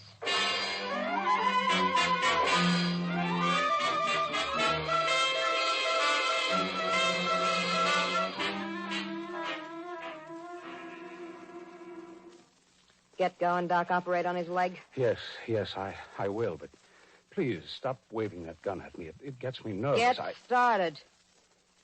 Hey, what are you doing with that needle? Giving him an anesthetic. It's just a superficial wound, Can it? but He's got to learn how to take it, and he'll take his straight. Won't you, kid? Yeah, sure. Sure, I'll take mine straight. But to get at that bullet, You heard him, Doc. One more yap out of you, and... Yes, all right. Here goes, then. Steady, son. What's your name, pal? Johnny? Mine's Julie. Hello, Julie. Want me to kiss you, Johnny? Yeah, I'd like that a devil of a lot.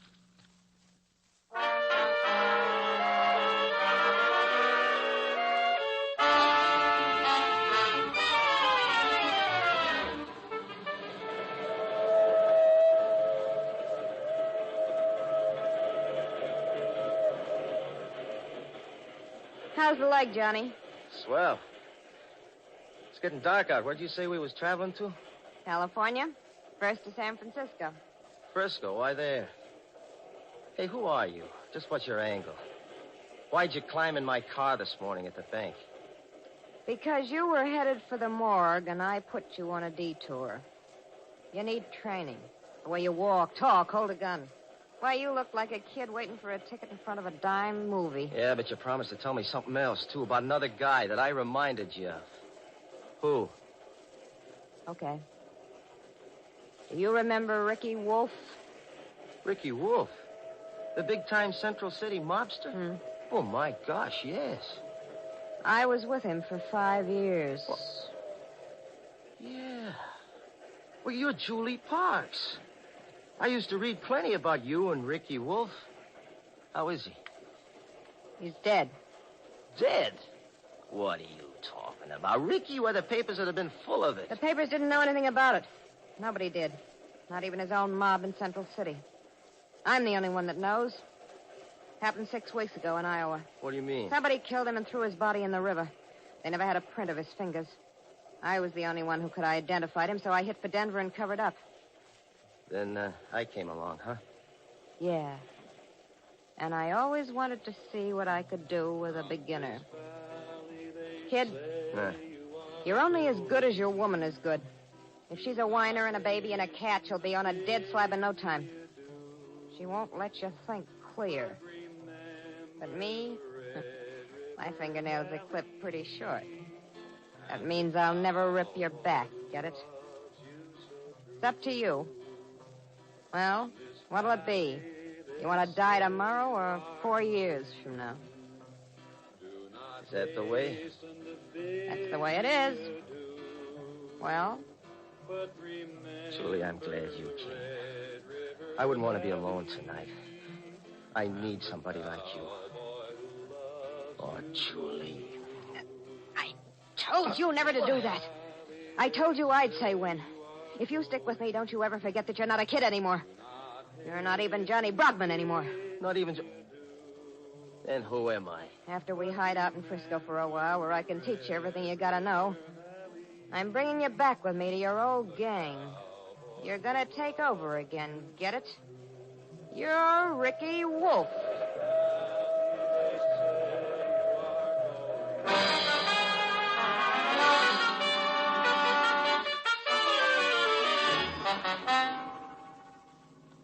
Okay, you guys, reach. This is a stick-up. Oh, lousy Johnny. That's not the way Ricky'd do it.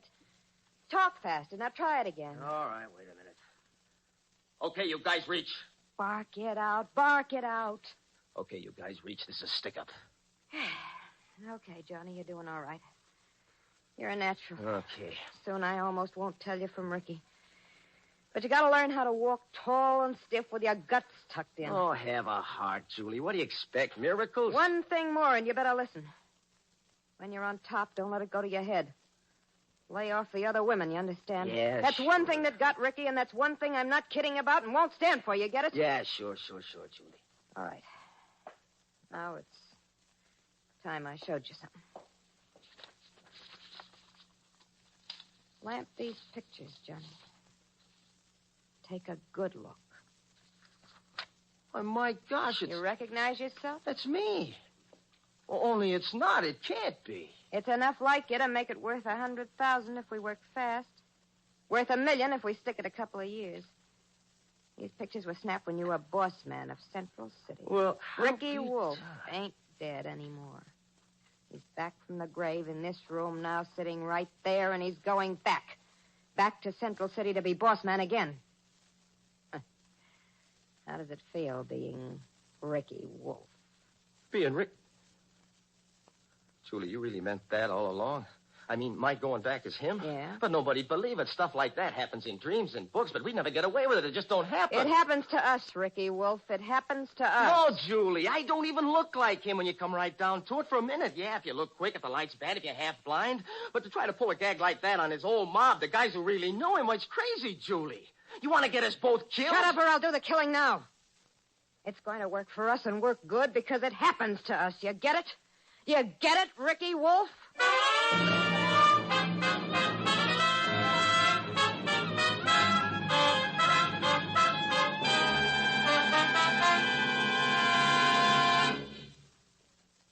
As the curtain falls on Act One of tonight's play, Johnny Brogman finds that being made over into a real tough guy is not as easy as it looks, eh, Dan? Well, that's right, Mr. Barnes, but you know, it's easy enough to soften up a toughie. How so, Dan? Well, for instance, when Tough Whiskers have a man writhing and groaning over his daily shave, all he needs is MOLLE, the heavier brushless shaving cream.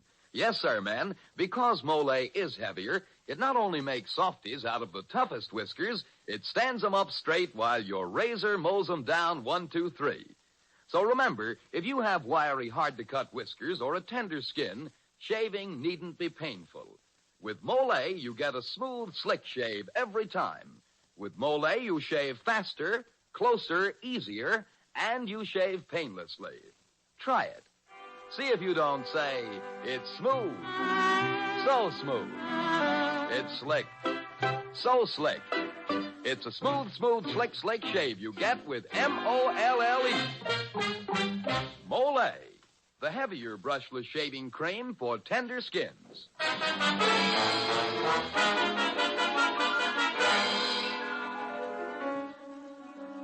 This is Jeffrey Barnes returning you to Act Two of Killer Come Back to Me.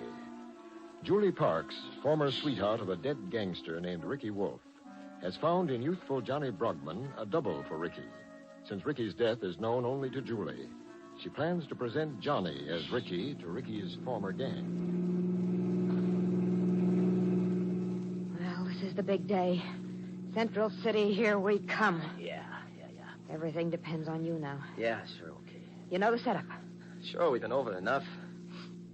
We park on Spring and 3rd, walk the rest. Right. It's a bookie joint. The biggest horse racket in Central City. We go through it to the back room, Meet the boys. There's, Merritt. He's the main guy to watch. Merritt. Used to be Ricky's right arm. And there's Kelly and Rhodes, and you're sure you remember what they look like? Sure. You described them all down to the last button. Okay, then, you know what to do. Take over, Ricky Wolf.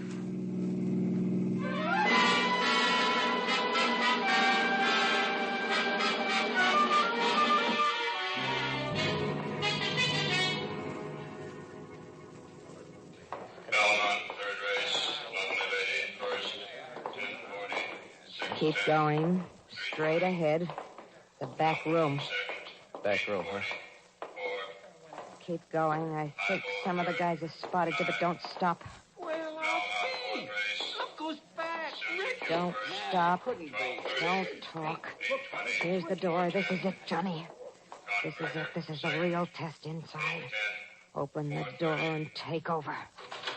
So when the guy kept pestering me, I said, put 10 on the nose. Hello, boys. Huh? Say, look. It's Ricky. Ricky? Well, Ricky Wolf. Well, what do you know? Hi, Kelly. But, where you been all this time? Yeah, where you been? Hiding out in Iowa, Rhodes. I'm hot, remember? Yeah, but... Well, when you didn't come back, you've kind of changed a little, Ricky. What's up, boys? Hey, Merritt, look. Look who's back. Hello, Merritt. Hello. Who are you? Don't be silly, Madison. Since when? Now, take a good look. You in the redhead. No, you're right. I'm not Ricky Wolf. Johnny. I'm not him at all. I don't have to be. You hear that, all of you? I'm me. I'm myself. Johnny. And you, Merritt. You don't count for a hill of beans. I'm taking over. Oh, yeah? Drop it. You're covered, Merritt. Drop it or I'll drill you. Why, you... Ricky. Shut up! Who's Ricky? Look, you I said shut up! The name's Johnny Brockman. You hear that, fellas? And I'm taking over. Okay. Kelly. Yeah? You know what to do. Get moving with this body. Sure, boss. You, Rhodes. Yeah? Help him. Get your car around the alley on a double. Well, what you waiting for? Sure, boss. Right away. Hey, Sammy, catch this rod. Get rid of it. Yeah, sure. Now, any of you want to pull out now. Any of you don't like me, say so. Oh, no, Johnny, you're okay. Okay, Julie, we're in. Everything's okay, Ricky. Sorry, I didn't mean to call you Ricky. Okay. If it makes you feel better, call me Ricky. Well, sure, boss. Sure. You know, I like that. What? What you just said, those last few words. I like it. You understand? Sure. Sure, boss. Sure.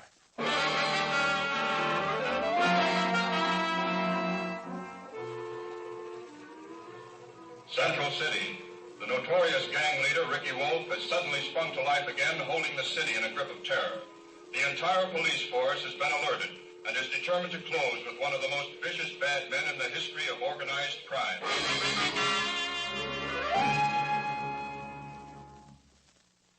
Well, Dave, how do you like us now, huh? We're sitting right on top of the world. What's the matter, Julie? What's wrong? Look at this millionaire dump we've moved in on. We hit the jackpot, ain't we? Maybe.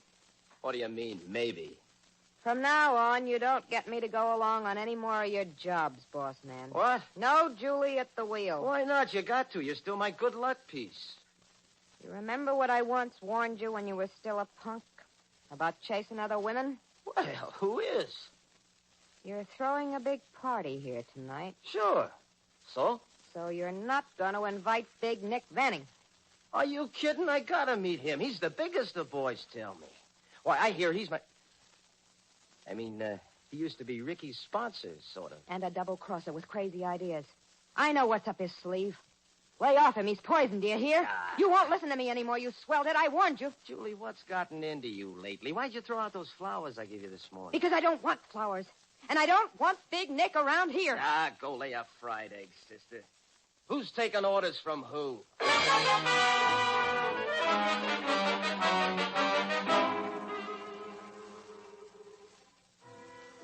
You're a smart boy, Ricky. I'd like to see you tomorrow night at my place. What about, Nick? Oh, have you forgotten? You shouldn't have stayed away so long, Ricky. We've been planning this thing for 2 months. The biggest job ever pulled. You were in on it. Remember, Ricky? Keep talking. A job too big for any one mob. So I got some smart boys in on it from Chicago, New York. 25 of them. For the fanciest day's haul anyone ever heard of. You're heading it, kid. You and your boys. There's a fortune for all of us. $10 million. Remember, Ricky? 10 million. Yeah, sure. I remember. Keep talking. Gold bullion coming in on a freighter from Japan. Government stuff. Hey, wait a minute. Government stuff. We gonna tangle with them? Come over tomorrow night. Get all the dope. And then, if you don't want to... I'd like to... Oh, pardon me. Oh, that's all right, Fanny. Well, Ricky, since you come back again, I suppose you'll be taken up with my secretary once more, huh? She'll be there tomorrow, too, by the way. You remember little Franny? You two are beginning to be great friends. Well, say hello.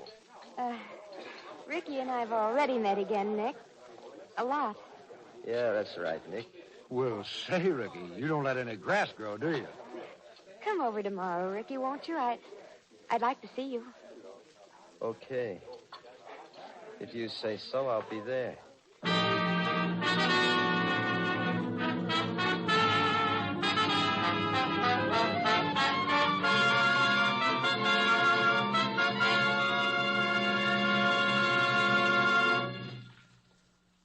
This is Jeffrey Barnes again. In just a moment, we'll bring you Act 3 of Killer Come Back to Me.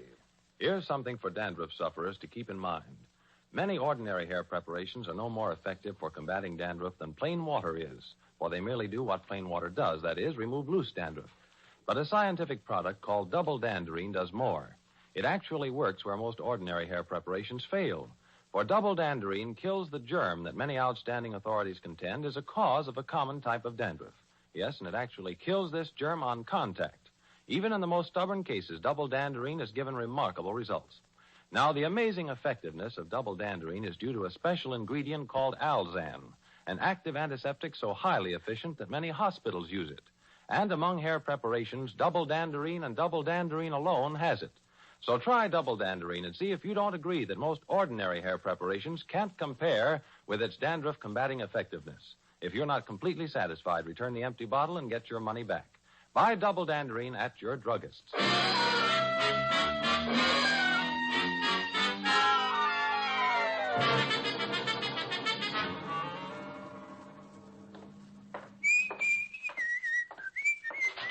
Johnny. Huh? Johnny, where are you going? Out. Got a date. With Nick? Is he trying to sell you that crazy scheme, too, like he did Ricky? Are you going to see Nick? Yeah. And his Franny? You're not going down to Nick's tonight. Get away from that door, Julie. You're staying here. This is one job you're not handling, see? Do you realize what you're up against? It's the FBI you're tangling with this time, and that's a sure ticket to a slab. And so is that Franny dame. That's my business. You might as well know this. She came between us before me and Ricky, and now it's all started all over. Oh, don't go. Please don't go. I want you to stay with me, Johnny. Julie, you mean that? Baby, that other dame wouldn't mean a thing to me. Come here, Julie. Come on, come closer. Let me kiss you. You haven't let me kiss you tonight. Oh, Ricky. Ricky. What did you say? I didn't mean it. You said Ricky. No. I'm Johnny. You're in my arms and you cry, Ricky. It just slipped out. You love him. You love a dead man. Sure, I should have guessed. You made me over. You made me look, walk, talk like him so you could have him again. No, please, you Johnny. You don't love me. You tried to dig up Ricky from the grave. No. Sure, it all adds up now. Johnny, think anything you want to, but don't go out that door tonight. You'll get killed. You afraid I'll get killed or that Ricky will die all over again? You couldn't stand that, could you? No, I couldn't stand it. Don't you see, Johnny? We're both the same. You don't want me. You know what you want. You want somebody you can cling to, somebody to take care of you, and I want Ricky. Don't say that! We met in front of a bank, Johnny, you and I, and we both wanted something. And we tried to get it, and it fell apart in our hands. Oh, take me in your arms. Hold on to me. Hold on to me tight. Oh, Ricky. Oh, don't. I'm Johnny Broadman. I'm myself. You got that? The whole world, you got that? I don't need a woman to lean on. Not my mother, not Julie, not anybody. Get away from that door. I'm going. No, I won't let you. Where are you going, Julie? What are you doing at that window? Leave that shade alone. Keep away from there. Who are you signaling? You listen to me. I killed you once before, Ricky Wolf. And now you're going to die all over again. Who are you? Too late.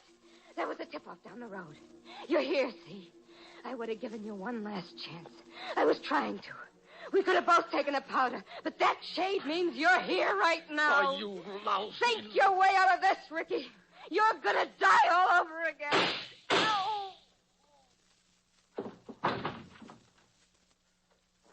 Oh, yeah. Wrong number, sister. This ain't Ricky. This is Johnny Broadman. Ricky. All right, there. Come on out, Ricky Wolf. The house is surrounded. Julie, what's this light? What's this searchlight they've thrown in here? Who is that? This is the FBI, Ricky. Get that light out of my eyes! What do you want with me? Julie, honey, tell me what to do. I don't know what to do, Julie. Throw out your gun and come out with your hands up. We'll give you 30 seconds, Ricky Wolf. Who's Ricky? I'm not Ricky. I'm Johnny. I'm Johnny Broadman. Come on, Julie. Tell him who I am. That's a tear bomb, Ricky. Just to show you we mean business. Julie, what'll I do? Julie, honey, don't die. Please help me. Help me like you used to, Julie. 10 seconds left, Ricky. No, don't shoot. Julie, please give me the word. 5 seconds, Ricky. Honey, I'll get the chair. I know I'll get the chair, and I don't want to die, Julie, baby. I don't want to die. I'm not Ricky.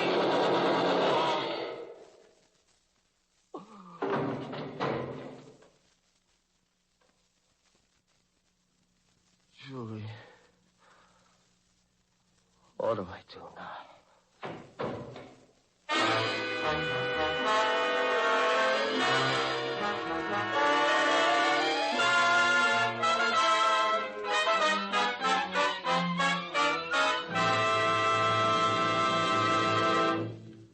And now this is Jeffrey Barnes again, inviting you to be with us next week when the Mystery Theater presents Goodbye, Darling, by Hench Warner.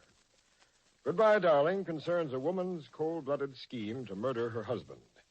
It's a story full of action, suspense, and a breathtaking kind of quiet horror. It'll keep you on the edge of your chair every minute. So be sure to join us next week when we present Goodbye, Darling.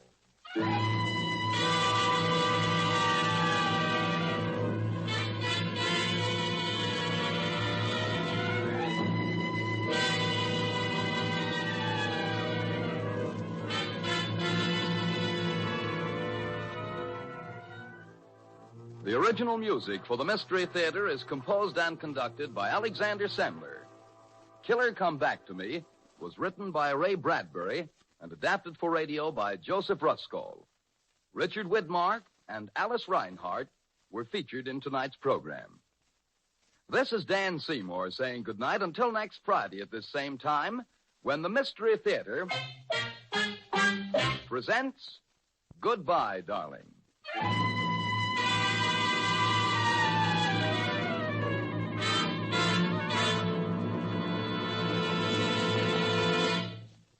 Tonight's radio theater presentation came to you from our RCA building studios in New York.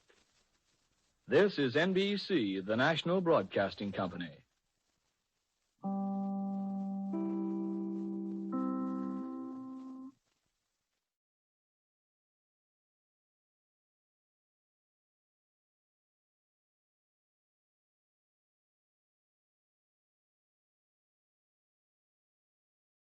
And now, the MOLLE Mystery Theater, presented by MOLLE. MOLLE, the heavier brushless shaving cream for tender skins. Good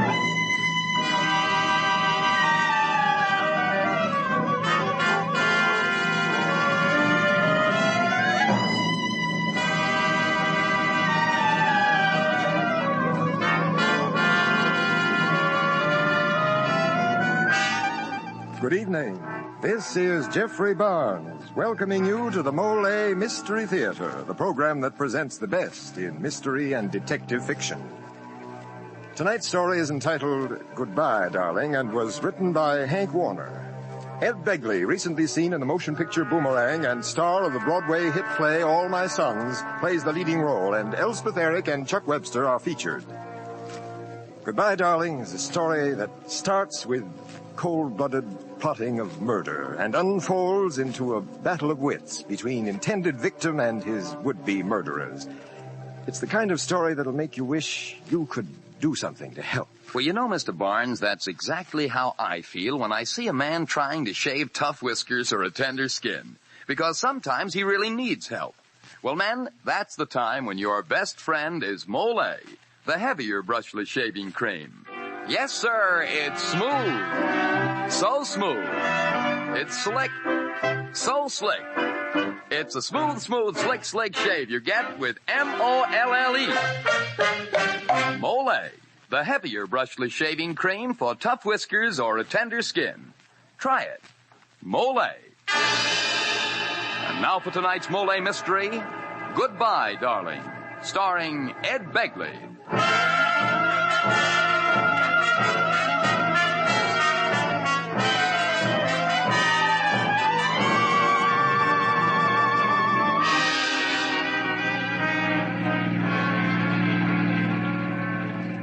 It is Saturday afternoon. Cruising in a car on a suburban highway are Curtis Tabor at the wheel and Mrs. Lily Lucas discussing the details of a plot.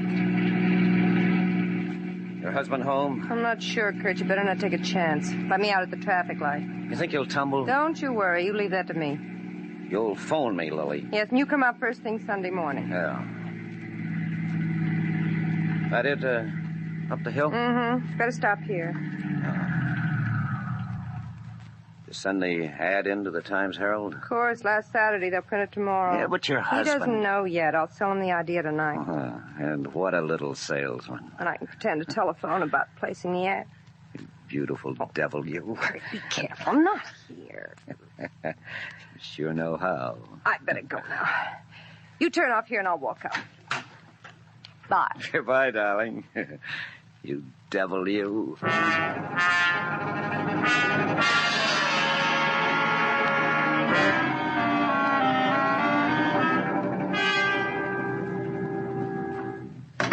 That you, Lily? Yes, George. Some letters for you. I didn't know the mail had come. More bills, I guess.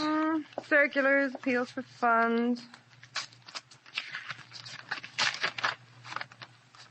George, didn't you mail last month's payment on the mortgage? Here's another letter from the bank.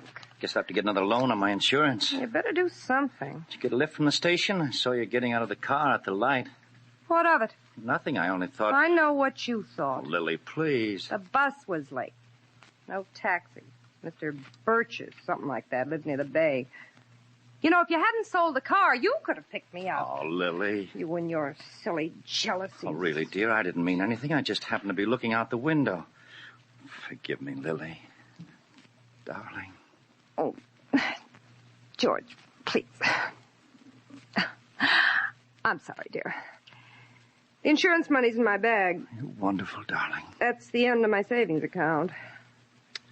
You know what? Sometimes I think it was a mistake to put all the insurance Henry left me into this house. Here I am, living in the house the money Henry's death brought. I should have gone with him that night. I'll never get over the feeling that I sent him to his death. Oh, now we're grown up, George. It couldn't be helped. I've asked you please not to talk about it. Oh, say, maybe that opening in the Times-Herald promotion department will pan out. Conley said he'd give me an interview next Saturday, but I'm afraid he didn't sound too keen about it. George, kiss me. Oh. Love me? Mm-hmm. You know, Lily, I've been thinking. Your idea of renting one of our rooms. Are you sure it's all right? Well, why not? After all, many people do. Oh, well, you've been so opposed to it, I was afraid to mention it again. You're a dear, George. I better get dinner, darling. I'll fix a fire in the fireplace. Good. There's a few logs left. Mm-hmm. Why don't you phone that ad in, Lily, in time to catch tomorrow's paper? Yeah, I'll do that. Pennsylvania 66600. Pennsylvania 66600. Right.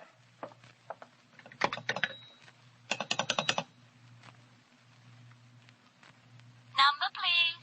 Operator, Pennsylvania 65097. Thank you.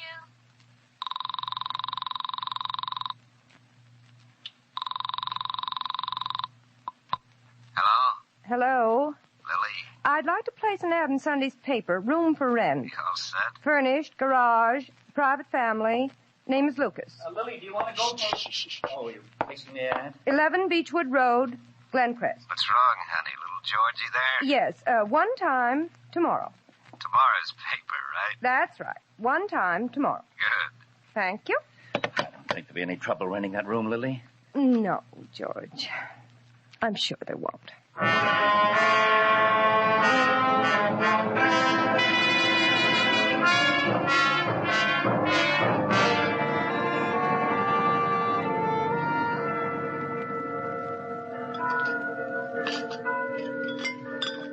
Just more coffee? No, thanks. What's the paper say about the weather? Sunday, mild, probably showers. Oh, did they print our ad? Uh-huh.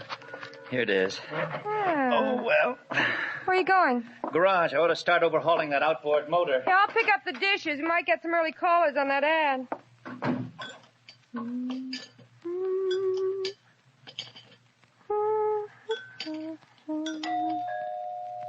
Curtis.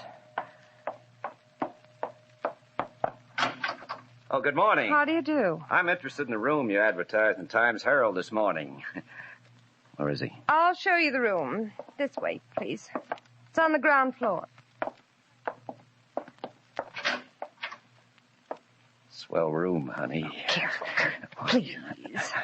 The garage is attached. This way.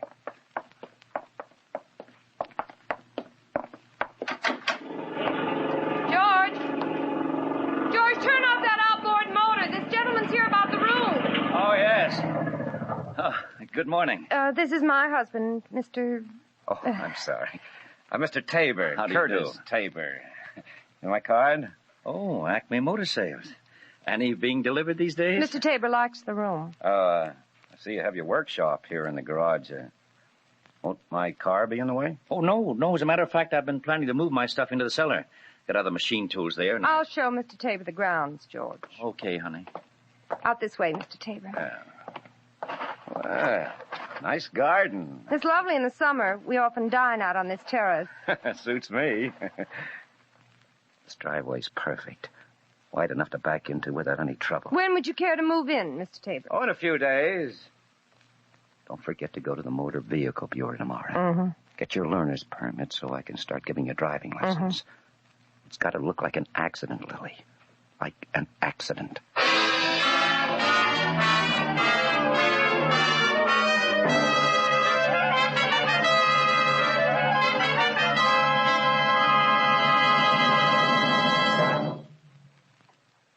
Well, in Act 1 of tonight's MOLLE mystery, we've seen how the bold plan for murdering Mr. Lucas gets started.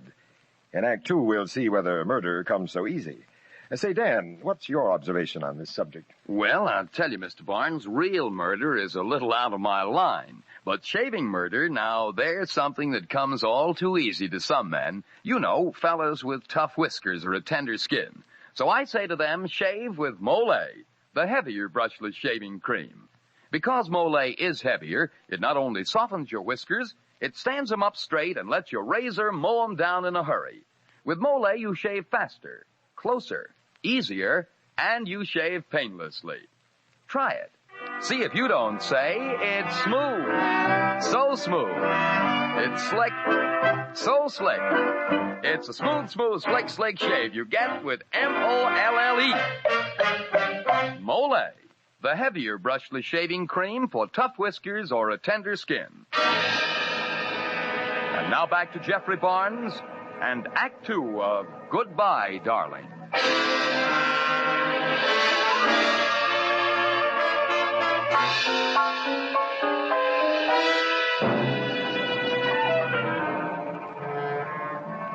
It is Saturday morning, just 1 week since George and Lily Lucas rented a room in their suburban house to Curtis Tabor, who, with Mrs. Lucas, is plotting the accidental death of Mr. Lucas. Unsuspecting, Mr. Lucas has left for the city to be interviewed for a position in the promotion department of the Times-Herald. In the meantime... Be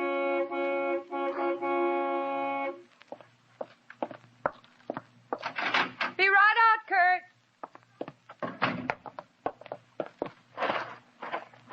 Come on, get in, Lily. Give me your first lesson. Baby. No, please, Kurt, not out here. Okay. Know what George said when I drove him to the station? Said he'd hate to be hit with this car. You don't think he suspected? No. He was thinking of a collision. It's going to be easy, like taking candy from a baby. Too bad he's only carrying $25,000 worth of insurance. Now, look, pay attention. This is ignition key. I turn it. Yeah. Now step on the starter. Right here. Simple. Now, shut off the ignition. Now step on the starter.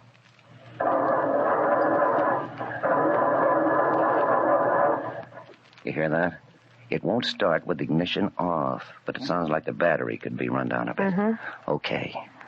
We'll have the car backed into the garage. You'll be at the wheel. Yep. I'll ask George to help me shove the car for a start. When he's between the wall and the rear bumper, you sneak the ignition on like this. Shift into reverse like this. And step hard on the starter, making the car jump back like this.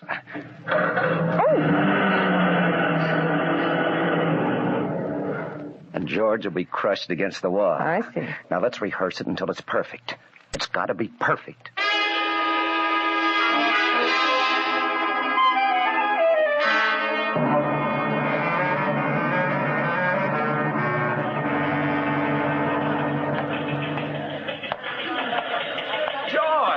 George Lucas. Hello, Frank. Well, George, you working here now? For the Times-Herald? Oh, not yet, but I've just been upstairs to see Conley in the promotion department. Connect?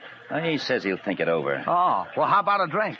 I don't know. I've got some shopping. And I'd like to place a situation wanted ad in the Sunday paper just in case. Well, I got to pick up some reservations at Grand Central. Meet me in half an hour at the men's bar. Cheer up, you mug. See you in a little while. Okay.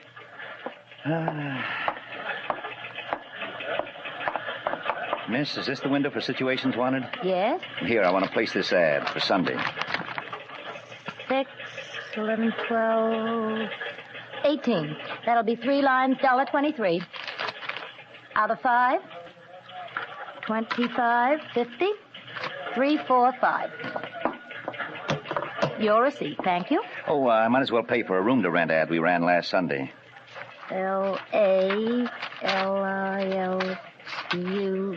Don't see any bill under Lucas. Maybe it's been paid. No, I don't think so. It just phoned in. I'll look at the paid bills. L-A-L-O. Lucas. It has been paid. Cash with order. Are you sure it was phoned in? Not according to this duplicate. There's the date stamp. Paid Saturday, April 26th, 6:15 p.m. Saturday, April 26th, but... Why, that was a week before she phoned it in.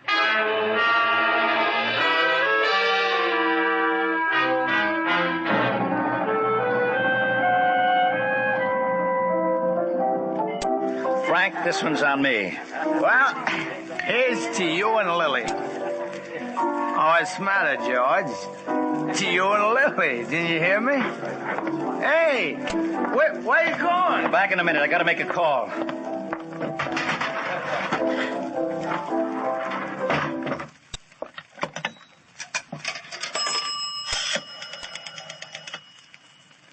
Operator, business office at Glencrest, please. Hello?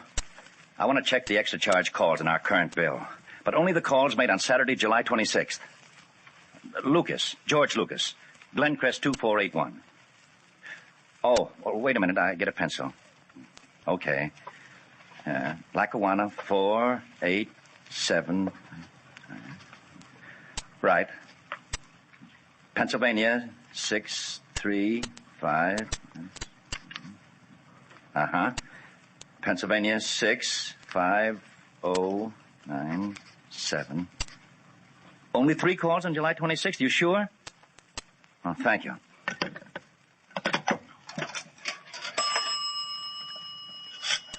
Lackawanna, 487.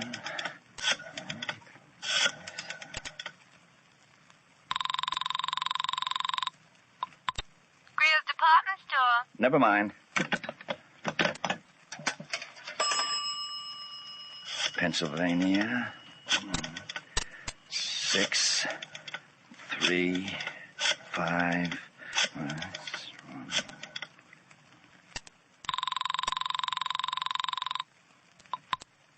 Hello, Mike Supermarket. Sorry, wrong number.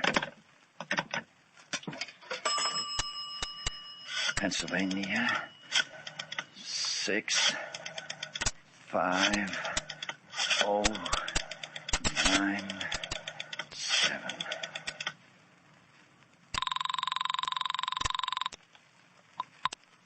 What number are you calling? Pennsylvania, 65097, operator. One moment, please. Are you calling Curtis Tabor? What? Curtis Tabor. That number has been disconnected. Curtis Tabor. Hello? Hello? I said that number has been disconnected. Hey, George, you were gone so long I came after you. Now, let's have some more drinks, huh? Oh, sure. Let's have some more drinks. Let's have lots more drinks.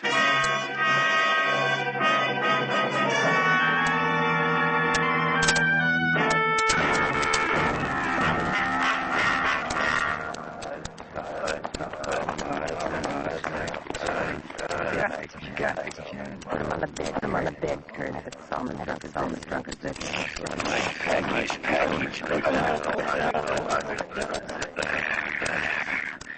Lily. Go throw him down the steps. Scatter. Money. Help me get them. All right. Name Frank. Two times. How to Frank. Should have gone with Henry. I know it's too drunk to drive. Grab me, kiss me, and let Henry go. You risky kill. You made me do it. This Henry. My first husband. What about it? Say, amateur getting rid of husbands. You'll get another chance tomorrow night.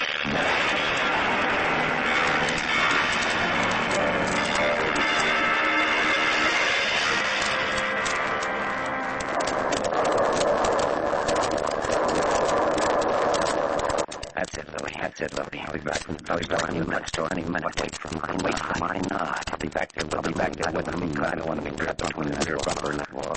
Dear George. It's here he comes.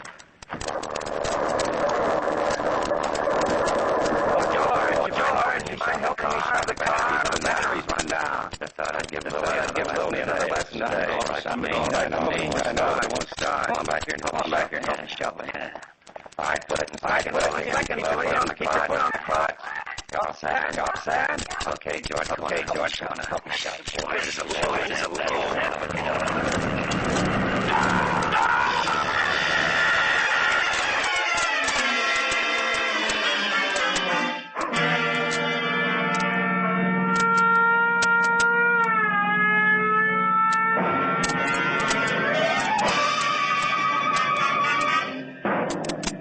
Lily, you bungled it. You waited too long after my nod. Swell job. Just broke his leg.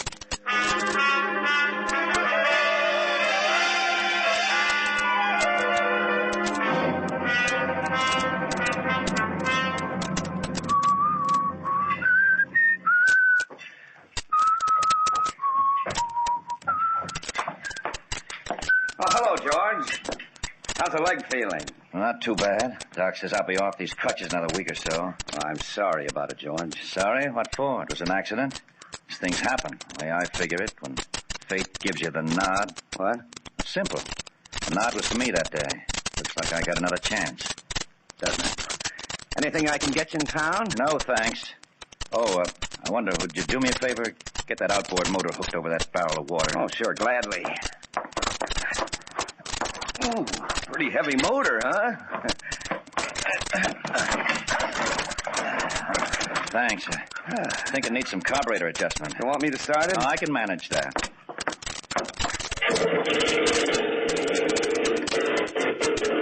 Needs a tuning. Well, it'll give me something to do. George, isn't it dangerous running this motor down here? Fumes from the exhaust. There's an exhaust fan in that corner window just behind that bin. Oh, do you mind turning it on, Kurt? No, not at all. Drink? Oh, no, thanks. No. George, you mind if I say something that's probably not any of my business? Go ahead. It's about your hitting the bottle since you got out of the hospital, George. Let me be the judge of that. I'm sorry. Shouldn't have mentioned it, I guess. Sorry. I'm taking Lily out for another driving lesson. That okay with you? And if it weren't? Well, just thought you might like to join her. No, thanks. Okay, we won't be gone long. That's what you think.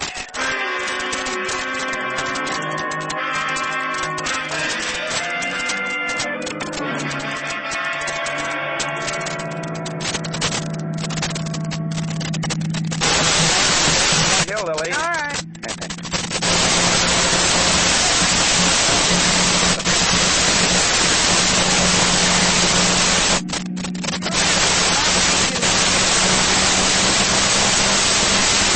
Crossroad ahead. Get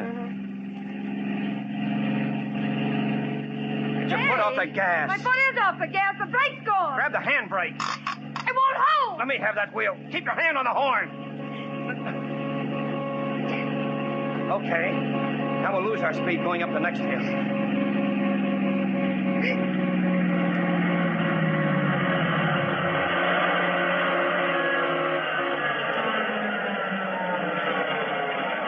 Okay. Now quick, shift into low. That'll hold it from coasting back. Oh. That was close. Holy man. Lily, I wonder. Huh? I saw George fussing around the car this morning. Huh? Sister, your loving husband's wise to us. Those brakes were okay last night. What are you going to do about it? What I told you as soon as we get back. We'll get him started on a bottle in the cellar and have a couple with him to make it look good. Then when he's passed out, start the outboard motor. It'll look like he forgot to turn on the ventilating fan.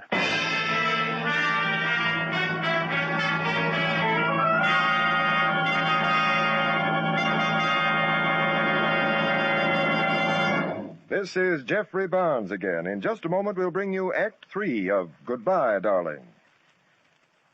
Now, a word from George Putnam. Every day, more and more people are discovering that to get real relief from the most common kind of dandruff, they must destroy the germ called Pityrosporium ovale, which many outstanding authorities say is its cause. You see, merely washing or brushing away loose dandruff has no effect whatsoever on this germ. But one thing that does work is double danderine. For double danderine actually kills this germ on contact. Even in severe cases, results with double danderine have been amazing. And the reason for double danderine's astonishing effectiveness is a special ingredient, an active antiseptic so remarkably efficient many hospitals use it. In double danderine, we call it Alzan. So stop trying to combat this dandruff with ineffective methods that actually are no better than plain water. They can't compare with double danderine, for double danderine destroys the cause. If you're not completely satisfied, you'll get your money back. Get double danderine tomorrow.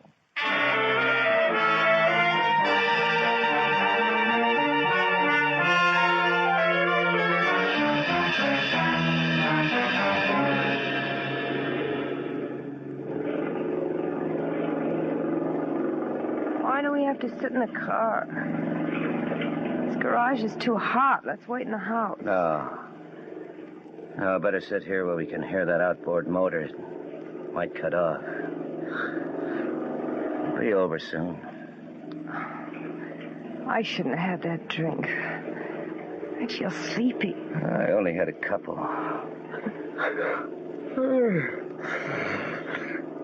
I feel drowsy myself. Let's get some air. Kurt, I'm sick. Lily. Where are you? I can't move. Lily. Kurt, Drinks. Lily, we've been drugged. George, he did it. We must get out.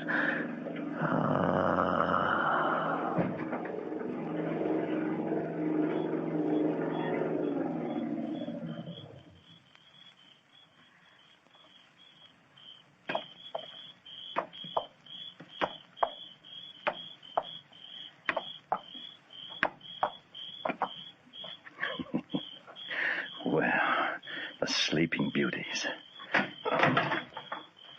Just move over from behind the wheel, darling wife.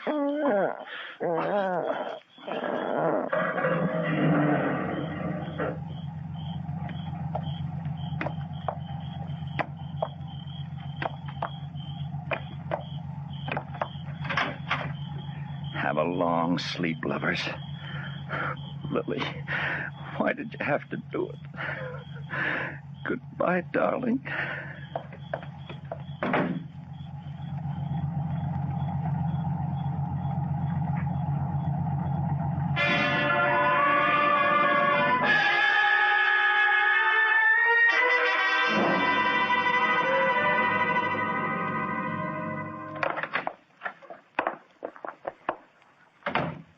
Now, the rest of the sleeping pills upstairs in the medicine cabinet. Must get rid of them.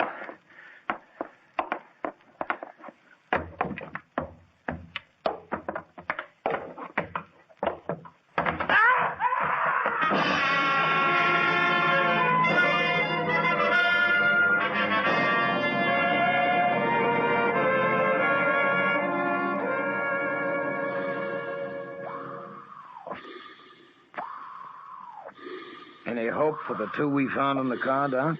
Oh, I'm afraid not. Pull motors won't help them now, Inspector. Okay, boys. What about Mr. Lucas, Inspector? Oh, didn't you know? Neck's broken. Too bad. He probably could have saved them if he hadn't slipped on that scatter rug.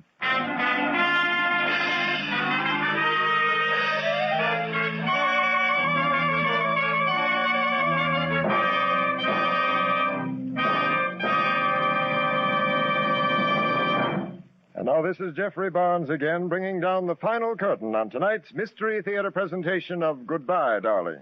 The original music for the Mystery Theater is composed and conducted by Alexander Sembler. Any resemblance between the names and characters used on the Mystery Theater and any actual persons living or dead is purely coincidental.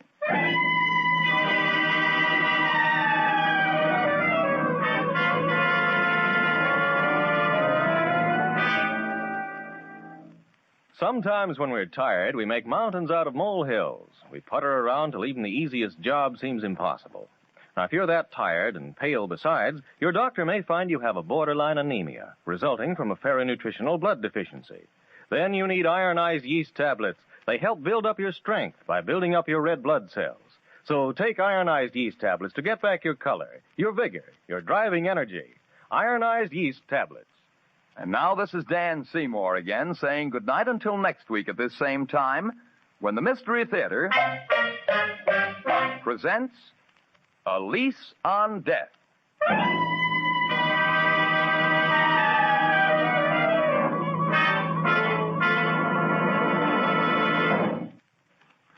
This is NBC, the National Broadcasting Company.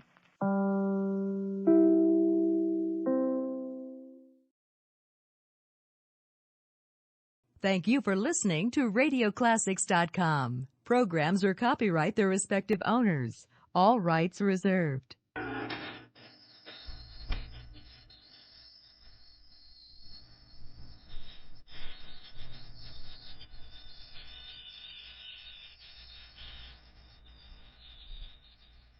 On Mystery Theater tonight, Mrs. Glaspell's Story, in radio version by Gavin Douglas.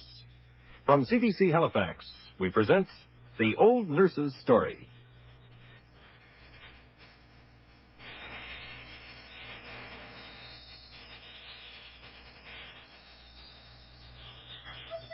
There, now, my love. Come closer. And I'll tell you something from long ago. Something that you've never heard. You know, my dear, that your mother was an orphan and an only child. There never was such a baby before or since. So you've all been fine enough in return. But for sweet winning ways, you've none of you come up to your mother, to my dear Rosamond. My mistress, your grandmother, commanded me on her deathbed never to leave my little charge, for I was the last person left alive who loved her. If my lady had never spoken so much as a word, I'd have gone with Miss Rosamond to the end of the world. And far we were to go before our tears would dry, or the grave flowers could wither.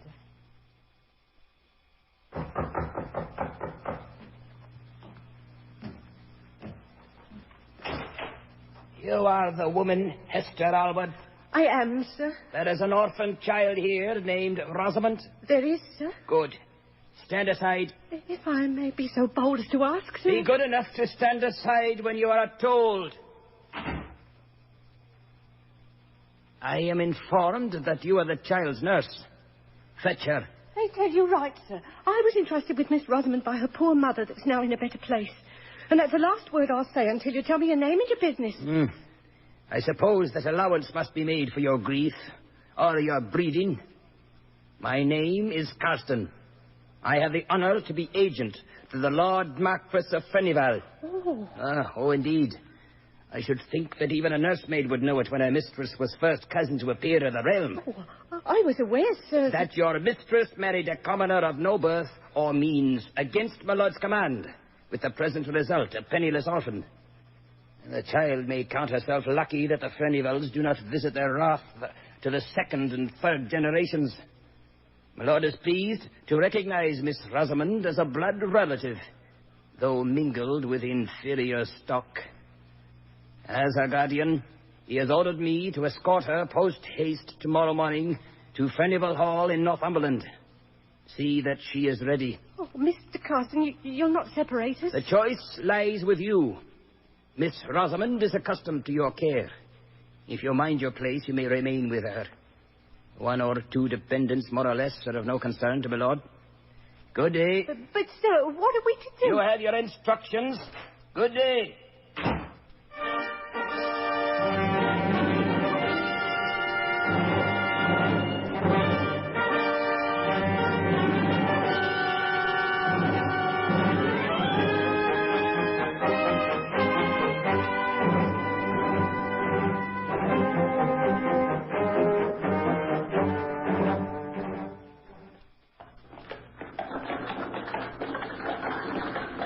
Esther? Yes, Mr. Carson? We are approaching Furnival Hall. Wake the child. Must I, sir? She's in a deep sleep at last, and it's been such a long Wake her, time. I say. We are entering the great park, and it's my lord's orders that the estate and rank of our ancestors be impressed at once upon her mind. Very well, sir. Oh, come here, my love. Over here. Wake up, Rosamond. Yes, open your eyes. Where have we come to? Oh, where are all the farms and cottages? Far back on the road, my dear. We're driving through the great park of Furnival Hall at the foot of Cumberland Fells. Look around you. Oh, that's not a park. It's all wild and cold. There's nothing but rocks and old trees, all white and lonely. Come now, Rosamond. Look at the great hall with it. Yes, you were about to say, with tree branches dragging against its windows and its gardens turning back into forests. Don't they have a gardener? Oh, hush, Rosamond. Miss Furnival will tolerate no gardens and no scenery. The curtains of our own apartments are drawn winter and summer, day and night. Miss Furnival? Is my lord not here, then? Lord Furnival? Wherever did you get that idea? My lord has never set foot within the walls, nor has any other member of the family these 50 years. For the same length of time, my lord's great-aunt, Miss Furnival, has never set foot in the outside world. I think it was in my lord's mind that Miss Rosamond might perhaps amuse his aunt. And the air is healthy here. Only beware the winter. The winter, sir? Come, we have arrived. Sit down. Sit down. I may not accompany you within. I am to join my lord at once in Newcastle. But you are expected. Mr. Carson. You have a month until the winter gales. When they come, if you are a wise girl, stop your ears and keep away from the windows. Mr. Carson! Mr. Carson!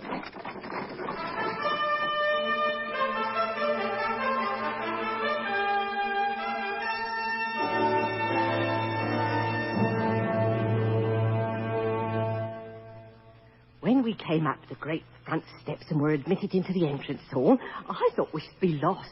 It was so large and vast and grand. There was a chandelier, all of bronze, hung down from the middle of the ceiling. I'd never seen one before and looked at it all in amaze. At one end of the hall, there was a great fireplace, cold and unlit. Oh, it was large as the sides of houses in my country. And on the western side was a huge old organ built into the wall, so broad and high that it covered the best part of that area.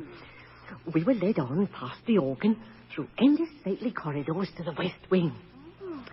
And at last, we came to a suite of apartments where it always seemed to be night. Fires crackled in all the rooms, and curtains of heavy velvet shut out the daylight.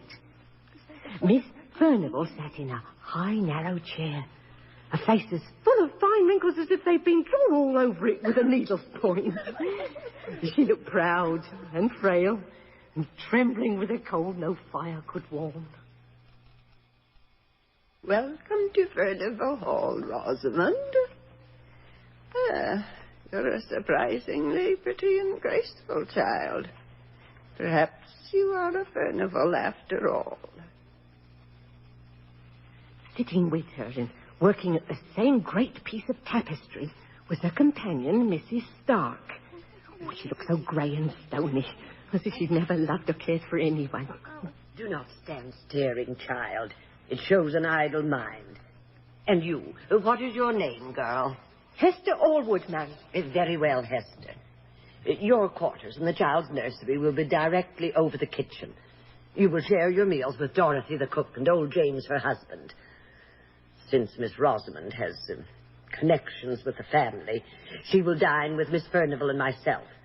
You will, of course, remain in attendance behind her chair throughout the meal. Is that clear? Perfectly, ma'am. Good. We dine at 7. I think that will be sufficient until then. There is one other matter, and it is absolutely vital. You may move throughout this west wing and the center hall as you wish, Hester. But the east wing is locked and long abandoned and is never under any circumstances to be entered, no matter what may occur or seem to occur. Very well, Miss Furnival. You are very silent, Rosamond. Oh, she's shy, ma'am. It's all very new and strange to her. Very likely, very likely. And yet she ought to be at ease here. You will see her face in a dozen portraits on the wall. Perhaps, Rosamond, our ancestors will approve. Perhaps the dead will even grow to love you. Will they speak to me? Speak to you? Oh, no. God grant they be too proud for that. God would not allow an innocent to hear. God would not allow... Grace. I beg your pardon. I am an old woman gathering wool. You'd better go now, Hester. James and Dorothy will show you round your quarters. Oh, Hester. Yes, Miss Furnival? When Rosamond is ready, you may bring her down to us. Don't wait until the bell. Grace, if you are going to spoil the child... And it has been so long, so long. Surely we may relax some ceremony for the very young.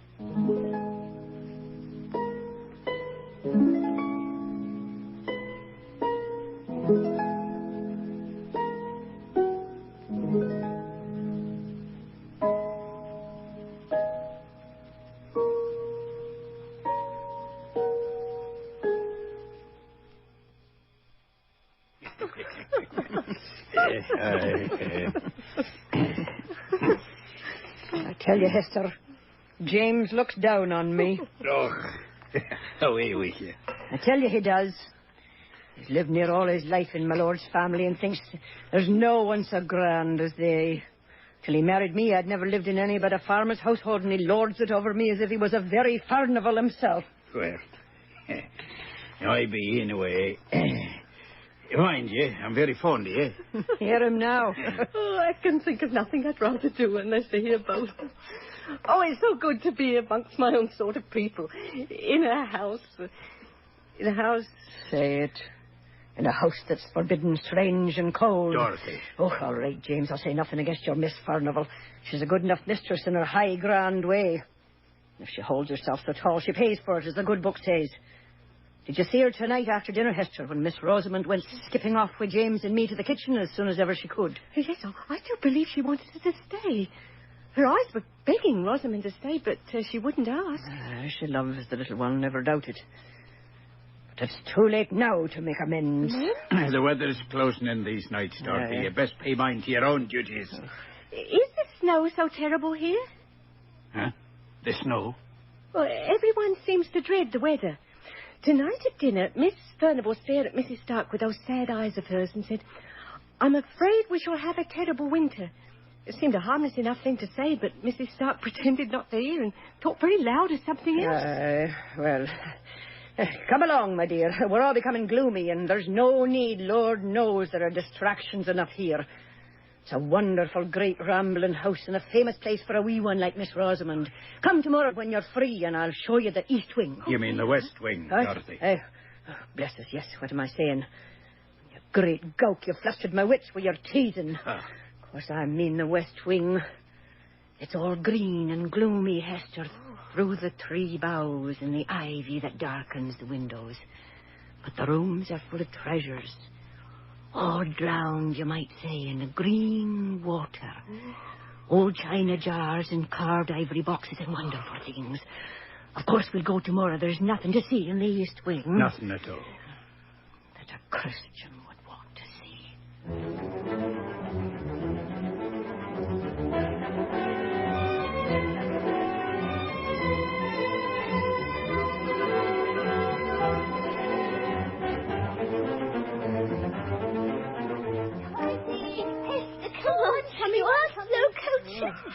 I haven't run in many a year, Miss Rosamond. And I shan't now, so there. Oh, how many pictures there are, room after room. Aye, they were a mighty family since the time of the border wars and long before. But this is the last chamber that was the old state drawing room in the grand days. They hung the best of the pictures here. Who's the man in the plumes and gold lace? That's Sir Humphrey Furnival that fought for the Martyr King and fled to France with Charles the Dissolute. Dorothy, who's the lovely lady over the mantelpiece? Well, you may ask. That, my dear, is the mistress, Miss Furnival, as she was these 50 years gone by. Oh, is that Miss Furnival? A wonder to look at she was then. But such a set, proud look and the scorn in her eyes. Hester, she's laughing at us. Why should she laugh? She who has the funny dress. It was all the fashion when she was young, miss. I remember something like it when I was a wee thing like you. Great ladies wore beaver hats with ostrich plumes tilted over their brows like that, and satin gowns with them quilted stomachers just as you see her. Well, to be sure, flesh is grass, they do say, but who'd have thought that Miss Furnival had been such an out-and-out beauty to see her now? Folks change, sadly. But there was another sister, and if what my master's father used to say was true, Miss Vanessa, that's dead now, was even handsomer than our mistress, Miss Grace. But if I show it to you, you must never let on, even to James, that you've seen it. Can the little one hold her tongue, do you think? Oh, I wouldn't risk it. Rosamond, dear, yes? Go and hide in the next chamber, in the red room, and I'll show you how quickly I can find you. All right. You never will find me, Hester.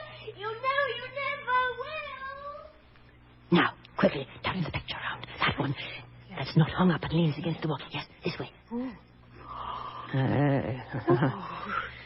To be sure, it beats Miss Grace for beauty, and I think for scornful pride, too. Though for that matter, it's hard enough to choose. Miss Vanessa? She's dead, you say? She was buried, Turn the picture around again, Hester. Turn it round and come away.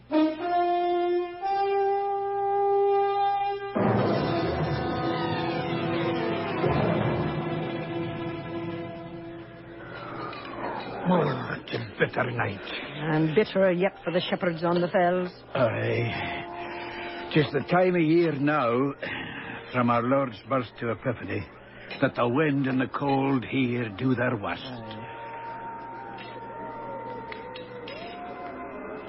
Seems cruel of the weather to bite most keenly in the Christmas season. The wind's a Turk. It pays no mind to Saviour. There. Hester? I can hear it again. That's the second night I've heard it. Someone's playing the great organ in the entrance hall. Bah. Your fancy's got you, Hester. It's the wind, in the branches, and the old eaves. Oh, James, it's not. Trees don't play melodies in ears. I can hear them distinctly. And the more fool you, then, to take wind in the branches for honest tunes. Ugh, I've better things to do than to listen to the girl's fear of a storm. I've work to do in the pantry, and I'll thank you to keep your dreaming to yourself. Forgive him, Hester. He's not been well these last days. Dorothy, what is it? Please hush for a moment. Hush and listen, will you? Confess it, Dorothy. You hear it as clearly as I do. You do. Oh, God help me, I do. And so does everyone else. You must learn to bear it as we do. It will not harm you. But who is it? Who's playing it? Since before I came to the hall, it's been said to be the old Lord Furnival, the grandfather of the present Lord, playing on the great organ in the hall, just as he used to do when he was alive. I've heard it many a time, but most of all on winter nights and just before storms. You said Mr. Carson, when he brought you here, told you to stop your ears in the winter time, and you did not know what he meant. I think you know now.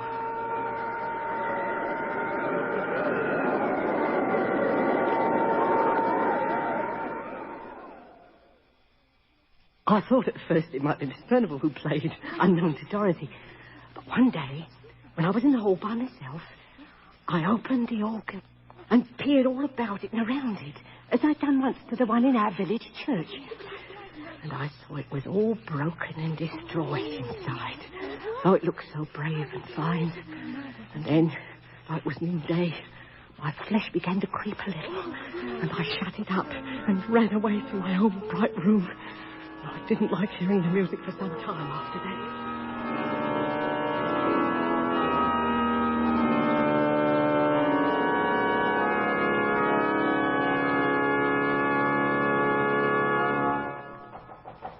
Come in.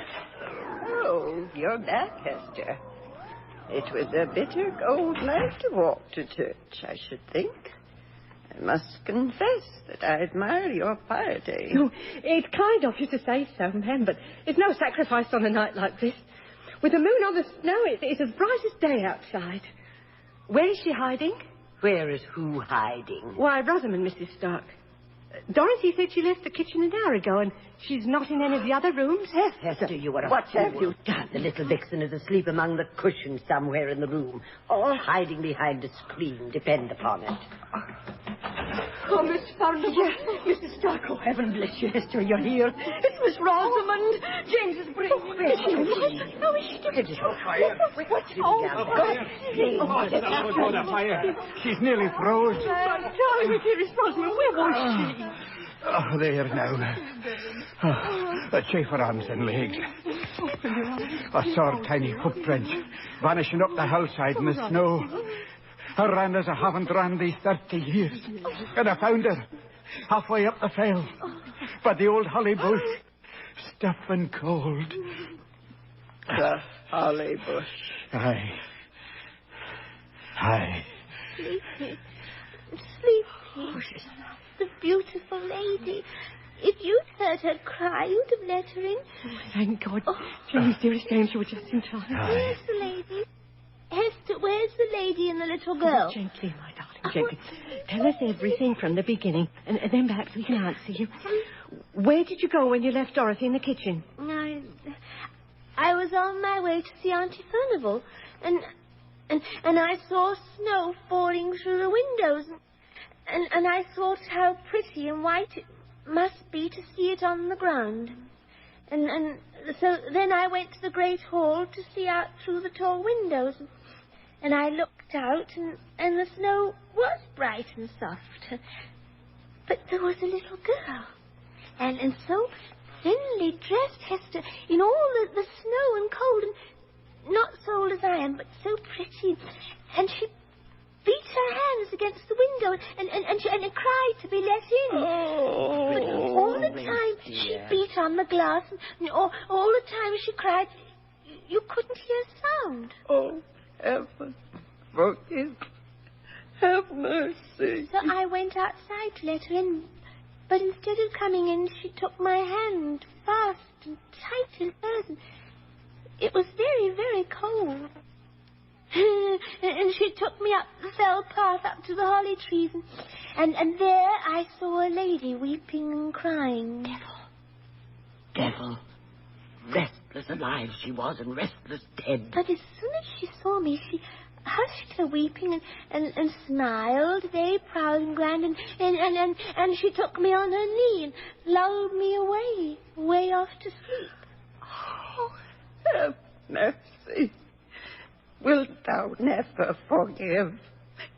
It's many a long year ago. Grace, come away now, my dear. We're old, you know. We're old, and it's time to rest. Don't you think it's time? Of course. Of course. You're right, Anne. You always were. Rosamond? Yes, Auntie? Would you remember something, my dear? Would you remember something if I said it? Yes, Aunt Furnival. What is done in youth cannot be undone in age. Good night, my dearest. Good night. Good night. Come, Grace, come. That's it, my dear. Rosamond, you were lying just now, or imagining things, weren't you? Oh, indeed, Hester, I'm telling you the truth. Indeed, I am. You must be telling you the truth, Hester. She can have heard no stories of the child and the woman in the snow, but they existed once, and God help us, they do still. She must have seen them. Tell me once and for all, what did she see? She saw Miss Furnival's hell. That's always with her. That's with her for 50 years. Oh, James was but a boy in the days when America rebelled against King George. The old Lord Furnival, our mistress's father, ruled here. He was a fierce, dour old man that broke his wife's heart with his cruelty and his mad pride. But above all things, next to his pride, the old lord loved music. He could play on nearly every instrument you ever heard tell of. And it was a strange thing. It didn't go to soften his heart, but it didn't. He had over an Italian music master to teach him the organ, but many's and many's a time as he rolled out his fine music, his teacher was walking in the woods with his daughters, Miss Grace, our mistress, and Miss Vanessa, whose picture you saw up above. You know their pride. But pride will have a fall, they say. And they loved, the both of them, that scorned the dukes and princes of their day. They loved an Italian music and master. It was Miss Vanessa got him. Aye, and Miss Grace swore vengeance, she did, and bided her time. And the child at the window was Miss Vanessa's and the music master's. Aye. And the next year, the Italian went off across the sea. And never came back. Aye. What did Vanessa do with the child? She tried to conceal it in her own quarters in the east wing. And I found it. Oh, Mrs. Stark, I didn't hear you at the door. Nor did she. The mother and child crying and freezing in the snow. It was the old lord's right to know what went on in his house. He didn't make the weather. He didn't make the days. But he laid down all his music and died soon after. We think that, like the Italian, he loved Miss Vanessa more. Miss Grace and Mrs. Stark had killed their loves. And over the years, They did the same for ours. House guests died. Servants and the rest of the family fled. And never returned. Take Rosamond away, Hester. Far away. Miss Grace loves her. They will kill her. Go away, Hester. Far away. We love you. They will kill you. But you're innocent. You killed no one. They can want nothing of you. We are faithful servants of the family. We are adopted carnivals. If we love you, they will kill you. Run, Hester, run!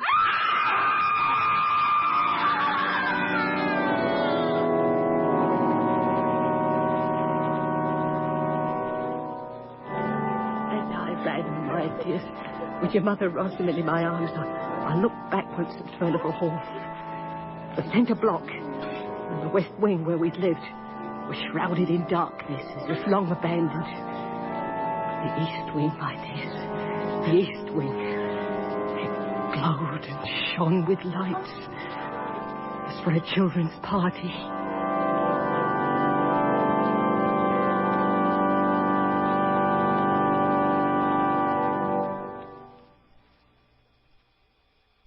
Mystery Theater has brought you The Old Nurse's Story by Mrs. Glaspell in radio version by Gavin Douglas. The cast, Joan Orenstein as Hester in Youth and Age, Dan McDonald as Karsten, Faith Ward was Rosamond, Miriam Bell played Miss Furnivall, Mrs. Stark was played by Muriel White, James was Bill Fulton, Flora Montgomery played Dorothy. Sound, Lee Bailey and Harold Porter. Audio, Bud Tabor. The Old Nurse's Story was produced and directed from CBC Halifax by Peter Duncan. Frank Cameron speaking. The CBS Radio Mystery Theater presents...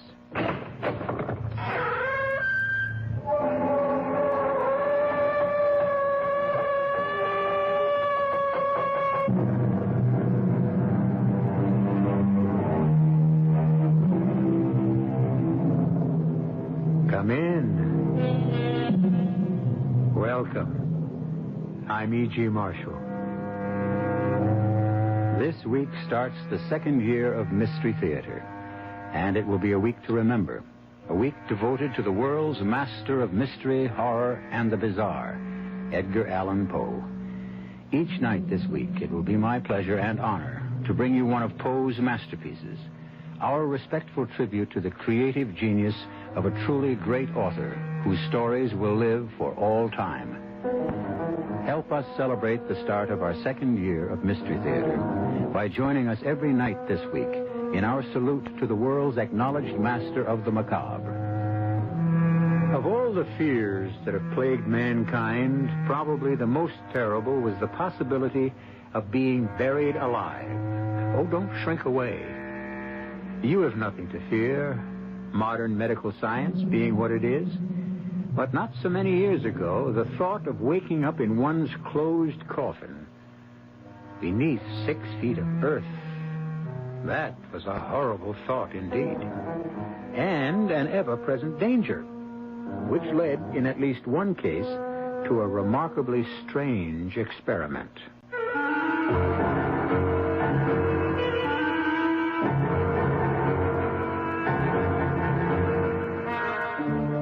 Mystery drama, The Premature Burial, was adapted from the Edgar Allan Poe classic especially for the Mystery Theater by George Lothar and stars Keir DeLay.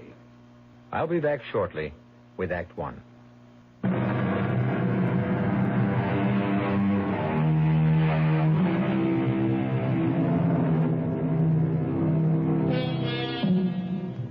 As you know, I'm an inveterate and incurable reader of diaries. The Paston letters, John Evelyn, Pepys, Boswell, young Pastor Kilbert. I've read them all, and many more besides. The daily journals, that is, of lesser-known folk. In so doing, I've happened upon some curious tales, but none, I assure you, that can match in sheer terror the one I bring you now. I happened upon it years ago in a small, out-of-the-way bookshop in London, England. It's the journal of a young doctor, Dr. Gordon Rainey, and it recounts certain events that took place in the year 1810. Now, let me see where to begin. Here. I arrived at the Bull and Bear Inn in Salisbury, the doctor writes, in one of the worst of storms. And having stabled my horse and seen to its proper care, soon found myself in the rooms my friend Guy Peterson had engaged for himself. In all the years I'd known him, since undergraduate days at Cambridge, I'd never known this closest of my friends to be in such a state of overwrought nerves. Thank God you come, Gordon. Thank God you're here at last, my friend. I came as soon as I could after getting your message, but what is it? I've never seen you in such a state of nerves. Thank God, you're actually trembling. She's dead. Dead, you see, and they buried her last week, but I must see her once again. Gaze on her face and... Now look at me. What? Look at me. Look full into my eyes. What? Gordon, what are you doing? I'm merely calming you down through the use of mesmerism. Mesmerism? What in heaven's name is that? And why do you stare at me? As if I... That's right, old friend, that's right. Calm down. Quiet yourself. Relax. Just loosen up. Let yourself go. That's it. That's it. There now. Feel better? Why, yes. But how did you do it? What is this mesmerism, did you say? Yes. A means of controlling another person by, well, to put it simplistically, dominating him with one's own will, the force of one's own willpower. But that's miraculous. And yet you did it. I feel ever so much calmer now because you made me. Good. And now, Guy, calmly tell me why you sent that urgent message to meet you here in Salisbury. Victorine is dead. Well, I know how you must feel, and of course I sympathize deeply, but her death, isn't it a blessing? A blessing? She's dead. Victorine is dead. And at last free of the hellish life Sir Giles Buckingham led her. Come now, Guy. Is that not something to thank God for? Well, I suppose so. Oh, my dear good friend. I know how much you loved her. Loved her? She was my heart, my soul, my very life. A life that's ended for me when her family forced her to marry Sir Giles. We've talked of it again and again, but now that she is dead, perhaps you can try to take up your life again. I must see her, Gordon. See her? That's why I'm here. Why I asked you here. I must see her, Gordon. Gaze upon her lovely face once more. But she's buried a week ago, you said. In the family vault on the Buckingham estate. I want to go there tonight. Force entry into the vault. Open her coffin. And look at her once more. Just once more. I need you because I fear to go alone. There is more to fear than that, Guy. What do you mean? A body dead and buried for a week in a damp and virtually airless vault.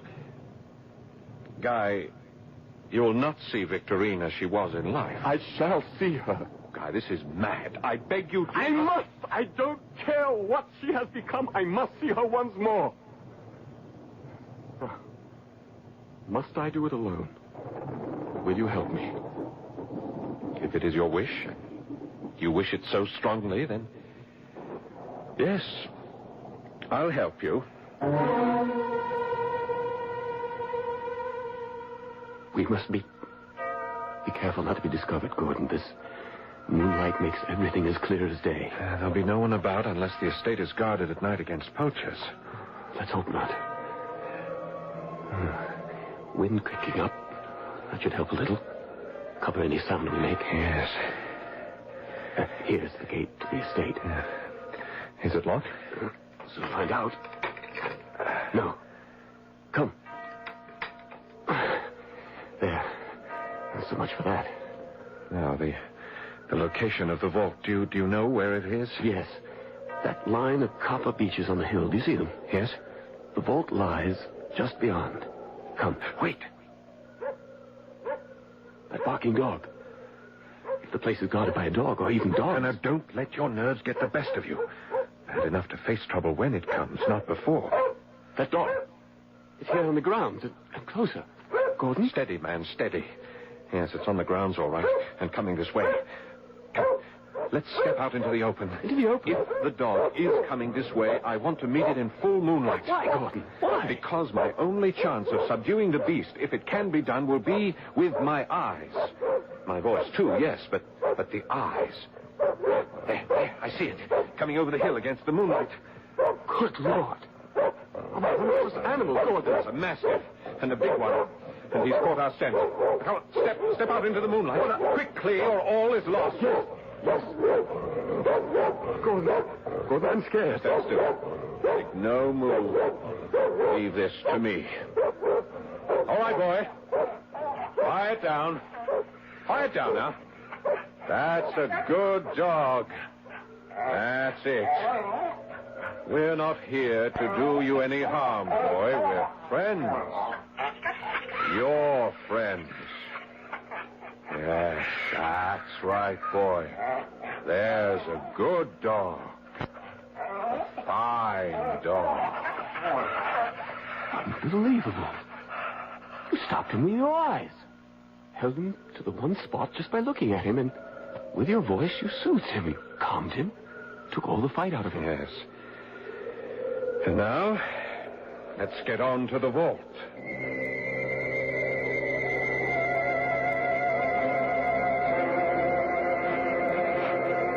Here we are.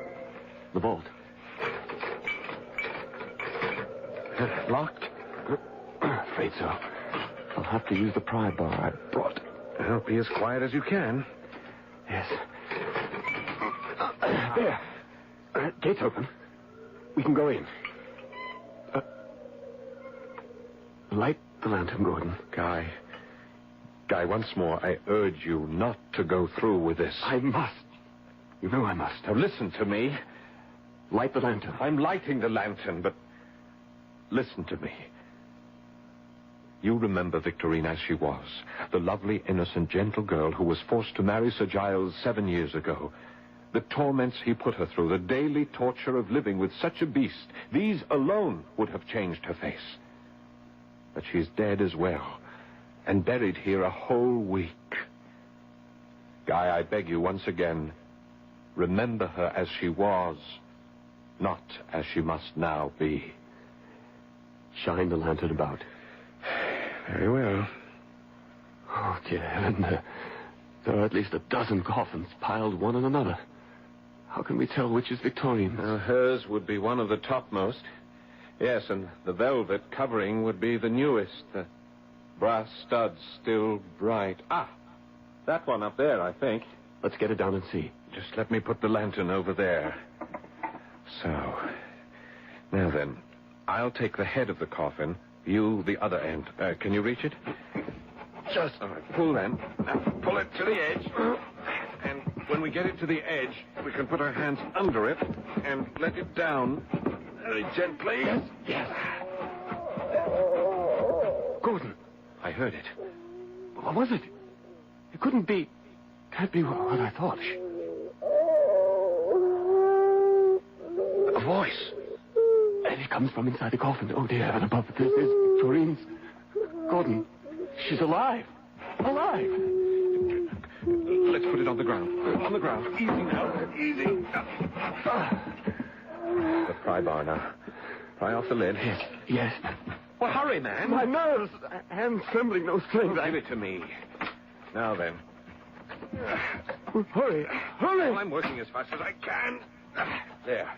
The lantern. Quickly, the lantern. Yes, yes. Shine it into the coffin. There. Oh, look. Victorine alive. Alive. Guy, it's you. It's you. Oh, God, thank you. Horrors I've been through. All right, gently now, my dear, gently. Gordon, you, Gordon. Yes, my dear. Come on, Guy, lend a hand. Help me lift her out. Oh, I can't believe Oh, buried alive. Oh, my dearest, it must have been horrible for you. I don't want to think about it. I can't tell you. To wake up, and at first not knowing where you are, and everything black, pitch black, suffocating, scarce air to breathe. Best not to think about it. And then you move, and you feel the sides of the coffin narrow, so narrow, and you reach up and you touch the lid, but the lid's only an inch or two from your face. And then suddenly, you know. Oh, heaven help me, you know. You scream with the terror of it. You scream and scream and Stop scream. it. Stop it at once. At once. Yes, Gordon. You're alive, and that's all that matters. Yes. And thanks to what I called a mad impulse, you're safe. Oh, yes. Oh, my darling, my dearest. Sweetheart. Sweetheart. Now, listen to me, you two. Listen, we face a problem. What problem? Well, how are you going to take her back to Sir Giles? How explain all this? Sir Giles will have us arrested for breaking and entering. She's not going back to Sir Giles. She's coming with me, away from this hellish place. Oh, my darling. You can't do that. She is his wife. I'll die before I let Sir Giles get his hand on her. A promise you may very well keep, my dear sir. What? It's Giles. How did you... The barking of my dog aroused me. I, in turn, roused my keepers, who are out and about scouring the woods. As it happens, I came this way, saw the light of your lantern flickering in the vault, and prepared to surprise what I thought to be grave robbers. Well, as it happens, I am the one surprised. Indeed, I'm shocked. I scarcely expected to find Victorine alive. Yes, she's alive. And from here on, Sir Giles will live, I pray, a far happier life with me than ever she did with you. Move aside, sir. I think not. If you're going anywhere, my friend, you and your accomplice, it's to jail. As for my wife, since she is returned to life, she will also return to me. Oh, no. You don't move, sir, I warn you. For if you do, it will give me extreme pleasure to blow your head off with this gun. Extreme pleasure. I confess that at this point in Dr. Gordon Rainey's journal, I thought the tale over and done with. I was wrong, for really, it was only the beginning. I'll return shortly with Act 2.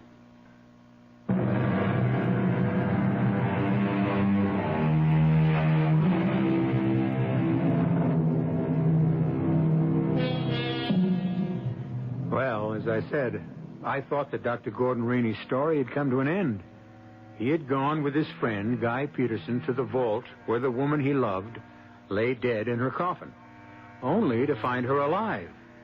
And then, as he planned to run away with her to save her from further torments at the hands of her husband, he was stopped by the appearance of that same husband, gun in hand, promising to have him and Dr. Rainey jailed. Giles, I entreat you. Let them go. They've done no harm. On the contrary, if it hadn't been for Guy and Dr. Rainey, I'd even now be lying in my coffin, alive. Would that you were. Damn you, woman, would that you were. Your unexpected return from the grave will lose me a fortune. But how can my being alive cost you anything? Lady Hastings is a widow. Lady Hastings has an income of $30,000 a year. I proposed marriage to her on Tuesday, and she accepted me. You proposed marriage to another woman 3 days after your wife died? Why not? I'm alive, very much alive, and to live one needs money. Why the look, Dr. Rainey? You have more sense, it seems, than sensitivity, Sir Giles. Insulting me will only worsen matters for you, Doctor, if that's possible. You can't be as unaware as you would like to seem that your career is ruined. A doctor, a physician, arrested for breaking and entering a mortuary, a sacred repository of the dead. Sir Giles, you mustn't do this to Dr. Rainey. He helped me because he's my friend, a good and true friend. He was against it from the very start and would never have agreed to assist me had it not been for his deep and abiding sense of loyalty. Oh, do stop, do, or you shall have me in tears. Tears from a stone. A miracle. Stone, am I? Oh. Very well, then. Stone that will crush you, dear wife. Crush you until the death you've escaped will seem a paradise to you. Put down that gun and I'll... But I've no intention of putting down the gun. Certainly not until the bailiff arrives and takes you into custody, to jail, where I shall see to it you rot, the two of you. What do you mean, rot? I mean, quite simply, that once you're put in jail, you will never leave it. You will rot there, Doctor. You make no sense, Sir Giles. The penalty for breaking and entering... Penalties? Who speaks of penalties? I do. There are laws. Laws in this nation. But only one law here, me. I am the law in the village of Buckingham. I am Buckingham. Oh, and he is. No, Sir Giles. You will not imprison this man for the rest of his life. Nor will you imprison me. Oh? And may I ask why not? Because I say so. Because I tell you so. Now, don't look away. Look at me. Look into my eyes. Have the courage to look into them and tell me then. Will you imprison us? Mesmerism. Why, such is my intention, yes? Is your intention, Sir Giles, or was? Well, it certainly was. I mean to say, well, the way you put it, most eloquently. Good Lord. It's working. He's doing it again. Doing what? And you, being a man of sensitivity, my eloquence, the validity of what I say, has touched you. Is that not so? It is so, isn't it? Yes. Seen in a different light, so to speak, yes, it would serve no purpose to put you in jail. None really. And so you let us go? You will let us go? Yes, go. Get out of my sight, the two of you, and never come back. Let us leave, Guy. Victorine, under the law, there's nothing we can do. She is his wife. I can't leave her. You must. The bailiff will be here any moment, and I can't dominate Sir Giles' will with mine much longer. Victorine. Go, my darling. What? To leave you with him? No, whatever happens to me will be harder to bear if you are in prison. Go, I entreat you. Go. Second thought. He's coming out of it. Guy, my friend, I've done all I can for you, and I'll not see my career ruined because you... You're right. Goodbye, my darling, my dearest. Goodbye.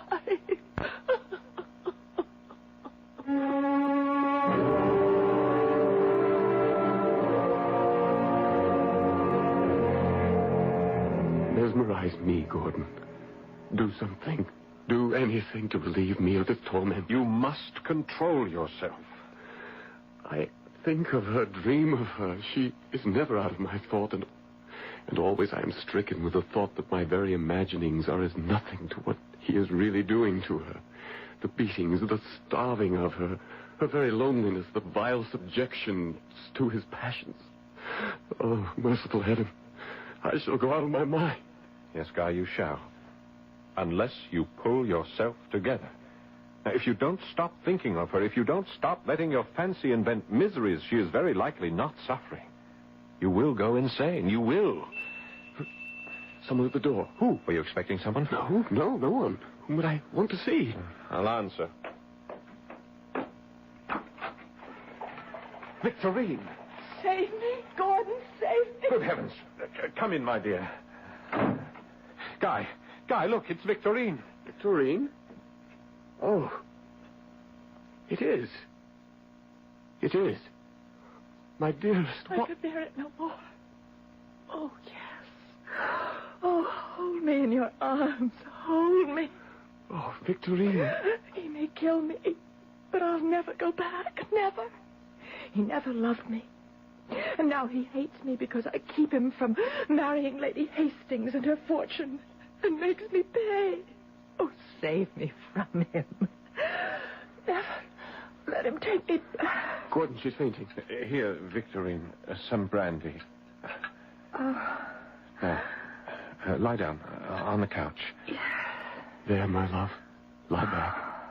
Relax. Let me take over, Guy. Go and bar the door, and bar it solidly. Bar the... He must know she has fled, and to where she has fled, and he cannot risk her out of his sight because...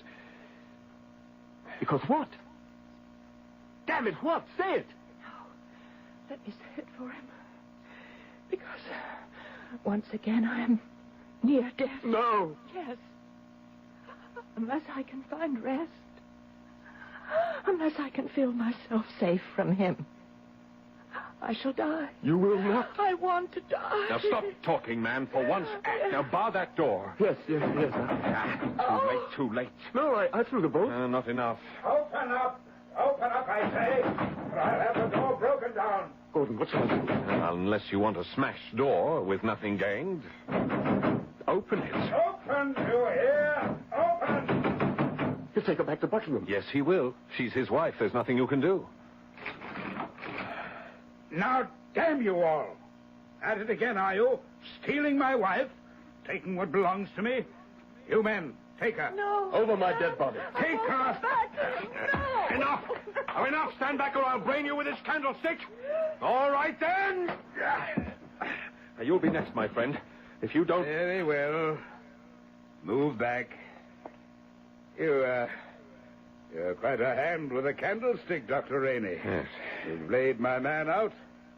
I trust you know what this means for you. Perhaps you should consider what it means for you, Sir Giles. Me, sir? Yes, you're not in Buckingham now. You're in London. Seeking a wife who's run from her husband to a lover. No, sir. A woman who has come to her doctor. What? What do you say? Your wife is dangerously ill. You have only to use your eyes to see that. I, being her friend, I am sure she sought me at my residence, and, not finding me there, came here. Adroit? Most adroit, Dr. Rainey. May I ask, then, if you prescribed for her illness? Not as yet, Sir Giles. But you will? Yes. Not good enough, Dr. Rainey. As her husband, or lawful husband, I intend to take her back with me to Buckingham. Victorine, my darling, come with me. No. Oh, really, now? You've no choice. No. Take your hands off her. No. Guy, you have no recourse. In the eyes of the law, she is his wife. He wants her, and you cannot keep her from him. Sensibly said, Doctor. Here, dear wife, good wife, faithful and loyal wife, take my hand and let me help you from off that couch. Take my hand. Vile. You are vile. Filthy. Foul. I shall never touch you again. I'd rather burn off my hands than touch you, you evil man. I'll die rather than go back with you. Die. Damn you, come. No. No. No. Gordon. She is dead. Oh, no. Are you sure, Doctor? She was pronounced dead once before, you know. There is no pulse. I can detect no vital signs. To all intents and purposes, she is dead. You modern-day doctors, always escaping in words and phrases, to all intents and purposes, which is to say, you're not sure. Who is sure of anything, Sir Giles? However, considering what has gone before, we will keep her here under observation for a few days. You'll do nothing of the sort. You men, pick her up and bear her to my carriage. No! Wait, what are you doing? Possessing myself of my property, sir. Whether it be alive or dead. But you can't do this. You Take can't her do... to my carriage. Gordon! There is nothing either of us can do. And, Guy, she is dead.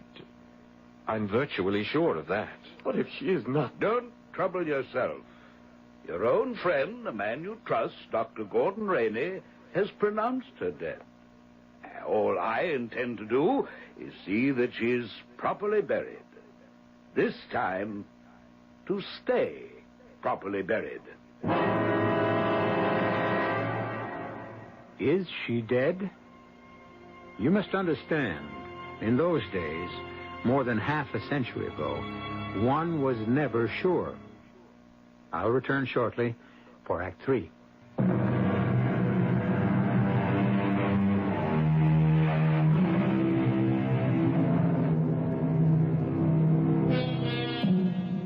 Think for a moment how you would feel if you thought someone you loved might conceivably have been buried alive. And you will understand the feelings of young Guy Peterson. Think again how you would feel if you were a close friend of Guy's, a physician who risks his career every time he consents to help Guy spirit his beloved from her tomb. And you will then understand why Dr. Gordon Rainey wrote in his journal, He has never been a robust man, but on the contrary, something of a neurotic. So it was that I refused, and again refused when he begged. Help me. I beg you, Gordon, help me. That is what I am trying to do, by refusing what you ask. We were caught in the act of entering the Buckingham Vault the first time. We would surely be caught a second. There can be no doubt that Sir Giles is having the place guarded. If there's a guard, we'll get past him somehow, or knock him unconscious, or yes, you could mesmerize him as you did that dog and Sir Giles. Guy, my dear, good friend, listen to me. First, Victorine is dead. How can you say that? She suffers. She must suffer from some sort of malady that makes her only appear to be dead. There are such maladies. Yes, everything you say is true, but... You admit she could yet be alive. Buried alive in that tomb even now. Now, stop that. Stop it. The second thing I was going to point out is that mesmerism doesn't always work. Some people, the kind of peasant type who'd likely be guarding the vault, cannot be brought under the hypnotic influence. Yes, but... And a third thing is this. I am a doctor. If I get caught again, Sir Giles could end my career, and all I have tried to be, all the good I can accomplish in this world, would be set at naught. I'm sorry, Guy. I cannot risk it again. Then I must do it alone. You will not do it alone. You cannot stop me. No one, nothing can stop me from rescuing Victorine from that vault. Guy, you are mad. You are thinking irrationally, acting senselessly. That's my concern, and certainly no longer yours. Oh, Guy. Leave me, Gordon. I must prepare for the journey to Salisbury. Well, leave, I said. No. I'll go with you. You've changed your mind? I have not. But this is a mad business, and I'm a fool to help you, but I am also your friend.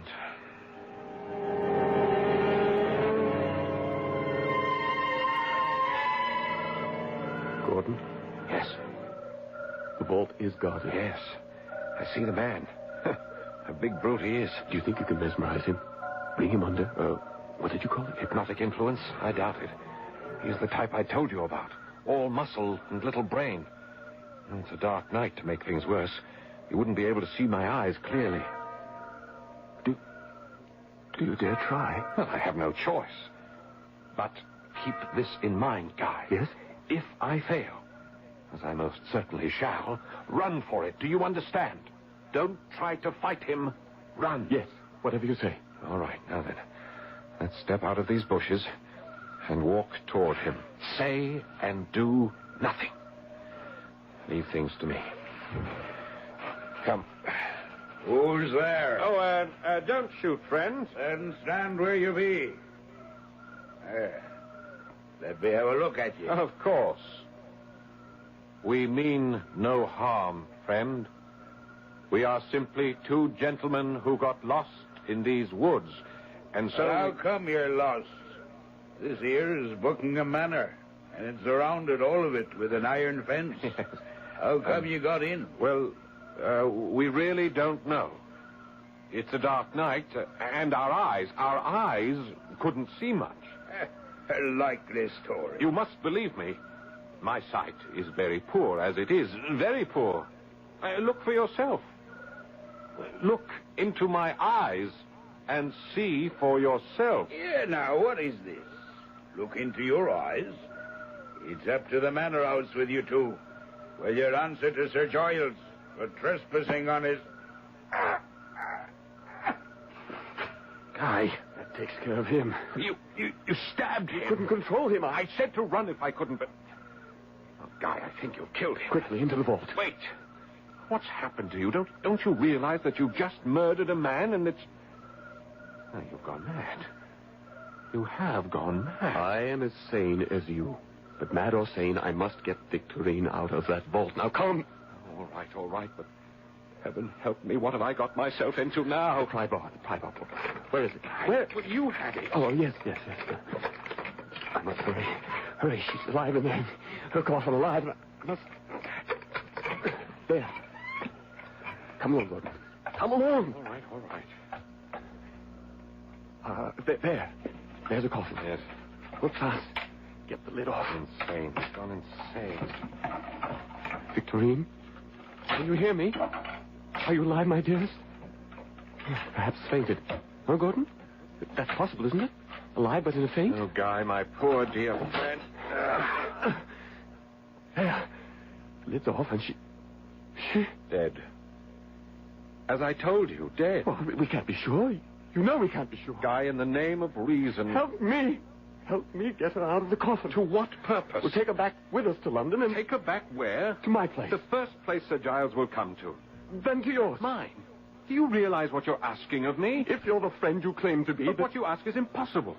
You've already made me your unwitting accomplice to murder, and now... Guy, you are out of your mind. And you, Gordon, are no friend.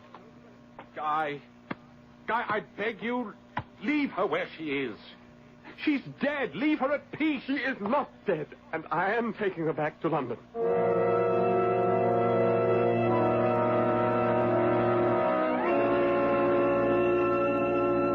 If whoever may read these pages of my journal thinks me a fool, I could not agree more. But Guy was my closest friend, and what's more, was clearly deranged by the love he bore Victorine, and his horror of letting her be buried alive. So we took her body to my rooms in London. 3 days she lay on the couch in my sitting room, Guy never leaving her side night or day. But on the 3rd day I knew something must be done to end this madness of his. Look at her. There's no sign, not one, of decomposition. Yes, because it is the middle of winter and we've kept the windows open and no fire in the fireplace. The sitting room of mine is a virtual ice house. I know. Now listen to me. What you persist in doing is not only lunacy, it is sacrilege. The dead deserve decent burial. If you love Victorine, as you say you do, let us bury her, Guy. Bury her tonight. Where? Then you will? Yes. Where can we take her? Well, I thought of that and prepared for it. A grave awaits her body in St. Pancras Cemetery. All is arranged. We can take her now under cover of night. Then let us do it. Good. Now, I've kept my carriage waiting below. Do you want to carry her, or shall I? Let me. It will be the last time I hold her in my arms. All right. Pick her up, Guy. Yes. Gordon? Oh. Gordon, what was that? It's nothing. Come on, let's go downstairs. But she gave a sigh when I picked her up. Guy. You heard? Gordon, you heard? Good Lord, I did. Here, move aside. She's alive. I knew it. Alive. Quiet, man. In heaven's name, be quiet. Victorine, do you hear me? Yeah. I have taken your hand in mine. Do you feel it? No. Can you open your eyes? If you can, open them. She has. Gordon, she's gazing at me. Victorine, do you see Guy? Farewell, my darling. Farewell. Farewell? I am near death. No. Only a spark of life remains. No! No, she must not die. Gordon, stop her. What are you saying? Mesmerism. The hypnotic influence. Use it. Are you mad? Use it? How? Command her not to die. Command her to live. Command her to live? Command what to live when there was scarce a breath of life in her? Her mind, her spirit, what? But I did it. May God, in his infinite mercy, forgive me. I did it. Using the powers of mesmerism, I held her eyes with mine and commanded her, forced her to live. Even though over and over she cried out, I am dead. Let me go. I'm dead. But I did not let her go, could not let her go, because, yes, I confess it, because the experiment fascinated me. I, Dr. Gordon Rainey, committed for over 5 long weeks, committed the sin, the crime, the sacrilege of holding the spirit within a dead body to this earth, even though it pleaded, entreated, begged. Release me. Oh, release me. In a short time, yes. But tell me first, what are you? Spirit? Soul? Mind? What? I am dead. Dead. Dead. What's that? Someone at the door. I'll answer. You! Found you at last, eh, you damn grave robber? Sir Giles. Yes, and you, Dr. Rainey, who so help me, will no longer be called doctor when I'm through with you. No, Giles, no. Oh, what's this? She lives? No, Sir Giles. But she speaks. I heard her speak. Here. Let me see for myself. Stay away from her. Don't you touch her. Get out of my way, you. Don't touch her, I said. Don't touch her. Oh. You shot him. You killed Guy. Before he stabbed me to death, as he stabbed my servant. Self-defense, sir. And now enough of this. I came for my wife's body, but it appears I shall be taking her wife back to Buckingham Manor with me. Rouse her. Rouse her at once. I cannot, Sir Giles. She is dead. Has been dead for more than 6 weeks. I heard her speak. Yes. But it was her soul. Her spirit. I don't know what. But not her body. Her body is dead. Yes, dead. I beg you, don't hold me any longer. Guy is here. Let me go to him. I say to you that I am dead. Let me go. She comes with me. No. She goes where she should have gone long since now, had it not been for me. Victorine, I release you. Go. And in the sanctity of death, join the lover you never had in life. What's happening? Her body. Her body, it's disintegrating. Before my eyes. Rotting. Moldering. Horrible! Horrible!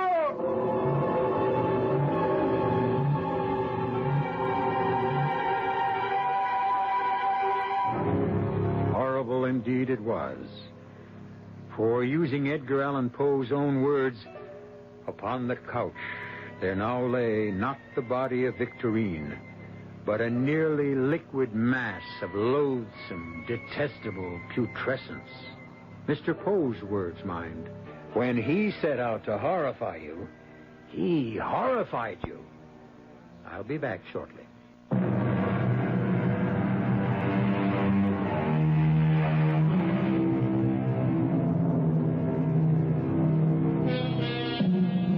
The Premature Burial is only one of a number of stories by the master Edgar Allan Poe I've had the pleasure of bringing you. We now owe, and generations to come will owe, so much to his imagination, his vibrant fancy, that it might be nice to think of him now and then, let his name pass through your thoughts as it does through mine, and to wish him well, wherever he may be. Our cast included Keir DeLay, Paul Hecht, Guy Sorrell, and Marion Seldes. The entire production was under the direction of Hyman Brown. And now, a preview of our next tale. What is her condition? Well, it's not fatal, thank God. Not even very serious. Badly bruised, cut over her right eye, but she's going to be all right. The monster failed to make good his threat to kill her. We may indeed thank God for that. Yes. Well, at least we know more than we did before, Monsieur Dupin. We know that the murderer is a big man, a huge man of unbelievable strength, and that he has black hair. We know a great deal more than that, Pierre. We do? Well, I do, and so do you. Only, as I've said before, you don't know you know. Oh, Monsieur. Monsieur, I do not have your brilliant brain. Well, it doesn't matter. All that matters is that you can solve this awful mystery, that you can save Yvette. The murderer failed this time, but he'll try again. This is E.G. Marshall inviting you to return to our Mystery Theater for another adventure in the macabre. Until next time, pleasant dreams.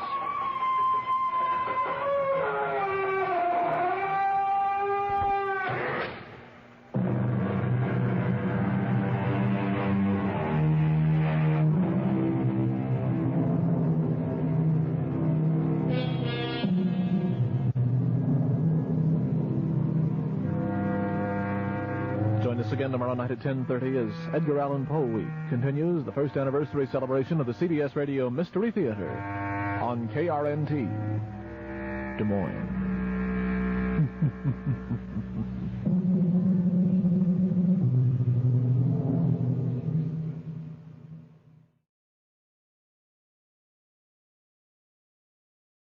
The Mummers in the Little Theater of the Air.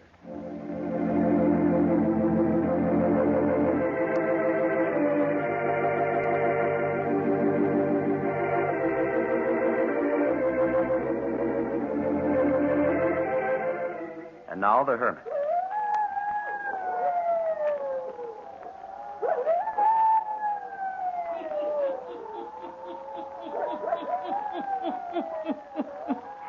Ghost stories.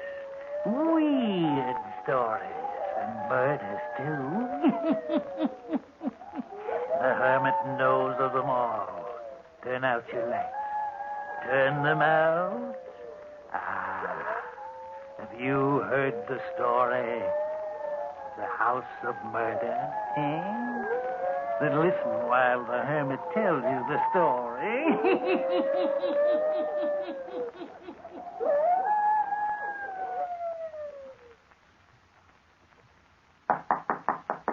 Yes, come in. Mr. Burton, I'd like my wages, if you please. What's that? Yes, Mr. Burton. Well, Millie, you're dressed to go out. My breakfast hasn't been served.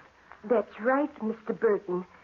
I'm leaving right now, and I'd like my wages, if you please. Well, this is preposterous. Oh, it's something bad, all right. You can't go without giving me more notice than this. I'm sorry, but I can't stay. What's it all about? This house, Mr. Burton, it's this house. It's truly haunted. Nonsense. It's just because we've only been in the house for a few days. It's strange to you yet. But don't get over being strange. It gets worse every night. Oh, ridiculous. Well, you can say all you want to Mr. Burton, but I'm leaving. I'll work for you in the city. I've been faithful to you for a good many years, and I'll go right on being faithful if you'll move back to the city again. Millie, I can't run my life to suit those who work for me. I purchased this house in the country in order that I might have peace and quiet for my work. There's little peace here. Every night the sounds. And last night I... Oh, I don't want to talk about it. Please, Mr. Burton, I've got to be leaving this morning. How are you going to get into town? I took the liberty of calling one of the stores, and the owner's sending his son out with a car. Oh, all right, Millie. As soon as you give me my wages, I'll wait outside. I'm afraid to stay inside any longer. Why, of all the absurd... If you value your life, you'll get out, too.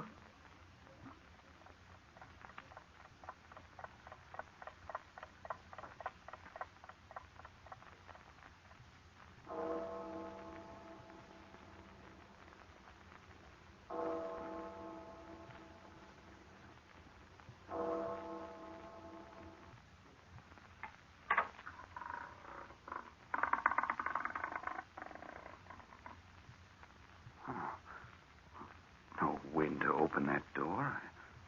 I must have left it unlatched. Feels just as if someone was in the room here with me. No, it's as if something brushed past me.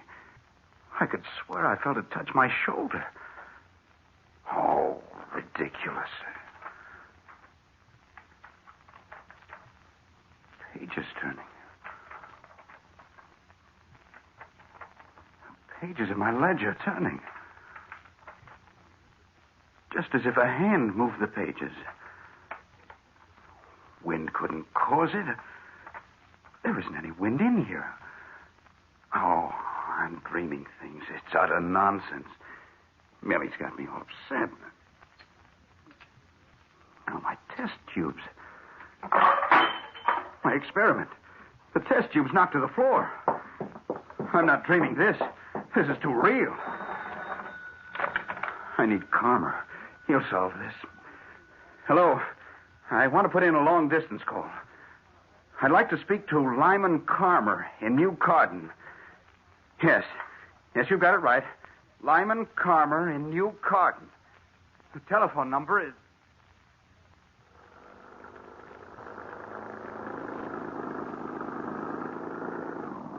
How much farther do we have to drive into the wilds, young man? We're almost there now. For the life of me, I can't figure why Jim wants to hide himself away miles from civilization. Well, this new man ain't been out there but a few days. Few days too many, if you ask me. I drove out here yesterday.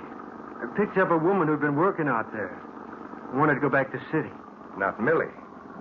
Seems like that was the name she gave. Well, what's up? I couldn't rightly tell you, mister. Just couldn't tell you.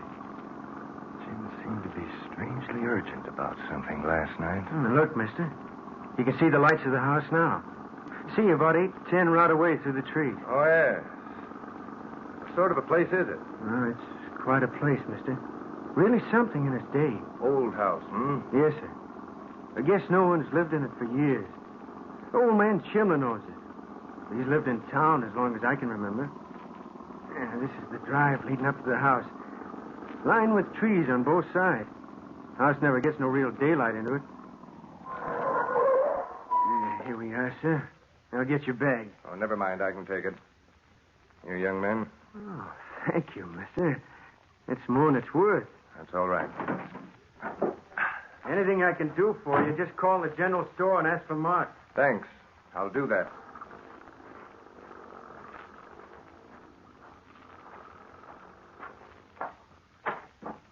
Lyman. Jim. Hello, Jim. I began to think you didn't make the train. I was 40 minutes late. Come on in. Nice of you to come. You old recluse. The idea of picking a spot no man ever heard of. Bring your things into the sitting room. We'll go upstairs later. All right. Well, this is nice. Uh-huh. Sit down. Thanks. Yes, Millie got it fixed up pretty well before she went back to the city. My laboratory is right off this room. Everything handy. You had dinner, Lyman? Yes, Jim. On the train. Good. I'm not much at fixing meals. The young man, Mart, from the general store, said that Millie had left you. What's the idea? I'll tell you all about it. That's why I called you. Well, it's nice here, Jim, but I can't see why you chose a place so far away from everywhere. Oh, I like it here. Well, that's reason enough, I guess. Millie coming back to take care of you? No. No, I'm afraid not. Lyman, Millie left because she was certain that this house is haunted. Oh, Jim. I called you last night because I remember a story you once told. A story of a haunted house. You told it as if you gave credence to the tale. Is that so? I remember well. That's why I wanted you here. Well, Jim, you don't think by any chance that this house is haunted, do you? I'm not so sure but what I do. Oh, absurd. You think it impossible? Well, naturally. You didn't talk that way when you were telling us that evening of a place off the coast you knew that was haunted. That was a fireside tale. Quite different from reality. Lyman, it's only a short time until midnight. Will you come into the laboratory with me? Will you sit in there with me for a little while and see if the same things that happened last night occur again? Of course. If the same things do occur again, I shall be convinced that Millie was right. I shall be quite sure that something does happen. Does haunt the house.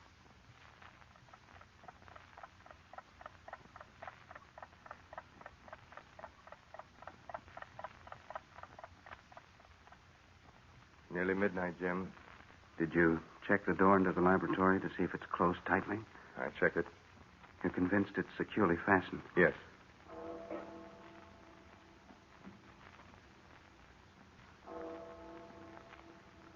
Just striking midnight. Yes. This was the hour last night. What are we to watch for? The door first. The door into this laboratory.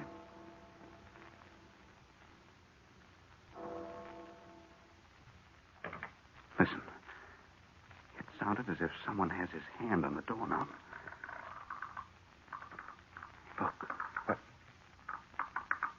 Wait, it's opening. Yes. Just as it did before. There's no wind tonight. No, last night. Lyman, do you feel the presence of someone in this room? Someone besides us? No. I don't. I do. What is it? Once again, it was as if something brushed past me.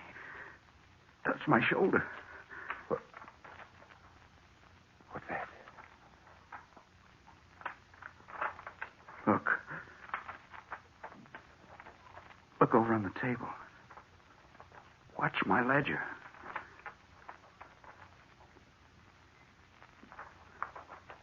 You see? The pages of my ledger are turning. As if a hand is on them. Jim, I can't believe my eyes. It's incredible. Now look. On the workbench. See? Something is moving those test tubes. I'm going to stop this before all my experimental work is ruined. What are you going to do? I'm going to walk over there, put my hands on the rack. Lyman, something touched my hand. Something that felt like sharp nails digging into the flesh. Oh, it's your nerves, Burton. Lyman, there's something in this room. Something that moves about in here. Some unseen thing that enters the door and moves in this room. Don't let your imagination run away with you, Jim. There is a thing in the house beyond scientific explanation. You know it. It's something vital and alive. A thing of power and locomotion. And it's up to us to find out what it is.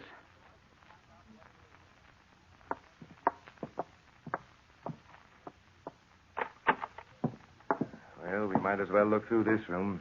No use overlooking anything. Seems silly, doesn't it? We're not going to find anybody in these rooms. Didn't you say that Millie heard things upstairs? So she said. She complained the very first night we were here that someone entered her room. She didn't see anyone? No. She didn't see any more than we did just a while ago downstairs. Now that the incident of downstairs is past, it seems to me that it never happened. Perhaps it was your power of suggestion that made us both think we saw movement. Well, nothing out of the ordinary in this room. No. Well, what do you say we forget it and get some sleep, hmm? All right. We're not going to discover anything tonight, I guess. Did you talk to the man who sold you the house, Jim? Jimlin? Yes. Sure. He brought me out here after I'd chanced upon the place. We went all through it together. Of course, he didn't say why the house had stood unoccupied for a long time. Yes, he did. Said that after his wife died, he wanted to live in town. But he was getting too old to keep up a place like this. Uh-huh.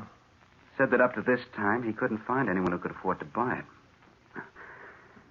Oh, well, we'll go downstairs and get your things and bring them up to your room. Lyman, what was that? Something downstairs. It came from the laboratory. I know it did. It's the only place where there's so much glass. Don't get upset, Jim. Great heavens, look. Well, of all things. Everything in the room's smashed. Equipment that's taken me months to build. Everything ruined. Jim, some human has been in here. Someone who's trying to stop your experiment by destroying your equipment. Wipe out your work. All ruined. It'll take months to arrive at this point in my experiment again. Someone has been hiding downstairs here, Jim. Now, we've got to find out where and who it is.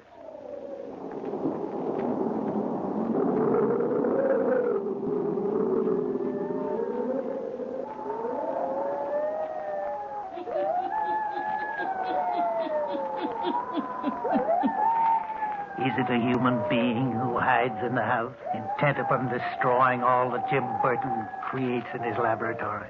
Or is it an unseen force, as Jim said earlier in the evening? An unseen force with power and locomotion that lives in the old house? Eh?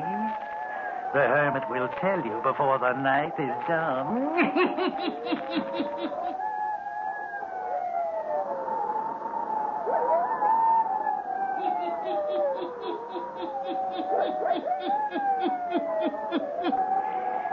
It is the following night. Jim Burton and his friend Lyman Carmer sit in the laboratory. Just a few minutes ago, the clock struck midnight. Right now, Burton is busily engaged building up step by step the experiment which has been ruined the night before. Lyman Carmer sits watching him.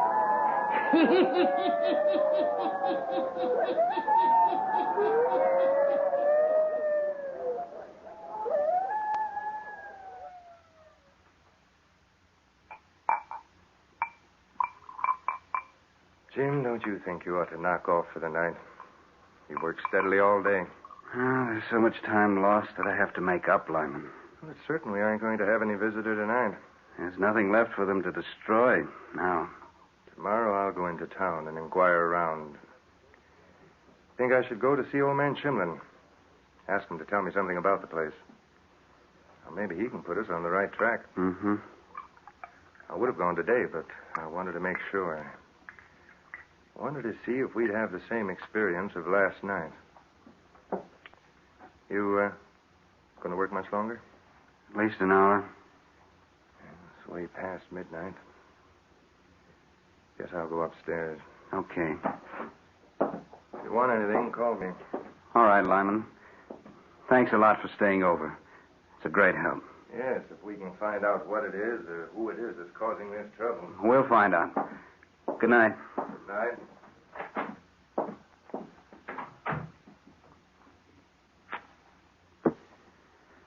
Let's see.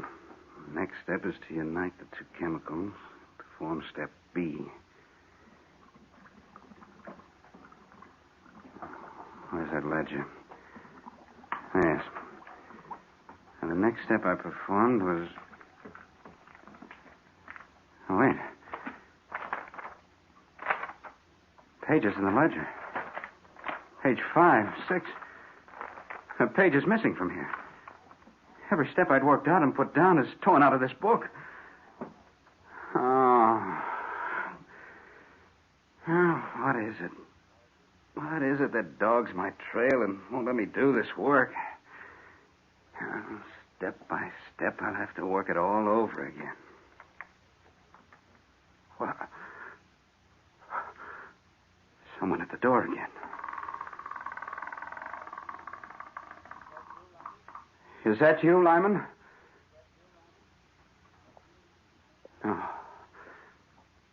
No, it isn't. Just as before, I feel the presence of some person in this room. As if they were standing over me. What do you want? What is it you... Something around my neck. Something choking me. Choking me. Jim, help. Help me. Jim, help.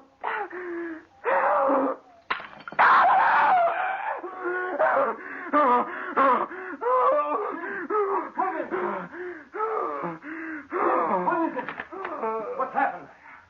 Fainted. Fallen to the floor. Jim. But... Great heaven. His whole face is burned by the stuff he was working with. Hello? Oh, for heaven's sake, hurry.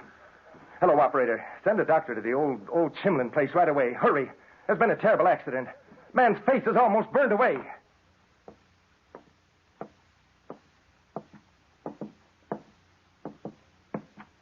Well, Doctor? I'm afraid it's quite hopeless. If he lives, his sight will be gone, his face horribly scarred. Poor Jim. We'd only gotten out of this place last night. Did you call Asa Chimlin as I asked you to do? Yes, he should be here any minute. I'll wait then. Sit down, Doctor. After the story you told me about the experience you've had, I think it's up to Chimlin to tell his story. You sound as if it was something very mysterious. Something that Jim should have been told before he bought this place from Chimlin. And if it had been told, it would have saved him the agonies he's going through right now. Mr. Karma, what I know has given me in professional confidence. What others in the town might have told you would have been gossip. And no one tells gossip about Asa Chimlin. How so, Doctor? Well, he's the owner of many mortgages, many notes. A man of wealth and power in our community. I see. Oh, there's a car turning in the drive, Mr. Karma. It must be Chimlin. I'll go up to Mr. Burton again. Call me if Chimlin refuses to speak. Well, thank you.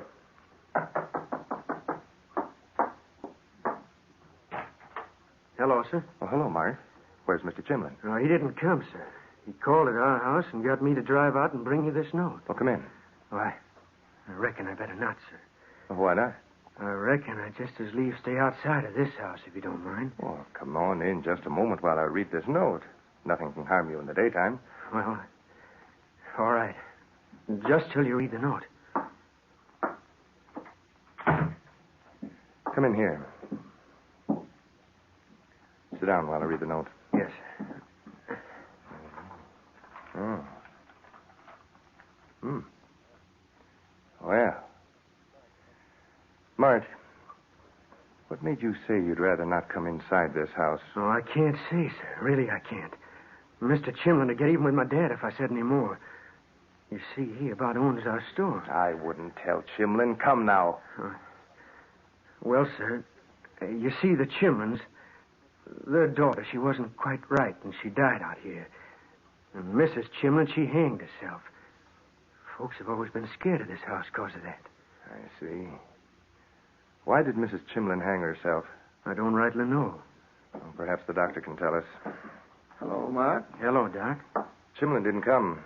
Sent this note saying he would refund Mr. Burton's money and take the house back again. Says nothing more. Mm-hmm. But Mart here has volunteered to tell me that there were 2 deaths in this old house. One, a hanging. That's right. Mrs. Chimlin? Yes. And the girl? Her case was hopeless. 18, she had a mind of a child of 4. They took her everywhere, but to no avail. Time after time, Mrs. Chimlin pleaded with me to put the girl to sleep, to end her misery. But I couldn't do that. She hated me for it. Her hate grew until her mind was unsettled. One day, she took it upon herself to end the girl's life. Then, realizing what she'd done, she hanged herself in the room Mr. Burton has been using for his laboratory. If Mr. Chimlin knew we told us, Doc... Oh, that's all right, Mart. If there is any truth in the fact that an unseen force lives in this house, and you'll see how hard it is for me to believe that, then why did it seek vengeance on Mr. Burton? I have never believed in supernatural force any more than you. But remember, I've seen it at work in this house. And as for seeking vengeance on Jim... Doctor, he was working on an experiment to prolong life. A discovery which might have added untold years to the life of a human being. And this is something that the spirit of the woman who hanged herself did not want. That's why it destroyed the experiments. And that's why it destroyed Jim Burton. He died just before I came downstairs.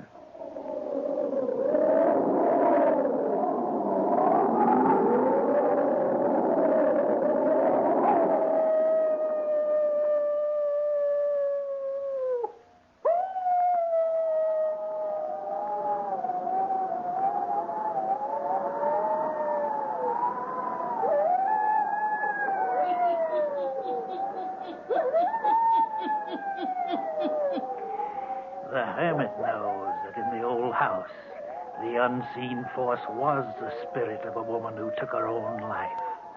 A woman who could not rest in her grave.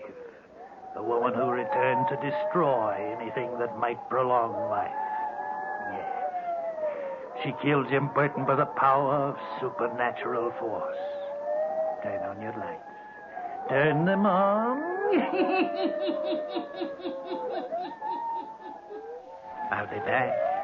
Pleasant dreams.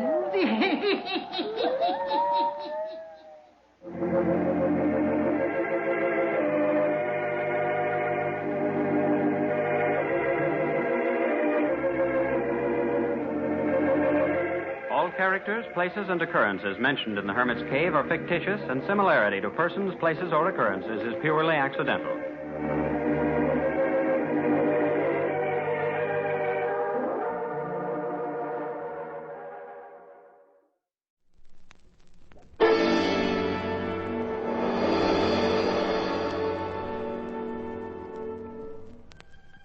Do you know anyone who suffers from ophidiophobia? That's fear of snakes. It's a reasonably common fear.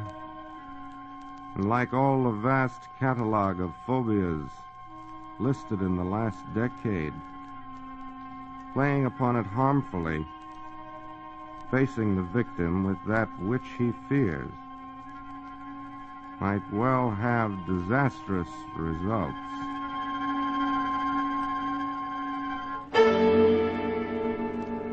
Hello, creeps. This is T4Y, opening the doors of the Mystery Playhouse.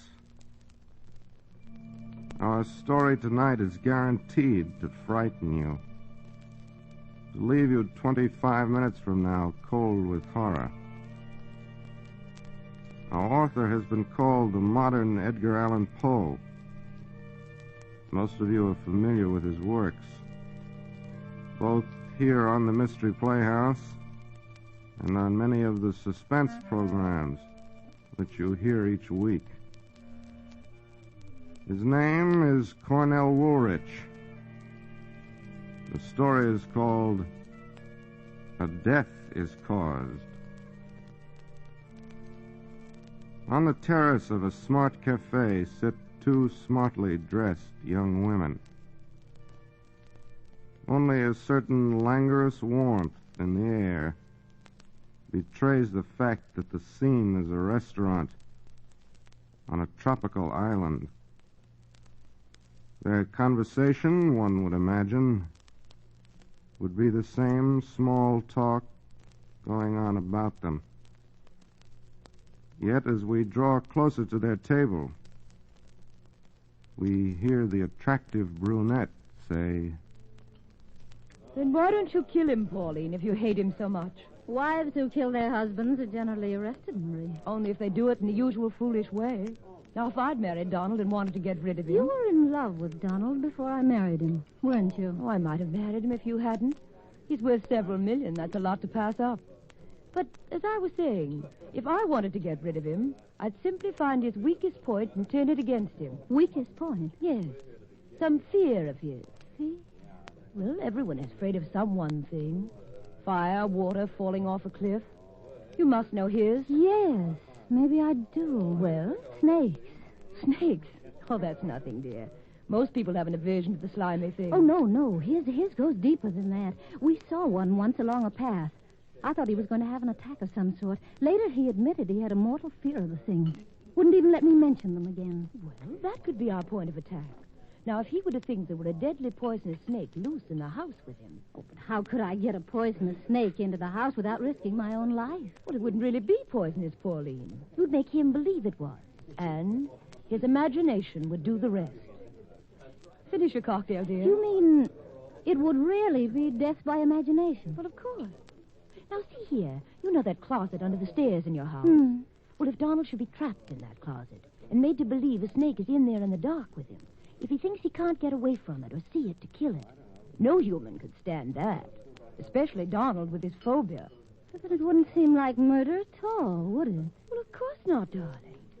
Plant the snake in a box or a basket. Let him see it there first, and then take the snake out when he isn't looking and put the empty basket in the closet, tipped over, so he'll think the snake has crawled out. And there's your murder. Death by imagination, with no clues left behind. Oh, but Marie, if it's dark in the closet, how could he see the overturned basket? Most men carry matches. When you have a chance, take all but one out of his pocket. That should burn just long enough for him to see the basket, but not long enough for him to be able to search for the snake. But he'd be terrified and scream. Wouldn't the neighbors hear him? Not if he turned on the radio, loudly. No. I could never handle a snake, Marie. You know how bad my heart is. You'll find you can do a lot of things when you're driven to it. But just for fun, try it out first without the snake. Just pretend you've seen one in the house. Watch his reaction. You'll see that I'm right. Oh, dear. What strange byways one's conversation can stray into. Anyone overhearing us might think we were serious. Yes, I suppose so. Oh, I simply must run along. Oh, by the way, speaking of snakes, I know of an amazing snake woman. An old native who catches them by the bushel to make cures and remedies. They call her Mama Fernanda, I believe. Mama Fernanda? Yes. Well, come along. I've got the checks. This is my treat.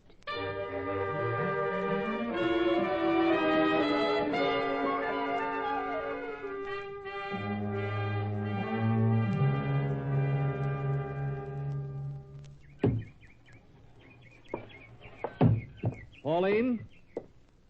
Oh, here you are. On the sofa again. Donald, something horrible happened today. Well, quit swooning. Sit up and tell me about it. Well, I went into the closet to get a vase for some flowers. The big closet under the staircase.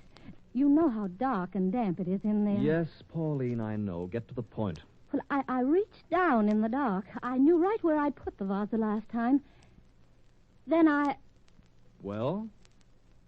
I heard something. Something in the closet with me. What was it? A hissing sound. What? A hissing sound. I was paralyzed with fear, Donald, because just then my hand touched something cold and slimy. I don't believe it. It's true. There was a snake in that closet with me. You imagined it? Oh, no, Donald, because just then I saw it sliding across the floor out into the living room. Did you get it? Was it killed? Well, I couldn't risk my life. It might have been deadly poison. You fool! Where did it go? That's the horrible part of it. I don't know. It couldn't have gotten out. It must have. No, Donald. I saw it. That snake is still here, hiding somewhere in this house.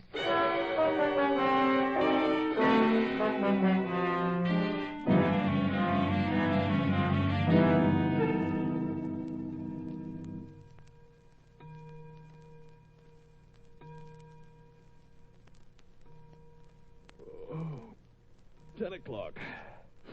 Well, I'm ready for bed. You've read enough for one evening. Turn out the lights. Donald, I'm so nervous ever since that scare we had yesterday. Please, couldn't I have a glass of brandy before we go to bed? I'm not going down in that basement tonight. Well, then give me the key to the wine closet. I'll go myself. Oh, never mind. I'll go if you must pamper yourself. Donald! Wait. What's the matter now? I heard something just then. It came from over there in the dining room. I didn't hear anything. Oh, you must have. Listen. It was that hissing sound again. It couldn't be the snake. I had men searching this house all night last night. Well, you know how lazy and careless those natives are. They could have missed seeing it. I went with them. I know it's still in this house. I didn't want to tell you, but I saw it again. Where? I had the radio on. The tubes must have made it warm underneath. It crawled under there. I turned the radio off, and then, in a little while, I saw it crawling out. A big yellow thing wriggling across the floor. Stop it, Pauline. I ran out into the kitchen to get Pepita, and when she came in, it had gone. Hidden itself again. In this house somewhere. I've got to get out of here. I told Pepita what it was like. She said it was deadly, Donald. It could kill any of us in an instant. And now it's here.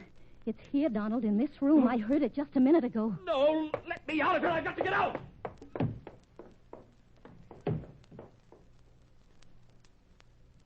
You were right, Marie. It works. It works beautifully.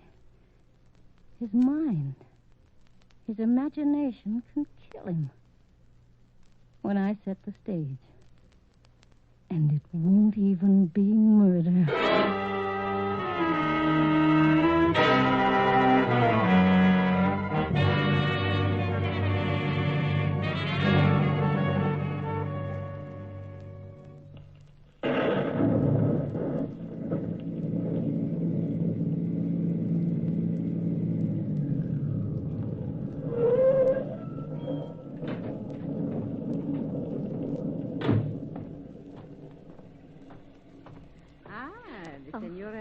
lost her way?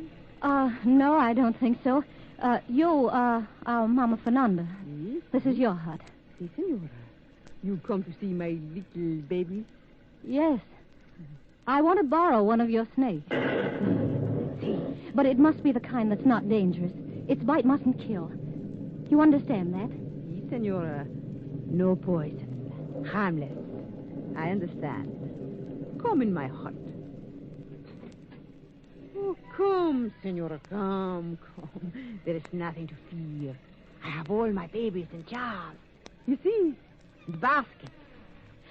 Leave the door open, please. It's stifling in here. As you wish, senora.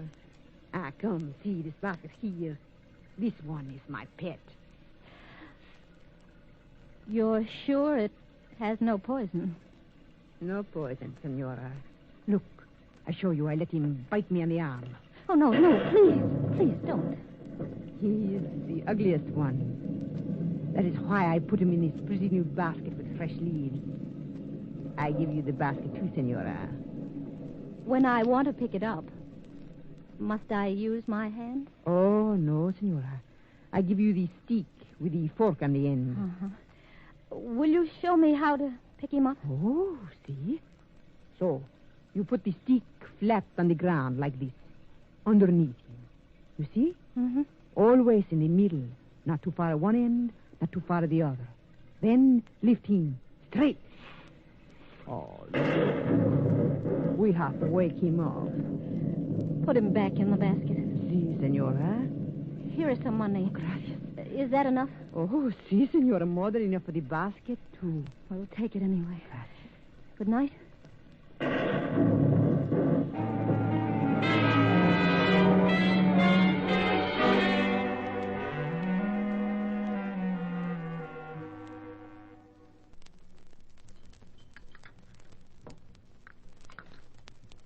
More coffee? I have enough, thank you. Dining by candlelight has such charm. Don't you think so, Pauline? So conducive to domestic harmony. Where's Pepita? I let her go. I let all the servants go. There's some sort of celebration the natives are having. I haven't heard about it. Sorry if that annoys you. Everything about you annoys me. Then why don't you let me go? Why do you keep me here, Donald? The door is open. I've told you you can go. You know I can't just walk out into the street. I'm thousands of miles from home. I've no money to get back to the States. Well, you'll just have to stay then, Pauline. Donald, you don't love me. You keep me here to torture me. It's the only diversion you have. Why shouldn't I? You married me for my money. I bought you. I shall amuse myself with you as I choose. Very well. I'd better light fresh candles on the buffet. These are about finished. Suit yourself. The men still haven't found the snake, have they? I told you not to speak of that again. I wonder where it could be hiding. Did you hear what I said? What's that you're taking out of the buffet cabinet? I don't know what it is. Just a basket. One of the servants must have brought it in and left it here by mistake. Something they wanted to take to the celebration, probably, and forgot. Just occurred to me. It must be colorful on the table here, between the candles. You're a fool, Pauline. Sit down. I'm sorry about the dessert. Can't I get you some fruit? Have we got any? Well, there's probably some in this basket here. You mean you haven't looked inside? No. Why don't you? Oh, by golly, I will. It's about time we found out what the servants might be carting away from here. Oh, careful now. Don't spill your coffee. Well, is there any fruit inside? Wait, I can't see. Oh, Pauline! What is it? The snake! It's in that basket. In there? I saw it with my own eyes. It opened its mouth and reared at me. Help me, Pauline. All right, Donald. I'll take the basket out into the kitchen. Be careful. Keep the lid on the basket. I saw it. I saw it. touched my hand. There. Go on, I put it outside. It's like when I was a kid one time. One got into my bed. I knew enough not to move, and I lay there all night long with it twined around my leg, waiting for them to come into me the next morning. They managed to kill it without my being bitten, but I've never forgotten it. It scarred my mind for life. Go in the bedroom and lie down. Oh, this is the first one I've ever been that close to since then. My hand was only inches away. Go on now. Get some rest. Yes, I've got to lie down. Lock the screen doors. All of them tight. It may come back in again some way.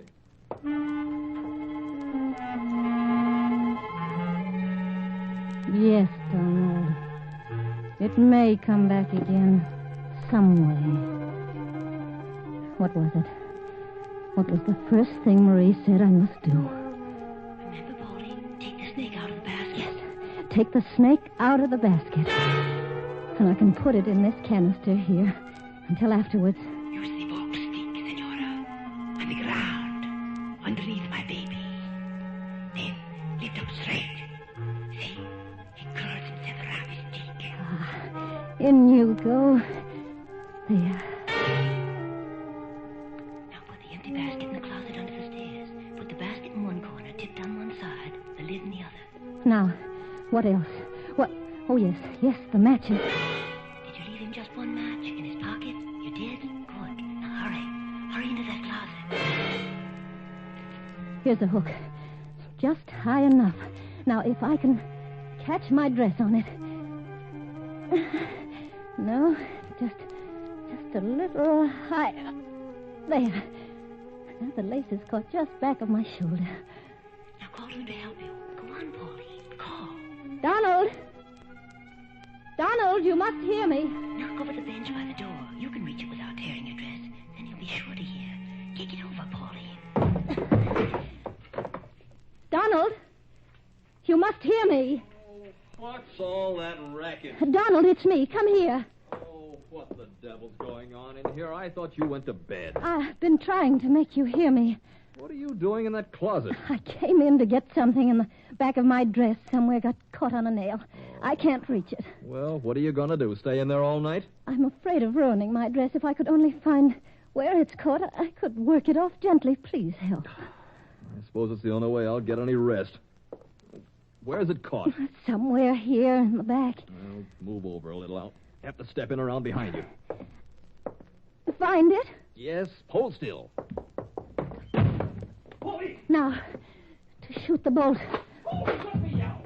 Donald, can you hear me? Let me out. Donald, listen to me. In the pocket of your suit, in the right-hand pocket, is a single match. Oh. Take it out. Light it a minute. I want you to see something. What are you trying to do? Donald, light the match. You'd better do as I tell you. All right, it's lighted. All right, now look over your shoulder. Look over into the corner.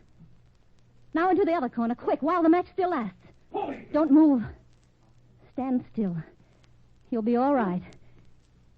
It's in there with you. It's a snake! Yes, Donald. I wanted to put it someplace where you wouldn't see it. Donald, listen. But the basket dropped out of my hands and rolled over. I think the snake got out. The match went out. It's the only one I have. Don't move. Don't move, whatever you do. Stand still, perfectly still. That's your only chance. Polly, you here, let me out here. I'll go out of my mind. Polly! Now the radio. So the neighbors won't hear. What are you doing? Polly! Get up!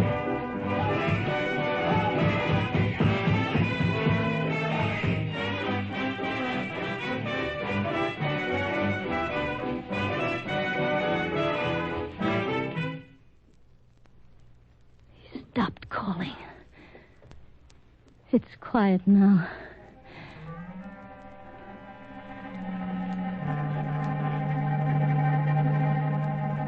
Donald. Donald. Can you hear me? And there's your murder. Death by imagination. He doesn't answer. He's dead. He must be dead.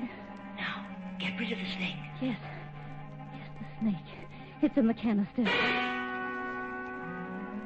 Gone. There's my baby. He got out. There he is, under the table. Where's my stick? I've got to get it out of here. Use the forked stick. Yes. It curls around it as you lift him up. See? Ah! It bit me. No poison, Senora. See, I will let it bite my arm. Bit me. There's a horrible red mark. Pauline! Pauline, where are you? Marie! Oh, Pauline, I came to warn you. The snake, where is it? I don't know. It's gone. It fell off the stick onto the floor. Just now, I've got to find it. No, don't touch it. There's been a terrible mistake. Mistake? Yes, the snake woman. She's been trying to find you. She finally just called me. She gave you the wrong snake. It's deadly poison. No! Yes. She said its bite can kill a person in from 10 to 15 minutes. There's no cure. No serum in the world can counteract it. No. Marie, no. No. What's wrong, Pauline? It bit me. It bit me just now. Pauline. My hand, look. The red mark, it's already spread. Marie, get a doctor. Save me. You've got to save me. It's too late. Let me go. I'll go to the doctor myself. No, you'd never get there alive. Let me go. You'll die alone on the road. No, I'll get there. I will. I'll get there. You're dying, Pauline. Let me go, Marie. Let me go. Marie. Marie. Yes, Pauline. It's my heart. Smelling salt. Get them for me. Quickly. Nothing can save you now. Help me. You're dying, Pauline. The poison is killing you. Help me. You were my friend. Goodbye, Pauline.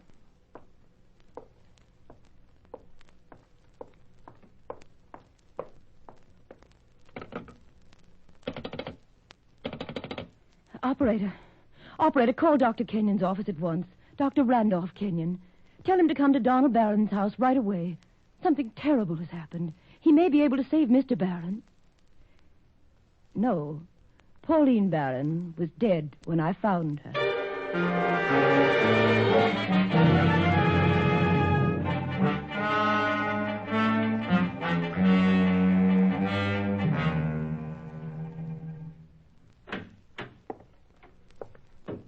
Dr. Kenyon, how is Donald? It'll take time, Miss Stewart, but he'll recover eventually. Oh, thank goodness. He's asking for you. I'll look after him, Doctor. I'll see he gets the best of care now that she's gone. It was fortunate for him he lost consciousness in that closet. It may have prevented him from going completely mad. What do you suppose could have happened that night? Well, Mr. Barron might have been locked in that closet by some accident. Who knows? Then, before she could let him out again, the snake bit her? Something like that, yes. But I thought the medical examiner said Mrs. Barron died of a heart attack. So she did. They found the snake, you know. She must have thought it was poisonous when it struck, and the shock killed her. You know, definitely, then, that the snake was not poisonous. She just imagined? Yes, it was perfectly harmless. You might say Mrs. Barron frightened herself to death. That it was... Death by imagination? Yes. Yes, that's it exactly. How tragic. I wonder how she ever got the impression in the first place that the snake was poisonous.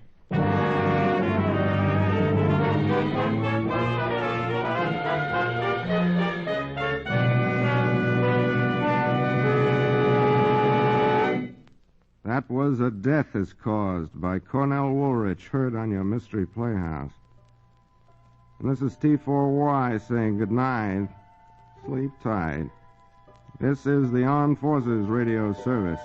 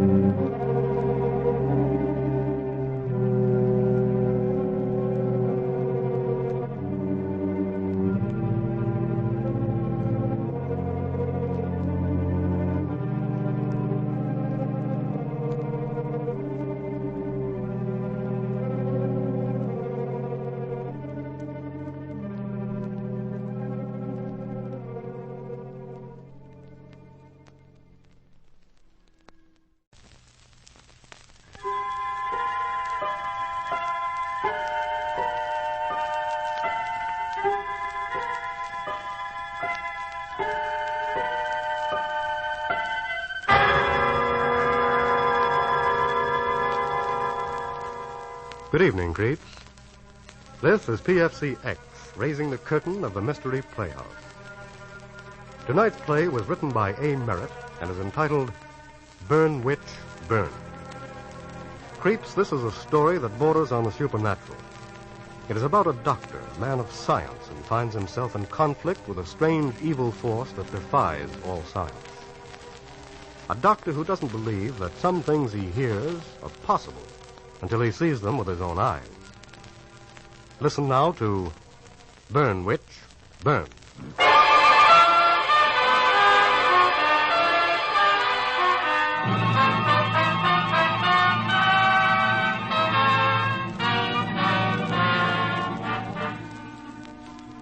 My name is Dr. Lowell. The laws of science have always been the horizon of my understanding. That is, until recently. Now I'm confused, bewildered. I've seen things which could hardly occur according to scientific explanation. Awful, gruesome things. Things which belong in the Dark Ages.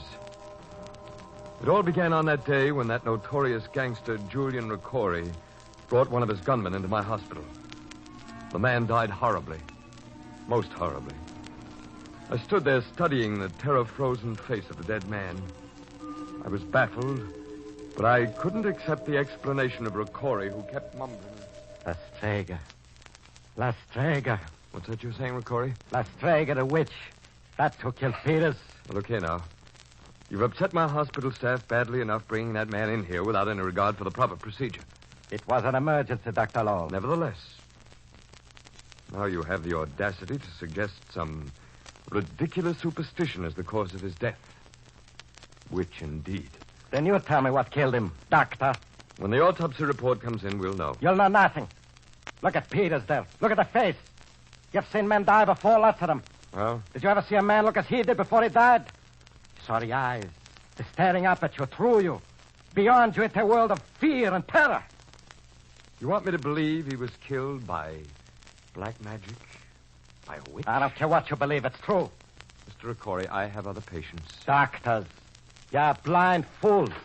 Oh, come in, Dr. Braille. Goodbye, Mr. Ricori. You can make arrangements with the nurse outside for the removal of your friend's body. Doctors, fools. Say, he's mad. Yes. How's Nurse Walters? I gave Edith a sedative. This man's death was certainly a harrowing experience. No question about it. I myself never experienced anything like it. The horror of his expression, convulsions, was as if the whole trouble was in the man's mind, not the body. Stop it before you begin to sound like Ricori, who believes a witch killed him. A witch? Did you ever hear of anything so absurd? My impression suggested something in the nature of murder. Murder? Yeah, well, not in the ordinary sense of the word. It seems as if there was a will determined to kill his body. Well, then you mean suicide. I've watched a few die in my time because they lost the will to live. No, I meant there was another's will. Another's? Yes. A will stronger than Peter's gripped his, stifled it. Then, in complete possession, willed his death. Dr. Braille. I know it sounds far-fetched. Edith. Nurse Walters, you were told to lie down. I couldn't. Oh, Bob. What is it, dear? I'm afraid. Of what? I don't know. I can't explain it. That man lying there. Peters. Dr. Lowell speaking. Very well, I'll be there at once. That was the serology lab. They found something odd in Peter's blood. I'll be there if I'm needed. Darling. Bob. Why, you're still trembling. Let's get out of here, huh? No. Stop looking at him, dear. He was just a thug, a gunman. You're mistaken. You didn't know him. It's something to do with that doll woman. Doll woman? That's where I saw him. Or rather, a doll that looked like him. Edith, you're completely unnerved. Please let me take you to your room. Bob, will you do something for me? Of course, dear. Take me away from here. Where to? Anywhere. Tomorrow. Yes, tomorrow we'll go away. Far away. We were going to get married in June. We'll get married sooner. At once. Edith, you... Oh, don't look at me that way. I'm not mad. I'm just frightened. Of what? I don't know exactly. It all has to do with... Edith. Edith, what is it? Edith, what are you staring at? Bob, Edith.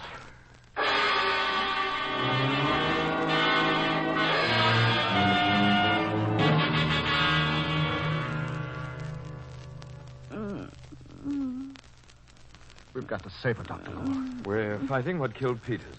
Obviously, she's contracted the disease. Edith. Edith. She's in coma. She can't hear you. Whatever it is, she's fighting it. Yes, I know. We can't just stand here and watch her die. What can we do? Nothing helped Peters. What did you find in his blood? Why did they call you to the lab? Nothing that will help us here. What was it? A strange incandescence in certain blood corpuscles. No doubt Ricori would call it witch fire. Dr. Lowell, look. Her eyes. She's opening and closing them. Maybe she's trying to say something. 2, 3, 4 times. Now 6, 7, 8, 9. She stopped. There, once again. Her pulse is weakening. Edith. Edith, my dearest. Fight. Edith. Edith. I'm sorry, my boy. She's gone.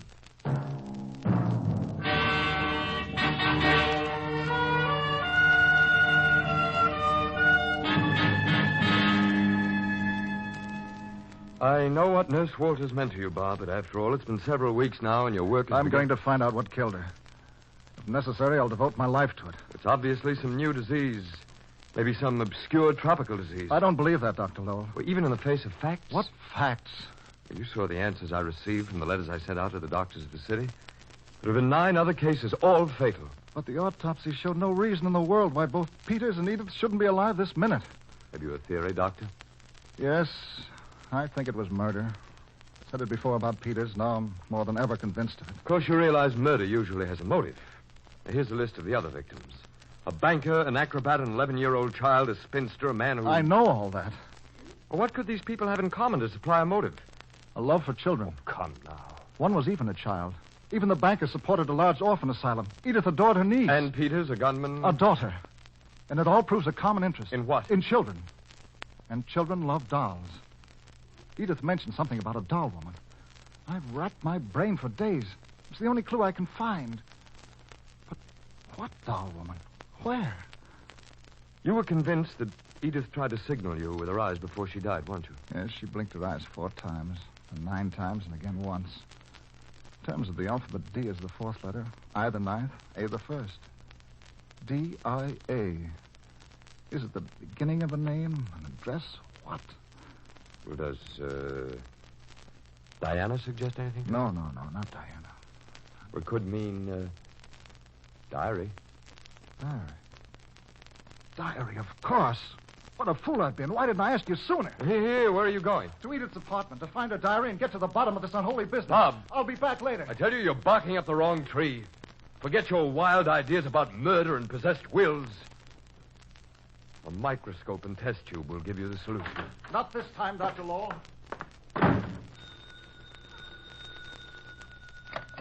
Dr. Lowell speaking. What's that? Ricori's been stabbed. Very well, I'll be right down.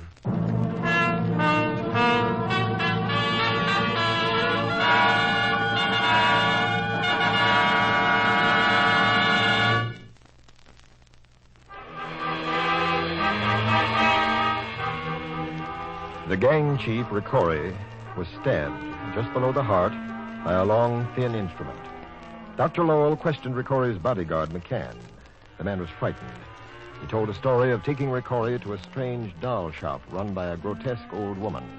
Ricori came out of the shop carrying something under his coat. He got back into the car, McCann said, and then... All of a sudden, I hear him suck in his breath. I feel his body tighten up, and then he sags loose all over. And only you and Paul, the driver, were with him in the car. That's right, Doc. And neither of you stabbed him? No. That means he must have stabbed himself. Is that what you want me to believe? I don't know. I'm all mixed up, Doc. I can't make it out. Where's Paul, the driver? When the boss slumps over, I yell to Paul. As soon as he stops the car, the door flies open and something falls out into the street. What? The boss was carrying under his coat when he came out of this doll shop. It was dark. I couldn't see what it was. Paul jumped out after it. I grabbed the wheel and raced here. It's a pretty thin story, McCann. Doc, I wouldn't hurt the boss. You gotta believe that. I wouldn't hurt him, Doc. Oh, Mac, I got it. Paul, the boss ain't croaked. He might pull through. Doc, this is Paul, the driver. Hiya. I got it. Here. This is what the boss had under his coat. It's a doll. Let me see that. Look at the face. Holy mother. Isn't that the face of Peters? The spitting image of Peters. And what's this running down the back of its collar? Looks like a big hat pin. No. It's a sword. A tiny sword. And there's blood on it. Rick Corey's blood. Holy mother in heaven. Dr. Braille, I'm glad you're here. What's happened? Julian Riccori was stabbed. I know. I just spoke with him. He said he was stabbed by a doll. Nonsense. He was stabbed by this tiny sword, yes, but how could the doll stab him? What's this? The doll. If you look closely at the face, you'll see it's the face of Peters. That's what Edith meant when she said she saw Peters before. She saw this doll. She saw it at the doll maker when she went there. I found it all in her diary, Dr. Lowell. I cannot believe this doll stabbed Riccori. Your explanation, then. Well, I'm beginning to believe that maybe this doll woman is involved, but everything can be explained scientifically. I don't know, post-hypnotic suggestion, perhaps. This doll woman might have hypnotized Riccori to stab himself, but suggested he should think he was attacked by the doll. Completely unsound, Dr. Lowell. Experimentation has proven over and over again that no subject under hypnosis will commit any extreme act that he wouldn't commit normally. I know. But perhaps this woman has developed hypnosis beyond anything yet to...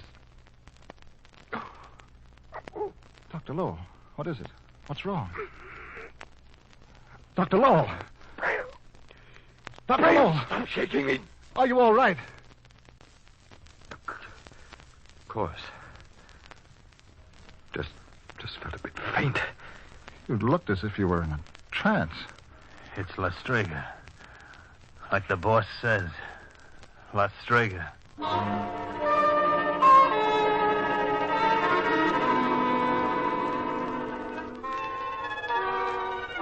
didn't tell Braille, but during that moment of faintness, I'd heard a voice. A beautiful, low, exotic voice. And it said, kill Riccori. That night I sat up with Riccori, who had fallen into coma. Doc, Paul and me will be right outside the door. If anything happens... No. Stay here. Okay, Doc. Now listen to me carefully, both of you. Obey me in every detail.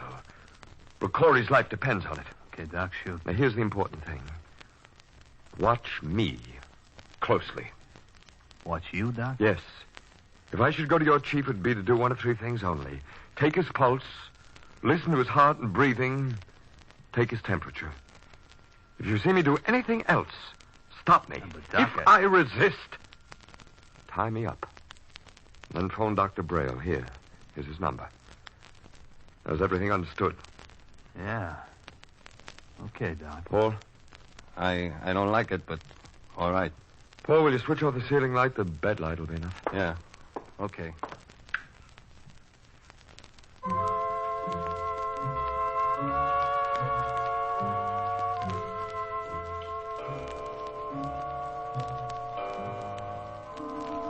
O'clock. Oh, Lord. I'm tired. Dr. Lowell. Dr. Lowell. Huh? Relax and release yourself to me. Yes, sleep. But through your sleep, in the excitement, the exhilaration there is with me.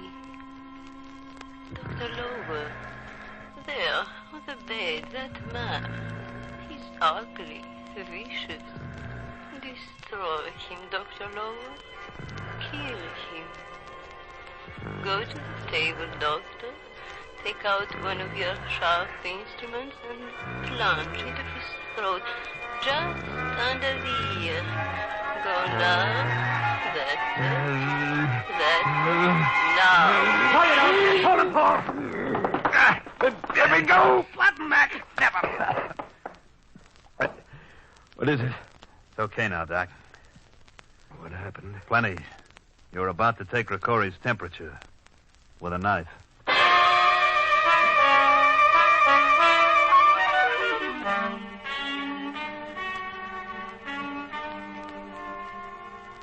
That settled it.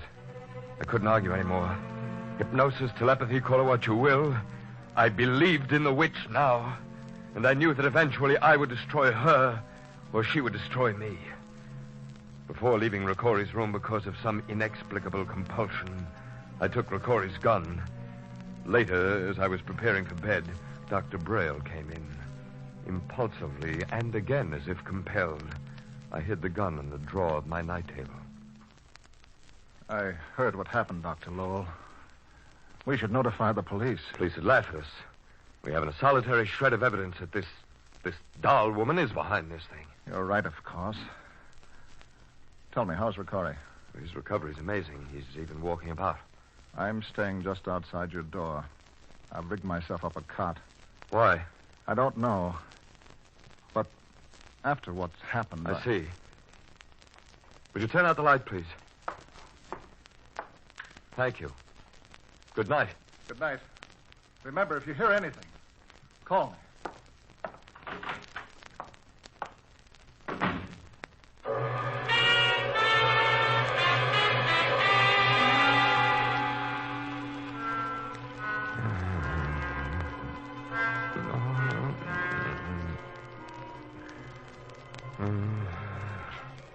Dr. Lowell. Oh.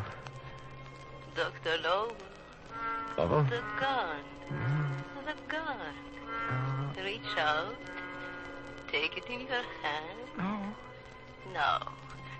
If you will listen to me and obey me, exhilaration and power will come to you. Excitement, Doctor. Raise the gun to your head, Doctor. That's it. Now, kill. Kill. I was doing as she directed. Kill. The gun was in my hand. And slowly, ever so slowly, my hand moved it up toward my temple. Inwardly, I fought to regain my will, but still my hand moved up, up. And always that accursed voice. Kill. Now the gun was at my head. My fingers slowly tightening on the trigger. I fought to stop it, fought to cry out. And then with one supreme effort, I screamed and directed the gun away. Dr. Lowell, are you all right?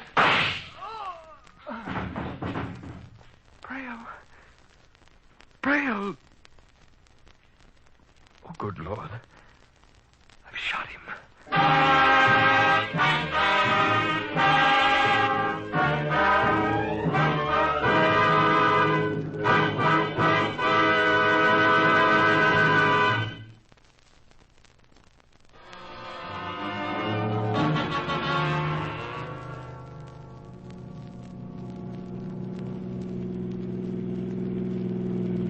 Corey, are you sure you feel up to this?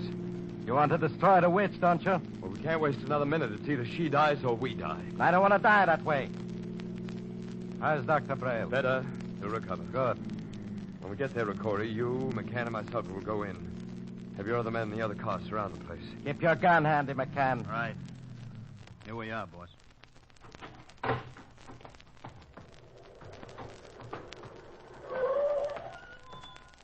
McCann, go tell the boys to cover the place. Okay. Oh, here we are. Can you pick the lock, Corey? Let me see. Yeah, this is easy. Joint's covered, boss. That does it. Quiet now. He's probably in the back room.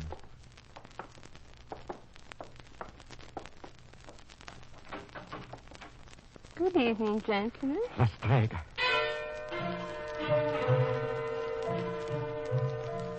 Come in, gentlemen. I've been expecting you. Move aside, boss.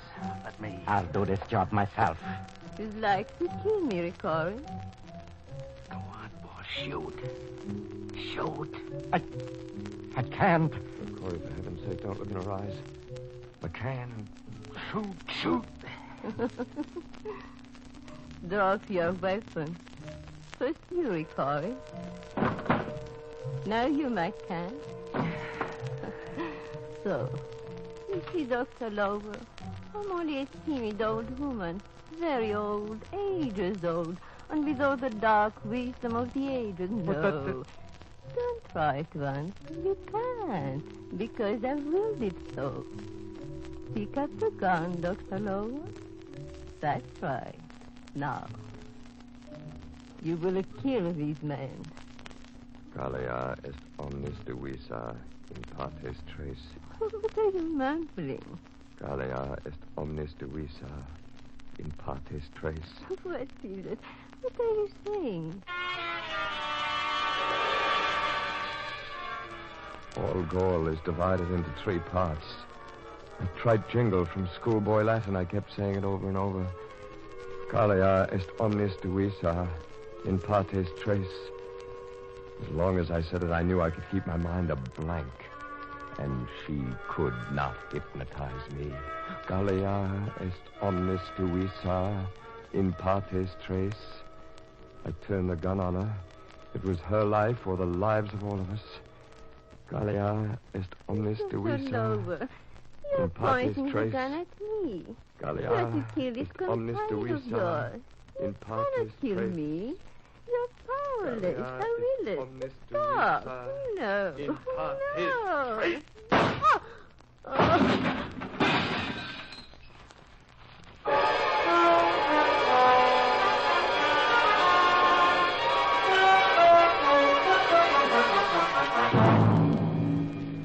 Traeger was dead. But in falling, she had broken the lamp. In a moment, the place was in flames. I turned to Ricory. Ricory! Ricory, snap out of it. What is it? McCann! McCann! My gun. What happened to her? Look, the witch on the floor. She's dead. The joint's burning. Let's get out of here. Doc, come on. But shouldn't we take her out of here? Nah, let her burn too. It's better. Let it all burn. This way. Come on. Burn, witch. Burn!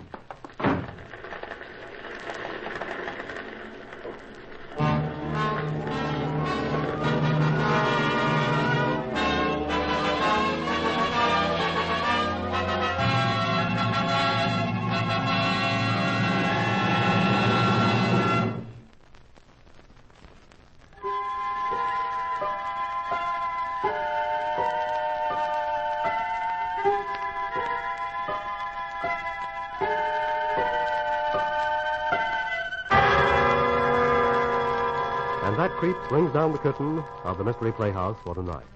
Burn, Witch, Burn was adapted for radio by Joel Hamill. The music was composed and conducted by Alexander Semler. Arnold Moss was featured in tonight's play.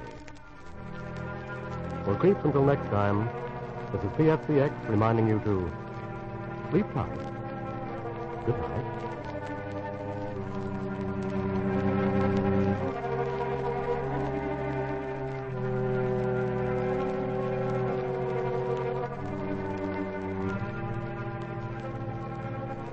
This is the Armed Forces Radio Service.